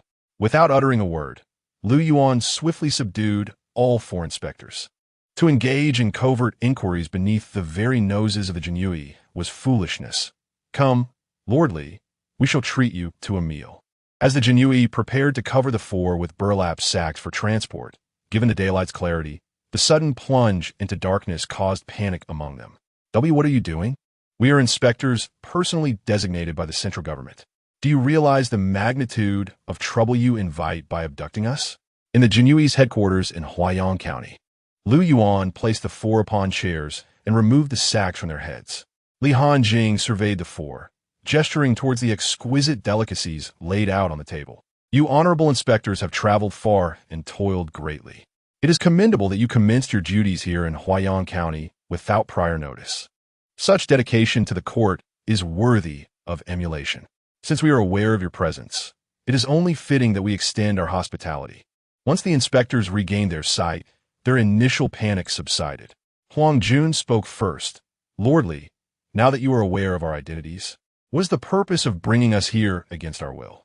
Li Hanjing feigned confusion, but I merely mentioned that I wish to treat you. Lordly, Huang Yun Continent. Even if you were to kill us, you would not escape unscathed. The authorities would simply dispatch more formidable individuals. Can you guarantee that you would be able to handle each wave? It would be prudent to await the court's judgment. You are merely an accomplice and would likely face imprisonment, not death. Huang Jun laid his cards on the table. Li Hanjing smiled. An accomplice? As far as I am aware, even being an accomplice in the salt trade could lead to a lifetime in prison, which is hardly different from death, is it? The purpose of inviting you here today was not for anything sinister, but rather to forge a friendship. I wonder if you would be willing to grant me this favor. With that, Li Hanjing clapped his hands, and a steward from Huibao Pavilion presented 4 stacks of silver, each worth 10,000 taels, before the 4 men. As Li Hanjing savored his meal by the riverside, he remarked, "Consider this a token of my appreciation for each of you." Although the sum of 40,000 taels was not a significant amount for him at present, it represented an immense fortune for those gathered before him. Each of them held positions within the state's direct departments, where the hierarchy was extensive. Given the authority they wielded, earning an extra 200 taels in a month was deemed a considerable gain. The 1,000 taels each received would equate to several years of additional income for them. The other 3 could not help but swallow hard at the sight of the silver on the table. It was an overwhelming sum. They regarded this unexpected stroke of luck that had granted them the opportunity to serve as inspectors, uncertain if they would ever have such a chance again in their lifetimes. The 3 exchanged glances, silently assessing one another. Chapter 56. Confronting Gao Hai. Intimidating the inspector, seeing that a few individuals remained hesitant, Li Hanjing clapped his hands once more. Several elegantly postured beauties approached and gracefully took their seats beside the 4 men. A gentle warmth enveloped their bodies. Except for Huang Yun, the other 3 young men were now blushing profusely. Such treatment was unheard of for them in their previous department. It was a privilege reserved for those in higher echelons. They felt akin to women, relegated to the brothels. Yet, the women of those establishments exuded an overwhelming aura of worldly allure, far beyond their means to indulge. They could not compare to the beauties before them. Li Hanjing casually remarked, "Ladies, I trust my gesture of friendship is sufficient. Are you still unwilling to grant me, Li, a modicum of respect?" The other 3 were about to respond when Huang Jun abruptly interjected, "Gentlemen, the court has appointed you as inspector for this mission because it values your capabilities. Do not forsake this opportunity for immediate gain. This could very well lead to your promotion." At Huang Jun's words, the other 3 swallowed their protests. They understood that as a quartet, if even one of them opposed, the remaining 3 would be unable to proceed. Simultaneously, they could not help but harbor disdain for Huang Jun. What value did he speak of? If those in the central authority regarded them as significant, it might hold weight, but for mere fillers like them, it was a burdensome task. They were merely going through the motions, while true recognition and rewards were reserved for those genuinely accomplishing the mission. In addition, the notion of merit was meaningless. Even the most significant achievements could not outweigh the influence of powerful connections and personal capability. If they met such criteria, why would they stoop to become mere pawns in this endeavor? They might as well seize the opportunity to gain a fortune instead, 10,000 taels of silver and a beauty. Observing the expressions of the other 3, Li Hanjing recognized that he had secured their compliance. Only the obstinate Huang Jun remained. Individuals like Huang Jun were not uncommon in Li Hanjing's past life. They were merely those without connections, striving to earn recognition through their exemplary performance. Ironically, the more flawless their presentation, the less likely they were to be entrusted with significant responsibilities. I have nothing to hold over you. We're not bound by kinship. Why should I regard you as one of my own? Suddenly, Li Hanjing rose. "Bring Gao Hai to me." Upon his command, Lu Yuan promptly entered, dragging a bloodied member of the Jinyiwei. Gao Hai, battered and exhausted, looked at Li Hanjing and implored, Li Hanjing, have I offended you in any way? If you treat me thus, remember, I'm a Qianhu of the Jinyiwei. Should I perish, the state will investigate, and you will be seen as harming a colleague. How do you think the governor would deal with you? Lianjing coldly regarded Gao Ai. The state? No one will even recover your body once you're gone. I assure you. With that, he produced a letter of denunciation, waving it before Gao Hai. Familiar with this? Daring to scheme against me? You must be tired of living. As Gao Hai beheld the letter, he instantly crumbled, realizing that Li Hanjing had connections within the Jinyiwei of the state and had deliberately avoided them, opting instead to approach the 6 doors directly. Regarding the reason for reporting Li Hanjing, there is no other motive than personal displeasure. Ever since Li Hanjing arrived, his presence in Huaiyang County has dwindled significantly. Furthermore, since Li Hanjing's arrival, the status of the Jinyiwei in Huaiyang County has risen dramatically. What does this signify? Does it not imply one's own inadequacy? It is no wonder that he has been feeling despondent lately. Despite sending letters to the 6 doors, Li Hanjing remains unscathed. It appears that the letters had indeed reached Li Hanjing, indicating the strength of his connections above. Suddenly, Gao Hai knelt down and began to slap his own face in desperation. My lord, I beseech you to spare me this time. I have a large family to care for, and I have offended many people. If I am gone, they surely cannot survive either. I shall never write a report again. From now on, in Huaiyang County, wherever you point, I shall comply. Li Hanjing suddenly broke into a cold smile. If you perish, will your family not also suffer? Allow me to assist you then. Bring them forth. Upon his command, several Jinyiwei dragged a few individuals forward. Li Hanjing pointed at them. Is this not your legitimate wife? And this, your concubine? And these are your children? Seeing this, Gao Hai hurriedly crawled before Li Hanjing. I implore you, grant me another chance. I will serve you like a dog, regardless of my reluctance. I only ask that you spare my family. Li Hanjing remained indifferent. Proceed. With swift precision, the Jinyiwei drew their broadswords and cleanly severed the throats of those individuals. There was no hesitation. One stroke sealed their fates. I will fight you. Gao Hai, fueled by an unexpected surge of strength, lunged at Li Hanjing. With a single kick, Li Hanjing sent Gao Hai crashing to the ground breathless.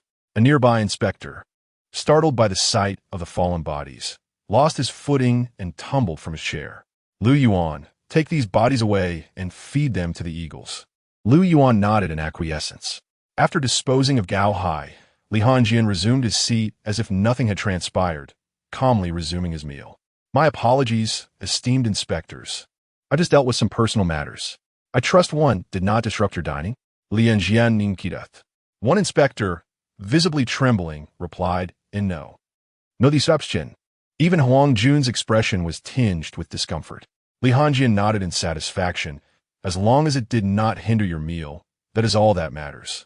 Noting Huang Jun's pale countenance, Li Hanjing recognized the effectiveness of his actions. Understanding that Huang Jun was a tough negotiator, he had specifically instructed Lu Yuan to bring Gao Hai for resolution, intending to instill fear among the inspectors. How have you all considered the matter of friendship with me?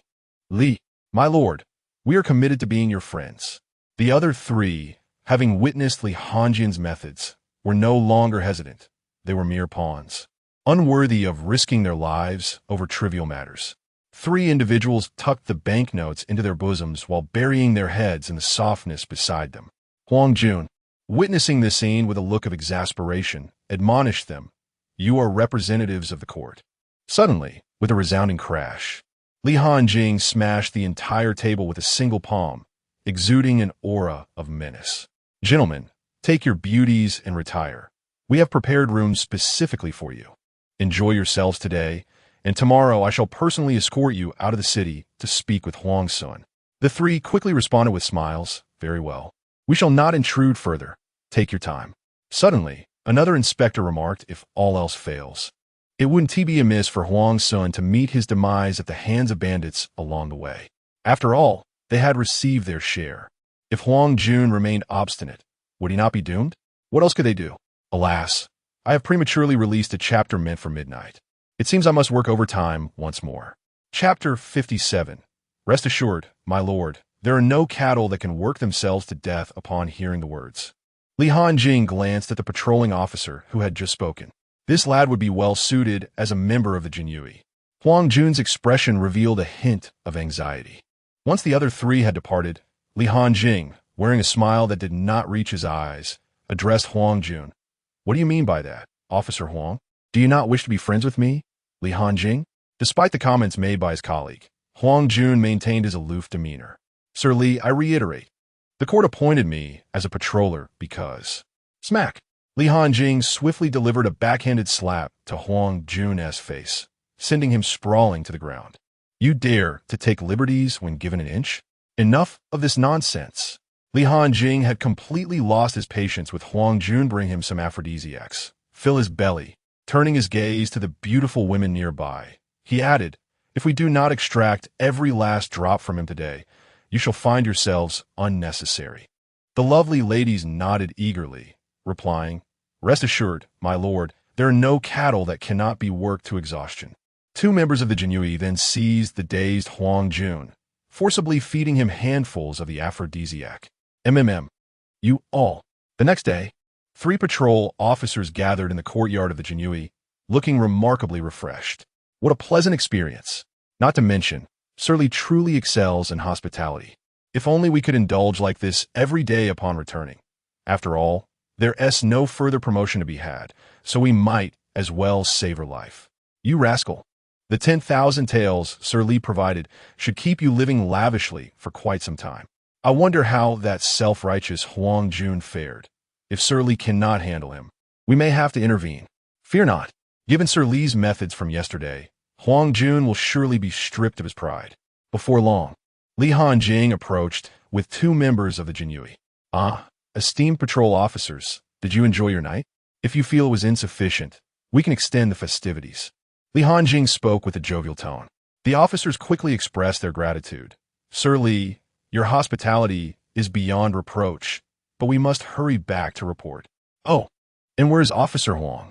Li Hanjing stepped aside, revealing 2 Jinyiwei holding the barely standing Huang Jun. At that moment, Huang Jun's legs trembled weakly, his face pale, and his eyes void of life, resembling a soul on the brink of departure. Li Hanjing, as if nothing were amiss, began to explain, last night.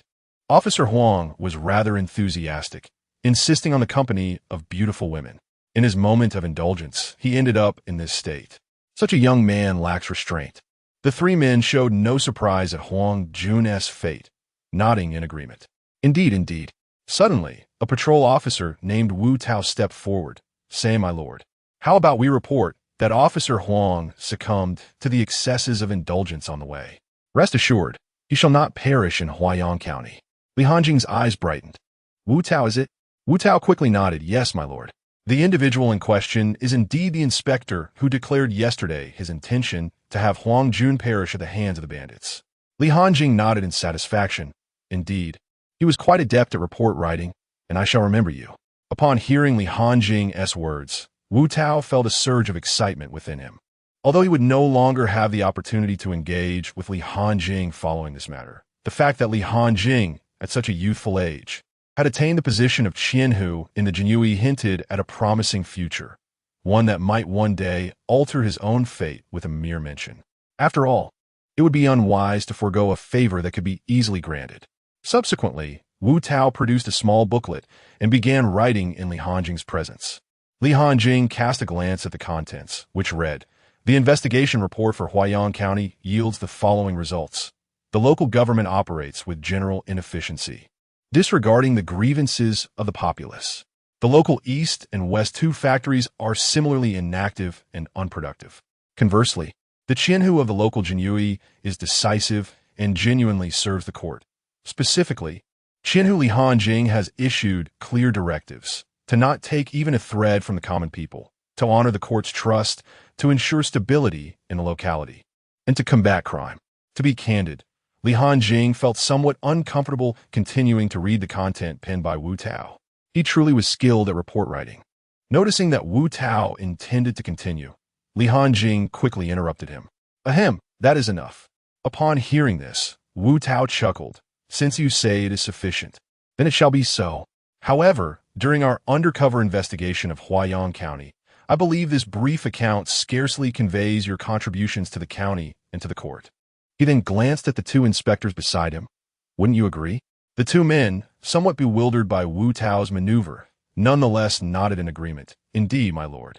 Li Hanjing smiled and decided to award Wu Tao an additional 10,000 taels for travel expenses, while the other two inspectors received 2,000 each. Although the report would likely go unread by higher authorities, for some reason, Li Hanjing found himself increasingly fond of Wu Tao. He was a talent in the realm of social interaction, a quality sorely lacking in his own circle. It was unfortunate that they were not part of the same system, nor even in the same domain. Otherwise, he might have considered attempting to transfer him to his command. 2 months later, the Xianhuang domain began to stabilize, and officials from the court commenced a comprehensive withdrawal. Life resumed with music and dance. The Jinyiwei, having engaged in a mercenary recruitment model over these 2 months, had attracted numerous wandering martial artists. Among them, over 500 individuals had reached the 5th stage of physical training, and more than 100 were adept practitioners of Qi training. Thanks to this model, the overall strength of the Jinyiwei had nearly equaled that of the local government and the East and West 2 factories in a mere 2 months. Of course, this model could only be implemented due to the unique nature of the Jinyiwei.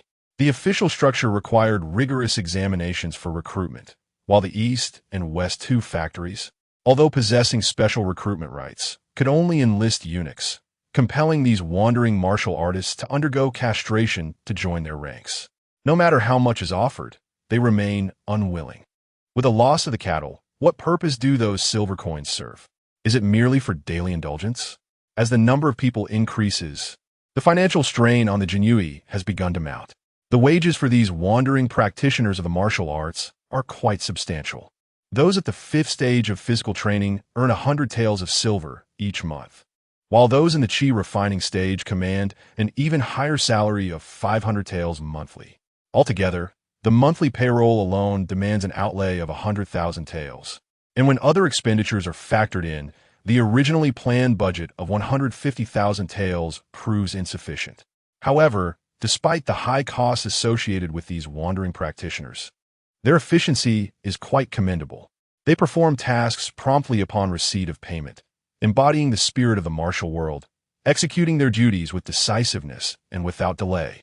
This starkly contrasts with the differences between contract workers and those within the official ranks. For those with official status, as long as they do not err, they must be supported according to the court's regulations. Consequently, when some individuals realize their prospects for advancement are bleak, they inevitably begin to become lax in their duties, opting to recline rather than stand whenever possible. Chapter 58. I still wish to immerse myself in the mundane world Daozi at our own tavern. If the drinks do not satisfy, we shall return another time. By the way, next time, I shall not only bring you for drinks but also indulge in other delights. No, I mean to lead you into the mundane world. In broad daylight, Murongji's face flushed crimson, exhibiting the demeanor of one who had overindulged.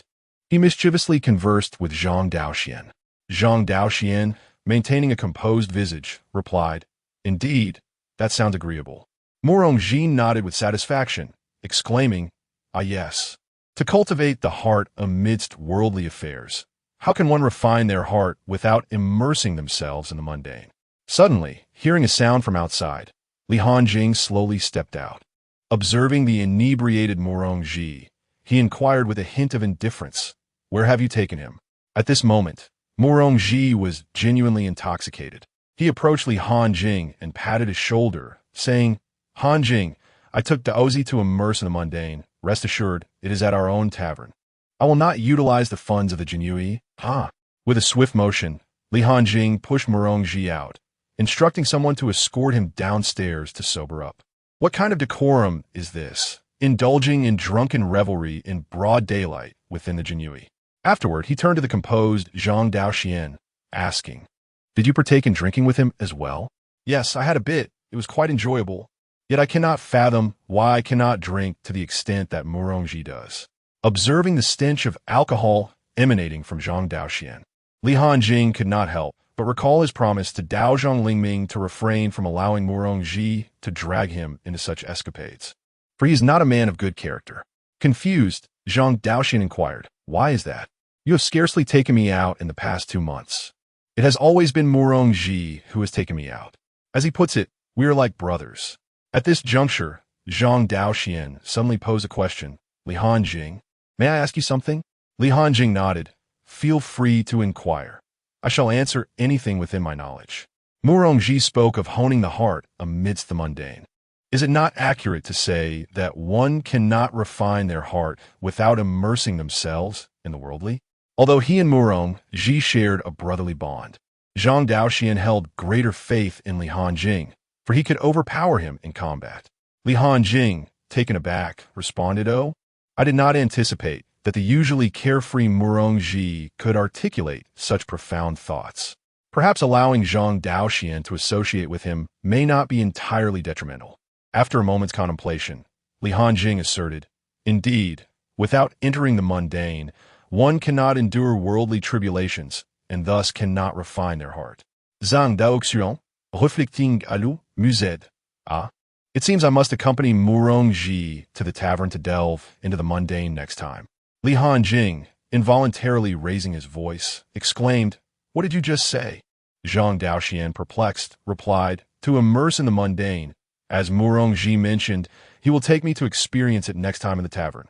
Li Hanjing was thoroughly mistaken, having thought that Murongji could utter words of depth. "No, you cannot immerse yourself in the mundane, and do not go out with Murongji in the future. I shall ask Lu Yuan to take you out instead," Li Hanjing countered. Zhang Daoxian challenged him, "Why not? Did you not just say that his words were accurate? Are you perhaps afraid that I might cultivate my heart in the mundane and surpass you? Venturing into the worldly pleasures of a tavern is an endeavor I must undertake." Observing the resolute expression on Zhang Daoxian's face, Li Hanjing realized that he could not dissuade him, for the decision rested solely upon him. Though there was little to be concerned about, a twinge of fear lingered. What if the heavenly Tao were to discover that the hopes of their sect were led astray? Would they not enact a swift and merciless retribution? Yet, as the Taoists often say, existence itself is justification enough. In Huaiyang County, Qingling County, Master inadvertently ended the lives of several members of the Jinyiwei. A man stammered nervously before the figure clad in black robes. The black-robed man spoke in a deep, resonant tone. "Do you comprehend that your actions may jeopardize our operations in Huaiyang County? Should the higher-ups take issue, I cannot bear the consequences." The man knelt, rendered speechless by fear. The black-robed figure continued nonchalantly, "Mistakes bear a price. You shall take your own life." The man raised his head, a look of defiance in his eyes. "Master, if you wish to protect your family from calamity, it is best to comply. This way, even if officials come to investigate, it would be a death without witnesses. Had you slain government officials in the 2 factories, it would be one matter, as they cannot make waves in Huaiyang County. However, you have chosen to kill members of the Jinyiwei. Are you aware of the protective nature of the Qianhu, Li Hanjing? News has already reached from Ziyuan County that one of his subordinates has committed adultery, and he has shown no mercy, exterminating the entire family. Do you think he will not exert all his efforts to track you down?" The black-robed man spoke with deliberate calmness. The man replied, "Master, I have followed you for many years. I may lack merit, but not diligence. With your power, if he seeks to investigate, could you not simply eliminate him?" The black-robed man shook his head. "I do not wish for your demise, yet your survival endangers our plans. I have already uncovered the truth regarding the West Factory incident. It was the inspectorate of the Xianwang domain that intervened on his behalf. Should he be eliminated, our plans in Huaiyang County would be utterly thwarted." Upon hearing this, despair enveloped the man, and he drew the sword from his waist. With a swift motion, he ended his own life. At the routine meeting of the 2nd Division of the Jinyiwei, Li Hanjing sat at the head of the table, addressing the commanding officers from various counties. "This is perhaps the first time we have convened since my ascension. A couple of months ago, I mentioned the necessity of a meeting, yet due to unforeseen circumstances in our domain, we have not had the chance to gather until now. It is my oversight for not hearing your accounts of the grassroots Jinyiwei." A Jinyiwei officer responded with a smile. "Esteemed Qianhu, the fault lies with us, since your appointment. We have failed to report to you proactively. After a round of formalities, Li Hanjing grew more acquainted with the commanding officers. Ahem, now that pleasantries are aside, let us discuss matters of substance. Each county, please report your current status, Li Hanjing instructed. Sir, I am Zhang San, the Baihu of Qingquan County. The situation has improved considerably since your arrival. The officials have begun to show us some measure of respect. As circumstances improve, so too does the economy. Henceforth, the county shall remit 30,000 taels of silver each month to subsidize our prefecture's financial situation. Subsequently, another 100 households representative stood forth. My lord, I am Li Si, the representative of Yang County. Our county's finances have also begun to improve, allowing us to contribute 20,000 taels of silver monthly to the prefecture's treasury.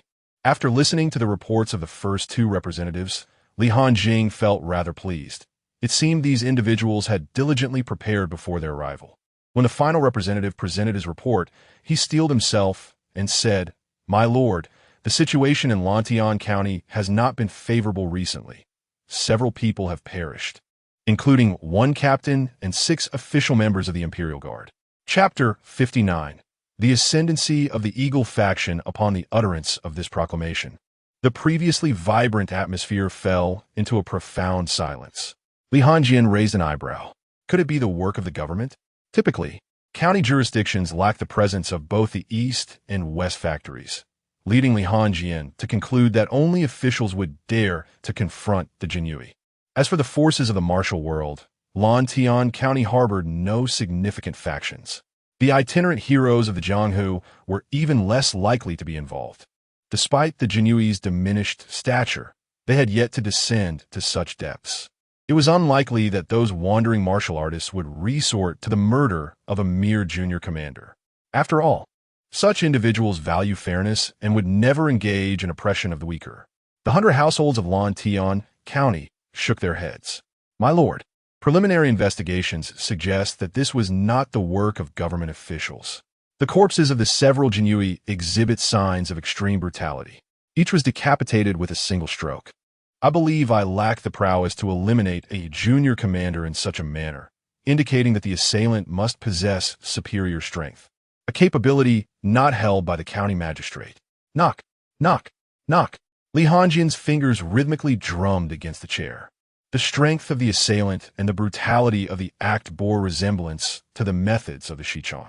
However, since the 2,000 commanders had been slain by his hand, they had yet to dispatch a new commander, thus they would not dare oppose him. Lu Yuan, you shall personally journey to Lantian County to conduct an investigation. I will summon the Eagle faction to assist you, Li Hanjing concluded after careful deliberation. This decision was also made for prudence's sake. In the entirety of Huayang Prefecture, Li Hanjing doubted anyone could rival Lu Yuan's capabilities. A martial artist at the 3rd level of force mastery, complemented by the formidable Qin Yan who, even he would find it challenging to defeat Lu Yuan without expending considerable effort. The treasures wielded by those at the pinnacle of weapon mastery were not to be trifled with. Lu Yuan nodded. Yes, my lord. Shall we depart immediately? Let us set forth at once. The Eagle faction will accompany you. This gathering concludes here. Those who dare to harm my Jinyiwei shall understand that even the most insignificant passerby will face imprisonment and punishment. Li Hanjing responded with a piercing gaze. The 100 households present were unanimously impressed by Li Hanjing's decisiveness. It was known that previous commanders would procrastinate and shift blame, evading responsibility at all costs. They preferred a superior like him. They were not the government, bound to maintain local stability while considering various factors. They were the Jinyiwei, and to act with trepidation while deliberating endlessly was unbecoming of a special institution. Special institutions must employ unique methods of operation. This was the Jinyiwei, vengeful and audacious. Huayang Prefecture, Lantian County. Shortly after Lu Yuan arrived in Lantian County, the Eagle faction, having received urgent news, hastily made their way to the county. Lord Lu, I am Yang Fan, the 3rd elder of the Eagle faction. Lord Li has summoned me to assist you in this endeavor, Yang Fan announced, flanked by several disciples. Lu Yuan nodded. Excellent. This mission relies heavily on your capabilities. Should you execute it with finesse, I shall certainly commend you to the Lord." To avoid drawing attention, Lu Yuan chose to arrive alone in Lantian County without the presence of a Jinyiwei. Upon hearing this, Yang Fan smiled and clasped his fists in gratitude. "Thank you, Lord Lu. We shall commence our work at once." With a wave of his hand, dozens of disciples retrieved falcons from the breathable black pouches at their waists, whispering incantations with their eyes closed. Shortly thereafter, these birds took flight, dispersing across various locations in Lantian County. With an air of confidence, Yang Fan remarked, "Lord Lu, let us find a place to enjoy some tea after half an hour." "Indeed," Lu Yuan replied nonchalantly. The 100 households of Lantian County looked on in perplexity. Do the Jinyiwei of this jurisdiction not inquire into the specific circumstances of a case? How can one investigate without understanding the facts? Though comprehending the truth does not guarantee clarity, as it is rare for a murderer to linger at the scene, they typically flee to distant lands unless undeterred by the forces behind the victim. "Gentlemen, would you like me to recount the specifics of the incident?" One of the 100 households finally could not contain his curiosity. Lu Yuan shook his head. "No need. Just await the news in silence." As a trusted confidant of Li Hanjing, he was well aware of the formidable intelligence and investigative prowess of the Falconer Division. To put it bluntly, wherever there are birds, the Falconer Division can procure intelligence. In this vast sky, are there not countless birds soaring? Seeing his inquiry rebuffed, the 100 households of Lantian County fell silent, intrigued to witness how these individuals would uncover information without his assistance. As a local official, he had spent several days investigating without yielding any results before reporting to the county. He doubted that they could discern anything in a mere half hour. Half an hour later, the falcons returned to their respective masters. The disciples closed their eyes, gently caressing the birds. After a moment, one disciple opened his eyes first. "My lord, the falcons communicated with some birds in the east. There have been no unusual occurrences there in recent days." Another disciple then opened his eyes. "My lord, in the southeastern outskirts of the county, there have been some unusual events. 2 groups engaged in a violent clash. All is normal in the northwest," he added. The 100 households of Lantian County listened in increasing astonishment. The events they described corresponded precisely with recent occurrences in Lantian County. Indeed, several days prior, 2 gangs had clashed in the southeastern region over territory. Has the county's intelligence gathering methods become so advanced? "My lord, the falcons report from the center of the county that 3 days ago, a man resembling the current 100 households entered a house filled with the scent of rouge." Upon hearing this, Yang Fan understood the implications and chuckled, teasing, "My lord, it appears you have quite the leisure, even as your subordinates meet untimely fates. You still find time to frequent brothels." In the county of Lantian, the 100 household felt a profound sense of embarrassment and trepidation as he began to explain. "My lord, it was a matter I was unaware of at the time. Upon learning of it later, I was consumed with anxiety, unable to eat or sleep, and I conducted investigations day and night." His fear of the county's Jinyiwei intensified, realizing that even the most minute details could be uncovered with such swiftness. "My lord, the intelligence is rather chaotic. It appears we have thoroughly examined nearly all recent events occurring within Lantian County." Suddenly, a disciple interjected, "My lord, 3 days prior, 7 individuals met their demise in the western outskirts, and the assailant was seen heading towards the county." Upon hearing this, the 100 household hastily concurred, "Indeed, my lords. The remains of our 7 Jinyiwei were discovered in the western suburbs." Chapter 60. "I am your fated treasure. We are quite close, my lord. I have received news from the west, though it is a few days old. There are often groups of individuals rushing into the western forest, only to emerge in droves, all carrying a strong scent of blood," reported a disciple of the Flying Eagle sect. Upon hearing this, Lu Yuan inquired, "Are these individuals from our imperial guards or from the local authorities?" The captain of the county shook his head. "No, the mountain has recently been contracted by the county government, claiming there are minerals to be mined. Typically, the locals would avoid that area, as it belongs to the jurisdiction of the county government." Lu Yuan immediately formed a plan. "Let us proceed westward to investigate." Just as he was about to depart, he paused and glanced at Yang Fan. "Never mind, I shall go alone. You should remain here in the county. The disciples of the Flying Eagle sect were precious to Li Hanjing. He could not afford any mishaps. Moreover, they were not skilled in combat, and should danger arise, he would need to devote his energy to their protection. It was better not to take them along at all. Yang Fan appeared to possess a keen sense of self-awareness. Very well, my lord, please exercise caution. I shall await your favorable news here. Although Yang Fan was unaware of Lu Yuan's true strength, he had witnessed Li Hanjing's prowess. To be Li Hanjing's foremost enforcer, Lu Yuan's abilities were surely formidable. Thus, Yang Fan felt reassured about Lu Yuan's expedition. Indeed, Lu Yuan replied. In the western outskirts of Lantian County, the so-called forest resembled more of a small mountain peak. Upon arrival, Lu Yuan felt an inexplicable restlessness within him. His vital energy surged, and a flicker of crimson appeared in his eyes. The Qing Tian who within him suddenly released 2 additional auras, and soon his internal power reached a state of equilibrium. Lu Yuan furrowed his brow. The scent of blood here was overwhelming. Even with his internal forces balanced, he felt an inexplicable thrill. Yuan, how could that fellow send you to undertake such a perilous task? The Qing Tian who lamented. Lu Yuan glanced at the mark on his right wrist, puzzled. What do you mean? Aside from the overwhelming stench of blood, there is nothing particularly noteworthy here. The Qing Tian who replied, this is merely the periphery. The stench of blood within is at least 10 times stronger. Yuan, you should not proceed further. Lu Yuan shook his head resolutely. I cannot. The task assigned by my lord must be fulfilled. At this, the Qing Tian who became indignant. Very well, very well. It's always my lord. You never heed my words. He is merely your superior, while I am your fated treasure. If you perish, I shall follow suit. So we're much closer, you understand? I understand, Lu Yuan nodded. Then be obedient, heed my advice, and let that fellow come himself. The Qing Tian whose voice was gentle yet wise. Clearly, she was quite pleased with Lu Yuan's expression. As Lu Yuan ventured deeper, he reiterated, it is not possible.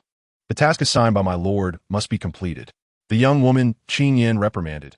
You have acknowledged our kiss. Why do you heed the words of that man, named Li instead of mine?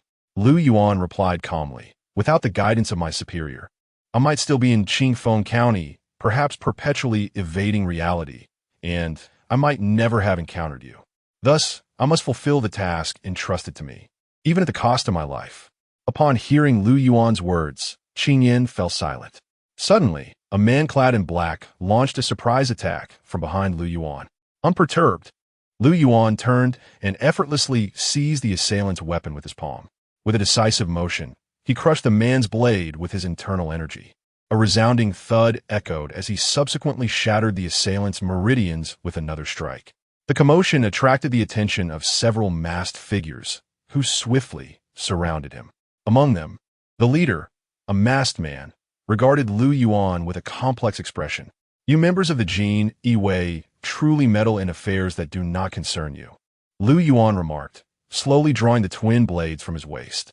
As a military official, he was not one for idle chatter and had no intention of sparring words with the masked man. 3 distinct auras emanated from him simultaneously. This marked his first engagement in combat since breaking through to the realm of palm power. In an instant, Lu Yuan's figure blurred, and he began to weave through the encirclement with his twin blades. In mere moments, blood stained the blades as he dispatched several attackers with swift precision. Soon, only the leader in black remained, who, realizing Lu Yuan's formidable strength, took a few steps back. Lu Yuan, how could your power be just palm strength? Yet, he seemed to grasp something and promptly fell silent. Intrigued, Lu Yuan inquired, you know me? It appears we are acquainted. With remarkable speed, he captured the masked man and tore off his face covering. Sun Wei, he exclaimed. With Sun Wei in his grasp, Lu Yuan intended to venture further, eager to uncover the source of the ominous scent of blood. Shortly thereafter, he arrived at a pond, which, instead of water, was filled with blood. Even Lu Yuan, trained in the art of lethal techniques, was taken aback by the sight before him. How many lives must have been taken to yield such a pool of blood? What is Sun Wei planning? At that moment, Sun Wei's complexion turned ashen. Lu Yuan, you've stumbled into grave danger. This is beyond your understanding. Recognizing the perilous situation, Lu Yuan resolved to leave immediately, intending to report back to Li Hanjing. However, a figure cloaked in black materialized before him, exuding a palpable aura of menace. What he said is accurate. This is not something you should know. I had hoped that as long as you did not witness the blood pool, even after you killed so many, I could still allow you to depart. But now that you have seen it, your fate is sealed. The menacing presence emanating from the stranger was all too familiar to Lu Yuan. Indeed, the aura exuded by that madwoman in Jinyiwei County that night bears a striking resemblance to this individual. The moon worship sect? The man in the black robe chuckled softly, stating, "Well, your time is up." With that, he unleashed a powerful palm strike towards Lu Yuan. Lu Yuan, not daring to hesitate, swiftly raised his dual blades in defense. Bang! The impact sent Lu Yuan flying. However, he seemed to have sustained only minor injuries, gradually rising to his feet. The man in the black robe gazed at Lu Yuan, who appeared unscathed, with a hint of astonishment. Despite being a master at the 9th level of palm force, his full-powered strike had only caused his opponent slight harm. As Lu Yuan stood, his pupils transformed from black to a faint azure, and he expressed his displeasure. "You dare to bully my Yuan? Chapter 61. While not achieving the 9th stage of mastery before turning 20 lead to death, the man in the black robe regarded Lu Yuan, whose azure eyes caused him to furrow his brow in perplexity.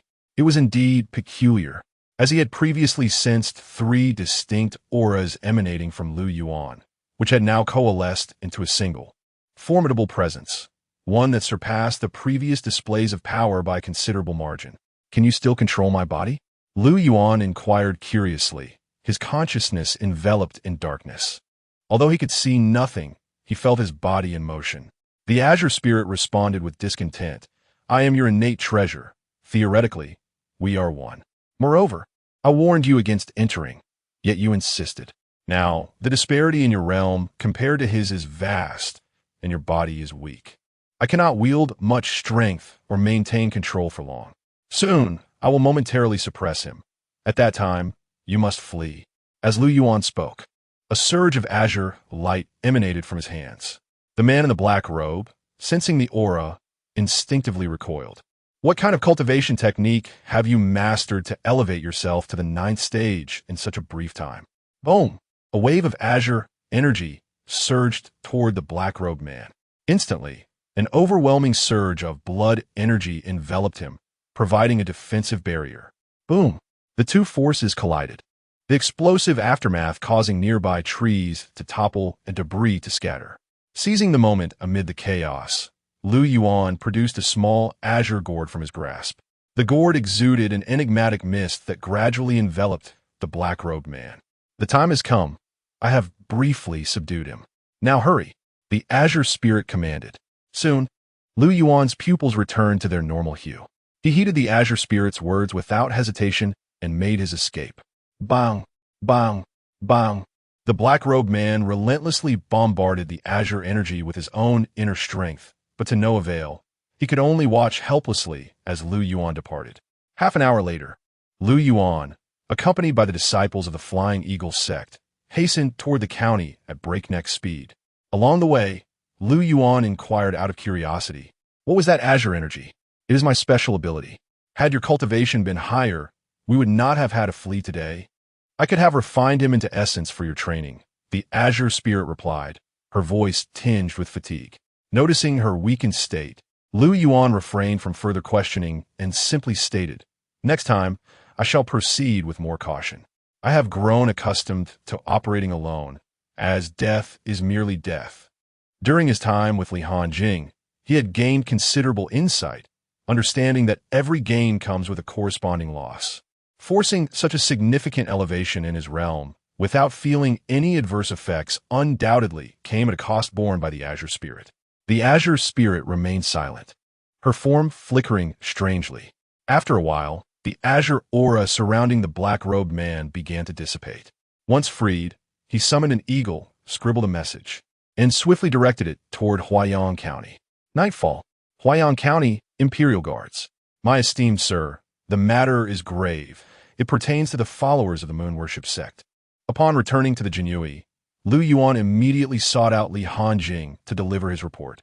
The mere mention of the moon worship sect evoked memories of a fateful night, when a deranged woman from their ranks unleashed a torrent of violence upon him.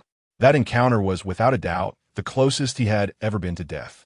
After absorbing Lu Yuan's account, Li Hanjing rose in contemplation. Since the emergence of the moon worship sect, any matter associated with them has always stirred considerable commotion.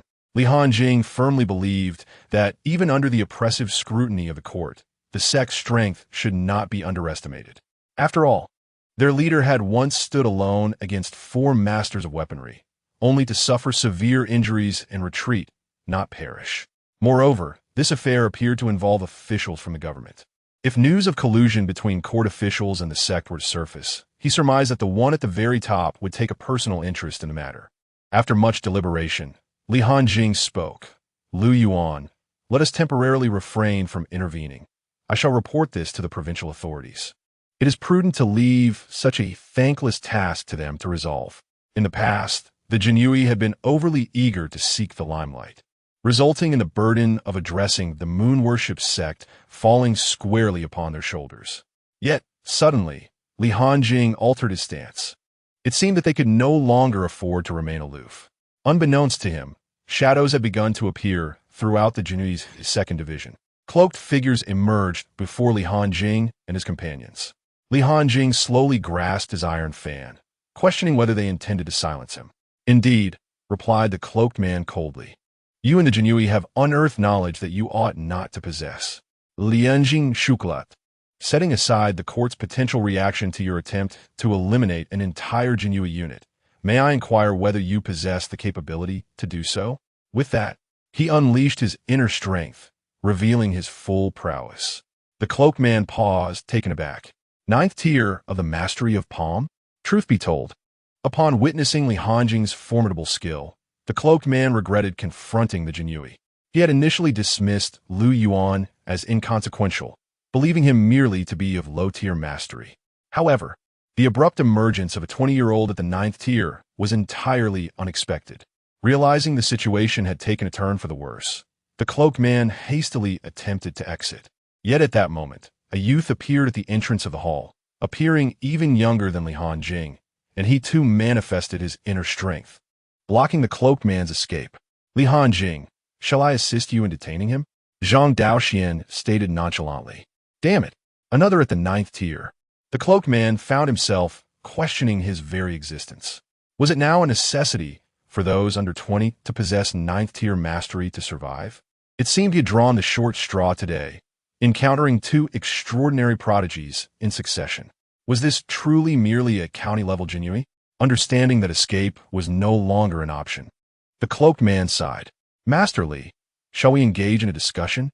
Li Hanjing wore a smile as he addressed Zhang Qianhu. Did you not just proclaim your intent to silence us? The man in the black robe momentarily halted his breath upon hearing Li Hanjing's reference to him. What are you saying? I'm speaking of Zhang Qianhu from the Eastern Depot. Have I erred in my words? Lian Jian raplia nonchalantly. However, he couldn't help but acknowledge a heightened awareness of the prowess of the moon worship sect. The former White Moon sect was solely skilled in martial arts, often opting for direct confrontations with the imperial court. Yet, the current moon worship sect had embraced scholarly pursuits as well, conducting their affairs with stealth and engaging in a battle of infiltration, and they were quite adept at it. The presence of both a county magistrate and a Qianhu from the Eastern Depot among their ranks suggested that there might be even higher-level operatives within their organization. This was indeed alarming. Chapter 62, When Interests Align, Friends Emerge. In truth, it was not particularly challenging for Li Hanjing to discern the identity of the man in the black robe. The essence of a person is notoriously difficult to alter. Although Li Hanjing had only encountered Zhang Quan once, as a master of the 9th tier of martial arts, it was a trivial matter for him to recall that distinct aura. After all, Zhang Quan, being a eunuch, possessed a presence markedly different from others. Unless Zhang's prowess surpassed Li Hanjing's, it would be impossible for him to conceal his identity. Upon realizing his cover was blown, Zhang Quan boldly removed his mask. Indeed, Sir Li, you are exceptional. You have been underutilized as a Qianhu in the Jinyiwei. Li Hanjing settled back down. Isn't Zhang Darren also underappreciated as a Qianhu in the Dongchang? Pray tell, what do you wish to discuss with me? Noticing Li Hanjing's intent to negotiate, Zhang Quan instinctively relaxed. Sir Li, I am aware of your fondness for wealth. Let us make a deal. I shall offer you 500,000 taels of silver, and you will pretend this incident never transpired. What do you say? Li Hanjing toyed with his fan, shaking his leg. Zhang Darren, do you take me for a fool? Setting aside the substantial investments you receive monthly in the Xichang, surely you have funds for the activities of the Baiwa sect? You expect me to risk my neck for 500,000 taels as if nothing happened? Zhang Quan was not surprised by Li Hanjing's reaction. He had anticipated such a scenario. Negotiation, after all, requires one to tread cautiously upon the opponent's boundaries, for any excess would be a loss. After a moment of contemplation, Zhang extended a finger. 1 million taels. This is nearly the entirety of Dongchang's income for the past year. Li Hanjing continued to play with his fan, disregarding Zhang's proposal. Realizing this, Zhang could only helplessly concede. Then, sir, please state your terms. I shall do my utmost to accommodate them. Seemingly waiting for this very prompt, Li Hanjing raised his first finger and promptly declared, first, 150,000 taels of silver.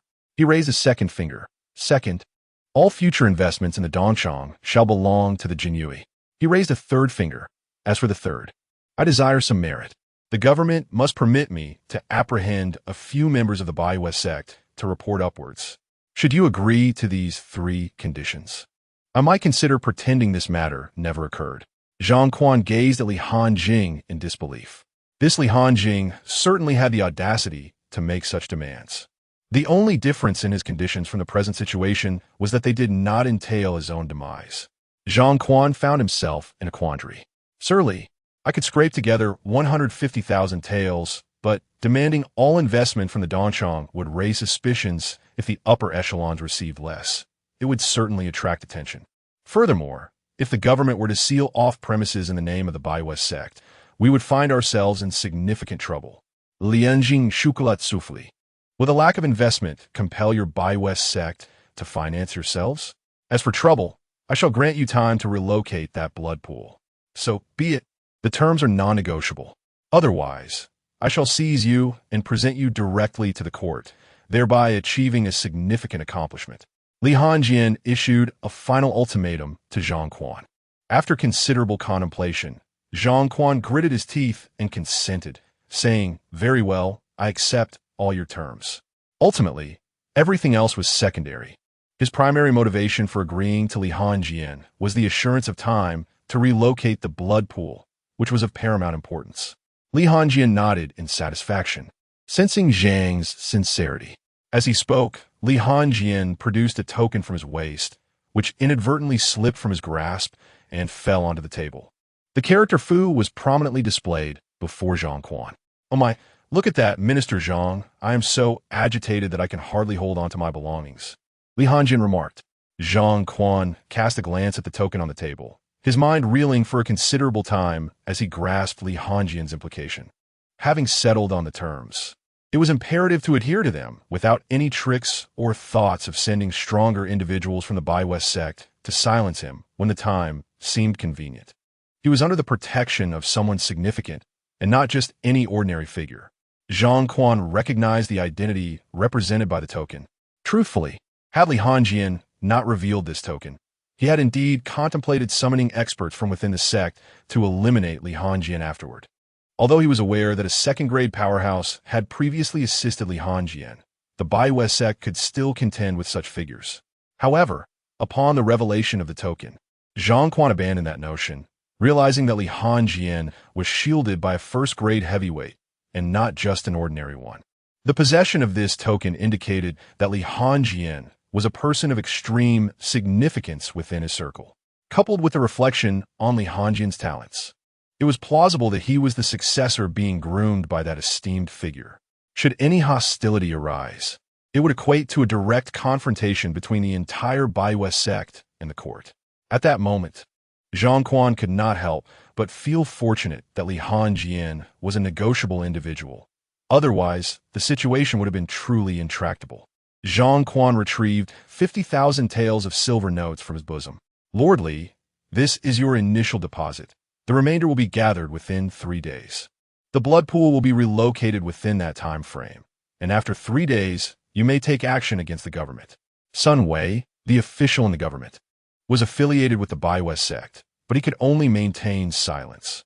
Moreover, Lord Li could also eliminate Zheng Hui, who had recently exploited his power to engage in numerous human trafficking activities. Following this, the jurisdiction of Huaiyang County would be entirely under Lord Li's control. With such a significant leverage held by the opposing party and their considerable backing, it was clear that Zhang Quan could no longer remain in Huaiyang County. Seeing the other party's sincerity, Li Hanjing waved his hand, signaling Dao Xian to allow Minister Zhang to depart. Dao Xian was somewhat perplexed as to how they had transitioned from mortal enemies to amicable terms in such a brief moment. Although he did not fully understand, he complied with Li Hanjing's directive and stepped aside. Zhang Quan, with a sharp tone, declared, "In that case, Lord Li, I shall take my leave." As the other party was already aware of his identity, there was no need for him to speak cautiously, which had been quite uncomfortable. Li Hanjing nodded, replying, "Minister Zhang, travel safely." After Zhang Quan departed, Li Hanjing turned to the bewildered Zhang Daoxian and said, "The esteemed Lingming Daoist has instructed you to accompany me down the mountain to refine your worldly heart. Thus, today I shall impart to you your first lesson. Unless negotiations have collapsed, resulting in one party's demise, when benefits arise, all become friends. As a disciple of the Heavenly One, you are destined to oversee the existence of a sect. Therefore, these lessons are essential for you to grasp." Chapter 63. Elevating the art of movement. Zhang Daoxian nodded in a manner that suggested he grasped only fragments of understanding before retreating to his quarters. Li Hanjing glanced at the stack of silver notes on the table, a light smile gracing his lips. This outcome from negotiations aligned well with Li Hanjing's inner thoughts. Given the involvement of the moon worship sect, it was inevitable that higher authorities would dispatch individuals to manage the situation. In the end, the accolades would be claimed by those above him, leaving Li Hanjing with merely a fraction of the glory. As for the funds acquired through the West Factory, they would naturally be appropriated by the higher-ups, rendering Li Hanjing's role inconsequential. Thus, his choices were clear and required no deliberation. The implications of the blood pool from the moon worship sect on the court held no concern for Li Hanjing. After all, the one seated at the pinnacle of power bore no surname of Li Dog. Convert all 50,000 taels for me. Ding conditions for conversion met. Processing. Conversion successful. Current evil value balance 530,000. Slaughter value balance 70,000. Consuming 500,000 evil value to elevate the skill and 50,000 slaughter value to enhance the realm. Ding deducted 500,000 evil value. Cyclone skill upgraded to precious level. Ding deducted 50,000 slaughter value. Martial cultivation realm elevated to the first stage of law cultivation in movement. At this moment, Li Hanjing felt his inner strength begin to coalesce and integrate, while a peculiar essence subtly permeated the air, continuously flowing into his being. After a full hour, the commotion finally subsided. Li Hanjing gazed inwardly at the swirling, mystical gases within him, marveling at the realization that it was no wonder people spoke of the realms of Palm's strength and movement as being two distinct dimensions. Below the realm of movement, one could still possess the talent to transcend boundaries and defeat opponents. However, for someone at the 9th stage of Palm's strength to triumph over a master of movement realm was no simple feat. As one cultivated inner strength while the other honed magical prowess, these two paths were not of the same essence. Upon reaching the movement realm, one could no longer be referred to merely as a martial cultivator. They would be designated as a law cultivator. It is worth noting that the weapon realm also primarily focuses on magical power. As for what lies beyond, Li Hanjing had yet to encounter any knowledge or texts documenting it.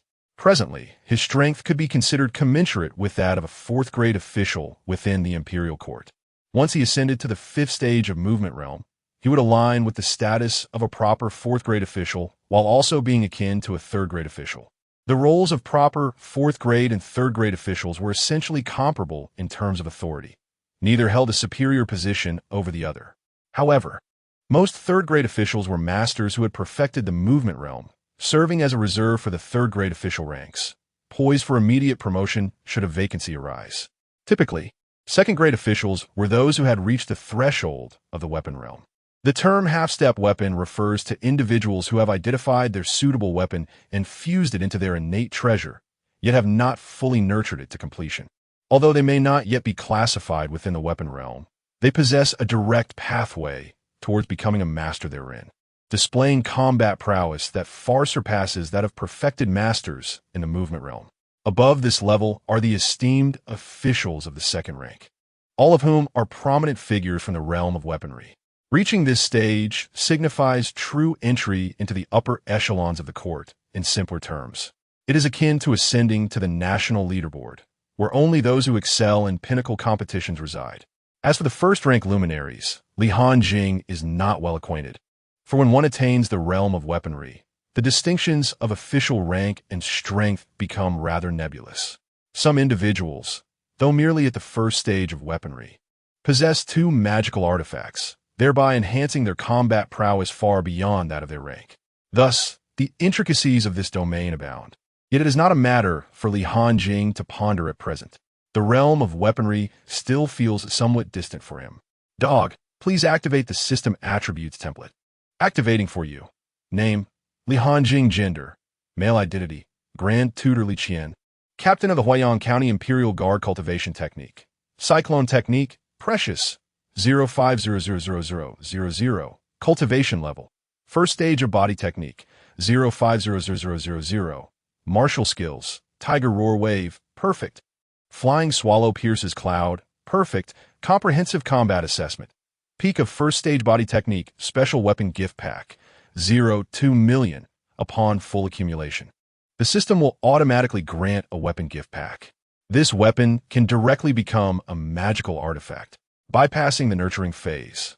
Note, this gift pack can be filled repeatedly, no limit on attempts. Evil value, 0 kill value. 20,000 upon witnessing the newly appeared special weapon gift pack. Hanjing's eyes sparkled with excitement. To bypass the nurturing phase and directly materialize is indeed an all-inclusive feature of this system.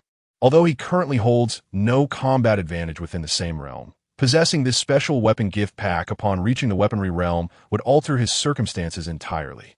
While others might spend a lifetime nurturing a second magical artifact, he could simply amass numerous artifacts by fervently activating the gift pack once he attains the weaponry realm. Thus, challenging the 9th stage of weaponry from the first stage does not seem entirely implausible. 3 days later, Hanjing rose early, seated in the courtyard, observing the fully assembled Imperial Guards. There were approximately 700 individuals, comprising 600 mercenaries along with 100 of Hanjing's personal guards. Each was of exceptional prowess, constituting a formidable battalion. This force was more than sufficient to confront the officials. Esteemed warriors, the majority of you are embarking on your inaugural mission with the Imperial Guards today. Our task is to eradicate the officials, leaving not a single soul alive. Let me witness your worth today, Hanjing spoke calmly. Although he understood that annihilating an entire official establishment was somewhat ambitious, he could not afford any potential leaks that might reveal the East Factory's affiliation with the Moon Worship sect. Otherwise, this transaction would be at risk of exposure. Moreover, should the name of the Moon Worship sect be invoked, the higher-ups would likely overlook the details. Good. The Imperial Guards responded in unison. For these mercenaries, the identity of their targets was of little concern. Their sole motivation was to fulfill their duties for remuneration. Even if the court were to cast blame upon them later, they could simply scatter in different directions. After all, they were mere wanderers, lacking any connections in Huaiyang County, solitary figures free to flee wherever they pleased. The streets were devoid of life at this hour, as the first light of dawn barely illuminated the sky, with most still in the embrace of slumber. As for why they did not choose to act under the cover of night, Hanjing feared the obscured visibility. Should even one or two escape, it would render their efforts futile. Daylight operations, however, would inevitably lead to conflict. Although their overall strength surpassed that of the government forces, direct confrontation would inevitably result in casualties. Thus, the dim light of dawn was the most opportune moment. When government officials remained in their slumber, their combat readiness significantly diminished. As they advanced, the approximately 700 members of the Imperial Guard gradually divided into three groups. One group was headed towards the collective residence of the lower-ranking officials. Another, led by Lu Yuan, made their way to Sun Wei's residence. The final group, personally commanded by Li Hanjing, proceeded towards Zheng Hui's abode. Chapter 64. You seem to have little respect for my Jinyiwei. Zheng Mansion. With a resounding crash, the foremost Jinyiwei kicked open the grand door. The noise swiftly captured the attention of the servants within Zheng Mansion. Upon rising to investigate, they were met with a fearsome array of Jinyiwei clad in their distinctive uniforms, scanning every corner with an air of menace. The servants, filled with discontent, approached the intruders. Have you Jinyiwei lost your minds? This is Zheng Mansion. What is the meaning of bringing so many people here so early in the morning? With a blank expression, one of the Jinyiwei unsheathed his embroidered spring knife and swiftly dealt with the insolent servant. Following this, Li Hanjing waved his hand, signaling the others to proceed. Thud, thud, thud. The chaos escalated. What do you intend to do? I'm not even dressed. What do you want from me? I must inform you that I am Zheng Hui's woman. The clamor created by the Jinyiwei grew ever louder. Zheng Hui, abruptly roused from his slumber, hastily donned his garments and rushed outside. Creak. As he opened the door to his chamber, he was met with a shocking sight. His servants and concubines lay lifeless on the ground. A cold sweat trickled down his forehead. Li Hanjing regarded Zheng Hui with amusement. Lord Zheng, you stand accused of colluding with members of the Baiwa sect. The Jinyiwei are here to escort you for questioning. I kindly ask for your cooperation. Zheng Hui's complexion paled, and he exclaimed, Li Hanjing, I am aware of your capabilities, but to indiscriminately label me a criminal and commit such wanton slaughter shows utter disregard for the laws of the court. I shall report you to the Decisive. It was evident that Zheng Hui dared not confront Li Hanjing, fully aware of his own limitations and strength. Li Hanjing shook his head. I have not engaged in wanton slaughter. I merely intended to take these servants for questioning, but alas, they chose to take their own lives out of fear of culpability. What recourse do I have? Furious at Li Hanjing's blatant falsehood, Zheng Hui retorted, Have I ever wronged you? Why do you wish to annihilate my entire family? I made myself quite clear. You are suspected of colluding with members of the Baiwa sect. The Jinyiwei are merely following protocol to take you for questioning. At that moment, another Jinyiwei approached. My lord, we have discovered a cellar within Zheng Mansion, filled with bound commoners. Li Hanjing's eyes gleamed with interest. The evidence has arrived. It seems that not only are you implicated in collusion with the Baiwa sect, but also in human trafficking, Lord Zheng. Zheng Hui's face contorted in disbelief. That is impossible. I have never engaged in such acts.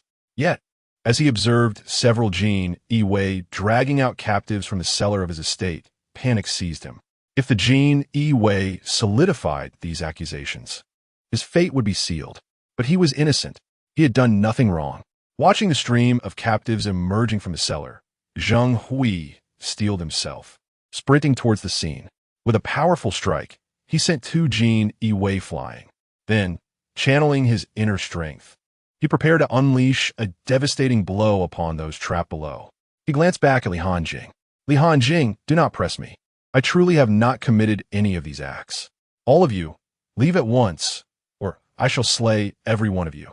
Zheng Hui understood that he could not be captured by the Jinyiwei. Otherwise, he would be unable to clear his name. The immediate priority was to extricate himself and then seek counsel from his superior in the prefecture to devise a solution. After careful contemplation, he concocted a scheme to use hostages to coerce Li Hanjing. Lianjing Marelis Milat Fainli. Sir Zheng, your actions suggest a lack of respect for our esteemed Jinyiwei. Zheng Hui was accused of colluding with members of the moon worship sect and trafficking in humans. Upon discovery, he valiantly resisted alongside his guards, yet the Jinyiwei emerged triumphant. Is this narrative suitable for you? Sir Zheng. As he spoke, Li Hanjing casually unleashed a surge of magical energy towards the direction of the cellar. Boom! With just a flick of his hand, the hostages and Zheng Hui were reduced to a gruesome state. Given the stakes involving the moon worship sect, not a whisper of this incident could escape. Zheng Hui would never fathom why so many captives were ensnared within his own estate. Nor could he comprehend when he had ever conspired with the moon worship sect. Alas, this was the lament of a mere pawn. One's fate is often at the mercy of others, and Sun Wei was similarly ensnared. When Zhang Quan sold him, there was little hesitation. The transaction was executed without a second thought. This exemplifies the exchanges of power within the upper echelons. Oftentimes, by the time events unfold in your favor, conclusions have already been drawn, rendering any struggle futile. Shortly thereafter, the other two divisions of the Jinyiwei completed their assignments, dragging lifeless bodies back to their stronghold. By now, some citizens had risen, intending to stroll outdoors, only to be met with the terrifying sight of the Jinyiwei hauling corpses, causing them to retreat hastily into their chambers. On that day, the entire Huiyang County was eerily quiet. No one dared to venture outside. It felt as though they had regressed to decades past, when a mere appearance of the Jinyiwei silenced the streets. On that very day, Li Hanjing dispatched a letter to the prefectural pacification office, detailing the extraordinary measures he had undertaken. He then awaited the deliberations of the significant figures to unfold. The infiltration of the moon worship sect into the imperial court would undoubtedly alarm the prominent officials in the royal city, including the highest authority. When Jiang Qingyuan received Li Hanjing's missive, a cold sweat broke forth. He dared not delay and swiftly forwarded it to the higher-ups. This was a matter of great consequence. In the Crimson Flame Empire, the imperial city, within the resplendent halls of the Tai Xian Palace, officials from both civil and military branches filled the grand chambers. The emperor, gazing at the memorial in his hand, spoke in a frail voice, "My esteemed ministers, our intelligence operations have become increasingly inadequate in recent years. The resurgence of the moon worship sect and its infiltration into the court was reported by a mere Jinyiwei from a county level. Are the Xichang and Dongshang merely idle? Or is it possible that there are members of the moon worship sect among you, or within the higher local administration?" The emperor's voice, though slow, bore no trace of anger. However, the pressure exerted upon the entire court was undeniably significant. The emperor then remarked, "The intelligence oversight is in such disarray that perhaps we should consider disbanding the two agencies." Wang Qing, Wei Qing. At that moment, a middle-aged eunuch standing beside the emperor hurriedly approached the court and knelt down. "Your Majesty, the infiltration of the Huiyang County by the moon worship sect cannot be blamed on the Western Agency. I have already inquired with the subordinates. Currently, the Western Agency does not even have a chief officer overseeing the area, and as for the Eastern Agency, I am unaware of its status." Chapter 65. The turmoil in the imperial capital. Standing beside the emperor, Wei Silin cast a sidelong glance at the kneeling Wang Silin. This fellow had immediately attempted to dissociate the Western Depot from the incident, shifting the blame onto his Eastern Depot. However, at this moment, he could only watch as Wang put on his performance. If he were to assert that the Eastern Depot bore no responsibility, it would only serve to embarrass the emperor. Observing the kneeling Wang Silin, the emperor's expression softened somewhat. After all, he was one of his trusted ministers and could not be too harsh. "Wang Qing," the emperor began, "explain to me why both supervisory positions in the Western Depot of a single prefecture are vacant. Is it that your Western Depot lacks capable personnel?" The emperor, too, required a dignified exit from this predicament. After the decline of the Jinyiwei, the late emperor had, despite opposition from his ministers, resolutely established the Eastern and Western depots to oversee the realm. Now, faced with such a significant issue, the two depots had failed to detect any signs of trouble, while the fallen Jinyiwei had been the ones to uncover it. This was quite a blow to his prestige, and thus he needed a reasonable explanation from either the Western or Eastern Depot, serving as justification for the civil and military officials. Wang Silin seemed to have prepared for this question. He raised his head slowly to glance at the foremost civil official, Li Qian. "Your Majesty, the two supervisory officials in the Western Depot were slain by the son of Grand Tutor Li. Hence, Upon hearing Wang's hesitant tone, Li Qian gradually stood up, offering a slight bow. Your Majesty, the two supervisory officials of the Western Depot and Huayang Prefecture were indeed killed by my son. But this was due to circumstances. The two officials were suspected of harboring criminals and openly attacking the Jinyiwei, compelling my son to take decisive action. Wang Silin was on the verge of retorting when he met Li Qian's cold, expressionless gaze, which bore the weight of indifference, akin to gazing upon a corpse. After a moment's contemplation, he ultimately chose to forego his rebuttal. The emperor observed the exchange without interjecting, believing the matter had reached its conclusion when suddenly, a middle-aged man clad in a golden robe adorned with 5-clawed dragons stepped forward. Smiling broadly, he remarked, "Father, I have heard that the recent discovery of the Baiwei sect and the slaying of its members were accomplished by the esteemed young master of the Li family. I also heard that he has previously slain a master at the pinnacle of martial prowess in Huayang Prefecture. Considering that the young master of the Li family is but 20 years of age, it is indeed true that a tiger begets no dog.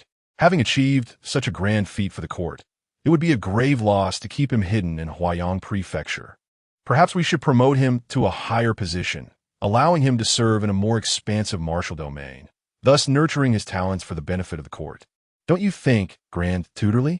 This man was none other than Xiao Ran, the second prince of the Qian Empire. Everyone present was taken aback by his words, finding them rather too detailed. The emperor nodded in agreement, acknowledging that Ran's perspective held some merit.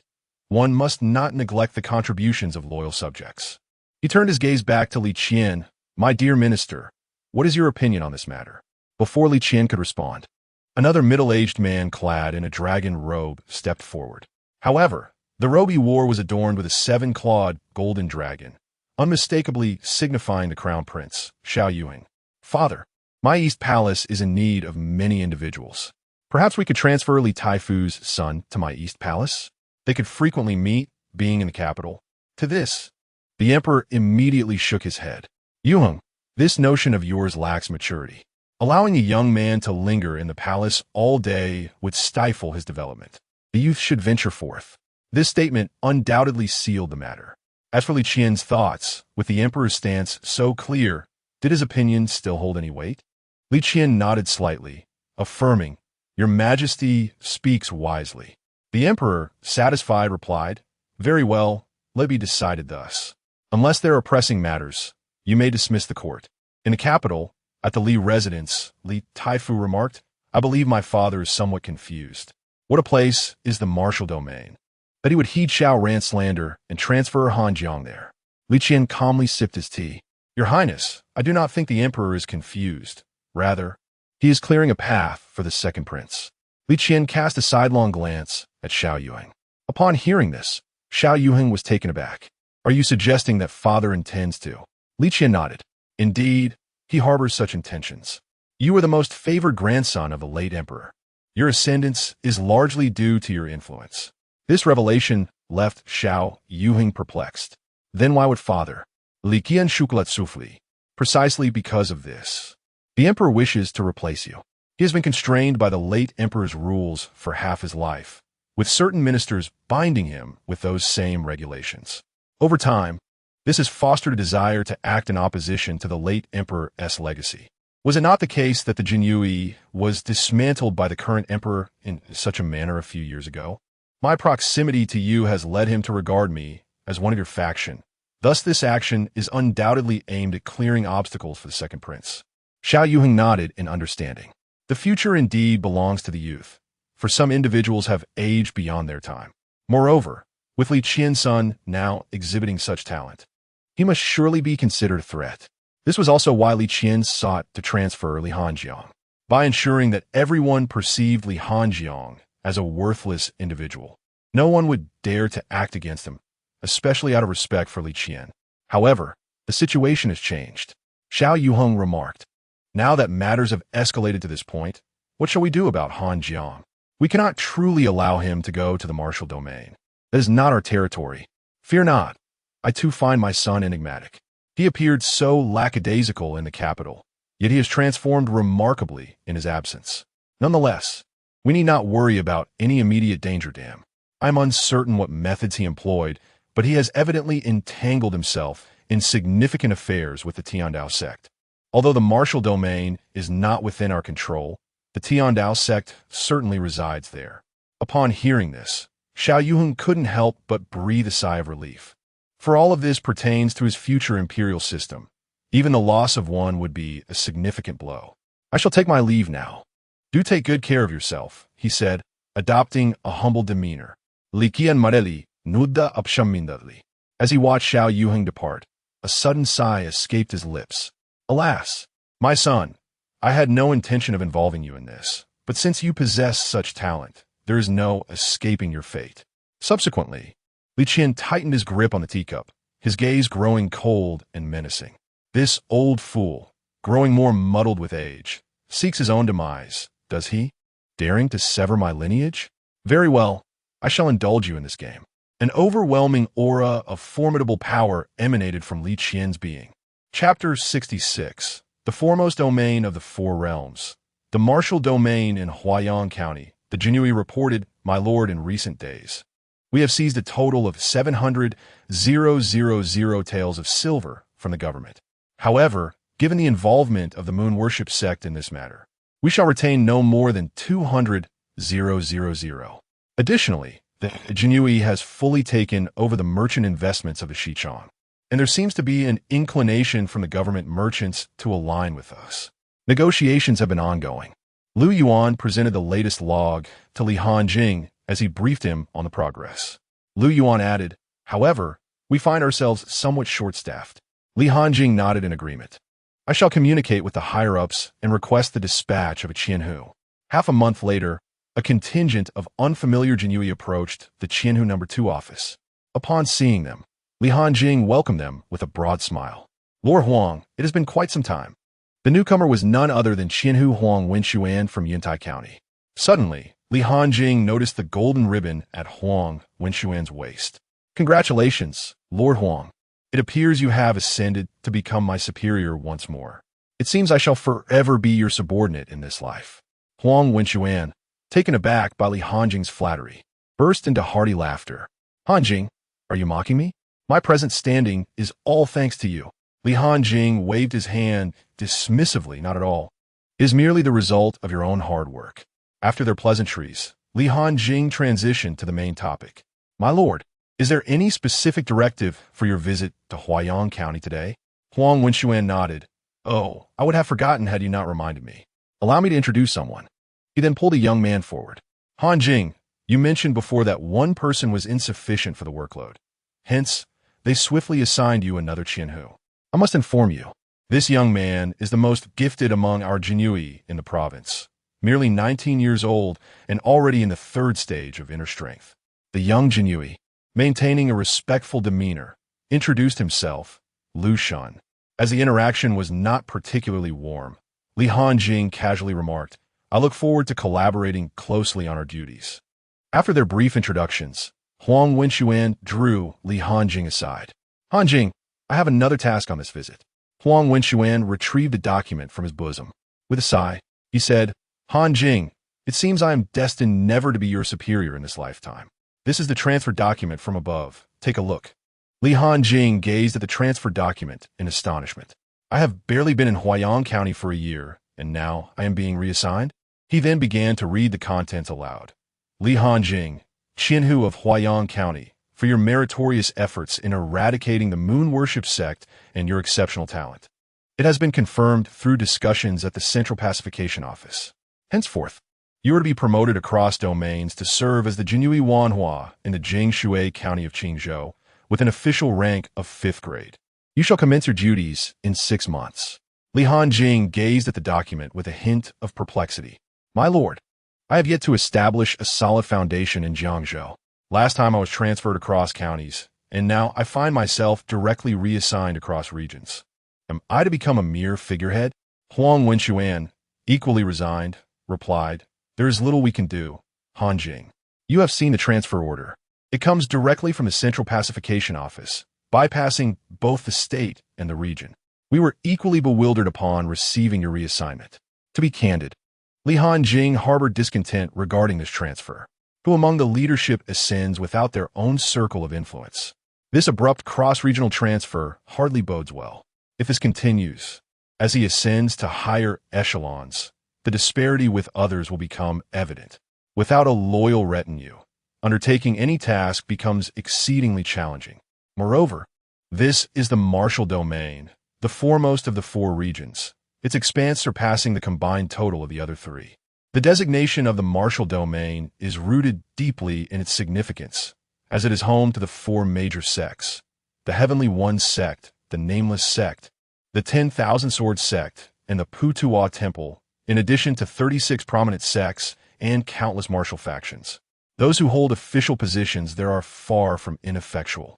Each is a person of considerable strength, for one cannot maintain order amid the tumultuous nature of the martial domain.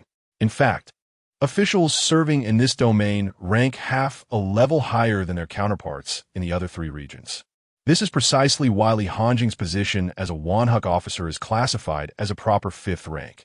Ordinarily, such positions would merely be awarded a lower 5th rank. While the correlation between rank and strength remains unchanged, appointments are made with the utmost regard for capability. For instance, a Wanhuk officer within the Imperial Guard must be at the 9th level of the Power Mastery realm. Thus, it can be argued that this unexpected transfer from the higher authorities carries an element of both elevation and peril. The only occasion where he had publicly demonstrated his prowess was during the incident with the Flying Eagle sect, yet he had vanquished all its members. Even if an investigation were to follow, the most he could expect would be a classification of his strength as that of a Power Master. Consequently, Li Hanjing found this transfer to be rather peculiar. Yet, now that the order has been issued, he must proceed step by step.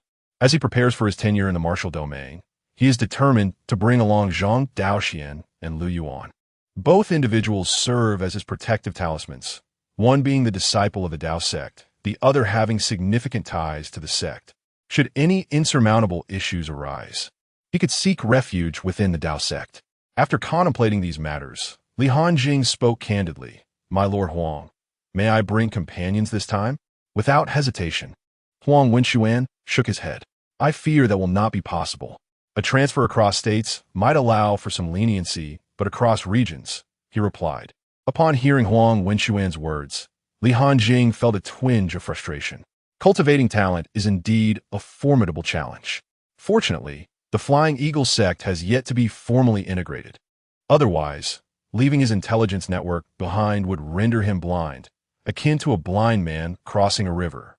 Suddenly, Huang Wenxuan leaned closer and whispered in Li Hanjing's ear, "However, the Imperial Guard is inherently a perilous department. Losing 100 or 200 personnel is not unusual." Upon listening, Li Hanjing experienced a sudden epiphany. Indeed, it is the seasoned veterans who hold the wisdom.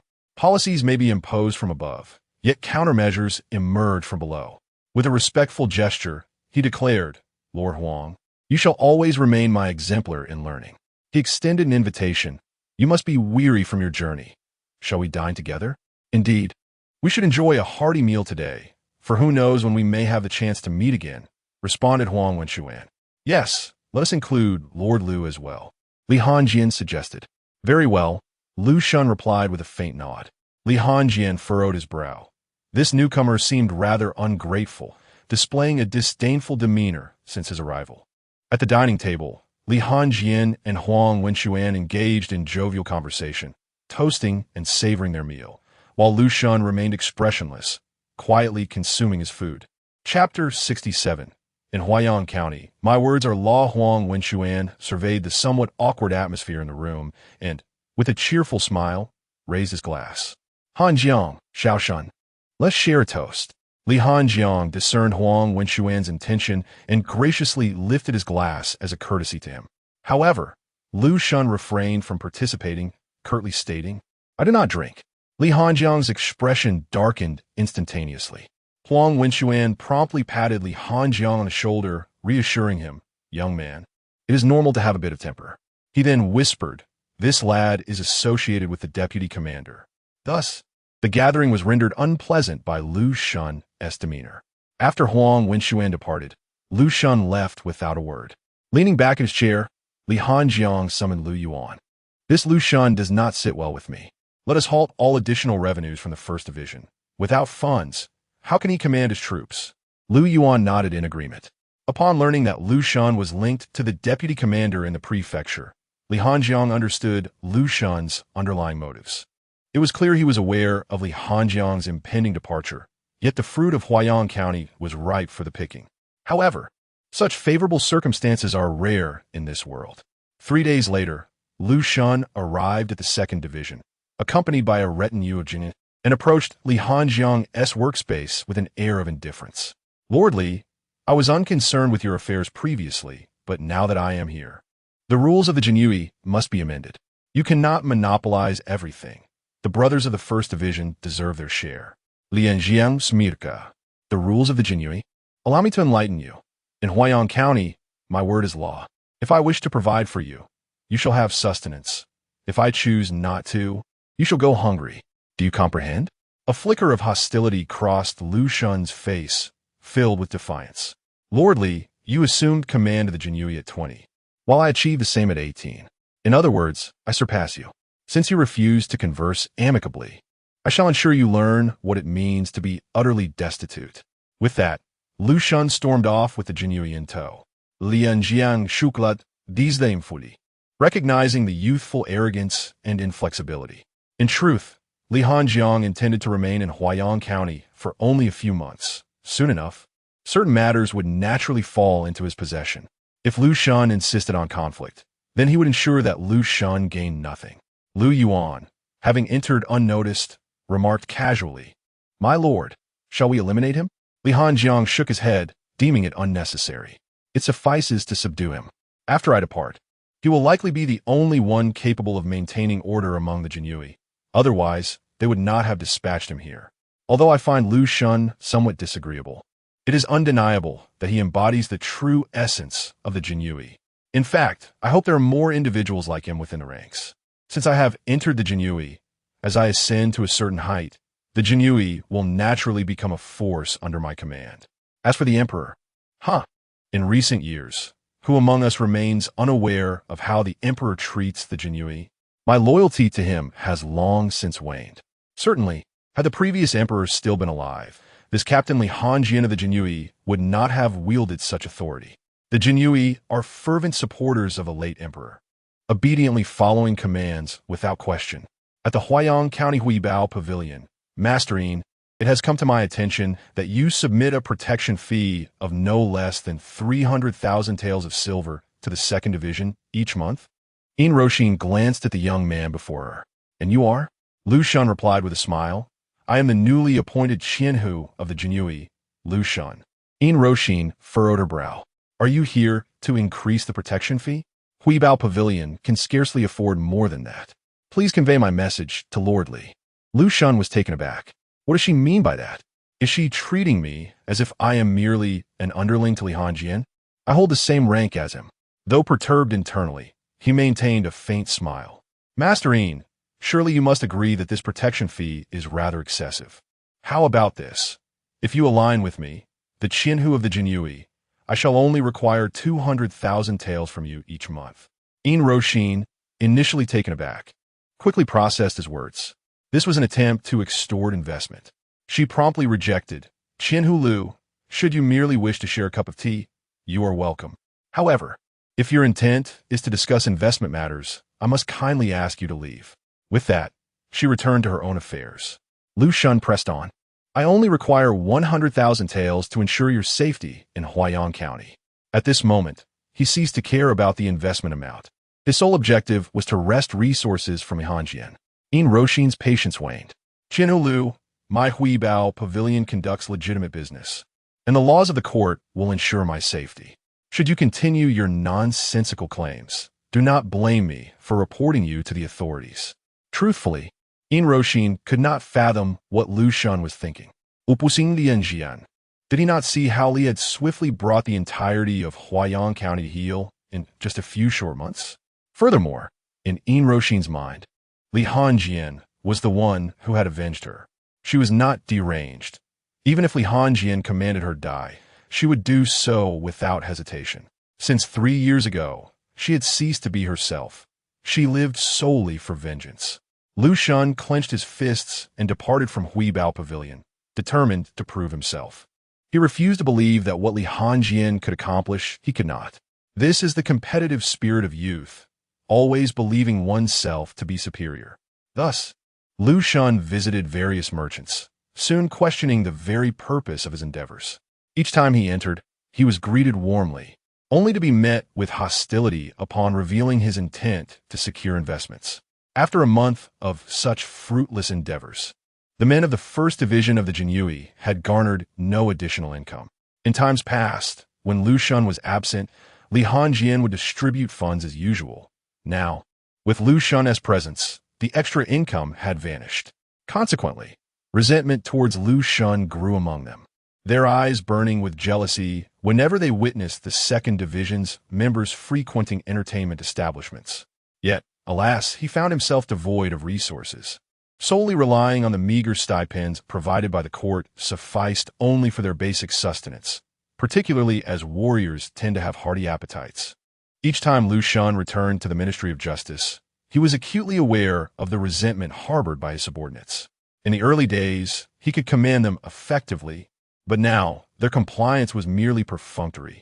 Recently, he learned that some individuals had already begun to cultivate connections above, preparing to transfer to the second division. With lofty ambitions upon his arrival, a month later, his initial fervor had waned considerably. The prospect of attracting investment had proven futile, and the idea of resorting to force was even more absurd, for he was simply no match for others. Though proud, he was keenly aware of the disparity in strength. After all, Li Hanjing was already a formidable master of the power realm.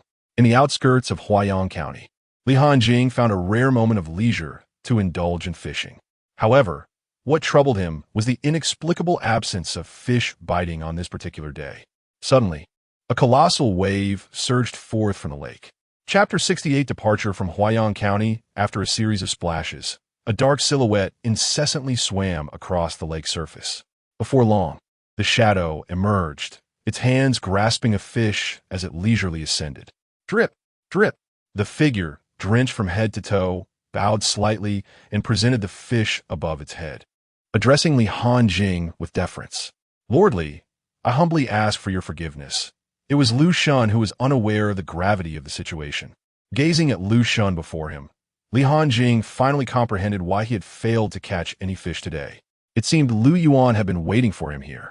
Li Hanjing took a calming sip from the tea on the small table. "What's wrong? No longer arrogant?" Lu Shun shook his head. "My lord, no longer arrogant. And no longer youthful?" "Indeed, no longer youthful." Lu Shun had thoroughly submitted to Li Hanjing. For the past month, he had been bustling about with little success. Even after discussing this matter with his backers, they had merely responded, "Li Hanjing is not someone you can afford to provoke." Although Lu Shun had yielded, Li Hanjing did not accept the fish offered. If everyone simply lowered their heads to get by, how could there be so many murders in this world? Bending over, Lu Shun held the fish aloft for some time, observing Li Hanjing's lack of response. Finally, he implored, "My lord, I beseech your forgiveness. Grant me a task, a means of survival." His posture was exceedingly humble. Li Hanjing waved his hand. "Lu, we are of equal rank. There is no need for such deference." Lu Shun, still bent over, shifted his gaze. "My lord, I am aware that you will soon be reassigned. If only you would forgive me. I assure you that the regulations in Huayang County will remain unchanged until your departure." One must admit that Lu Shun possessed a commendable emotional intelligence. Understanding that Li Hanjing was to be transferred, he recognized that the forces relying on Li Hanjing's protection would soon find themselves vulnerable. However, having reaped numerous benefits, Li Hanjing could not simply walk away. Thus, he willingly took on the responsibility. As for the veracity of Lu Shun's words, Li Hanjing harbored no concerns. Huang Wenxuan had already taken a position in the prefecture. Moreover, there was still Jiang Qingyan above him. Furthermore, Li Hanjing was being reassigned, not retiring. The notion of out of sight, out of mind was not likely to manifest anytime soon. "Lu, as colleagues, I shall not make things difficult for you. Henceforth, the east two streets under the Jinyiwei will be managed by your department." With that, Li Hanjing accepted the fish from Lu Shun's hands. Lu Shun's expression brightened. Thank you, my lord. 6 months later, Guzi opened the system attribute panel. Protagonist template real-time update setting. Attribute template. Name, Li Hanjing. Gender, male. Identity, father, Grand Tutor Li Qian. Qianhu of the 2nd Division of Jinyiwei in Huayang County. Cultivation method. Qi Cyclone technique. Rare, 0500000. Cultivation level. First stage of body technique. 0500000. Martial skills. Tiger Roar Wave. Perfect. Flying Swallow Piercing Cloud. Perfect. Comprehensive combat assessment. First stage of body technique. Evil value. 3000000. Killing value. 0. Subordinate force template. Subordinate character. Name, Lu Yuan. Gender, male. Cultivation method. 3-path technique. No grading system. Cannot be upgraded. Martial arts level. 9th stage of palm power. Subordinate force group. Huayang County, Imperial Guard. Jiu Guard. Number of personnel, 100. Collective cultivation method. Killing Qi technique, excellent. 0-2000. Comprehensive combat power. Perfected 3rd stage of Qi training. Gazing upon Lu Yuan's attribute template, Li Hanjing could not help but feel a sense of admiration. Truly, the limitless 3-path body is remarkable, progressing 1 stage each month. He then reflected on the malevolent value he had amassed over the past 6 months. 1.8 million. Ever since he took over the investments from the Eastern Factory and the government, he had been earning 500,000 taels of silver each month. Given this calculation, Li Hanjing found himself somewhat reluctant to venture into the martial domain. After all, remaining in Huayang County for a few more years would enable him to break through to the weapon realm. Only upon reaching the weapon realm could he truly establish a foothold in the Qian Empire. With uncertainty looming over whether he could secure 500,000 taels per month in the perilous martial domain, he decided to proceed. System, I shall expend 3,000 malevolent points to enhance my cultivation. Beep 500,000 malevolent points deducted. Host cultivation elevated to the 2nd stage of body technique. Beep 500,000 malevolent points deducted. Host cultivation elevated to the 3rd stage of body technique. Beep 500,000 malevolent points deducted. Host cultivation elevated to the 4th stage of body technique. Beep 500,000 malevolent points deducted. Host cultivation elevated to the 5th stage of body technique. Beep 500,000 malevolent points deducted. Host cultivation elevated to the 6th stage of body technique. Beep 500,000 malevolent points deducted. Host cultivation elevated to the 7th stage of body technique. Comprehensive combat power assessment. 7th stage of body technique.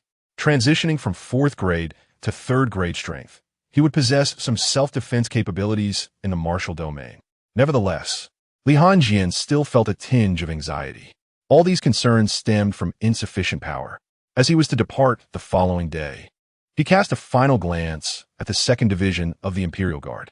In the blink of an eye, he had served in Huayang County for a year. At this moment, the 2nd Division appeared somewhat desolate.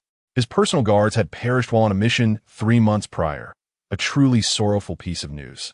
As for the Flying Eagle sect, they had already disguised themselves as common folk, preparing to venture into the martial domain. The next day, Li Hanjing, accompanied by Lu Yuan and Zhang Daoxian, rode their horses to the city gate of Huayang County. The newly appointed governor, along with the captains of the western and eastern factories, approached with cheerful expressions. "Lordly, it seems you've been promoted in the blink of an eye. Should you attain high office in the future, do remember to return to Huayang County for a visit," exclaimed the newly appointed governor, his face beaming with delight. Indeed, Lord Li's upcoming assignment in the martial domain will surely catapult him to great heights. Observing this group, Li Hanjing was fully aware of their intentions. They could hardly wait for his departure. For as long as he remained, they could only partake of the scraps. Now that he was leaving, they would naturally feast on the main course. Li Hanjing does not believe that Lu Shun, who has taken over, possesses the capability to overshadow the 3 dominant factions. At best, he can only safeguard the interests of the Jinyiwei. However, this is an unavoidable circumstance. One cannot expect him, Li Hanjing, to rush over from a martial domain when trouble arises, can they? Li Hanjing perfunctorily nodded, addressing the esteemed officials. Let us conclude our meeting here. With that, the three urged their horses onward, departing from Huaiyang County. In a distant corner, a figure gazed longingly at the receding silhouette of Li Hanjing, filled with a sense of loss. Yet, what can be done? Such is the nature of life. Some individuals and circumstances are simply not meant to intertwine. It is destined that no possibilities exist, and one cannot force what is not meant to be. I am not under any duress. Today, a friend experienced heartbreak, which led me to reflect on my own experiences, prompting me to pen this passage. I hope the elders do not take offense. Chapter 69, Qing Academy. Qing Book 3 months later at long last. Li Hanjing and his companions stepped into the domain of Wu region. Each city here was magnificently grand, and upon initial assessment, every county could rival a state from other territories. The prevailing atmosphere was notably fierce. From time to time, Li Hanjing witnessed wandering warriors engaging in duels along the roads. Such confrontations were typically confined to the outskirts, where life and death were dictated by fate, and as long as the brawls did not occur within the city limits, the authorities showed little interest in intervening. Upon arriving in Wu region, Li Hanjing felt no urgency to hasten his journey. Instead, he strolled leisurely, taking in the sights of this martial realm. The three of them rode their horses at a relaxed pace. "Help! Help! My lord!" Suddenly, a panicked voice echoed nearby. Instinctively, Li Hanjing turned to observe a young scholar, his complexion fair and resembling Li Hanjing in youth. The young man radiated a strong Confucian aura, and if one disregarded his age, he could easily be mistaken for a learned sage. However, he appeared somewhat flustered as he rode towards Li Hanjing, pursued by several burly men wielding large sabers. "My lord, please, save me." The young scholar reached Li Hanjing's side, while the men with sabers hesitated upon seeing him. "Brother, should we take action against this man?" one of the thugs inquired, eyeing the situation. Li Hanjing, observing the ruffians, replied calmly, "You may do as you wish. I have no concern with him." The young scholar grew increasingly agitated. "My lord, you are a man of the court. You cannot stand idly by while a commoner is in peril." Li Hanjing paid no heed to the scholar's pleas and resumed his leisurely journey alongside Lu Yuan and Zhang Daoxian. Seeing that Li Hanjing was indeed indifferent, the thugs cast aside their reservations. "How dare you covet our sister-in-law? You, pale-faced wretch, shall perish." With a series of thuds, anguished cries erupted. The young scholar, spurred by the chaos, urged his horse to catch up with Li Hanjing, expressing his dissatisfaction. "Sir, you truly do not care for my well-being." As he spoke, the earlier aura of Confucianism had yet to dissipate. Li Hanjing regarded the young scholar before him. He recognized the term Wenxiu from his readings. The stages of Wenxiu included aspiration, cautious thought, diligent practice, extensive learning, self-cultivation, and sagehood. Given the current display of Confucian energy, it was evident that the scholar had reached the stage of extensive learning. At such a young age, possessing such knowledge, the prospect of ascending to sagehood was indeed promising. The path of literary achievement was considerably more arduous than that of martial prowess. However, once attained, words could wield lethal power and determine victory from afar. Currently, only two known sages existed. One was a bookish figure from Qing Academy, and the other, a grand scholar from the Imperial Hanlin Academy. It was apparent how formidable the journey to sagehood could be. Li Hanjing couldn't help but regard the young scholar with newfound respect.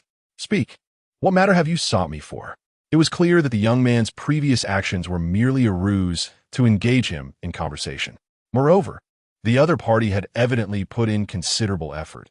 In such an expansive realm, how could they fortuitously cross paths? The young scholar, noting that Li Hanjing had made his intentions clear, refrained from discussing previous matters. Instead, with a radiant smile, he remarked, "Li Hanjing, son of the Grand Tutor Li Qian, departed the capital approximately 2 years ago. Upon arriving in the provinces, he transformed from his previous lackluster demeanor, beginning to shine with newfound brilliance. A year ago, he was reassigned from Ziyuan County to Huaiyang Prefecture, possessing a cultivation level exceeding the 5th stage of mastery." As the young scholar detailed his own information, Li Hanjin's expression gradually darkened. The other party had nearly uncovered the color of his undergarments. The fact that they could gather such information indicated that their background was no trivial matter. Lu Yuan was equally astonished, aware that Li Hanjin had some standing in the capital, yet he had not anticipated it to be so substantial. Zhang Daoxian remained remarkably composed, showing no signs of disturbance. "Do you require me to report my daily activities to you?" Li Hanjin stated with an air of menace. The young scholar, seemingly oblivious to the ominous aura, chuckled amiably. "If you prefer not to, you may simply share your thoughts." With a sudden surge of power, Li Hanjin enveloped the young scholar in a formidable aura. "Your information is somewhat erroneous," he declared. The young scholar, taken aback for a moment, then erupted into laughter. "Splendid. Truly, you are a man worthy of my admiration. Strong and formidable. At 20, your agility is commendable." Li Hanjin remained silent, observing that despite the threat looming over him, the young scholar displayed no trace of panic, only exhilaration. Frowning slightly, Li Hanjin mentally labeled him madman. He then withdrew his power and inquired, "Who exactly are you?" The young scholar, suppressing his mirth, clasped his hands in acknowledgement. "I am Yu Qingshu from the Yu Qing Academy." The surname Yu from the Yu Qing Academy? It seemed this individual held a significant position there. Typically, only the most esteemed disciples of the Yu Qing Academy were bestowed with the surname Yu, serving as a mark of distinction to signify their exceptional talents and to deter other factions from harboring ulterior motives. It was a form of protection, if you will. Upon realizing the young scholar's identity, Li Hanjin's curiosity deepened. When had he forged a connection with the Yu Qing Academy that warranted such thorough investigation? "What business do you, a member of the Yu Qing Academy, have with me?" Li Hanjin asked, his tone deliberate. Yu Qingshu shook his head, clarifying, "It is not the academy that seeks you, but I personally have matters to discuss." Li Hanjin, puzzled, replied, "Do we know each other?" "We do not, but I have matters to bring to your attention." Yu Qingshu replied, his demeanor rather naive. Upon hearing this, Li Hanjin felt his power surge once more, unable to tolerate Yu Qingshu's meandering manner. Was there truly any difference between this and someone excitedly proclaiming they had something important to share, only to suddenly forget? Seeing that Li Hanjin was genuinely prepared to take action, Yu Qingshu hastily continued, "My lord, do you often find yourself vexed by the mundane task of managing documents? And are you disheartened by the necessity of making decisions in solitude, lacking the counsel of others? Are you caught off guard by the management planning of your subordinates?" At this moment, Li Hanjin harbors grave suspicions that Yu Qingshu possesses an uncanny understanding of his innermost thoughts. Every word spoken by Yu resonates profoundly with him. Lu Yuan is reliable in his duties, yet more often than not, he acts independently without engaging in dialogue. As for Zhang Daoxian, he remains perpetually taciturn. There are occasions when issues arise in governance, compelling him to exhaust his intellect in search of solutions, with no one available for discussion. Such is the nature of affairs. The more individuals involved in deliberation, the more refined the resolution will be. Nonetheless, Li Hanjin is reluctant to concede this point, for to do so would indicate his own disadvantage in this conversation. With an air of indifference, Li Hanjin remarked, "Have the scholars of the Yu Qingshu Academy all lost their wits? Uttering nothing but nonsense." Yu Qingshu patted his chest and replied, "My lord, there is no need for further words. I understand you." Chapter 70, A Hearty Feast Madman, Li Hanjin remarked, tugging at the reins in preparation to depart.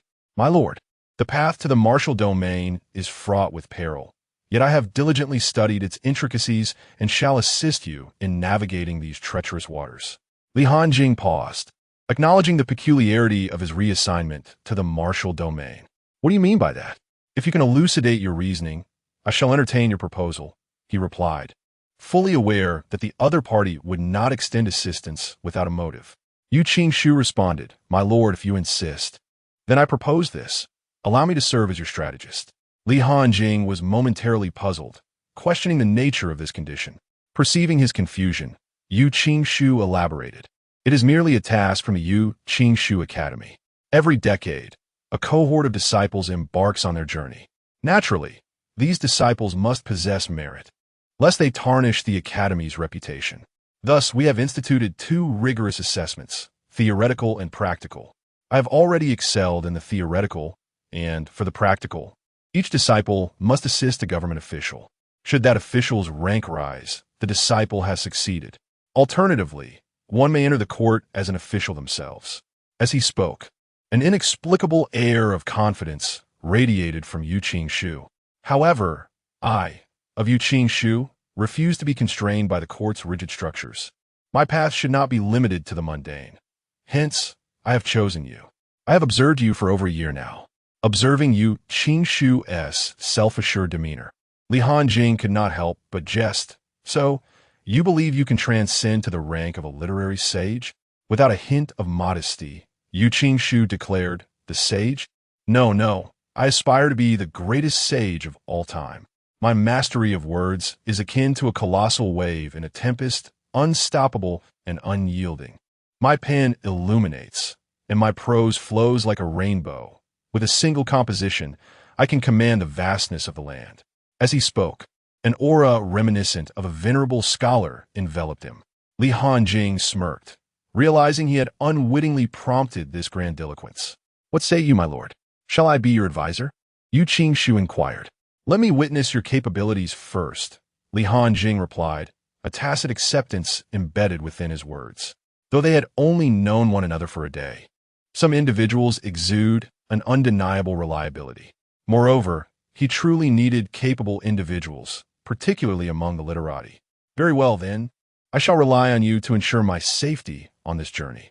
7 days later, the quartet arrived at Jinyiwei County.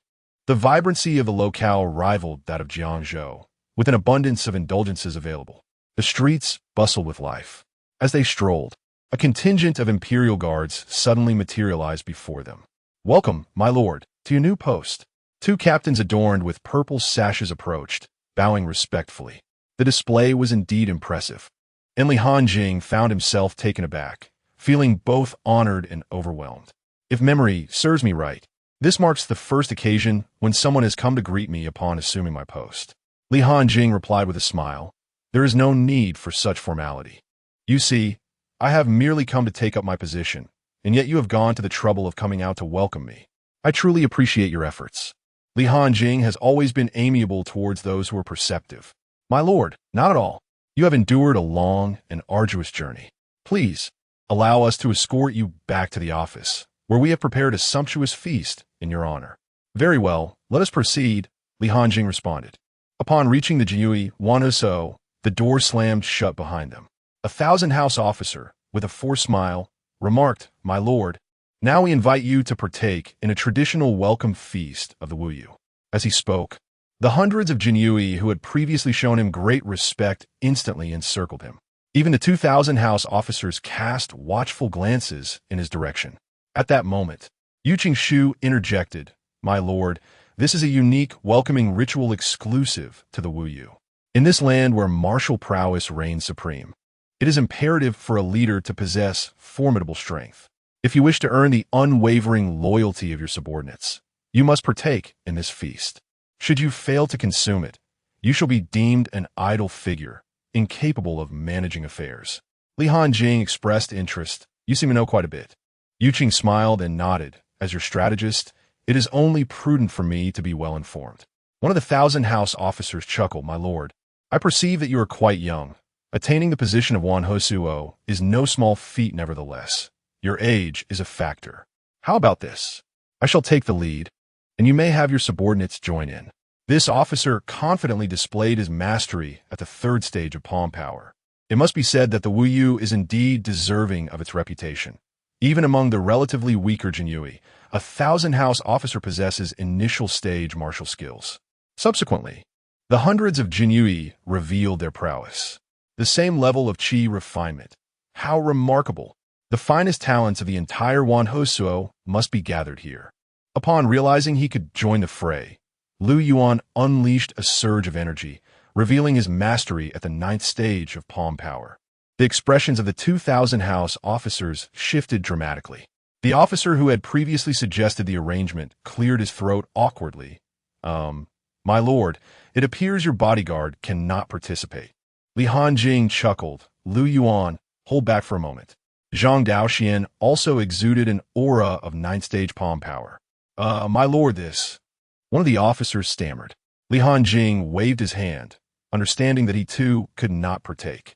He then turned to Yu Shu, saying, as a scholar, you should refrain from engaging in such matters. I shall handle this alone. Seeing Li Hanjing's demeanor, the previously confident Thousand House officer felt somewhat embarrassed. It was he who had suggested the arrangement, yet now he found himself unable to join. After a moment of contemplation, he spoke again. How about this, my lord? We shall make some concessions. Let us all participate together. As long as you remain standing within the span of a single incense stick, we shall consider it your victory. Li Hanjing grasped his cloak and tossed it to Lu Yuan, signaling for them to proceed without delay. If you still possess the strength to stand after a stick of incense, I shall personally submit my resignation to the higher-ups. Since we are faced with a formidable challenge, we must confront it with unwavering resolve. We must consume every morsel with fervor. Do you think that Li Hanjing is someone you can easily dismiss? Chapter 71. The upper echelon's arrangement. Upon witnessing Li Hanjing's unwavering confidence, the two captains ceased their hesitation and launched themselves towards him. In an instant, two striking figures flashed before the crowd. Li Hanjing, with a swiftness that defied belief, delivered a punch to each of the men. The remaining members of the Imperial Guards stood frozen, contemplating whether to intervene. Yet, Li Hanjing was far from satisfied with this display of strength. He boldly plunged into the throng. Bang! Bang! Bang! Ouch, that hurts! Within a mere half-incense stick's time, the Imperial Guards lay sprawled on the ground, nursing bruises and moaning in pain. Li Hanjing refrained from employing any magical prowess. It was sheer physical force that had subdued these guards. The two captains, though enduring pain, struggled to lift their heads. My lord, this challenge is indeed formidable. I am Song Lin, and I shall follow your command in Jinyiwei County. My lord, I am Luo Xing, and I echo his sentiments. They had come to understand the folly of judging others by appearances.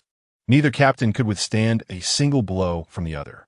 Later that evening, at the Imperial Guard's banquet table, Song Lin and Luo Xing, their faces marked by bruises, raised their cups.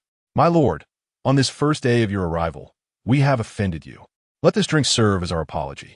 Seeing this, Li Hanjing held no resentment and raised his own cup. It's nothing. Clink. The two captains, being astute, lowered their cups and downed their drinks in one go. With subordinates displaying such understanding, Li Hanjing found no need to reprimand anyone. Observing their character, it was evident that the warriors of the martial domain were rather straightforward. Most communicated through strength. As long as one surpassed them in power, all matters could be discussed amicably. Emboldened by the effects of the alcohol, Li Hanjing inquired, how is the development of the Imperial Guards in Jinyiwei County? Luo Xing waved his hand dismissively. To be frank, my lord, it's rather mediocre. We're merely scraping by. The power dynamics in Jinyiwei County are intricate and multifaceted, primarily divided among 4 major alliances and one significant faction from the Jianghu. The government and the censorate have formed an alliance. The eastern and western factories have united, as they are both eunuchs. The Transport Salt Office and the Court of Judicial Review have also allied. We, the Imperial Guards, are allied with the Six Doors. Additionally, the Qingshan sect operates as an independent Jianghu force. After gathering this information, Li Hanjing had a clearer understanding of the situation in Jinyiwei County. Most factions here banded together for mutual support. The regulators and enforcers were intertwined, with both openly and covertly cooperating. Such a scenario was rather unique within the Qi Empire. Suddenly, Luo Xing added, My lord, in Jinyiwei County, one can negotiate with anyone. However, one must never provoke the Qingshan sect. Li Hanjing chuckled. Captain Luo, when has our court ever feared such third-rate Jianghu forces? At that moment, Song Lin interjected. My esteemed lord, you may be unaware that the leader of the Qingshan sect has a sister who is wed to the governor of the province. A figure of considerable rank and prowess, at least of the 4th grade and above in the realm of martial arts. To provoke the Qingshan sect is tantamount to provoking the governor, and to offend the governor is to invite the ire of the authorities and the supervisory court. Our esteemed Jinyiwei cannot bear such overwhelming pressure. Li Hanjing took a sip of his wine and inquired, "By the way, what is the financial situation of our Jinyiwei?" Song Lin chuckled, "My lord, you truly are a forthright individual. You must know that our Jinyiwei has been allocated 2 major thoroughfares, yielding a monthly income of a staggering 100,000 taels." The way Song Lin spoke made it seem as if he were announcing a monumental sum.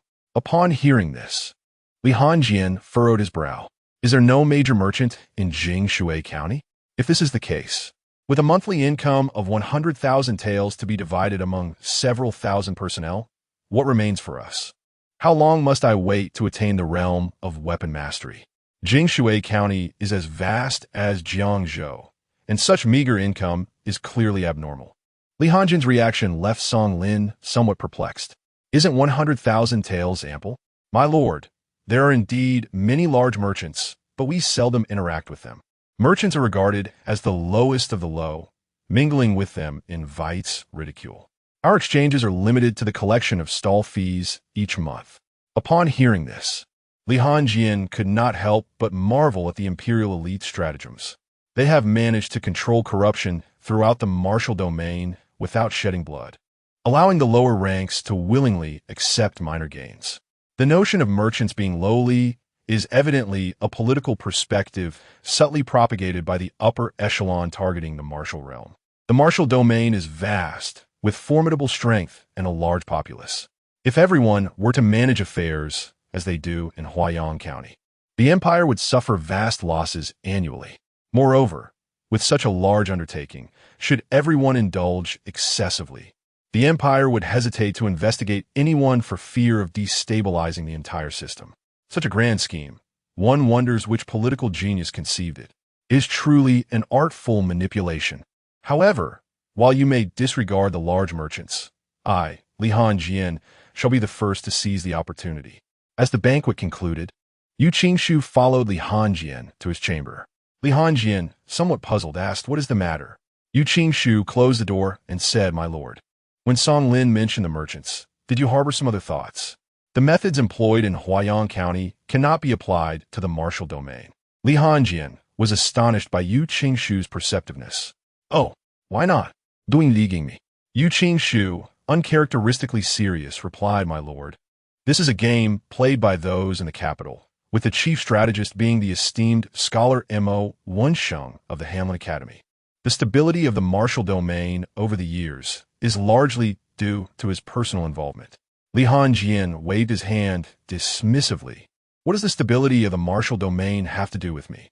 It may not concern you, esteemed adult, but once you set this precedent, countless individuals will perceive the allure and begin to emulate your actions. Should this trend be instigated by your esteemed self, as I understand the character of that literary sage, you may find yourself in dire straits, though your life would remain secure. After all, your father's political acumen is hardly inferior to his own." Li Hanjing is well aware of the inherent risks, for the first bird to rise is often the one shot down. Yet, the prospect of a mere 50,000 taels from a monthly allocation of 100,000 feels exasperatingly slow. Far too slow. Since the day he received his reassignment, he has pondered the rationale behind his transfer to the martial domain. Throughout this journey, he has come to the realization that there are those who wish to take action against him. During his time in the capital, he knew that the martial domain was the maternal stronghold of the second prince, while his father frequently aligned himself with the crown prince. Chapter 72. The Sage of Literature. Am I, a mere scholar, to fear him? It is evident that the struggle among the elite is on the verge of becoming overt. I must expedite my development before any irrevocable confrontations arise. Not only must I assist my father, but I must also possess the means for self-preservation. I cannot allow myself to fall into enemy hands, becoming a pawn and thereby endangering my father. The realm of martial arts is undeniably alluring to Li Hanjing. With such a vast domain, it is imperative to secure the allegiance of at least 1/3 of its political forces. Even if the empire were to turn against me, they would have to tread carefully, considering both strength and political influence. This embodies the essence of a power broker. "Sir," as Yu Qingshu attempted to persuade him further, Li Hanjing swiftly gestured for him to cease. There is no need for your counsel on this matter. Furthermore, I retract my previous statement. Your lack of courage disqualifies you from being my strategist. You may leave. Even the so-called greatest sage lacks the audacity to engage in a game of chess with the sage of literature, he mocked. Yu Qingshu met Li Hanjing's gaze for a few moments before bursting into laughter. Ha ha ha, my lord. I must admit your provocation is effective. I, Yu Qingshu, am indeed susceptible to such tactics. I accept this challenge. The sage of ink may be a scholar, but I am also a scholar. Why should I fear him? I assure you, I will assist you in securing more than 2/3. He refrained from completing his thought. Li Hanjing smiled. Conversing with an astute individual is refreshing, as they grasp your intentions with ease. Meanwhile, the surging magical energy within him settled. To be candid, had Yu Qingshu turned to leave at that moment, Li Hanjing would have acted without hesitation to eliminate him. An individual capable of discerning his thoughts, yet unwilling to align with him, was of no use. The following day, Li Hanjing and Yu Qingshu promptly entered their work routine. However, it was more accurate to state that only Yu Qingshu fully engaged in the task. With a loud thud, he impatiently tossed a ledger onto the floor. Observing Li Hanjing, who reclined in a grand chair with his eyes closed, he expressed his displeasure. My lord, is our lofty ambition merely to scrutinize these dreadful accounts? Li Hanjing slightly opened his eyes. Ah, if one cannot even tidy their own room, how can they hope to conquer the world? We must first clarify the disarray of our Jinyiwei's accounts. Yu Qingshu, however, regarded the ledgers with disdain. Dreadful accounts? There are no accounts here. These are clearly fraudulent documents. Upon hearing this, Li Hanjing fully opened his eyes. What? They're all fabricated? The ink's strong scent suggests they were penned recently, and the figures within are riddled with inconsistencies. He rubbed his temples. Just yesterday, he thought he would need to reprimand someone. Yet today, he was being deceived with counterfeit ledgers. He immediately summoned Luo Xing and Song Lin, the two chief captains overseeing the 10,000 households, while the remaining captains served under them. All matters concerning the ledgers can only be manipulated by these two individuals. My lord, what brings you to us? Song Lin inquired. With a swift motion, Li Hanjing hurled the fraudulent ledgers at the two, coldly demanding, provide me with an explanation. The pair gazed at the accounts strewn across the floor, displaying little astonishment, merely surprised at how swiftly their deceit had been uncovered. My lord, this is not our doing. Luo Xing insisted. If it was not your doing, then was it my own? In the entire Wanhu department, who else would dare to engage in such accounting? Lianjing Raturta. After a moment's hesitation, Luo Xing finally replied. It was by Wanhu, the previous head of the department. He followed the retirement procedures, and before leaving, he declared that after dedicating his life to the Jinyiwei, he deserved to take a pension. Thus, he absconded with all the funds from the Jinyiwei accounts and prepared a new ledger for his successor. Upon hearing this, Li Hanjing inquired nonchalantly, is this old fellow still in Jinyiwei County? Song Lin nodded eagerly. Yes, by one who is indeed a local. Provide me with the address. You need not concern yourselves further. Having uncovered the truth, Li Hanjing had no intention of reprimanding the two, as they had not misled him upon his arrival. Overall, they were still somewhat obedient, and at most would not be reused in the future. Subsequently, Li Hanjing, accompanied by Lu Yuan, arrived at a residence. Although not grand in scale, it exuded opulence.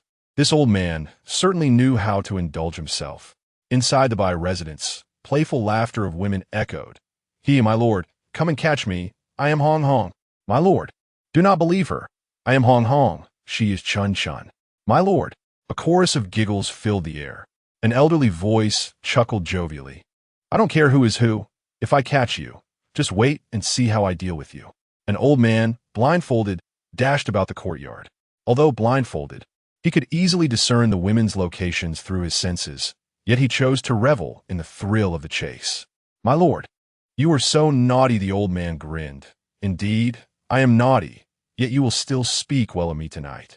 The retired life of Bai Wanhu was certainly enviable. Suddenly, a cold voice pierced through the jovial atmosphere, abruptly silencing the laughter.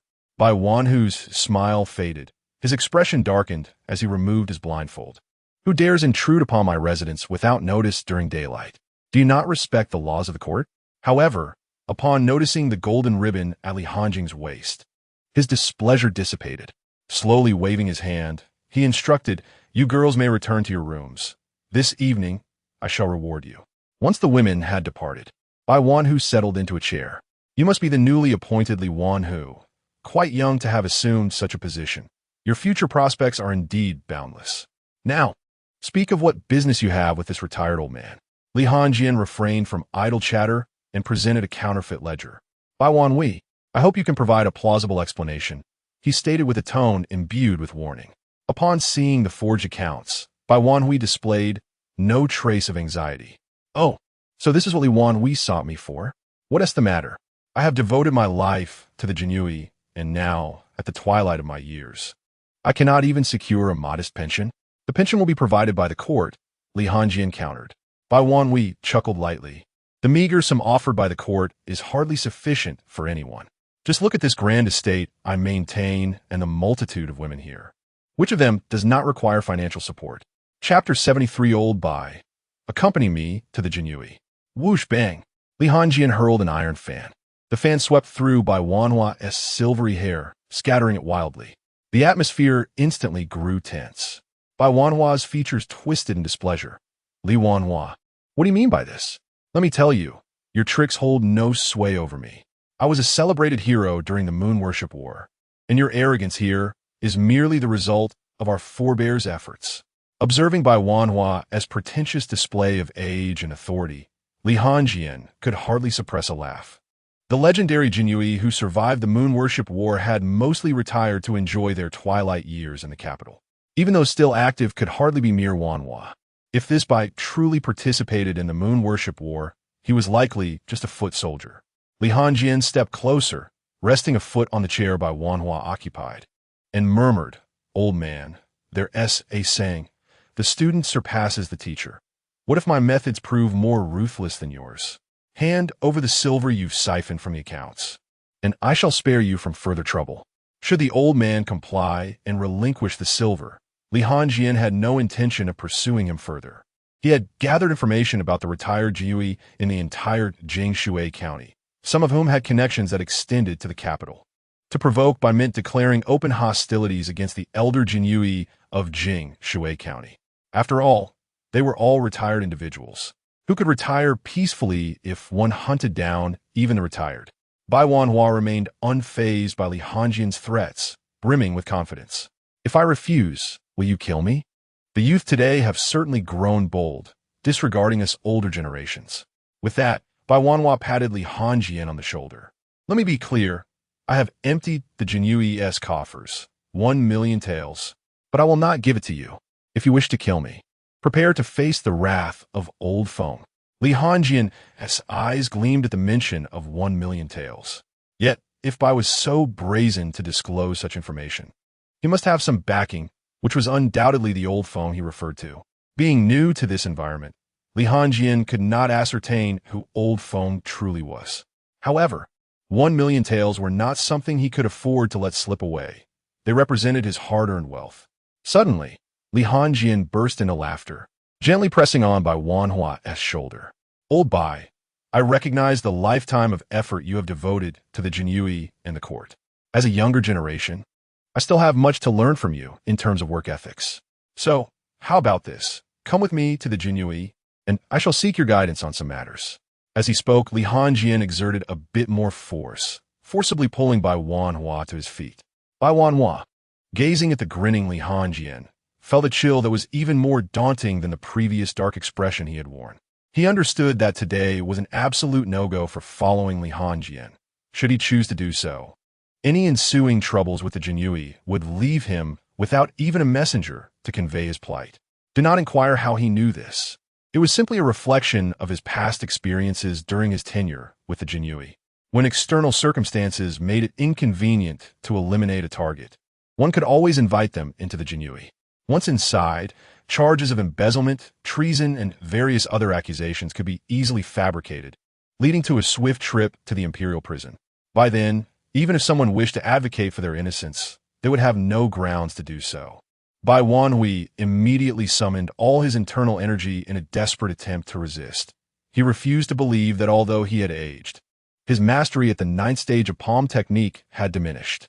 Today, he would not allow a mere youth to forcibly drag him back. A tremendous wave of energy surged between the two, causing the surrounding flora to sway precariously. Observing the elder's intent to resist, Li Hanjing tightened his grip even further. A bone-crunching sound echoed as Bai Wanhui felt a sharp, excruciating pain shoot through his shoulder. However, he bore the pain silently. Revealing any weakness before this junior would mean losing all face. He couldn't help but regret his earlier arrogance.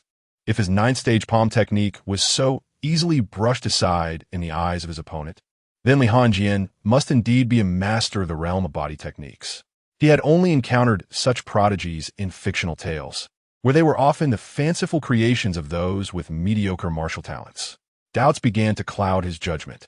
Would Feng Lao truly stand up against such a formidable talent for his sake? Once he retreated, he would lose all courage to advance. Li Wanhui, he began hesitantly. Upon reflection, I realize my oversight in this matter. Let us do this. I will withdraw 70% of my demands, and we shall consider the matter settled. What do you think? Li Hanjing regarded Bai Wanhui with a bemused expression. This old man was indeed as fragile as his bones. A mere touch, and he shattered. Yet, how disappointing that even at this juncture, he still sought to preserve his own interests. Li Hanjing smiled. Were you saying, Elder Bai? What's silver? This is all merely your retirement fund. After all, my purpose here is to invite you to the Jinyiwei to provide your guidance. Regardless of Bai Wanhui's struggles, Li Hanjing held on tenaciously, dragging him toward the Jinyiwei. As a seasoned veteran, he was acutely aware of what awaited him within those walls, and he no longer cared for his dignity. He began to shout loudly in the streets. Esteemed elders and fellow townsfolk, I implore you, assist me. Please visit the West City and inform the Genie Pavilion that Bai Ming has been wrongfully accused and forcibly taken by the Jinyiwei. A reward of 1,000 taels awaits. His cries echoed from his residence all the way to the Jinyiwei, and Li Hanjing did not hinder his outcry. After all, he would inevitably have to confront Feng Lao in due course. His subsequent actions are bound to escalate, and rather than awaiting that moment, it would be more prudent to confront it sooner. Analyzing the mention of the Genie Pavilion made by Ming earlier, it can be inferred that this so-called Feng Lao must be at least a third-rank commandant. It is only upon reaching such a status that the Jinyiwei would construct a retirement pavilion for officials. In a certain sense, these individuals represent the remaining legacy of the Jinyiwei. However, it is highly probable that he is merely a third-rank commandant, as ascending further would lead to the position of the Jinyiwei's commanding officer, a role that signifies the leader of the Jinyiwei. One must consider that since the establishment of the Jinyiwei, there have been but a limited number of commanding officers. Although the position of commanding officer is officially classified as a third-rank official, during the pinnacle of the Jinyiwei, this role was occupied by formidable masters of weaponry. Yet, in the present day, it is likely that only a practitioner of the half-step weaponry realm occupies this position. Chapter 74. Youngster. One must acknowledge the power dynamics in this world. This is precisely the reason for the current decline of the Jinyiwei. Do not be deceived by the fact that the heads of the Eastern and Western workshops hold only the third rank. These positions, albeit nominal, are currently occupied by the two most favored eunuchs of the emperor. These eunuchs possess considerable strength, having reportedly transcended to the level of weapon mastery a decade ago. Ultimately, it is not that the Jinyiwei's overall strength is inferior to that of other factions. Rather, it is the upper echelon that lags behind in capability. The Jinyiwei, as a whole, has been relegated to a lower status. Should the lower ranks engage without interference from above, the Jinyiwei would indeed stand its ground. However, this is the present situation. A few decades ago, there was no question of standing firm. It was simply a matter of reckless action, with the subordinates being formidable and the superiors even more so. Yet, it is true that what flourishes must eventually decline. The emergence of the Baiwei sect could have prompted a united response from the court factions. However, the emperor appears apprehensive about the Jinyiwei's burgeoning power. Once such a force slips from control, the consequences are unfathomable. Thus, the emperor has resorted to a strategy of balance. In the Jinyiwei County, Jinyiwei, witnessing the forcibly return by Ming, Luo Xing, and Song Lin were in a state of panic. They understood that Li Hanjing intended to escalate matters significantly, but they never anticipated such a drastic move, returning the former 10,000 household directly. Casting a cold glance at the two, Li Hanjing uttered a terse command. Regardless of who arrives shortly, ensure you hold them off. Upon bringing Bai Ming back to the Jinyiwei, Li Hanjing wasted no time. He immediately had Bai Ming seated upon the tiger chair. Elder Bai, you must be quite familiar with this chair. As a junior, I am still unacquainted with its use. Would you be so kind as to enlighten me? Clang, clang. Bai Ming incessantly rocked the chair in a frantic attempt to escape. However, with his internal energy sealed, he could not possibly free himself from the thick hemp ropes. It was then that Bai Ming, in a state of desperation, pleaded, Li Wanwei, I can provide any amount of money. I implore you, do not subject me to torture. He never imagined he would one day occupy this position. He was acutely aware of the excruciating nature of the impending punishment. Death would indeed be more merciful. Li Hanjing's smile vanished, replaced by a cold demeanor as he replied, I offered you a chance, yet you proved inadequate. Furthermore, who has ever emerged unscathed from the dungeons of the Jinyiwei?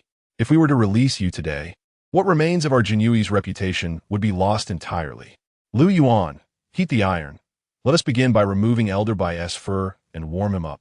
Yes, Lu Yuan responded, grasping the preheated iron and preparing to approach Bai Ming. At that moment, hurried footsteps echoed through the chamber. It was Luo Xing. With a worried expression, he announced, My lord, Elder Feng has arrived and insists on seeing you immediately. He has decreed that Bai Wanhui must not be harmed. Upon hearing this, Bai Ming erupted into laughter. Elder Feng has come to rescue me. Youngster, release me at once. I will never pay you 1,000,000. The impudent boy. Let me tell you, in this world, power is paramount. It is not merely about violence and bloodshed. Li Hanjing paid no heed to Luo Xing's words. Observing Li Hanjing's silence, Lu Yuan pressed the hot iron firmly against Bai Ming's chest. Old Feng, you shall surely pay for treating the elder generation of the Jinyiwei this way. Li Hanjing personally retrieved a piece of hot iron from the fire barrel. The aroma of roasting meat wafted through the air as he spoke while applying pressure. In this world, one must operate within the confines of power. Your power seems insufficient here. Just as if I were to end your life, what could that old Feng do to me? When the charge of treason is signed by you, what can he possibly do? Dismiss me from my position? Imprison me? Bai Ming, enduring the excruciating pain, asserted, Old Feng wields considerable influence even in the capital. He could certainly act on what you claim. If you dare to kill me today, just wait and see. Li Hanjing chuckled, instructing Lu Yuan to apply more pressure. Old Feng, Master Li is occupied with other matters and is not in the dungeon. Your forceful intrusion makes it exceedingly difficult for us. Should Master Li hold us accountable, we would face punishment. The voice of Song Lin echoed from afar. The elder, upon hearing this, expressed his dissatisfaction. The youth of today are truly arrogant. I wish to meet them, yet they remain elusive. Summon someone, and after a lengthy wait, both have simply vanished. Bang! The elder forcefully pushed open the dungeon door, following the sounds of anguish into a cell. Upon entering, he beheld Bai Ming, his body marred by burns and his fingers grotesquely mangled, and he pointed at Li Hanjing, momentarily rendered speechless. Seeing the elder, Bai Ming felt as though the darkness had given way to dawn, weakly exclaiming, Old Feng, save me. They are coercing me to sign a treasonous confession. The elder, enraged, retorted, So you are the newly appointed Li Wanwei? Is this how you treat those who have devoted their lives to the Jinyiwei? Li Hanjing calmly nodded, stating, Indeed, he is suspected of treason, and as a member of the Jinyiwei, I am entitled to interrogate him. Li Hanjing scrutinized this so-called Old Feng. Although he once possessed the prowess of a ninth-tier martial artist, his years of retirement had diminished his current unstable aura to a mere fifth-tier combat capability. This is precisely why the court mandates retirement for such individuals. Upon hearing Li Hanjing's words, Old Feng's fury intensified. Do not attempt to play games with me. These tactics are remnants of my own past. released by Wang Wei at once. Li Hanjing found himself at a loss for words. Do all these old men speak in such a manner? He shook his head, declaring, no, his issues remain unresolved. I cannot release him. Should there be no further problems, I will personally escort him out and offer my apologies. The elder appeared skeptical, saying, if there are no charges, you will personally escort him out to apologize? Who among us lacks discernment? If you refuse to acknowledge your guilt, we shall endeavor until you concede. There exists no definitive boundary to determine the extent of one's innocence. Even now, when Feng Lao encounters Li Hanjing, he does not release him, indicating that there must be some irreconcilable matter at hand. He inquires, how has he offended you for you to treat him thus? Bai Ming hastily clarifies, Feng Lao, I merely took a small sum from the treasury before my retirement, and I have already stated that I can return all of it. Yet, he still subjected me to torture. Bai Ming understands that this matter cannot remain concealed, as embezzlement is far preferable to treason. Chapter 75. The royal elders. Upon hearing the news, Elder Feng initially believed it to be a matter of great significance, only to discover it was merely trivial. In these times, who does not seek to gain a little? The court turns a blind eye to such affairs.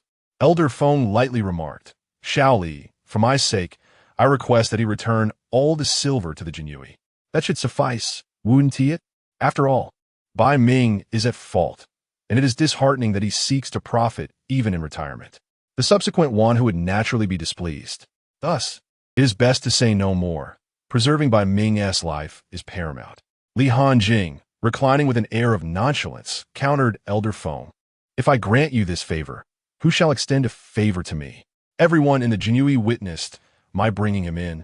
Should he emerge unscathed, it will set a precedent for others. And what then of the operations of the Jinyiwei? These words instantly darkened Elder Feng's countenance. Had his words ever been disregarded in the Mirror Water County? Though retired, he believed everyone owed him a modicum of respect. He continued, young man, you are new here and show no reverence. You cannot comprehend the tempests of Mirror Water County. As he spoke, Feng Zai's powers began to subtly emanate, pressing down upon Li Hanjing. Yet, Li Hanjing remained unfazed, approaching Feng Zai directly. A mountain? I am the mountain. To whom do I bow? And you, old man, what tempests do you represent? At most, you are but a gentle breeze. Li Hanjing's own aura surged forth, the two forces engaging in a silent contest of wills, unnoticed by those around them. Suddenly, a faint breeze swept through the sealed dungeon, causing Feng Zai to take a couple of steps back, his face slightly flushed, though his expression remained unchanged. A closer look would reveal subtle shifts as he pondered. Ha ha ha, may the Jinyiwei thrive. Feng Zai suddenly smiled warmly at Li Hanjing.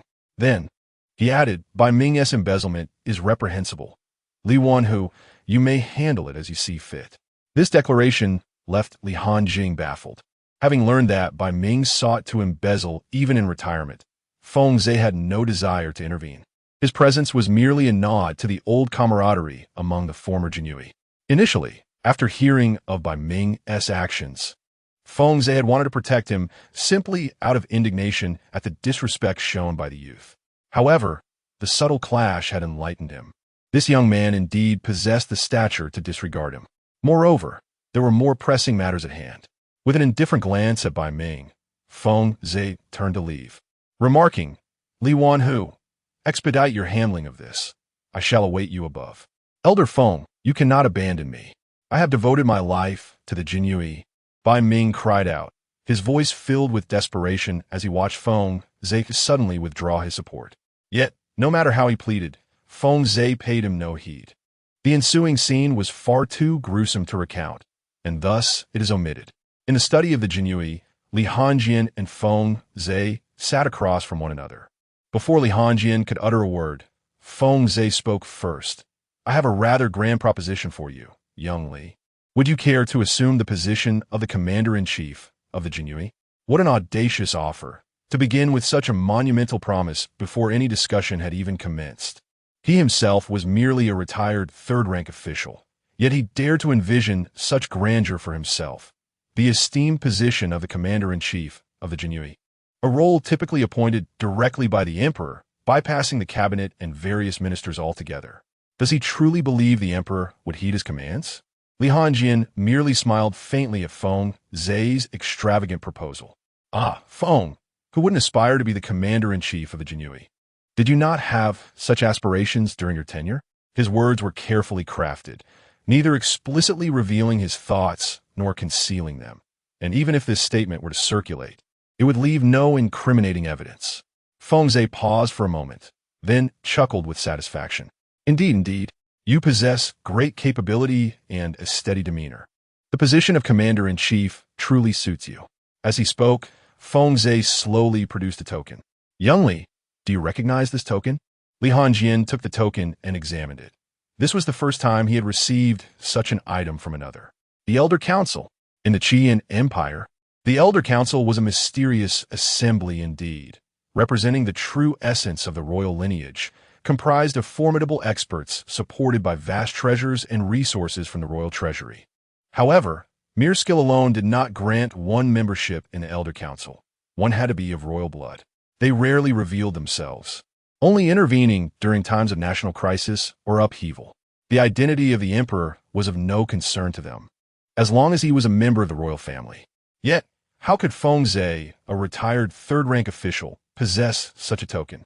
Observing the perplexed expression on Li Hanjin's face, Feng Zhe calmly elucidated, Young Li, what I am about to say means you will have no choice in the matter. Upon hearing this, Li Hanjin immediately returned the token, saying, Feng, the Jinyiwei has official duties to attend to. You may take your leave. Feng Zhe, seemingly undeterred, continued. The previous commander-in-chief was indeed a member of the Elder Council.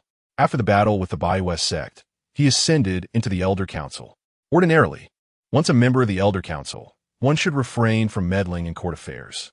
However, our sovereign's actions over the past few decades have completely contravened the policies set forth by the late emperor, leading to a gradual decline in national strength. Consequently, the former commander-in-chief has issued a command to us retired officials, instructing us to select and groom potential successors from the ground up. Should the nation descend into chaos, we must swiftly take charge of the Jinyiwei to stabilize the realm. And you, I intend to recommend as a candidate for the position of commander-in-chief. Li Hanjin's expression soured. Was he being forcibly recruited onto this treacherous vessel?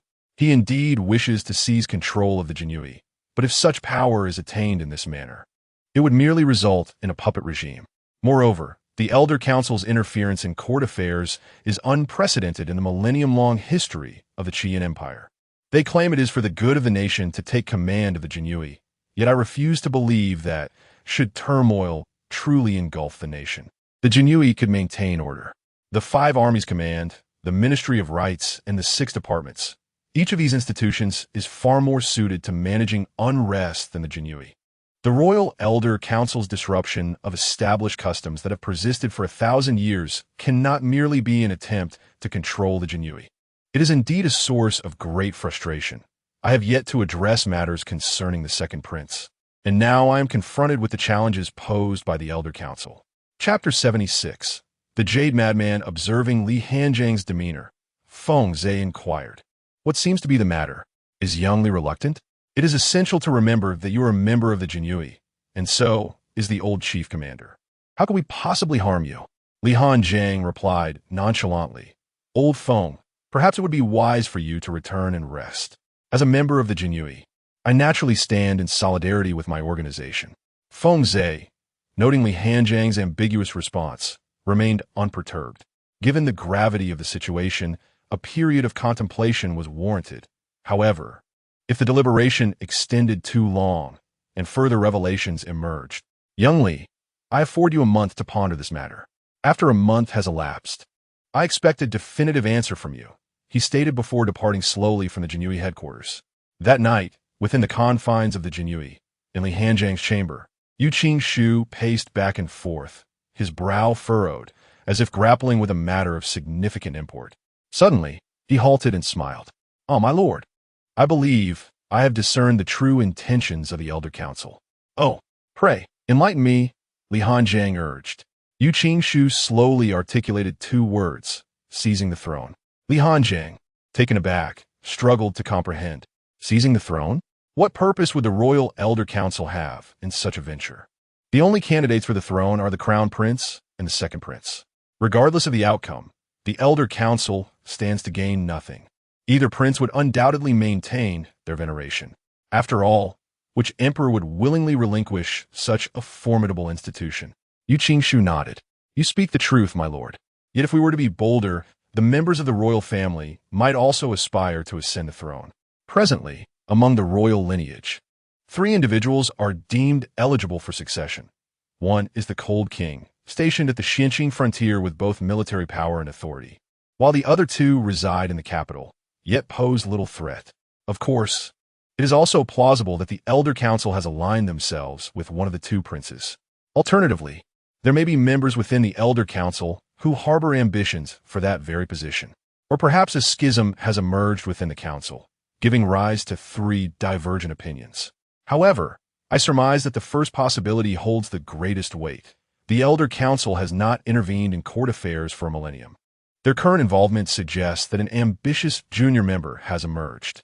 If that is the case, they would naturally refrain from endorsing any direct intervention.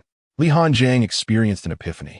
It must be acknowledged that Yu Qingshu's strategic insights were remarkably astute. He bore a semblance to a legendary sage, and perhaps in time, he could indeed craft a narrative that would command the vast expanse of the realm. What course of action should I take, then? Lianzhang Inkidat. One does not squander the counsel of a strategist. Yu Qingshu chuckled heartily. My lord, this bodes well for us. He added. Li Hanjing raised an eyebrow, intrigued. What do you mean by that? My lord, did not the old man Feng state that he would grant you a month? I believe there is no need for such a lengthy deliberation. You can respond to him by tomorrow, and he will undoubtedly relay the news to the capital. At that time, we merely need to intercept the message and hold it for a month before releasing it. The journey from the capital back and forth takes 2 months, and even if we delay by a month, he would not suspect a thing. This means we could accomplish a significant undertaking within these 3 months. Lianzhang Inkidat. 3 months? What grand endeavor? Upon his question, Yu Qingshu suddenly radiated an aura of madness. Haha, my lord. Are you not considering exploiting those merchants and ensnaring the officials of the martial domain? I have an even more audacious proposal for you. Would you care to listen? Li Hanjiang's interest was piqued. Proceed. We could locate the merchants in the counties and claim their a stable investment from the court that guarantees regular returns, enticing them all to invest. Then, we can spread rumors among the populace about the wealth that these merchants are amassing. Thus, any common folk with spare funds would yearn to partake in this fortune. We could use the money from this wave of investors to provide returns to the previous ones, continually expanding the scheme. By then, my lord, the wealth we could amass would be tremendous. Haha. After listening to Yu Qingshu's plan, Li Hanjiang felt an unsettling familiarity. Wasn't he this merely a Ponzi scheme? Upon realizing this, Li Hanjiang remarked, eventually, we will face a catastrophic collapse. In 3 months, if the information spreads quickly, it could reach at least a third of the martial domain. When the court discovers our involvement, not only will I be in peril, but I suspect even my father will be unable to protect himself. Yu Qingshu chuckled. We must find a representative of other factions to support you openly. We cannot act under the name of the Jinyiwei. Feng Lao has considerable renown in Jinyiwei County. If you secure his support, he will naturally be seen as one of us. Having him as a figurehead should pose no issue. Once the 3 months are up, we will trigger the collapse and then eliminate him, claiming it was a suicide out of guilt. As for your promise to join the Elder Council, no one will believe it, for your father is the Grand Tutor aligned with the Crown Prince. A third of the economy of the martial domain collapsing equates to the downfall of an entire realm's economy. When that occurs, the imperial family will certainly conduct a thorough investigation into Feng Lao's affairs, and the actions of the Elder Council will inevitably reveal their true nature. At that moment, as the economy of the martial domain crumbles and the populace descends into chaos, the noble and royal families will openly clash, providing us the opportunity to expand our influence and rise as formidable power brokers. With your father's backing, the throne could very well be within our grasp at this moment. Yu Qingshu's demeanor was both serene and frenzied. After hearing his plans, Li Hanjiang felt his heart tremble. This is madness. I merely wished for a bit of gain to ensure my own safety. You are truly placing me in peril. Furthermore, Li Hanjiang had mentally labeled Yu Qingxu as the madman. One single plan, and the death toll could easily begin at 1 million, if not 10 million. While the scheme was vast, and each step akin to walking on a tightrope, one must break to establish. Li Hanjiang marali lamanta Yugoslavia, Qingxu, esa ruthlessness. Yet he did not express any reluctance to execute it. He now acutely sensed that a crisis was imminent, and he must tread carefully on this precarious path. Moreover, this plan must remain undisclosed to my father until it reaches a certain level of maturity. Otherwise, given his propensity for indulgence towards me, he would undoubtedly thwart its implementation. After all, a single misstep could lead to irrevocable consequences. Li Hanjing suddenly chuckled and gestured towards Yu Qingxu. Mad as he may be, I find him quite endearing. Ha ha ha, let's do it. Yu Qingxu was thoroughly pleased with Li Hanjing's response. I knew it. I can always count on you, Li Hanjing. This time, our assessment is assured. Li Hanjing smirked. So all this grand endeavor is merely for the sake of an assessment, is it? Chapter 77. I am new here and know nothing. Then Yu Qingxu eagerly began to speak. My lord, I shall take my leave now, striving to devise a detailed plan within the next few days. Very well, go ahead, replied Li Hanjing. Not long after Yu Qingxu departed, the atmosphere in Li Hanjing's room became lively once more. Lu Yuan entered with dozens of men dressed in simple garb, bringing with them heavy wooden crates. Additionally, several stacks of silver notes were placed upon the table. These imperial guards were Li Hanjing's personal retinue. My lord, we have a total of 1,500,000 taels here, and, as per your instructions, we have retained 100,000 taels at the Bai residence. Lu Yuan stated. It turned out that the moment Bai Ming joined the imperial guards, Li Hanjing had arranged for Lu Yuan to seize assets. This sum of money was, after all, a dubious liability. Since it was a dubious liability, it effectively belonged to Li Hanjing himself. Gazing at the silver on the ground, Li Hanjing said calmly, My brothers, you have been residing at the inn daily. It has been arduous. From here, take 100,000 taels to distribute, each receiving 1,000 taels. Arrangements for your official appointments will follow in due course. As his personal guard, Li Hanjing was determined to reward them appropriately, leaving no consideration unaccounted for. Thank you, my lord. The group of men in simple attire did not hesitate to take the 100,000 taels, as there was no need for formality among comrades. Once the men had departed, Li Hanjing inquired, Has the Flying Eagle sect arrived? Lu Yuan nodded, indicating that most had gathered, but Zhou Quan, and he required funds. Li Hanjing understood. In a new environment, everything necessitated money. With so many individuals and eagles to sustain, they also needed to secure a location. However, he had no desire to engage in the reimbursement procedures with the court, as that would equate to sharing his intelligence network. The Flying Eagle sect was meant to be his exclusive intelligence network. After a moment of contemplation, Li Hanjing handed over 4 notes of 100,000 taels each. Give this to Zhou Quan. It should suffice for a month or 2. Understood, Lu Yuan replied as he exited the room. In this new place, the necessity for funds was apparent, making the plan imperative and urgent. Dog, assist me in exchanging this 1 million. Beep detecting. Exchange successful. Observing the remaining 1 million taels, Li Hanjing did not hesitate in his decision to exchange. Let us cultivate now. The immediate priority was to enhance his strength. Beep 500, 000 malefic value deducted. Host cultivation level rises to the 8th stage of body law.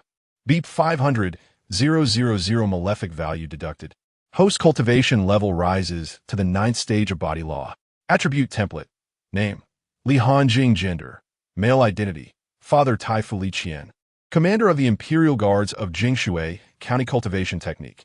Chi Cyclone Technique, Precious, 05000000. Cultivation level, 9th stage of body law, cannot allocate points. No weapon nourishment. Martial skills, Tiger Roar Wave, perfected. Flying Swallow Piercing Clouds, perfected. Comprehensive Combat Assessment, 9th stage of body law. Special Weapon Package, 02000. 000 evil value, 0 kill value, 0. After examining the system's attribute template, Li Hanjing let out a long sigh.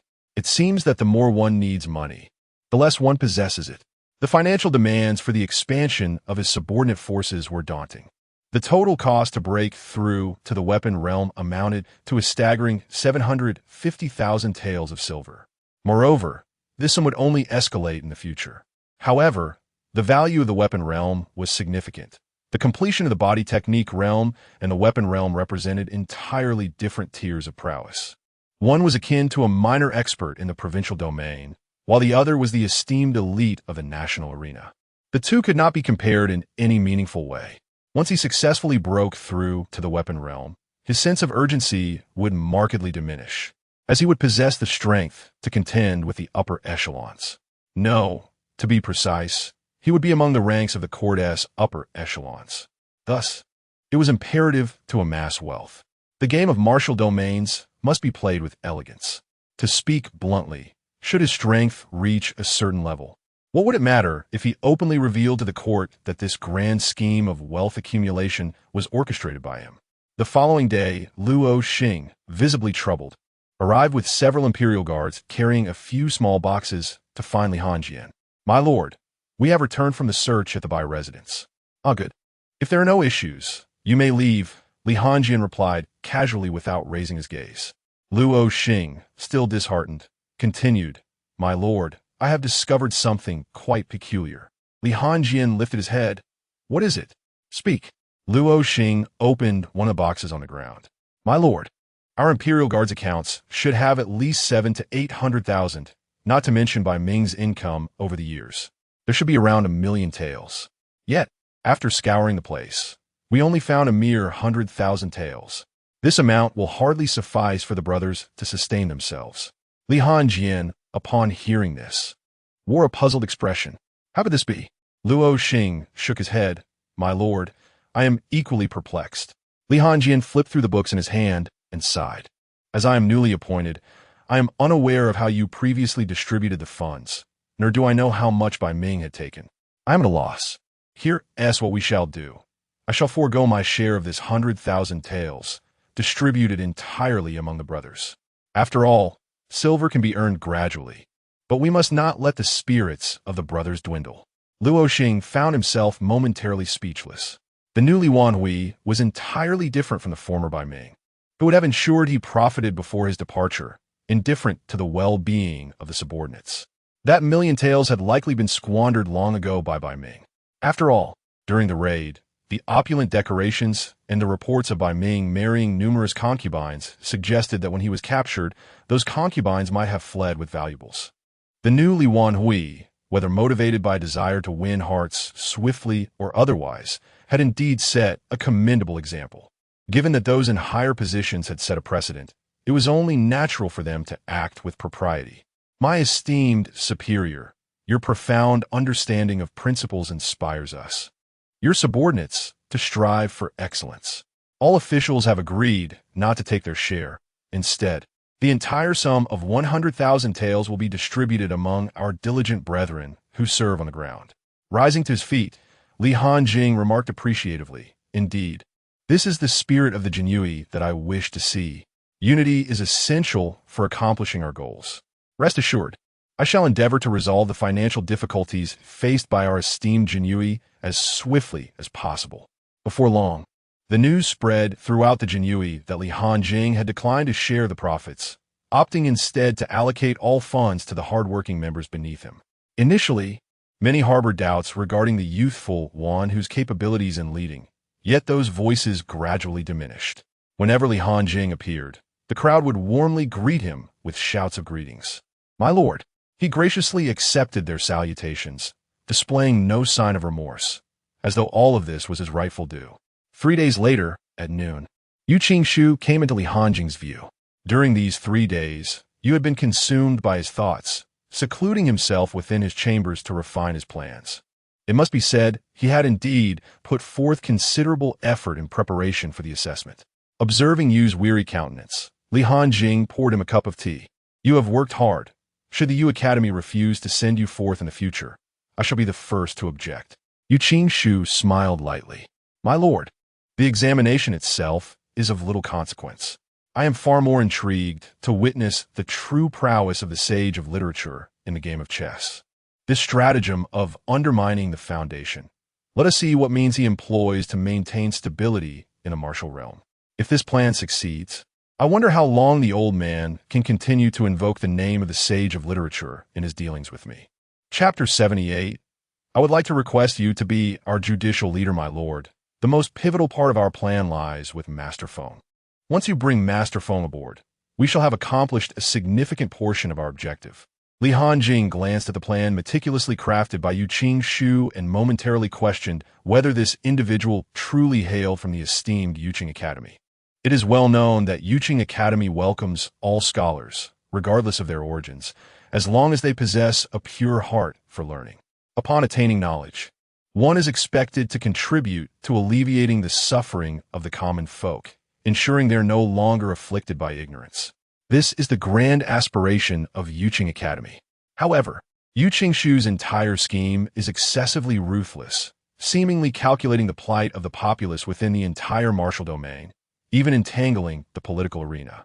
This stands in stark contradiction to the noble ideals espoused by Yu Qing Academy.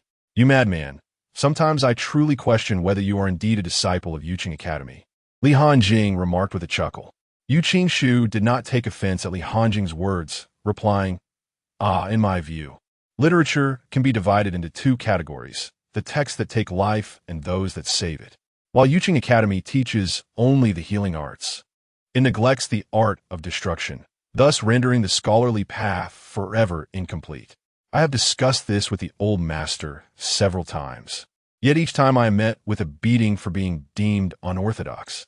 Nevertheless, I am determined to prove my point. The established order is deeply entrenched. How can one save without first knowing how to take life? Solely pursuing the path of salvation will forever confine our aspirations to mere dreams. At that moment, Yu Qingshu emanated a mysterious and profound aura of scholarship, hinting at a potential breakthrough, yet he refrained from pursuing it, merely withdrawing his scholarly presence with a casual grace. Li Hanjing, puzzled, inquired why the restraint. Yu Qingshu shook his head. The art of destruction is still incomplete. Now is not the time for a breakthrough. It requires the sacrifice of millions, even tens of millions. Truly, he is a madman of Yu Qing. One cannot question the correctness of his understanding of literature. His talent likely surpasses that of the bookish disciples of Yu Qing Academy, including the famed old master. This aligns perfectly with my own inclinations. Li Hanjing thought with a sly grin. Madman, must you not broaden your perspective? Yu Qingshu was momentarily taken aback, and as their eyes met, they burst into laughter. My lord, let us first secure Master Feng. This is the most crucial step in our endeavor. With a smile, Li Hanjing rose and declared, let us proceed. At the Jinyiwei Pavilion in Jinyiwei County, upon seeing Li Hanjing's arrival, Feng Zhe grinned widely. Young Li, have you made your decision? Come. Let us have some tea. As he spoke, he prepared a teacup for Li Hanjing. Suddenly, he noticed the young man accompanying Li Hanjing and asked, Young Li, who might this be? Oh, I forgot to introduce him to Master Feng. This is Yu Qingshu, my retainer, a trusted ally, Li Hanjing cheerfully introduced. Feng Shi, and Sheraton replied. A person from Yu Qing Academy? Yu Qingshu performed a respectful bow, stating, Indeed, Master Feng, I am a direct disciple of the esteemed old master of Yu Qing Academy, presently seeking sustenance alongside Lord Li. Yet, amidst the respectful demeanor, a glimmer of scheming flickered in the eyes. A sense of indelible surprise suddenly washed over Feng Zhe's face. A delightful surprise indeed. He had initially thought that enlisting a prodigious genius would suffice. Little did he anticipate that he could also draw the formidable Yuling Academy into the fray, which would surely please the esteemed commander. After all, a direct disciple, in a sense, embodies the very essence of the academy. Feng Lao hastily prepared another teacup. So, it is a scholar from Yuling Academy, he mused. The greatest regret of my life has been not having read more books. Fuzadond a Korgal Fasad. The three soon took their seats, with Feng Zhe speaking first. So, Young Li, I trust you have given due consideration to your visit today. Li Hanjing nodded with a smile. Feng Lao, I have indeed contemplated this matter thoroughly over the past few days. Who would T want to be the commander? Moreover, with the guidance of esteemed seniors, why would I not seize this opportunity?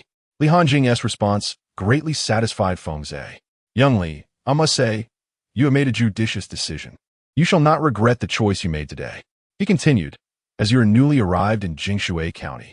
Should you encounter any individuals uncooperative in your endeavors or face any difficulties, do not hesitate to inform me. In this realm, my words carry some weight. Upon hearing this, Li Hanjing seized the opportunity to respond. Feng Lao, since you mention it, I have indeed encountered some troubles that require your assistance. Feng Xie hesitated. Young Li, please share. I will do what I can. For matters beyond my capacity, I shall report to the elders and seek their aid. Although Feng Zhe was reluctant to engage in this discourse, having made the offer, he felt compelled to follow through, lest he appear to be merely offering lip service. Li Hanjing immediately adopted an expression of feigned surprise. This matter, if it can be resolved at your esteemed behest, how could I dare trouble the elders? Then please, enlighten me, Feng Zhe said slowly. Li Hanjing, well prepared, promptly produced an account book from Yuling Academy and handed it to Feng Zhe, beginning to voice his grievances. Esteemed sir, you may be unaware, but the financial situation of the Jinyiwei has been thrown into disarray by Ming. The brothers are now forced to choose between meals. This was precisely why I insisted on dealing with him a few days ago. Just consider the state of affairs in the county. Thousands of people cannot afford to eat. Feng Zhe glanced at the account book, furrowing his brow in acknowledgement. That is indeed quite excessive. However, what can an old man like me do to assist you? Should I dismantle my genie pavilion and sell it? Li Hanjing shook his head. I wouldn't dare. We merely wish to establish a commercial enterprise for self-sufficiency. Feng Zhe's demeanor shifted to seriousness. It is strictly forbidden for any governmental institution to engage in commerce. I cannot assist you with this matter. Suddenly, Li Hanjing smiled. You can indeed help, for while we cannot establish a commercial enterprise, Feng Lao, you can. You are retired after all, and the court has not stipulated that retired officials cannot engage in business. Therefore, I would like to invite you to assume the role of our legal advisor for the business. Chapter 79. The gears of destiny begin to turn the head of the commercial judicial department. What is that? The older generation of the Jinyiwei, to a greater or lesser extent, were more educated than the present-day counterparts. In their era, the Jinyiwei were in their prime, transcending the judicial system. If someone displeased them, they would simply arrest them, resolving matters through a straightforward process. After all, the issues that could be resolved through force were certainly not numerous. As long as one refrained from capturing the emperor and certain powerful figures, the world was theirs to command. Thus, Feng Zhe was left perplexed by the significance of this head of the commercial judicial department. Observing Feng Zhe's bewilderment, Li Hanjing felt a surge of delight. Initially, he had anticipated a challenging confrontation, requiring considerable persuasion. Since Feng Zhe was unaware, the situation had become much simpler. Old Deng, perhaps in your next life, you should read more. In this life, you remain as you are, Li Hanjing began to explain patiently. Old Feng, this judicial head is essentially a means for you to register a commercial venture under your name with the Ministry of Revenue.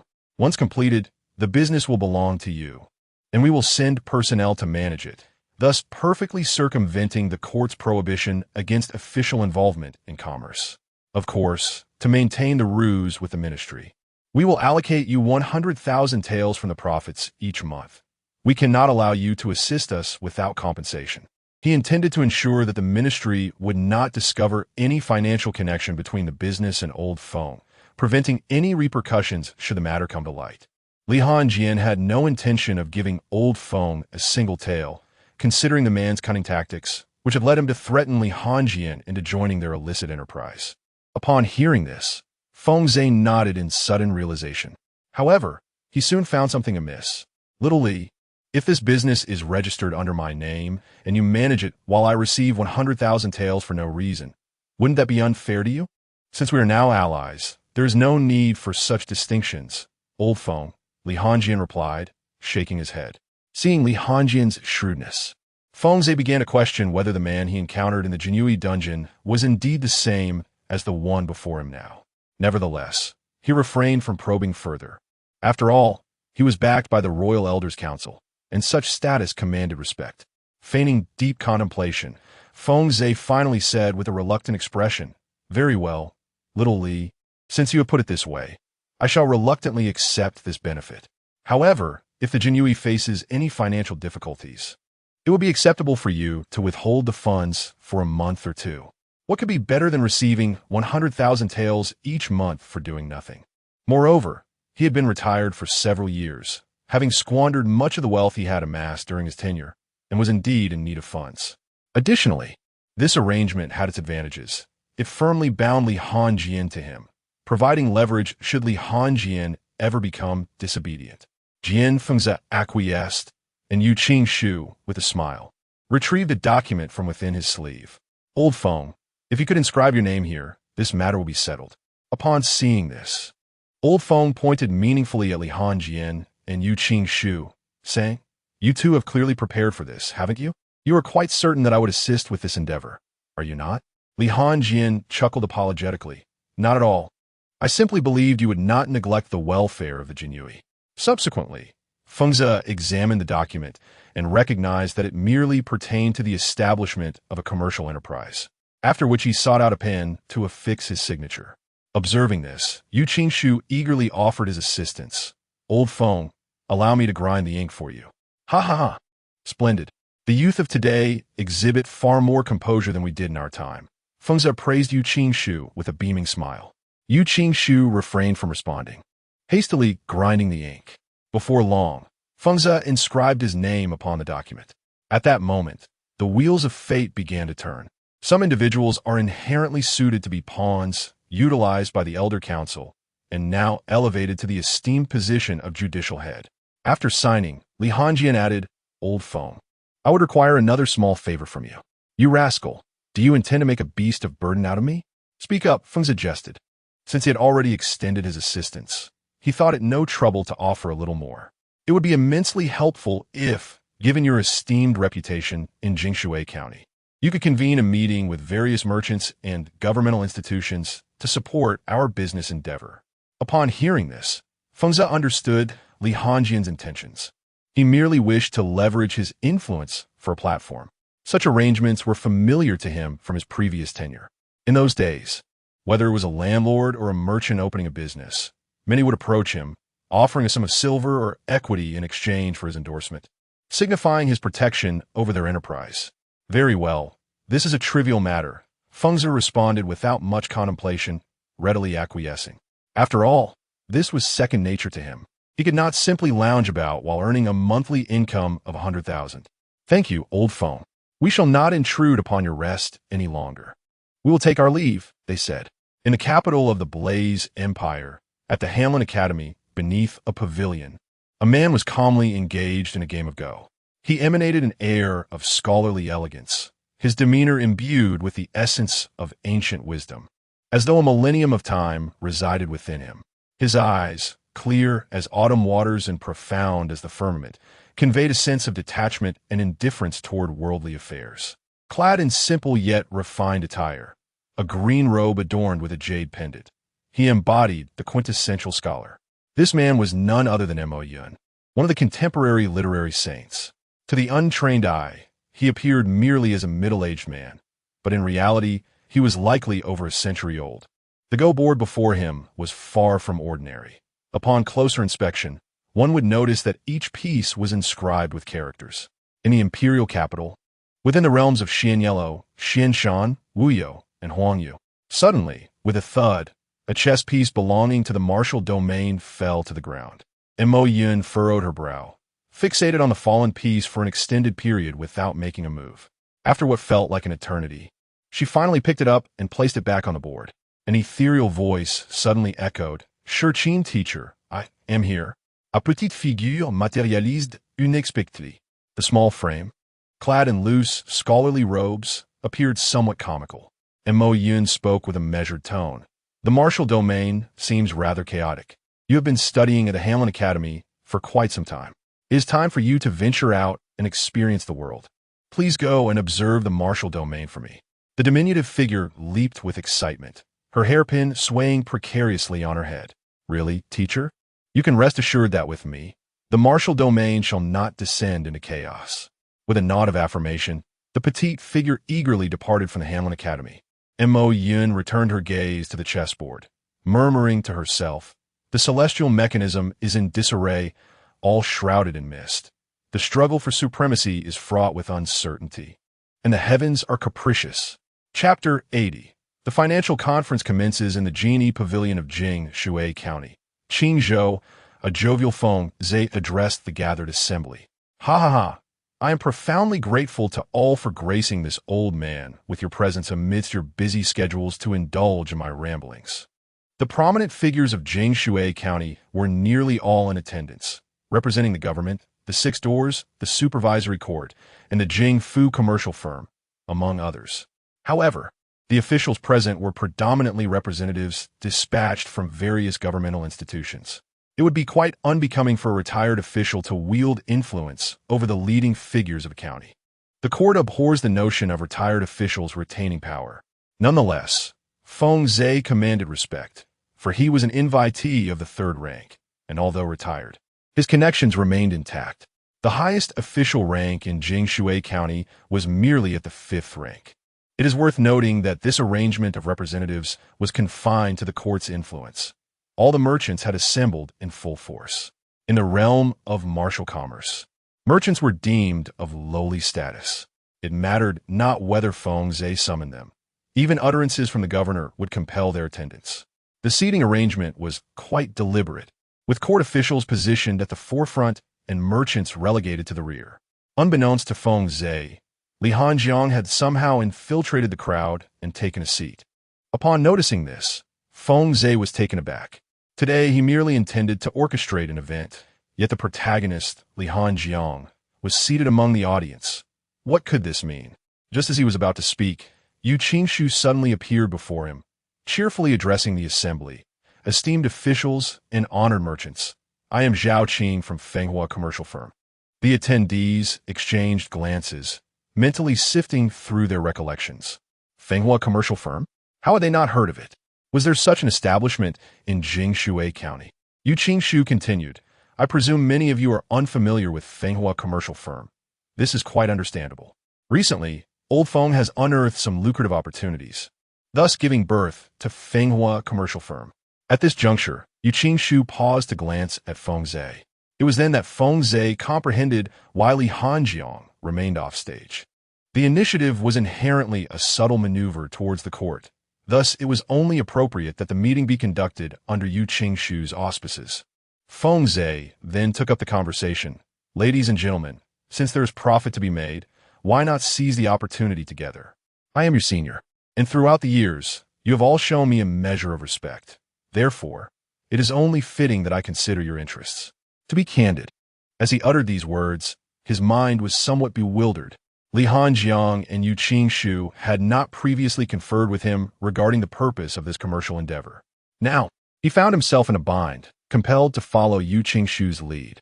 After all, it was he who had summoned them. In truth, this was a deliberate strategy devised by Li Hanjing and Yu Qingshu, aimed at keeping Feng Zhe in a state of confusion. Had they disclosed everything beforehand? What if he suddenly grasped the situation? Upon learning that this commercial firm was under Feng Zhe's direction, the officials had no choice but to regard Fenghua Commercial Firm with newfound respect. With a beaming smile, Yu Qing spoke eloquently.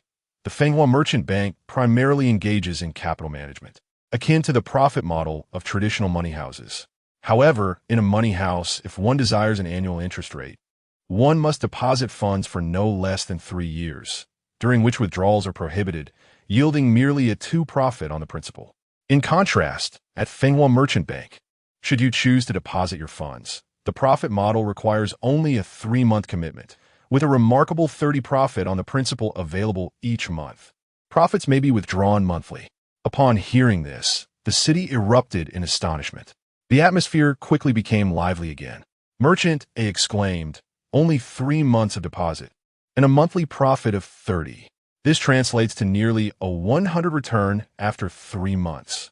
Merchant B added, goodness, is Fenghua Merchant Bank giving away money? How could they possibly invest in something that yields such high returns in just a month? Surely this cannot be a scam aimed at deceiving us. Merchant C interjected. It is unlikely to be a scam. Have you not noticed? The owner of Fenghua, Master Feng, holds a significant status. He was once a prominent official in the capital and possesses remarkable abilities. Surely, he would not stoop to such petty schemes for our meager investments. The crowd, swayed by this reasoning, began to believe that achieving a 30 profit in a month might not be beyond Master Feng's capabilities. Meanwhile, the officials from the court remained somewhat subdued. Firstly, they were not heads of any department and lacked influence. Their presence was merely to honor Master Feng. Secondly, even if they were tempted, they could not openly withdraw funds from their departments for investment purposes. Wang Yong, the head of the largest merchant bank in the county, was the first to rise. Master Feng, may I inquire about the specific industries in which Fenghua Merchant Bank is investing? Are these ventures located within our county? Or are they in neighboring regions? Or perhaps even in larger territories? I pose this question not out of mere curiosity, but because your organization of this gathering surely aims to encourage us to invest together, and thus, it is essential for us to understand the details. Wang Yong pondered deeply, unable to fathom any industry that could yield such substantial profits within a month. Were it not for Master Feng's reputation, he would have turned away, deeming this a clear deception. As the topic turned towards him, Feng Zhe found himself at a loss for words. He was utterly unaware of the details and felt a pang of regret for engaging in the discussion. Previously, his role was merely to preside over ceremonies and deliver platitudes. This time, however, it was entirely different. The prospect of a 30 monthly profit seemed implausible even to a non-commercial elder like him. Yet, having reached this juncture, it would be inappropriate to undermine Li Hanjin's standing in front of everyone. He resolved to gather more information later. Noticing Feng Zhe's hesitation, Li Hanjin, seated among the merchants, exchanged a knowing glance. Suddenly, a robustly built merchant adorned in fine garments stood up. Master Feng, your reputation for integrity is well established in our Jinyiwei County. Since you dare to make such claims, we shall place our trust in you. I will make an initial investment of 100,000 taels, and upon receiving next month's profits, I will consider increasing my investment. Then, another merchant stood up. For your character, old Feng, I shall invest 100,000 taels. I have faith in you. I shall invest 150,000. A series of voices echoed through the hall. This action served as a wake-up call to those merchants who were still hesitant. Indeed, they could start by making a modest investment. If the venture proved genuine, they could increase their stakes later. This approach not only preserved Old Feng's dignity, but also mitigated their own risks. Consequently, many merchants followed suit, investing amounts ranging from a few thousand to over 100,000. Li Hanjin smiled with satisfaction at this development. Indeed, the first wave of individuals who had stood up were precisely the pawns that Li Hanjin had strategically placed.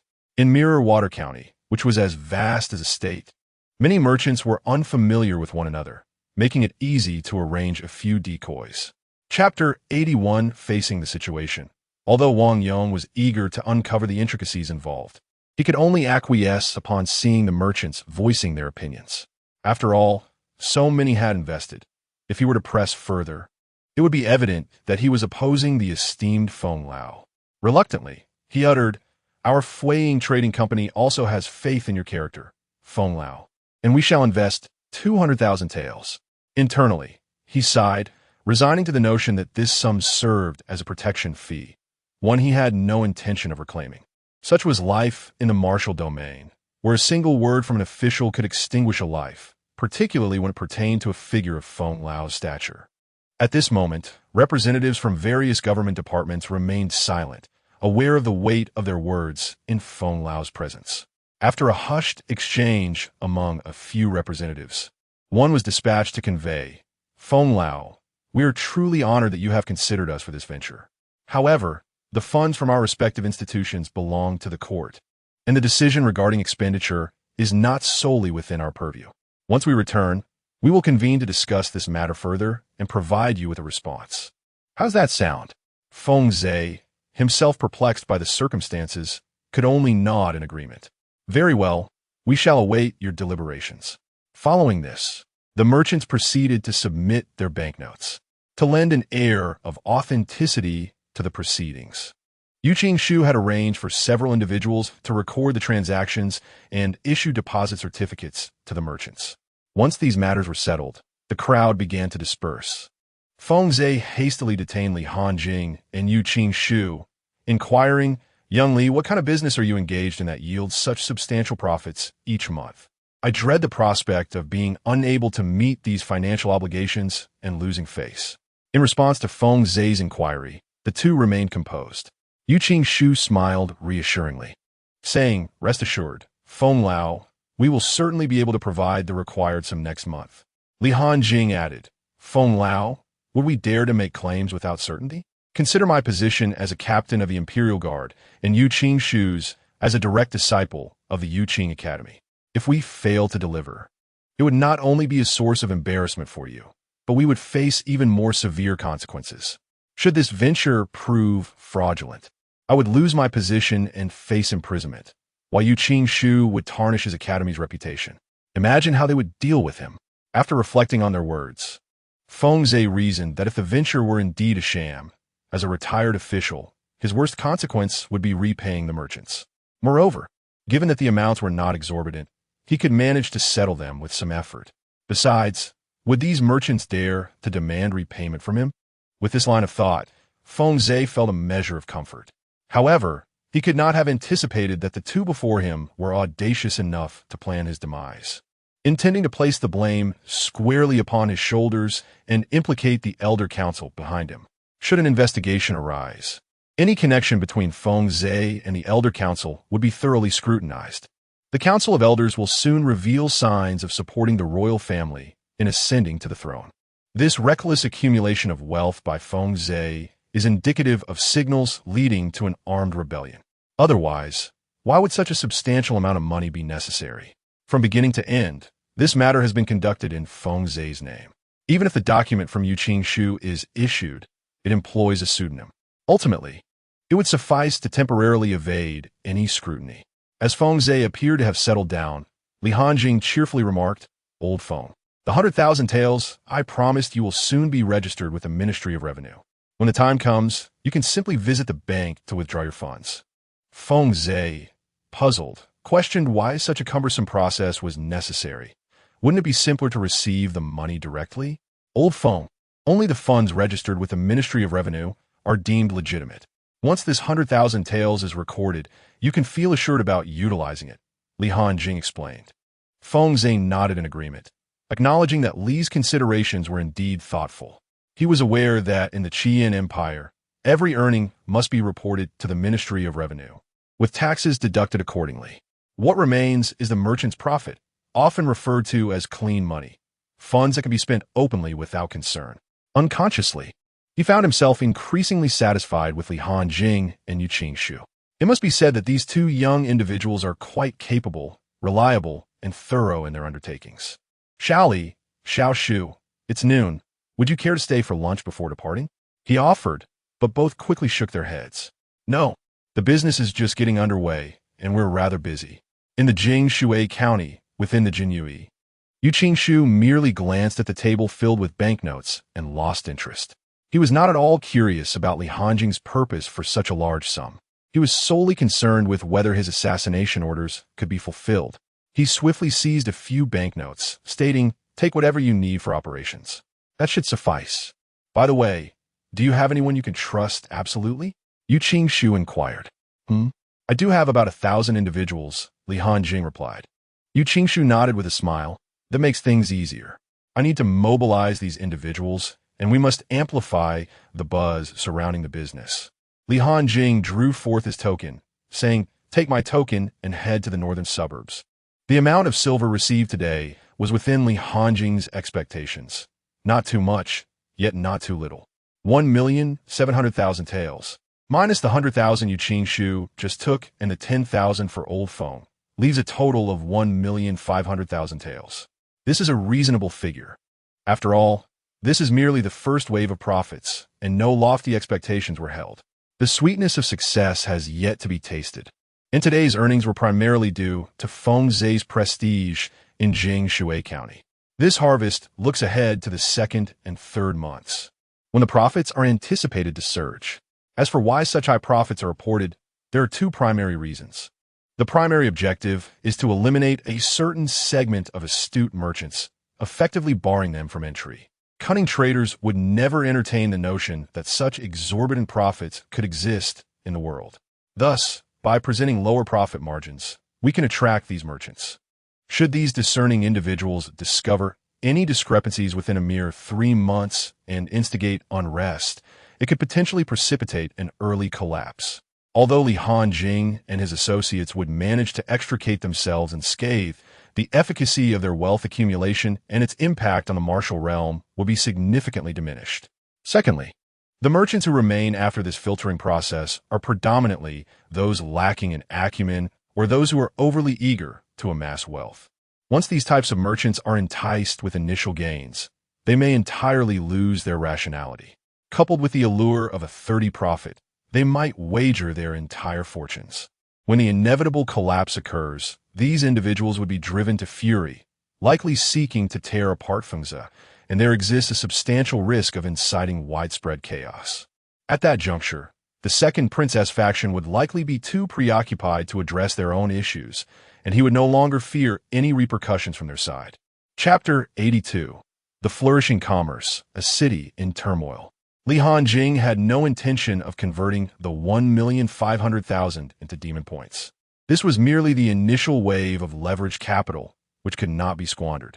In the bustling streets of Jinyiwei County, 2 commoners clad in simple attire entered a tavern. "Waiter, bring us some dishes and wine," one of them exclaimed. "Certainly, gentlemen. What would you like to order?" The young waiter, beaming with joy, presented the menu. It must be noted that the service at this establishment was indeed commendable, as they did not treat the 2 patrons with disdain due to their humble clothing. One man perused the menu and then waved his hand grandly. Braised pork, sweet and sour carp, kung pao chicken, mapo tofu, beggar's chicken, oil-braised prawns, and spicy kidney. "And bring me the finest wine you have." The other man, taken aback, exclaimed, "Ernyo, have you lost your mind? This meal will consume your entire month's wages." The first man waved his hand dismissively. "Do not worry. This meal is on me, and you need not pay a dime." At that moment, even the diligent waiter could not hide his discomfort. After all, judging by their attire, these individuals hardly seemed capable of affording such a lavish feast. Noticing the waiter's silence, the man grew perplexed. "What's the matter, waiter? Did you not hear my order?" The waiter quickly smiled apologetically.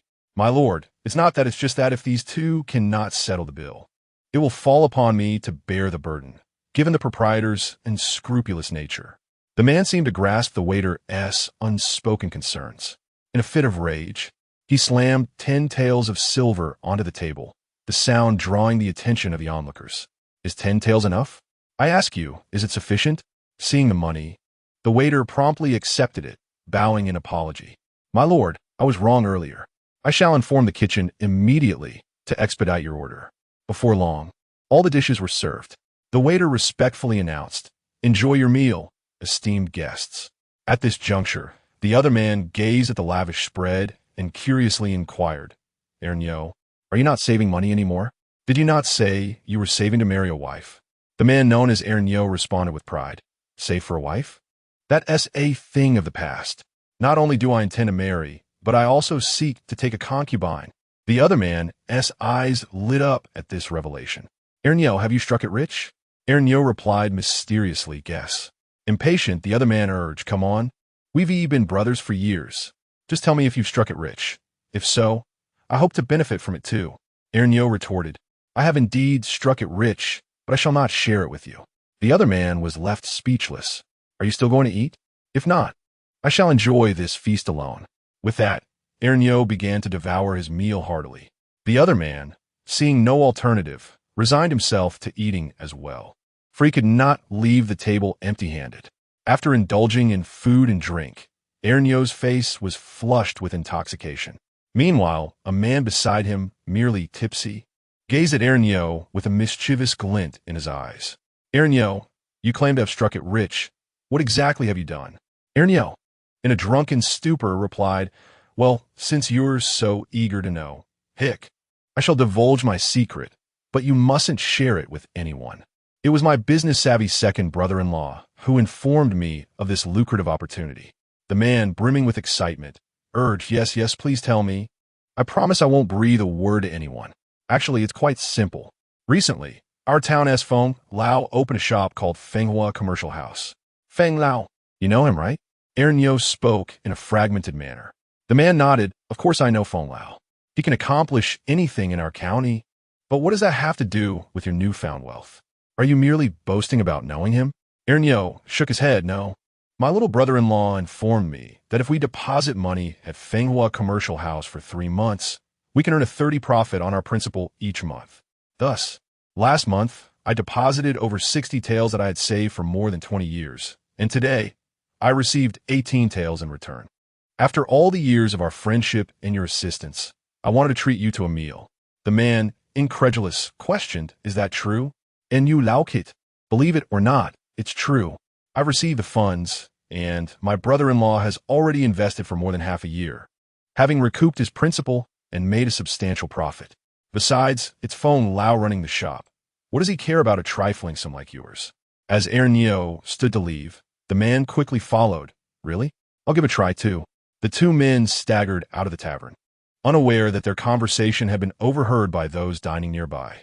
Outside the tavern, Ernyo and another man leaned on each other for support, walking for quite some time until they reached a secluded area where they paused.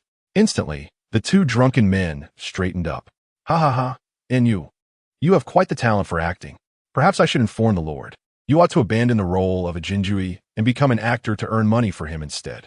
Ha ha, you're not so bad yourself. I think you could play a rabbit for the Lord's profit." In the ensuing days, the name Fenghua Commercial House spread like wildfire throughout the town, known even to the elderly and the children. Some individuals had already taken their silver to discover the truth for themselves. 10 days after the establishment of Fenghua Commercial House, Yu Qing began recounting from the ledger. "My lord, since the 7th day, people have been investing one after another, with a total income of 500,000 taels. Yet, the majority are still observing. In these 10 days, our expenditures across various places in the county amounted to 100,000 taels. After deducting the 60% we owe, which is 300,000 taels, we stand to gain 200,000 taels. This means we have earned 100,000 taels in these 10 days. Li Hanjing nodded in satisfaction, remarking, "This is merely the beginning. Soon, we shall not need to promote at all. Furthermore, the profits will continue to grow, as will the number of investors and the amounts they contribute." Li Hanjing suddenly declared, "In the name of the Jinyiwei, I shall invest 300,000 taels." Chapter 83. The Art of Hunger Marketing. Investing in the name of the Jinyiwei brings forth 2 distinct advantages. Firstly, should the higher authorities investigate later, they may find themselves at a loss, potentially allowing for the cunning to accuse the thief. Secondly, this strategy can ensnare other court factions as well. Thus, a month passed. At the appointed time, Yu Qing delivered the first wave of profits to the merchants. The citizens who had deposited their silver flocked to the Fenghua Trading Company. Upon confirming their account balances, the representatives of Fenghua Trading unhesitatingly returned 30% of their principal. In an instant, the 4 characters of Fenghua Trading soared to prominence in Jinyiwei County. Those who had previously been hesitant quickly rushed to invest, all indulging in dreams of effortless gains as if money were falling from the heavens. In Jinyiwei County, Jinyiwei, Lord Li is allies. It has been over a month since your appointment, and we have yet to meet. Today, I have taken the liberty to visit and reminisce," said Li Hanjian, surveying the middle-aged man before him, who bore an unremarkable demeanor. This man was none other than Xiaolin, the head of the 6 doors. However, this was to be expected, as the martial forces in Jinyiwei County were scarcely noteworthy within the broader martial domain. It sufficed to have such a department present without the need for formidable guardians. However, the 6 doors in the upper state of Jinyiwei, known as Qingzhou, were indeed formidable, with its commanding officer holding the esteemed rank of a second-grade official. Such a rank naturally corresponded with the prowess of a weapon realm expert. The rationale behind this was the presence of one of the martial world's titans, the the 10,000 Sword Sect within Qingzhou. It was essential to have a powerhouse to maintain equilibrium. Otherwise, the 10,000 Sword Sect could wield authority surpassing that of the court itself. Consequently, all branches of the six doors in Qingzhou stood a head taller than their counterparts elsewhere. If Li Hanjian's assumptions were correct, the Jinyiwei played the role of a subordinate in this alliance. This explained why he had yet to meet the so-called allied force, the six doors, in over a month. Nevertheless, since the other party had taken the initiative to reach out, Li Hanjian rose with a smile to greet him. You must be the esteemed Zhao Qianhu. I apologize for my busyness since taking office, which has led to your visit today. Typically, the six doors were only equipped with a 1,000-house office in county-level cities. Yet their rank was equivalent to that of the Jinyiwei's 10,000-house office. Xiaolin nodded in understanding. Indeed, Lord Li, it is only natural for a newcomer to familiarize himself with the operations. Please have a seat. Is there a specific matter that brings you here today, Lord Xia? Li Hanjin inquired. Visitors do not come without purpose. Regardless of the alliance, a change in leadership signifies the conclusion of that relationship. Given that the six doors have consistently been in a dominant position in this alliance, it is evident that my visit is driven by a request, Xiaolin stated plainly. We are allies, so I shall not beat around the bush. I have heard that the Jinyiwei invested a substantial sum into Feng Lao's Fenghua trading last month. Is this true? Upon hearing this, Li Hanjian understood Xiaolin's intentions. It is merely the sight of those merchants reaping their profits that stirs a certain longing within. Yet a sense of uncertainty lingers in the heart, leading to hesitation. After all, in the martial domain, one is not permitted to associate with merchants. However, Master Feng does not fall under that category, for he is a retired executive. When those from the court witness genuine profits at hand, their interest is inevitably piqued. Since he is here to tend to his own business, it is only natural to extend a warm reception. If one does not deceive to the fullest extent, it will be deemed a lack of hospitality. As for the matter inquired by Lord Xiao, the Jinyiwei has indeed invested a substantial amount regarding the returns. They were received just yesterday. To be candid, had it not been for the financial chaos instigated by my predecessor, I might have refrained from taking such a risk. It is no wonder that the people of our county hold Master Feng in such high regard. His capabilities are truly remarkable, Li Hanjian stated nonchalantly while sipping his tea. Upon hearing this, Xiaolin's eyes gleamed with intrigue. Is it truly possible for such fortune to exist in this world? At this moment, Xiaolin had already begun to believe, albeit he sought one final confirmation to ease his uncertainties. Li Hanjian, fully committed to the ruse, produced a banknote of 100,000 taels. Indeed, why would I deceive you? Suddenly, Li Hanjian leaned closer to Xiaolin's ear and whispered, Lord Xiao, to be frank, I intend to invest 1,000,000 taels today under my own name, for such opportunities do not arise frequently. Xiaolin was taken aback, gazing at Li Hanjian in disbelief. He had accumulated perhaps a total of 1,000,000 taels over the years, yet here was a young man already possessing such wealth. However, upon reflection, it made sense. After all, this young man had attained the rank of a Wanhu in the martial domain, suggesting an impressive background and innate talent. With Li Hanjian's words, Xiaolin felt a surge of reassurance. Lord Li, since you do not regard me as an outsider, I too shall not treat you as one. To be candid, I also plan to invest in Fenghua Trading Company today. Perhaps you would accompany me? I am unfamiliar with the process. Li Hanjian paused for a moment, contemplating whether this was a test of his integrity. However, it was a matter of personal business. My investment of 1,000,000 taels remains unchanged. Yours could yield nothing. Li Hanjian readily agreed. Shall we go? Let us. Upon arriving at Fenghua Trading Company in Jinyiwei County, as Li Hanjian and Xiaolin entered, Yu Qingshu promptly approached. Lord Li, what brings you here? Li Hanjian quickly clarified. Ah, Xiao Qing, I am here to support Master Feng's business. Yu Qingshu glanced at the middle-aged man beside Li Hanjian, clad in the attire of the six doors, and instantly comprehended the situation. Oh dear Lord Li, you have arrived rather late. Our Fenghua Trading Company has set a limit on investments starting this month. There is a cap each month, and this month's quota of 10,000,000 taels has already been filled.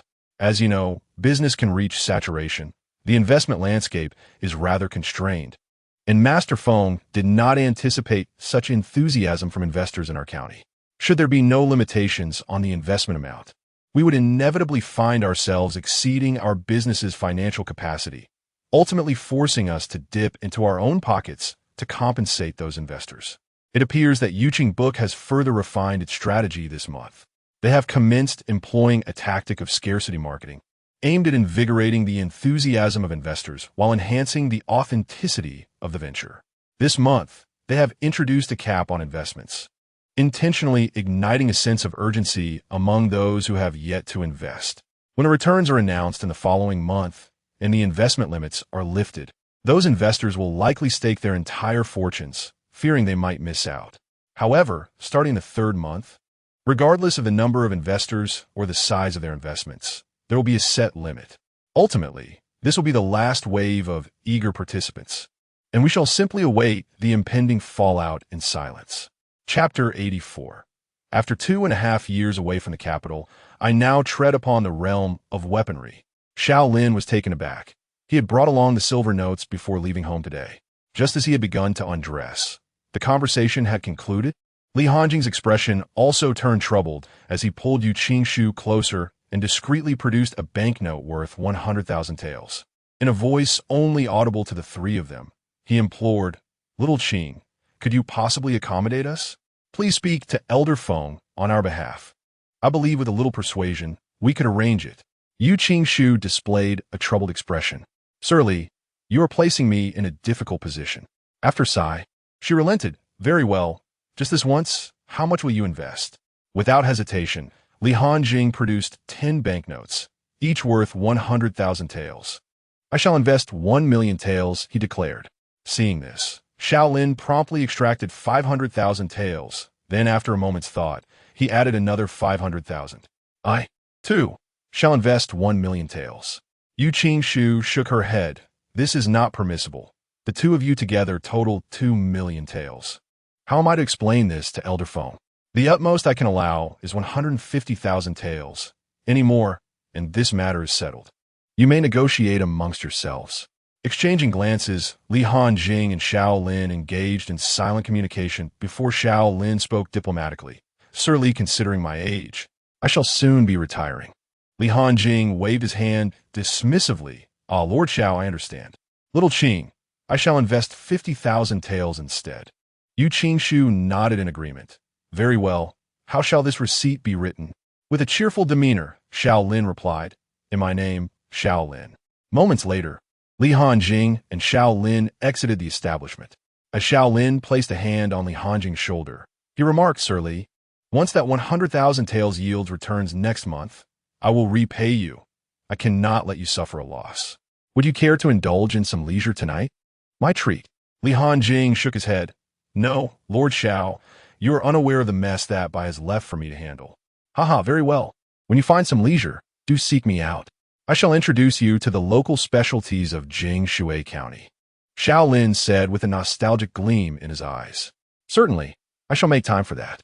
As night fell, in the Jinyiwei, banknotes lay strewn across the floor. The total from the accumulation of the first month and the beginning of the second month amounted to 15 million taels. After deducting 30% for the upcoming month, 105 million taels remained. This was the limit for Jinyiwei County. The next step would be to venture into other counties.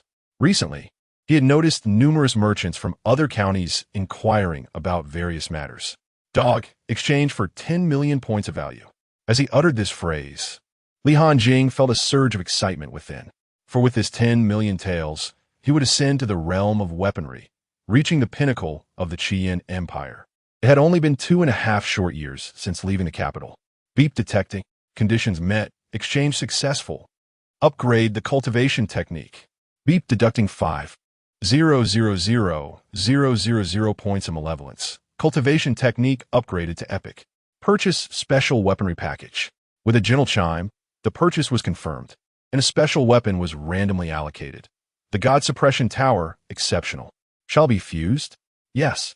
Subsequently, Li Hanjing felt a small tower suddenly emerge within him. This tower appeared unremarkable and rather shabby. "System, have you bestowed upon me a counterfeit tower?" I fail to perceive its function. Ding. The host has not yet transcended the weapon realm. Thus it remains unawakened and cannot be summoned. Li Hanjing nodded, recognizing once more the invaluable nature of the Qing gourd. 500,000 malevolent points were deducted for cultivation. Ding. Deduction of 500,000 malevolent points successful. The host's magical cultivation has ascended to the first tier of the weapon realm, and the system attribute template is now activated. Name: Li Hanjing. Gender: male. Identity: father and grand tutor Li Qian. Commander of the Jinyiwei County Imperial Guards. Cultivation method: Qi Cyclone Technique. Epic. Cannot be transcended. Requires the condensation of 10 magical treasures. Cultivation level: first tier of the weapon realm. 0800000. Magical treasure: God Suppression Tower. Exceptional. Martial skills: Tiger Roar Wave. Perfect. Flying Swallow Through Clouds. Perfect. Comprehensive Combat Assessment. First tier of the weapon realm. Special Weapon Package: 0500000. As Li Hanjing emerged from the warm currents of his breakthrough, he gazed at the system panel in silence. The requirement for such an immense value to elevate his realm was understandable, yet the fact that the special weapon package also grew cumulatively was rather disheartening. However, upon reflection, it was reasonable. Each tier of the weapon realm represented a significant watershed. It was said that some great masters spent their entire lives only to advance from the weapon realm to the second tier. The further one progresses in cultivation, the more talent becomes a decisive factor. Some individuals possess just enough talent to breach the weapon realm, yet find themselves stymied thereafter. He then turned his gaze inward. The God Suppression Tower within him now radiated a faint golden light, slowly rotating. Simultaneously, its imprint was etched into the palm of his hand. Observing the tower's imprint, an absurd thought suddenly crossed his mind. Could there be the mark of a weapon realm master within? That was a digression. He then examined the God Suppression Tower's functions. God Suppression Tower, comprised of 9 tiers. Each breakthrough in magical cultivation unlocks a tier, each possessing unique skills. First tier, Suppression Lock Tower. Second tier, unknown. Third tier, unknown. Upon inspection, it became evident that at present, his tower served but one purpose: as a prison, which indeed corresponded to its name. Nevertheless, he could not deny his good fortune in acquiring an exceptional magical treasure. Each weapon nurtured by the masters of the weapon realm is graded. There are 4 grades in total: low grade, mid grade, high grade, and exceptional. Generally, the more profound and pure one's magical energy, the higher the grade of the magical treasure. A superior grade signifies a greater number of special skills. His treasure possessed 9 skills, categorizing it as the pinnacle of excellence. Li Hanjing then rose, feeling a sudden lightness in his body. He sensed a subtle connection with the heavens and earth, allowing him to tread upon the air at low altitudes, albeit at the cost of some magical energy. Suddenly, he recalled his cheap old father, who had been incessantly lamenting his back pain throughout the day. He often ambled along, muttering to himself that he could hardly manage such a short distance at his age. Was this not absurd? In the Crimson Flame Empire, at the Hamlin Academy, the sound of creaking echoed. The domain of martial arts, akin to a chessboard encompassing the world, seemed on the verge of shattering. Emoyin furrowed his brow tightly each day. The imperial throne was a matter for all to contend with, but if it led to chaos across the realm, that simply would not do. Soon, a breath of Confucian essence swept through the martial domain. A miracle occurred. The pieces that were about to break apart astonishingly restored themselves to their original forms. Wenemo teacher, I am here. Go assist your junior sister. The situation in the martial domain appears rather grave. Given her temperament, I fear she might be sold and then unwittingly pay others for it. Understood. Shortly after the young man departed, an elder approached, bowing respectfully. Mo sage, I have been feeling a sense of unease lately. Is there some issue within the empire? Chapter 85. My dear young lady, have you perhaps lost your way? Mo Yin slowly rose to her feet. Your Majesty, there is no grave matter at hand. The ZY remains bright and steady. The emperor felt a wave of calm wash over him upon hearing this. Last night, sleep had eluded him, his heart racing relentlessly. The truth of Mo Yun's words mattered little. He sought only reassurance. After all, Mo Yun, who regarded the world as a chessboard, was likely as concerned for the stability of the realm as he, the emperor, was. Then the emperor spoke again. Mo Sheng, I wish to declare Ranner as the crown prince. What are your thoughts on this matter? Mo Yun subtly shook her head. Your Majesty, when I first entered the Hanlin Academy, I stated that I would not interfere in court affairs. The decision regarding the crown prince rests with your own judgment. Right and wrong shall be determined by the will of heaven. Should the choice prove erroneous, I shall rectify it personally. If it is indeed the right decision, I shall assist the next sovereign in maintaining peace across the realm. Very well, Mo Sheng. You may rest. I have matters to attend to. Your Majesty, take care. The emperor felt a twinge of disappointment at her ambiguous response. Mo Yun, that old sage, remained steadfastly neutral, often invoking the will of heaven. With her support, abolishing the crown prince would have been a far simpler task, especially since many officials in the court hailed from the Hanlin Academy. Jinyiwei County, Fenghua Trading Company. Is this the much-discussed Fenghua Trading Company? A petite figure entered. Yu Qingshu observed a young girl step inside, her face a canvas of confusion, whose child had wandered away. She appeared no older than 11 or 12. The girl had a delicate complexion, her large azure eyes scanning the surroundings with an adorably dazed expression. Yu Qingshu kindly rose with a smile. Little sister, have you perhaps lost your family? Do you need your older brother to help you find them? As he spoke, he couldn't resist pinching her cheek gently. The girl flushed when her cheek was pinched and quickly stepped back, freeing herself from Yu Qingshu's grasp. He was taken aback. The little girl possessed surprising strength. In a huffy, childish voice, she retorted, You are quite the rogue, touching a girl's face without permission. With behavior like yours, I doubt this Fenghua Trading Company is of any good. Yu Qingshu was bewildered. What was this? A mere pinch of a child's cheek branded him a rogue? He waved his hand in mild exasperation. Little sister, I meant no harm. I merely found you adorable. If you do not wish to be touched, I shall refrain. Yu Qingshu maintained his gentle demeanor. He was not one to quarrel with a child. However, his words only fueled her indignation further. With her hands on her hips, she retorted, You may look fair and clean, but your eyes are clearly blind. I am 18 years old. She loathed being referred to as little sister. Was she not simply a late bloomer? She was still young and had room to grow. Throughout her journey in the martial domain, she had frequently encountered scruffy men leering and calling her little sister, asking if she was lost. What else did the uncle take you to buy candy? Of course, those individuals did not meet a favorable end afterward. Upon hearing this, Yu Qingshu circled around her with a look of disbelief. I do not believe you, little sister. You must be deceiving your elder brother. Am I right? With a fierce expression, the girl retrieved a token from her waist and slammed it onto the counter. Inspection by the Hanlin Academy. You are to cooperate obediently. Glancing at the token on the counter, Yu Qingshu finally accepted that this young girl was indeed an adult. However, a heavy weight settled in his heart. Had this matter already attracted the attention of the Hanlin Academy? Had they personally dispatched inspectors to investigate? The Hanlin Academy had two primary responsibilities.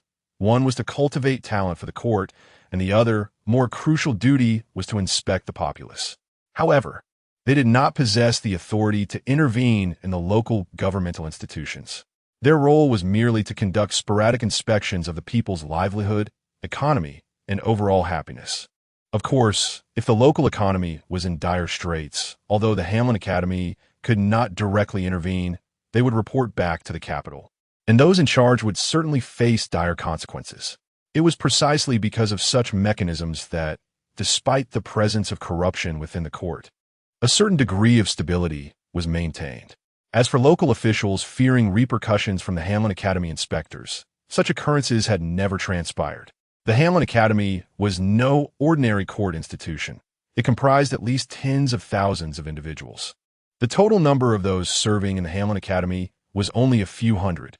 Those who remained in the academy were typically disciples of the enigmatic Master Mo, a figure before whom even the emperor would bow in deference.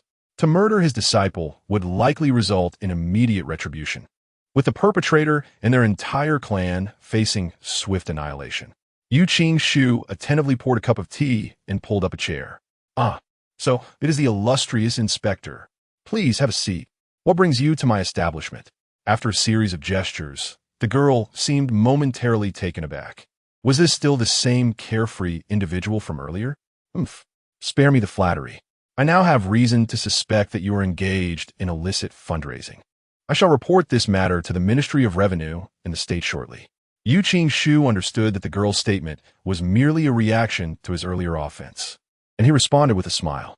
My lord, look at the commotion this has caused. It was merely my oversight earlier.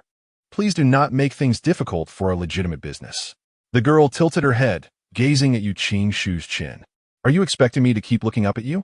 Upon realizing this, Yu Qing quickly bent down, resting his hands on his knees, and smiled. My lord, would this be acceptable? The girl, seated in the high-backed chair, glanced at her feet that could not reach the ground and then looked closely at Yu Qing. A flush of crimson appeared on her cheeks. Do you truly think you can charm me like a child? She retorted. You sit on the floor. Very well. Yu Qing replied without hesitation, promptly sitting down on the ground, thus finally lowering himself a head below the girl. As the girl observed Yu Qing's compliance, her earlier irritation had dissipated significantly. I inquire of you, what is the purpose behind Fanghua Trading Company's recent accumulation of such substantial funds?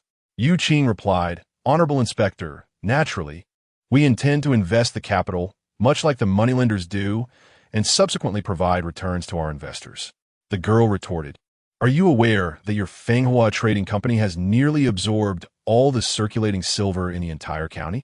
Should any issues arise, the entirety of Jinyiwei County would be rendered utterly incapacitated. Upon hearing this, Yu Qing muttered softly, But isn't that precisely what the moneylenders do? The girl rebuked him. The moneylenders have the support of the Ministry of Revenue and the backing of the court, and their investments are aligned with governmental enterprises. What do you possess? To which the girl responded, We have old phone. Chapter 86. The Jade Madman, difficult but not impossible. The girl shook her head, asserting, I do not concern myself with whether you are influential or not. You must immediately cease accepting investments at Fanghua Trading Company. In a few days, I shall arrive with officials from the provincial treasury, and you will submit to their scrutiny. Once the matter is clarified, and if all is well, you may resume your operations. Yu Qing appeared troubled, My lord, but if we do this, the losses for Fanghua Trading Company will be considerable. The girl spoke with an undeniable authority. The company's losses? If something goes awry in Jinyiwei County, it will be your head on the line. Prepare for the Treasury's arrival in 3 days. I will be watching you. If you dare to continue accepting funds from investors, it will be the officials from the governor's office who come knocking. She invoked the governor's office with disdain, too weary to invoke the authority of any government, for they are all in collusion, despite the Hamlin Academy lacking direct power to intervene. Who would dare to disregard the esteemed presence of the Sage of Ink in the local governance? Having spoken, she offered Yu Qing no opportunity to respond and departed.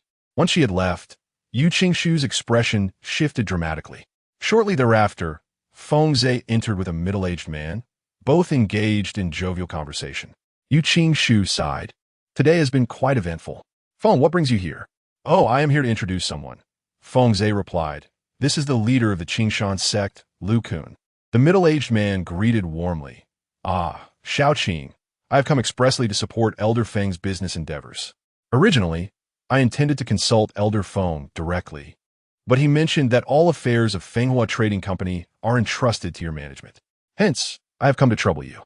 Upon hearing this, Yu Qing began to understand the man's intent and waved dismissively. Investment, is it? Elder Feng, you need not personally make the trip. A message would suffice. Lu Kun shook his head. Xiao Qing, I believe you may have misunderstood. Our Qingshan sect possesses no funds to invest. In fact, we find ourselves in dire need of financial assistance, and thus, I have come to borrow some from Elder Feng. The moment Yu Qing heard this, his smile vanished. Lu Kun regarded him with an amused expression. He had conducted his research prior to arriving. It seemed that Fanghua Trading Company was merely a fa ade for Elder Feng, who likely sat back awaiting a share. The real power behind the scenes appeared to be the young man before him. It seemed reasonable that the brother-in-law of the provincial governor would also partake in this arrangement. Yu Qingshu looked at Feng Zhe with a troubled expression, but Feng Zhe turned his gaze away. He felt powerless. He was merely a retired official of a low rank, while the man before him was an active provincial governor. Despite the governor's rank being classified as a fourth-grade official, those who occupied such positions were effectively considered third-grade. This indicated that the governor of Qingzhou possessed the strength of a ninth-tier martial artist, making him a formidable figure. Feng Zhe felt that his influence was inadequate in this scenario. He certainly could not wield the Elder Council's authority to intimidate, for that would surely lead to his own downfall. As the breeze rustled, Feng Zhe maintained his silence. Yu Qingshu slowly spoke, "Master Lu, how much do you intend to borrow?" Lu Kun replied, "It's not much, just 500,000 taels. As long as Fenghua Trading Company assists Qingshan sect in overcoming this crisis, I assure you that should anyone dare to trouble you in Jinyiwei County, I shall be the first to oppose it." Yu Qingshu pondered for a moment. 500,000 taels. The atmosphere of literary energy instantaneously enveloped the entire Fenghua Trading Company. Suddenly, a figure darted swiftly outside. With a cough, Lu Kun spat out a mouthful of blood, rising to his feet just as he was about to speak. Yu Qingshu calmly stepped out. "Do you think Feng Lao can be easily intimidated?" Feng Zhe remained silent. Observing that Yu Qingshu had followed him, Lu Kun promptly closed his mouth. He genuinely feared that this young man, who seemed mild-mannered, might retaliate with a few strikes. Despite being a ninth-tier martial practitioner, he felt utterly powerless before someone who appeared so scholarly and gentle, yet was so ferocious. As the saying goes, a gentleman's revenge is a dish best served cold. If he could not handle it, surely his brother-in-law could. With his head bowed, Lu Kun made his way to Qingshan's sect, glancing back to see if Yu Qingshu intended to take action. Yu Qingshu snorted lightly as he returned to Fenghua Trading Company, stating calmly, "Feng Lao, if you have nothing pressing, please return to your rest." Feng Zhe, understanding Yu Qingshu's shift in demeanor, refrained from comment. After all, he was a direct disciple of the Yu Qingshu Academy, backed by a literary sage, and he had just burdened him with trouble. It was only natural that he would not wear a friendly expression. He hoped that this issue wouldn't escalate to a point where Li Hanjing and Yu Qingshu would waver in their alliances. The Elder Council, led by Li Hanjing, might manage it easily, but dealing with Yu Qingshu would be far more challenging. Feng Zhe contemplated, "Little Shu, rest assured. In the future, I shall shield you from such troubles." Yu Qingshu nodded lightly. "Thank you, Feng Lao. Rest assured, things will remain as they were." Upon hearing this, Feng Zhe sighed in relief and departed from Fenghua Trading Company. Nightfall, Imperial Guards. "My lord, our affairs may become somewhat complicated. We must withdraw early." The Hanlin Academy has arrived. After recounting the events of the day, Li Hanjing furrowed his brow. Indeed, it posed some difficulties.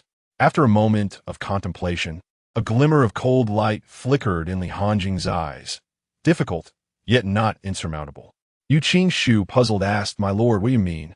He could hardly conceive of any alternative to retreating early. If we can pull the governor of Qingzhou into the fray, having him speak with the Ministry of Revenue would be a walk in the park, Li Hanjing suggested. Yu Qing responded, "My lord, I have contemplated this method as well. But under what pretext shall we approach him? It seems we could invoke the authority of the Elder Council. However, even if we manage to persuade Elder Feng, how can we possibly intimidate a governor at the 9th stage of the body technique realm?" Observing Yu Qing lost in thought, Li Hanjian smiled faintly.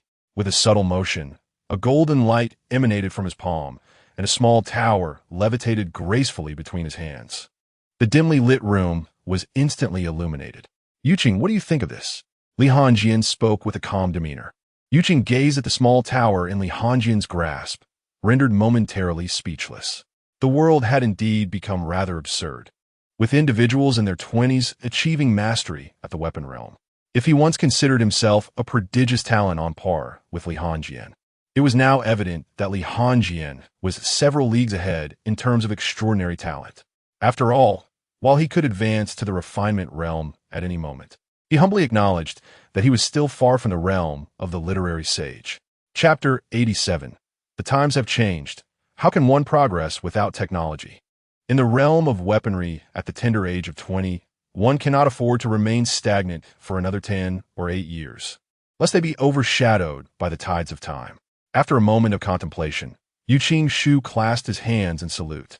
My lord, if that is the case, this predicament can be resolved. Upon uttering these words, a subtle smirk graced his lips, affirming the adage, when words fail to convey the truth, let one's fists do the talking. For as long as one's strength is formidable enough, it can articulate every principle. Should there exist truths incomprehensible even through might, it simply indicates that one's power is insufficient. Hanjing chuckled as he retracted the divine tower. If that is the case, let us commence our endeavors immediately and race against time. In the dead of night, Hanjing, Qing Shu, and Lu Yuan convened, preparing to set forth towards the genie pavilion. Creak, the door swung open. A youthful figure stepped inside, casually stating, Hanjing, take me with you. This individual was none other than Zhang Daoxian, the disciple of the heavenly Tao. Hanjing was momentarily perplexed. Why? After all, to him, Zhang Daoxian was merely a favor owed. He had no desire for the young man to become embroiled in their affairs, fearing that it might draw him into a quagmire, especially considering his affiliation with the enigmatic heavenly Tao sect. If he were to be dragged into their troubles, the complications would multiply. Even now, in the realm of weaponry, he did not feel capable of contending against those formidable factions. Among the 20 sects in the world, each possessed its own weaponry. The heavenly Tao sect, however, stood at the pinnacle among these great sects, and their supremacy was acknowledged without a shred of exaggeration. This attests to their immense strength. A tale circulates within the martial world, recounting how the mysterious sage of ink from the Hanlin Academy once clashed with the old celestial master of the heavenly Tao sect. The encounter culminated in defeat for the sage, who subsequently retreated to the Hanlin Academy to diligently pursue the path of literary cultivation. Even the defeated sage's prowess remains incalculable, let alone that of the venerable celestial master. It could be said that these superlative sects prefer to avoid conflict, aspiring instead for a transcendent state of existence. Were these ancient beings to covet power and worldly affairs, the current royal family would find itself in grave peril. Hence, in recent years, the royal family established the 6 doors to stabilize these martial factions. As long as they refrained from escalating matters, the 6 doors would handle the aftermath. To put it delicately, they are tasked with managing these martial factions. To be blunt, they are but hounds dispatched by the royal family to serve as subordinates. This arrangement, however, is limited to the larger sects, as weaker factions generally show deference to the court. The imperial authority tends to remain aloof regarding disputes among these sects, often encouraging fierce rivalries. The sects operate independently of the court's laws, resulting in a delicate balance between the martial realm and the imperial court within the blazing empire. Zhang Daoxian responded, Lingming instructed me to descend the mountain with you to cultivate my understanding of worldly desires. Therefore, you are indeed worthy of emulation. I have observed you for some time, and I believe it is time for me to put my observations into practice. Upon hearing this, Hanjing's expression twitched slightly. Hope he has learned something beneficial. Zhang Daoxian had been observing himself, a situation he had never anticipated. Had he known, he would have established a more positive image. Well then, let's act together. Since the other party has spoken, Hanjing naturally saw no reason to decline. Having an additional ally at the realm of physical movement was an opportunity too good to pass up. Zhang Daoxuan's breakthrough into the realm of physical movement occurred in Huaiyang County, following an excursion into the mortal realm with Murongji. Upon his return, he found himself in this new realm. When Hanjing inquired about his insights at that time, Zhang Daoxian simply uttered 4 words. Thoughts are clear, desires fulfilled. After all, in Taoism, one does not deprive oneself of humanity as the disciples of Buddhism might. One is free to pursue one's desires. Perhaps in one moment, they aspire to establish a destiny for all living beings, yet in the next, that desire may evaporate. This is the essence of cultivating the mysterious way, achieving a state of utter freedom. Subsequently, in the tranquil Jinyiwei County, for shadows darted between the structures. Soon, Li Hanjing and his companions halted outside the genie pavilion. Gradually, figures clad in plain garments and wielding large sabers began to encircle the entire pavilion. These individuals were none other than Li Hanjing's personal guards, who, due to the matters concerning the Fenghua commercial house, had yet to be formally incorporated into the Genie Guard. Shadows also filled the taller buildings surrounding the Jinyiwei pavilion. These were the members of the Flying Eagle sect. The reason for their presence became evident with the eagles that occasionally soared overhead. Within the Jinyiwei pavilion dwelled not just Feng Laoding, but also his women and numerous servants. Children were absent, for in their era, the Jinyiwei Guard had made many enemies. Having children would likely have jeopardized their lives. Given the multitude of people present and the cover of night, it was prudent to employ some technology. One could not afford to overlook even one or two individuals, as that would pose a significant problem. The vision of an eagle far surpasses that of a human. These eagles flew in a continuous rotation, periodically reporting to the disciples of the Flying Eagle sect, ensuring comprehensive surveillance. Times have changed. One must embrace technology. Yu Qingshu surveyed the scene before him and sighed. My lord, it evokes memories of the Jinyiwei Guard's abduction of ministers from decades past. Li Hanjing chuckled softly, remaining silent. Such proficiency was honed over time. Tonight's discourse would likely be divided into literary and martial discussions. This division was not intended for mere verbal sparring with Feng Laoding, but was influenced by Yu Qingshu's involvement, who practiced the way of literature. When the conflict ensued, the way of literature would naturally intertwine. The origin of literary and martial discussions is as follows. Inside the Jinyiwei pavilion, in a certain dark chamber, the sounds of an old ox plowing echoed persistently. After all, the ox was aging. If it did not work the fields more, opportunities would soon dwindle. Thud, thud, thud. Faint footsteps resonated from various corners of the Jinyiwei pavilion. Immersed in the joys of plowing, Fengze remained oblivious to these anomalies. Bang! The door was suddenly kicked open, and 4 figures entered the pitch-black room. The abrupt noise startled Fengze considerably. It was over. Then, slightly panicked, he cried out, Who dares to intrude upon the Jinyiwei pavilion? A few did not heed his words, as Lu Yuan swiftly lit the candles within the room. Instantly, everything was illuminated with clarity. Master, there are 4 men. Upon hearing this, Fengze quickly grasped the situation. In a flash, he donned a pair of underpants. Upon closer inspection, he recognized Li Hanjing and his companions. He immediately scolded them. Xiaoli, Xiaoshu, what is the meaning of this? Bursting into my residence at such a late hour, what are your intentions? The fierce expression on Fengze's face revealed his genuine anger. The magical energy within him began to stir, as if a confrontation were imminent. Li Hanjing took a seat and calmly stated, Old Feng, I wish to discuss a matter with you. Chapter 88.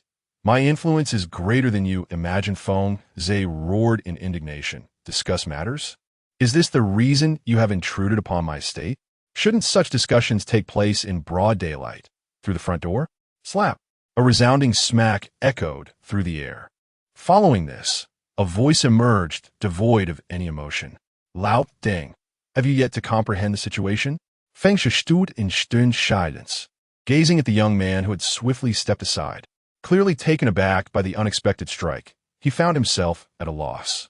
Not only Fengze was bewildered, Li Hanjing and Lu Yuan shared the same sentiment. Li Hanjing looked at Zhang Daoxian in astonishment. Zhang Daoxian tilted his head slightly and replied nonchalantly, What is the matter? When you converse with those unruly individuals in Huaiyang County, isn't it conducted in this manner? Cuff, right. Li Hanjing cleared his throat. It was over. The Daozi had been rendered ineffective. What do you mean, Li Hanjing? Don't assume I cannot contend with you. Fengze, now recovering from his shock, shouted in frustration. However, his bravado was merely that he did not move forward to retaliate, fully aware of his own limitations against Li Hanjing. Li Hanjing, with an impassive expression, stated, Old Feng, to be honest, our visit tonight holds little significance. We merely seek to acquire some items from you. If you comply, there will be no further issues. What items? As long as I possess them, We can negotiate anything. Having lived for so long, Fengze understood well when to endure and when to assert himself. Given the overwhelming numbers on the opposing side, he opted for the former. Lianjian's Milat. Since you are so forthcoming, I shall reciprocate. Old Feng, I have been waiting for the Elder Council to provide me with an identity token for quite some time. It would greatly alleviate my sense of insecurity. Upon hearing this, Fengze immediately shook his head. Impossible. The Elder's token is reserved for those deemed trustworthy. You have only just joined. The Elders may have only just received word of your arrival. How could they grant you an Elder's token? Li Hanjing waved his hand dismissively. That is of little consequence. What matters is that I desire it. Perhaps you might lend me yours temporarily? Fengze was taken aback. What do you intend to do with the Elder's token? That is not for you to know. Hand over the token, Li Hanjing said coldly, rising from his seat. Fengze firmly refused. No way. The Elder's token represents the Elder Council. If you were to misuse it, how would I explain it to the Elders? In an instant, Li Hanjing seized Fengze by the throat, stating, Are you still oblivious to the gravity of the situation? No matter how Fengze struggled, Li Hanjing's grip was unyielding, as ineffective as a stone cast into the sea. At that moment, 2 personal guards entered, searching the room. After a brief while, one approached. My lord, there is nothing. Li Hanjing, still gripping Fengze, remarked indifferently, Have the 2 women been searched? The guards paused, then hastily lifted the quilt. The 2 women, unbeknownst to anyone, had already dressed. 2 guards hesitated for a moment before reaching in. My lord, save me. Indeed, my lord, they are truly hiding something. Li Hanjing seized the token and threw the nearly unconscious Fengze to the ground like a lifeless dog. Feng Lao, you must feel fortunate. These 2 women are quite loyal to you. Fengze displayed no sign of panic. What storms had he not weathered? With a warning tone, he remarked, You may endure many things, but should you utilize the Elder's token for any purpose, there shall be no turning back. The power of the Elder Council is far more formidable than you can fathom. A mere whisper from any elder could lead to your demise without a grave. Yu Qingshu might take refuge in the academy for a lifetime, but your situation is different. Do you wish for these subordinates to accompany you in your demise? Li Hanjing toyed with the Elder's token, retrieving another from his waist and tapping it against Fengze's face. Feng Lao, my influence exceeds your imagination. You dare to flaunt a token? Fengze clearly recognized the token in Li Hanjing's hand. His pupils widened. It was the token of the smiling tiger, Li Qian. You. Li Hanjing ignored Fengze, swiftly rendering him unconscious while simultaneously dispelling his magical powers. You Fengzi, provide him with the finest sustenance when the time comes. We shall dispose of him. We must present a fresh corpse to those above. Understood, Yu Qingshu replied. Li Hanjing said nothing more. The genie pavilion had become a veritable snare. Once one entered, escape was impossible. Subsequently, Li Hanjing activated the token and hastened on his way. By day, while Yu Qingshu was calculating accounts, she encountered the very person she wished to avoid. It was her presence that had halted the entire plan, without progress. Who would join the ranks of the slain? Yet now that she was here, he could only muster a reluctant greeting. Inspector, what brings you here again? The girl frowned. What, is this esteemed person unwelcome? What do you mean by again? Yu Qingshu shook his head in resignation. It was not a matter of preference. Truth be told, I did not wish to come. However, there's been no turmoil in the martial domain as my teacher suggested. The only oddity is this Fenghua commerce. I must await the ministry's personnel. I've grown exceedingly bored in the inn. Although she had spent much time reading in the Hanley Academy, she had many senior brothers around her. After much deliberation, she found herself at Fenghua Commerce, intending to tease the seemingly refined proprietor. To be frank, had it not been for her teacher's warning of impending chaos in the martial domain, she would not have sought such trouble. After all, the proprietor appeared far from villainous, in stark contrast to those lecherous old men. A refreshing scholarly air surrounded him, making one feel at ease upon proximity, reminiscent of senior brother Wenma. The girl plopped down in the grand chair, swaying slightly. You scoundrel, how much silver does Fenghua Commerce earn in a month? Yu Qing took a seat, clutching a book in her hands. Sir, prior to the arrival of the ministry, I am entitled to remain silent. Your Hamlin Academy possesses only the authority to inspect. The girl waved her hand dismissively. Humph, how dull.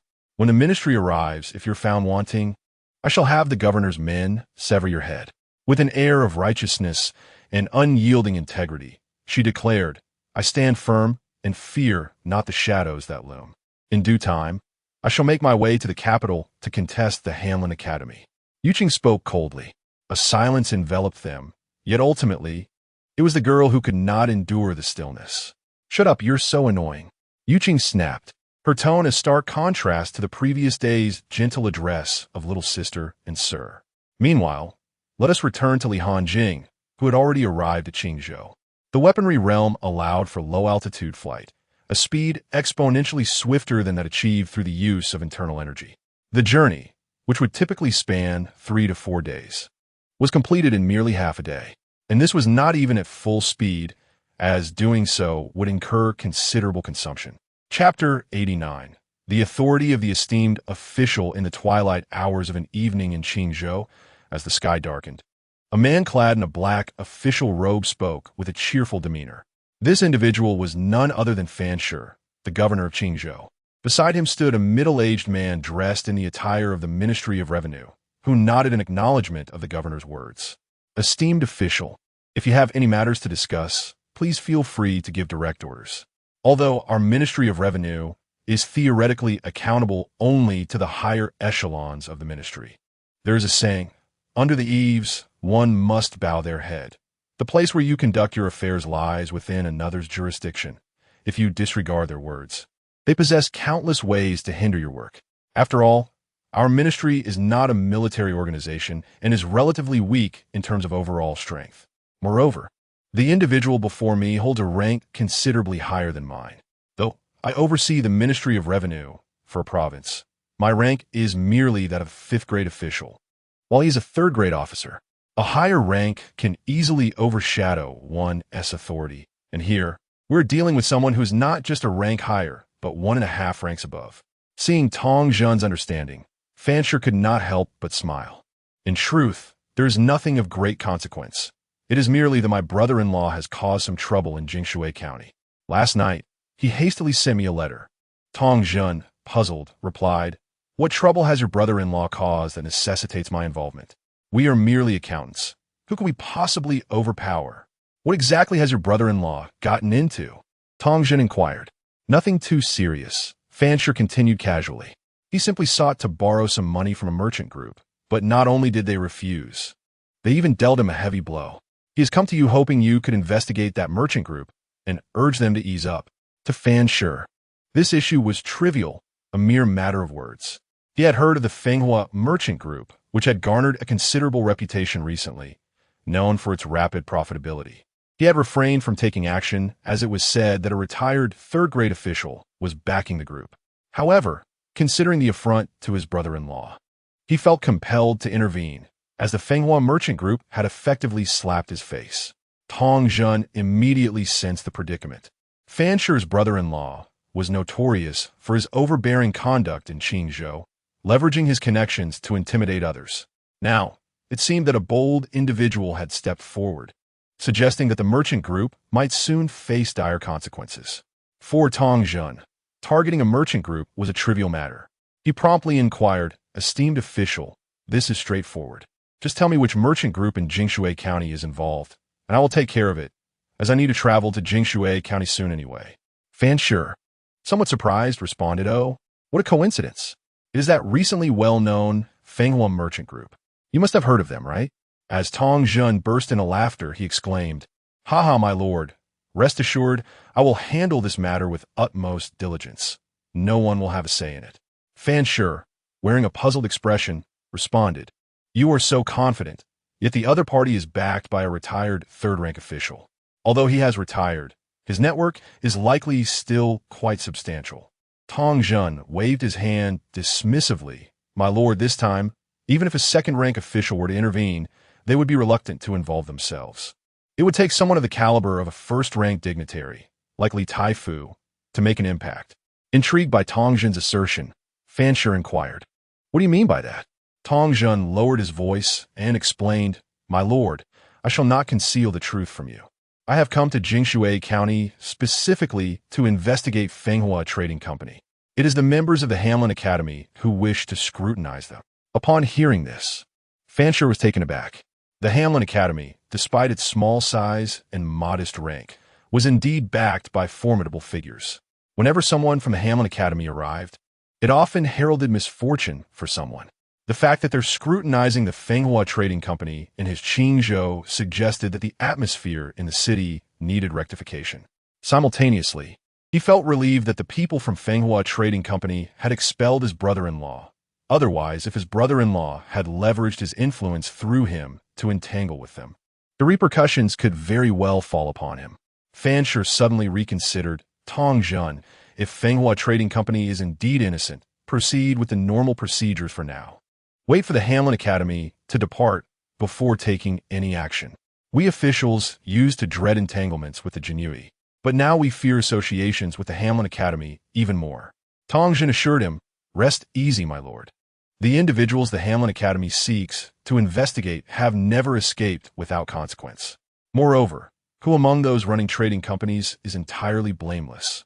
Should the Hamlin Academy wish to act against them, even a minor tax infraction could lead to their closure. At that moment, a gentle breeze swept through the hall, and a figure clad in a red robe and wearing a mask had silently taken a seat behind the two men, placing a hand upon their shoulders. A voice, slightly aged, resonated.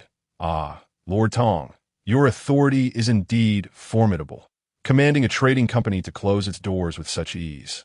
Both men froze instinctively. It is a natural reaction to panic when an unexpected presence suddenly grips one's shoulder. Fansher was the quickest to react, attempting to summon his powers to strike back. However, the effort proved futile. Instead, the force of his attempt shattered the ground beneath his chair. The surge of power within him was violently disrupted, and had he not exerted great restraint, he would have undoubtedly coughed up blood. Cold sweat broke out on Fansher's brow. The ability to effortlessly suppress his power indicated that the individual was a formidable master at the weapon realm. Despite his own mastery at the 9th level of the body realm, he was still light years away from the weapon realm. He anticipated that it would take him another 30 to 40 years to reach the threshold of transforming his weapon into a magical artifact. Whether he could ultimately break through to the weapon realm would depend on his fortune. Should his luck falter, his lifespan would inevitably begin to wane. The magical power began to wane, and he realized that he would forever remain beyond the realm of weapon mastery. Zhang Zhun, having witnessed the earlier scene, was naturally too intimidated to resist, nor did he dare to glance back to discover the identity of the imposing figure. There's a saying in the martial world: if you have not seen or heard certain things, it signifies there is still hope. However, once you have seen and heard, it truly signifies the absence of salvation. Fansher trembled as he spoke. And Master, what brings you here? Have we offended you in some way? If we have wronged you, please tell us, and we shall certainly amend our ways, even prostrating ourselves in repentance, or you may set your terms. The man in the red robe and mask jested. You wish for me to set terms? All I desire is your lives. Chapter 90. This item will serve you well. Upon hearing this, Fansher broke into a cold sweat. My lord, please do not jest with us. With your strength, if you wish to eliminate us, there would be no need for such lengthy discourse. Just give us your orders, and we shall ensure they are executed.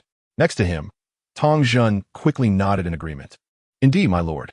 In this small corner of Qingzhou, what Fandaren states is absolute. Fansher, is this how we are to play? Li Hanjing released their shoulders and took a seat. Quite clever, I see. Let me speak plainly. Fansher's face brightened instantly. Very well, my lord. Please proceed. Li Hanjing spoke slowly, adopting a tone reminiscent of an elder. The Fenghua Trading Company must not encounter any issues. Do you comprehend my words? Both Fansher and Tongjun were taken aback, then donned expressions of great difficulty. Was there only a retired third-rank official backing the Fenghua Trading Company? When did such a formidable figure from the weapon realm emerge? In times past, if a master of the weapon realm had spoken, they would have unconditionally granted their favor without question. However, the situation had changed. The Fenghua Trading Company was under scrutiny from the Hamlin Academy. If they allowed leniency this time, and problems arose later, they would find themselves unable to escape the Academy's investigation. Moreover, the involvement of a master from the weapon realm indicated that the Fenghua Trading Company was entangled in serious matters. Ultimately, it would be they who bore the brunt of the fallout, and they remained unaware of the identity of the current master before them. Even if they wished to divulge information, they could not name whom to implicate. Li Hanjing, observing their prolonged silence, pressed them. "What? Is my speech ineffectual?" Fan Shi shook his head, hesitantly beginning. "My lord, it is not that we are unwilling to assist you, but this matter has been expressly mandated for investigation by the esteemed officials of the Hamlin Academy." Li Hanjing retrieved the Elder Council's token from his waist and tossed it to Fan Shi. "So, it seems, Fan Darren fears the Hamlin Academy, but not our Elder Council." Upon hearing this, Fan Shi glanced at the token in his hand, trembling with fear. The Hamlin Academy, the bastion of stability in the realm, the Elder Council, the last line of defense for the Empire. What sin had he committed? He was merely a humble provincial governor. He truly wished to remain uninvolved in the strife between these two colossal entities. Simultaneously, he felt an intense loathing for his foolish brother-in-law. Had it not been for that letter penned by him, he would not have been ensnared in this predicament at all. Tong Jun felt a mix of anxiety and relief. The joy stemmed from having someone to shield him. He merely needed to follow the directives of the one above him. Li Hanjing continued to press, "So, it appears the Elder Council lacks the efficacy of the Hamlin Academy. I shall not trouble you further, esteemed lords." Rising, he added coldly, "It is chilly tonight. Do return home early." The two were taken aback by this statement. Fan Shi hurriedly replied, "My lord, this matter can be arranged." Li Hanjing smiled and said, "Exactly. You assist the Elder Council, and naturally, the Elder Council will support you. Take this token. It will prove useful should you encounter any difficulties." Fan Shi's eyes brightened. Was he now under the auspices of the Elder Council? It seemed the situation was not entirely unfavorable. Although he had been entrusted with significant responsibilities by the leaders within the domain, in these times, who would not appreciate a robust background? Moreover, the leaders of the domain pale in comparison to the Elder Council's influence. Fan Shi promptly rose and bowed. "Rest assured, Elder. Fenghua Commercial Firm is the cornerstone enterprise of our Qingzhou, meticulously supervised by the state, ensuring its integrity." Since Fenghua Commercial Firm was backed by such a formidable entity as the Elder Council, he felt no hesitation. After all, the Hamlin Academy's influence within the Empire was eclipsed by that of the Elder Council. To put it bluntly, the Empire is, after all, a family affair of theirs. Jinyiwei County, Fenghua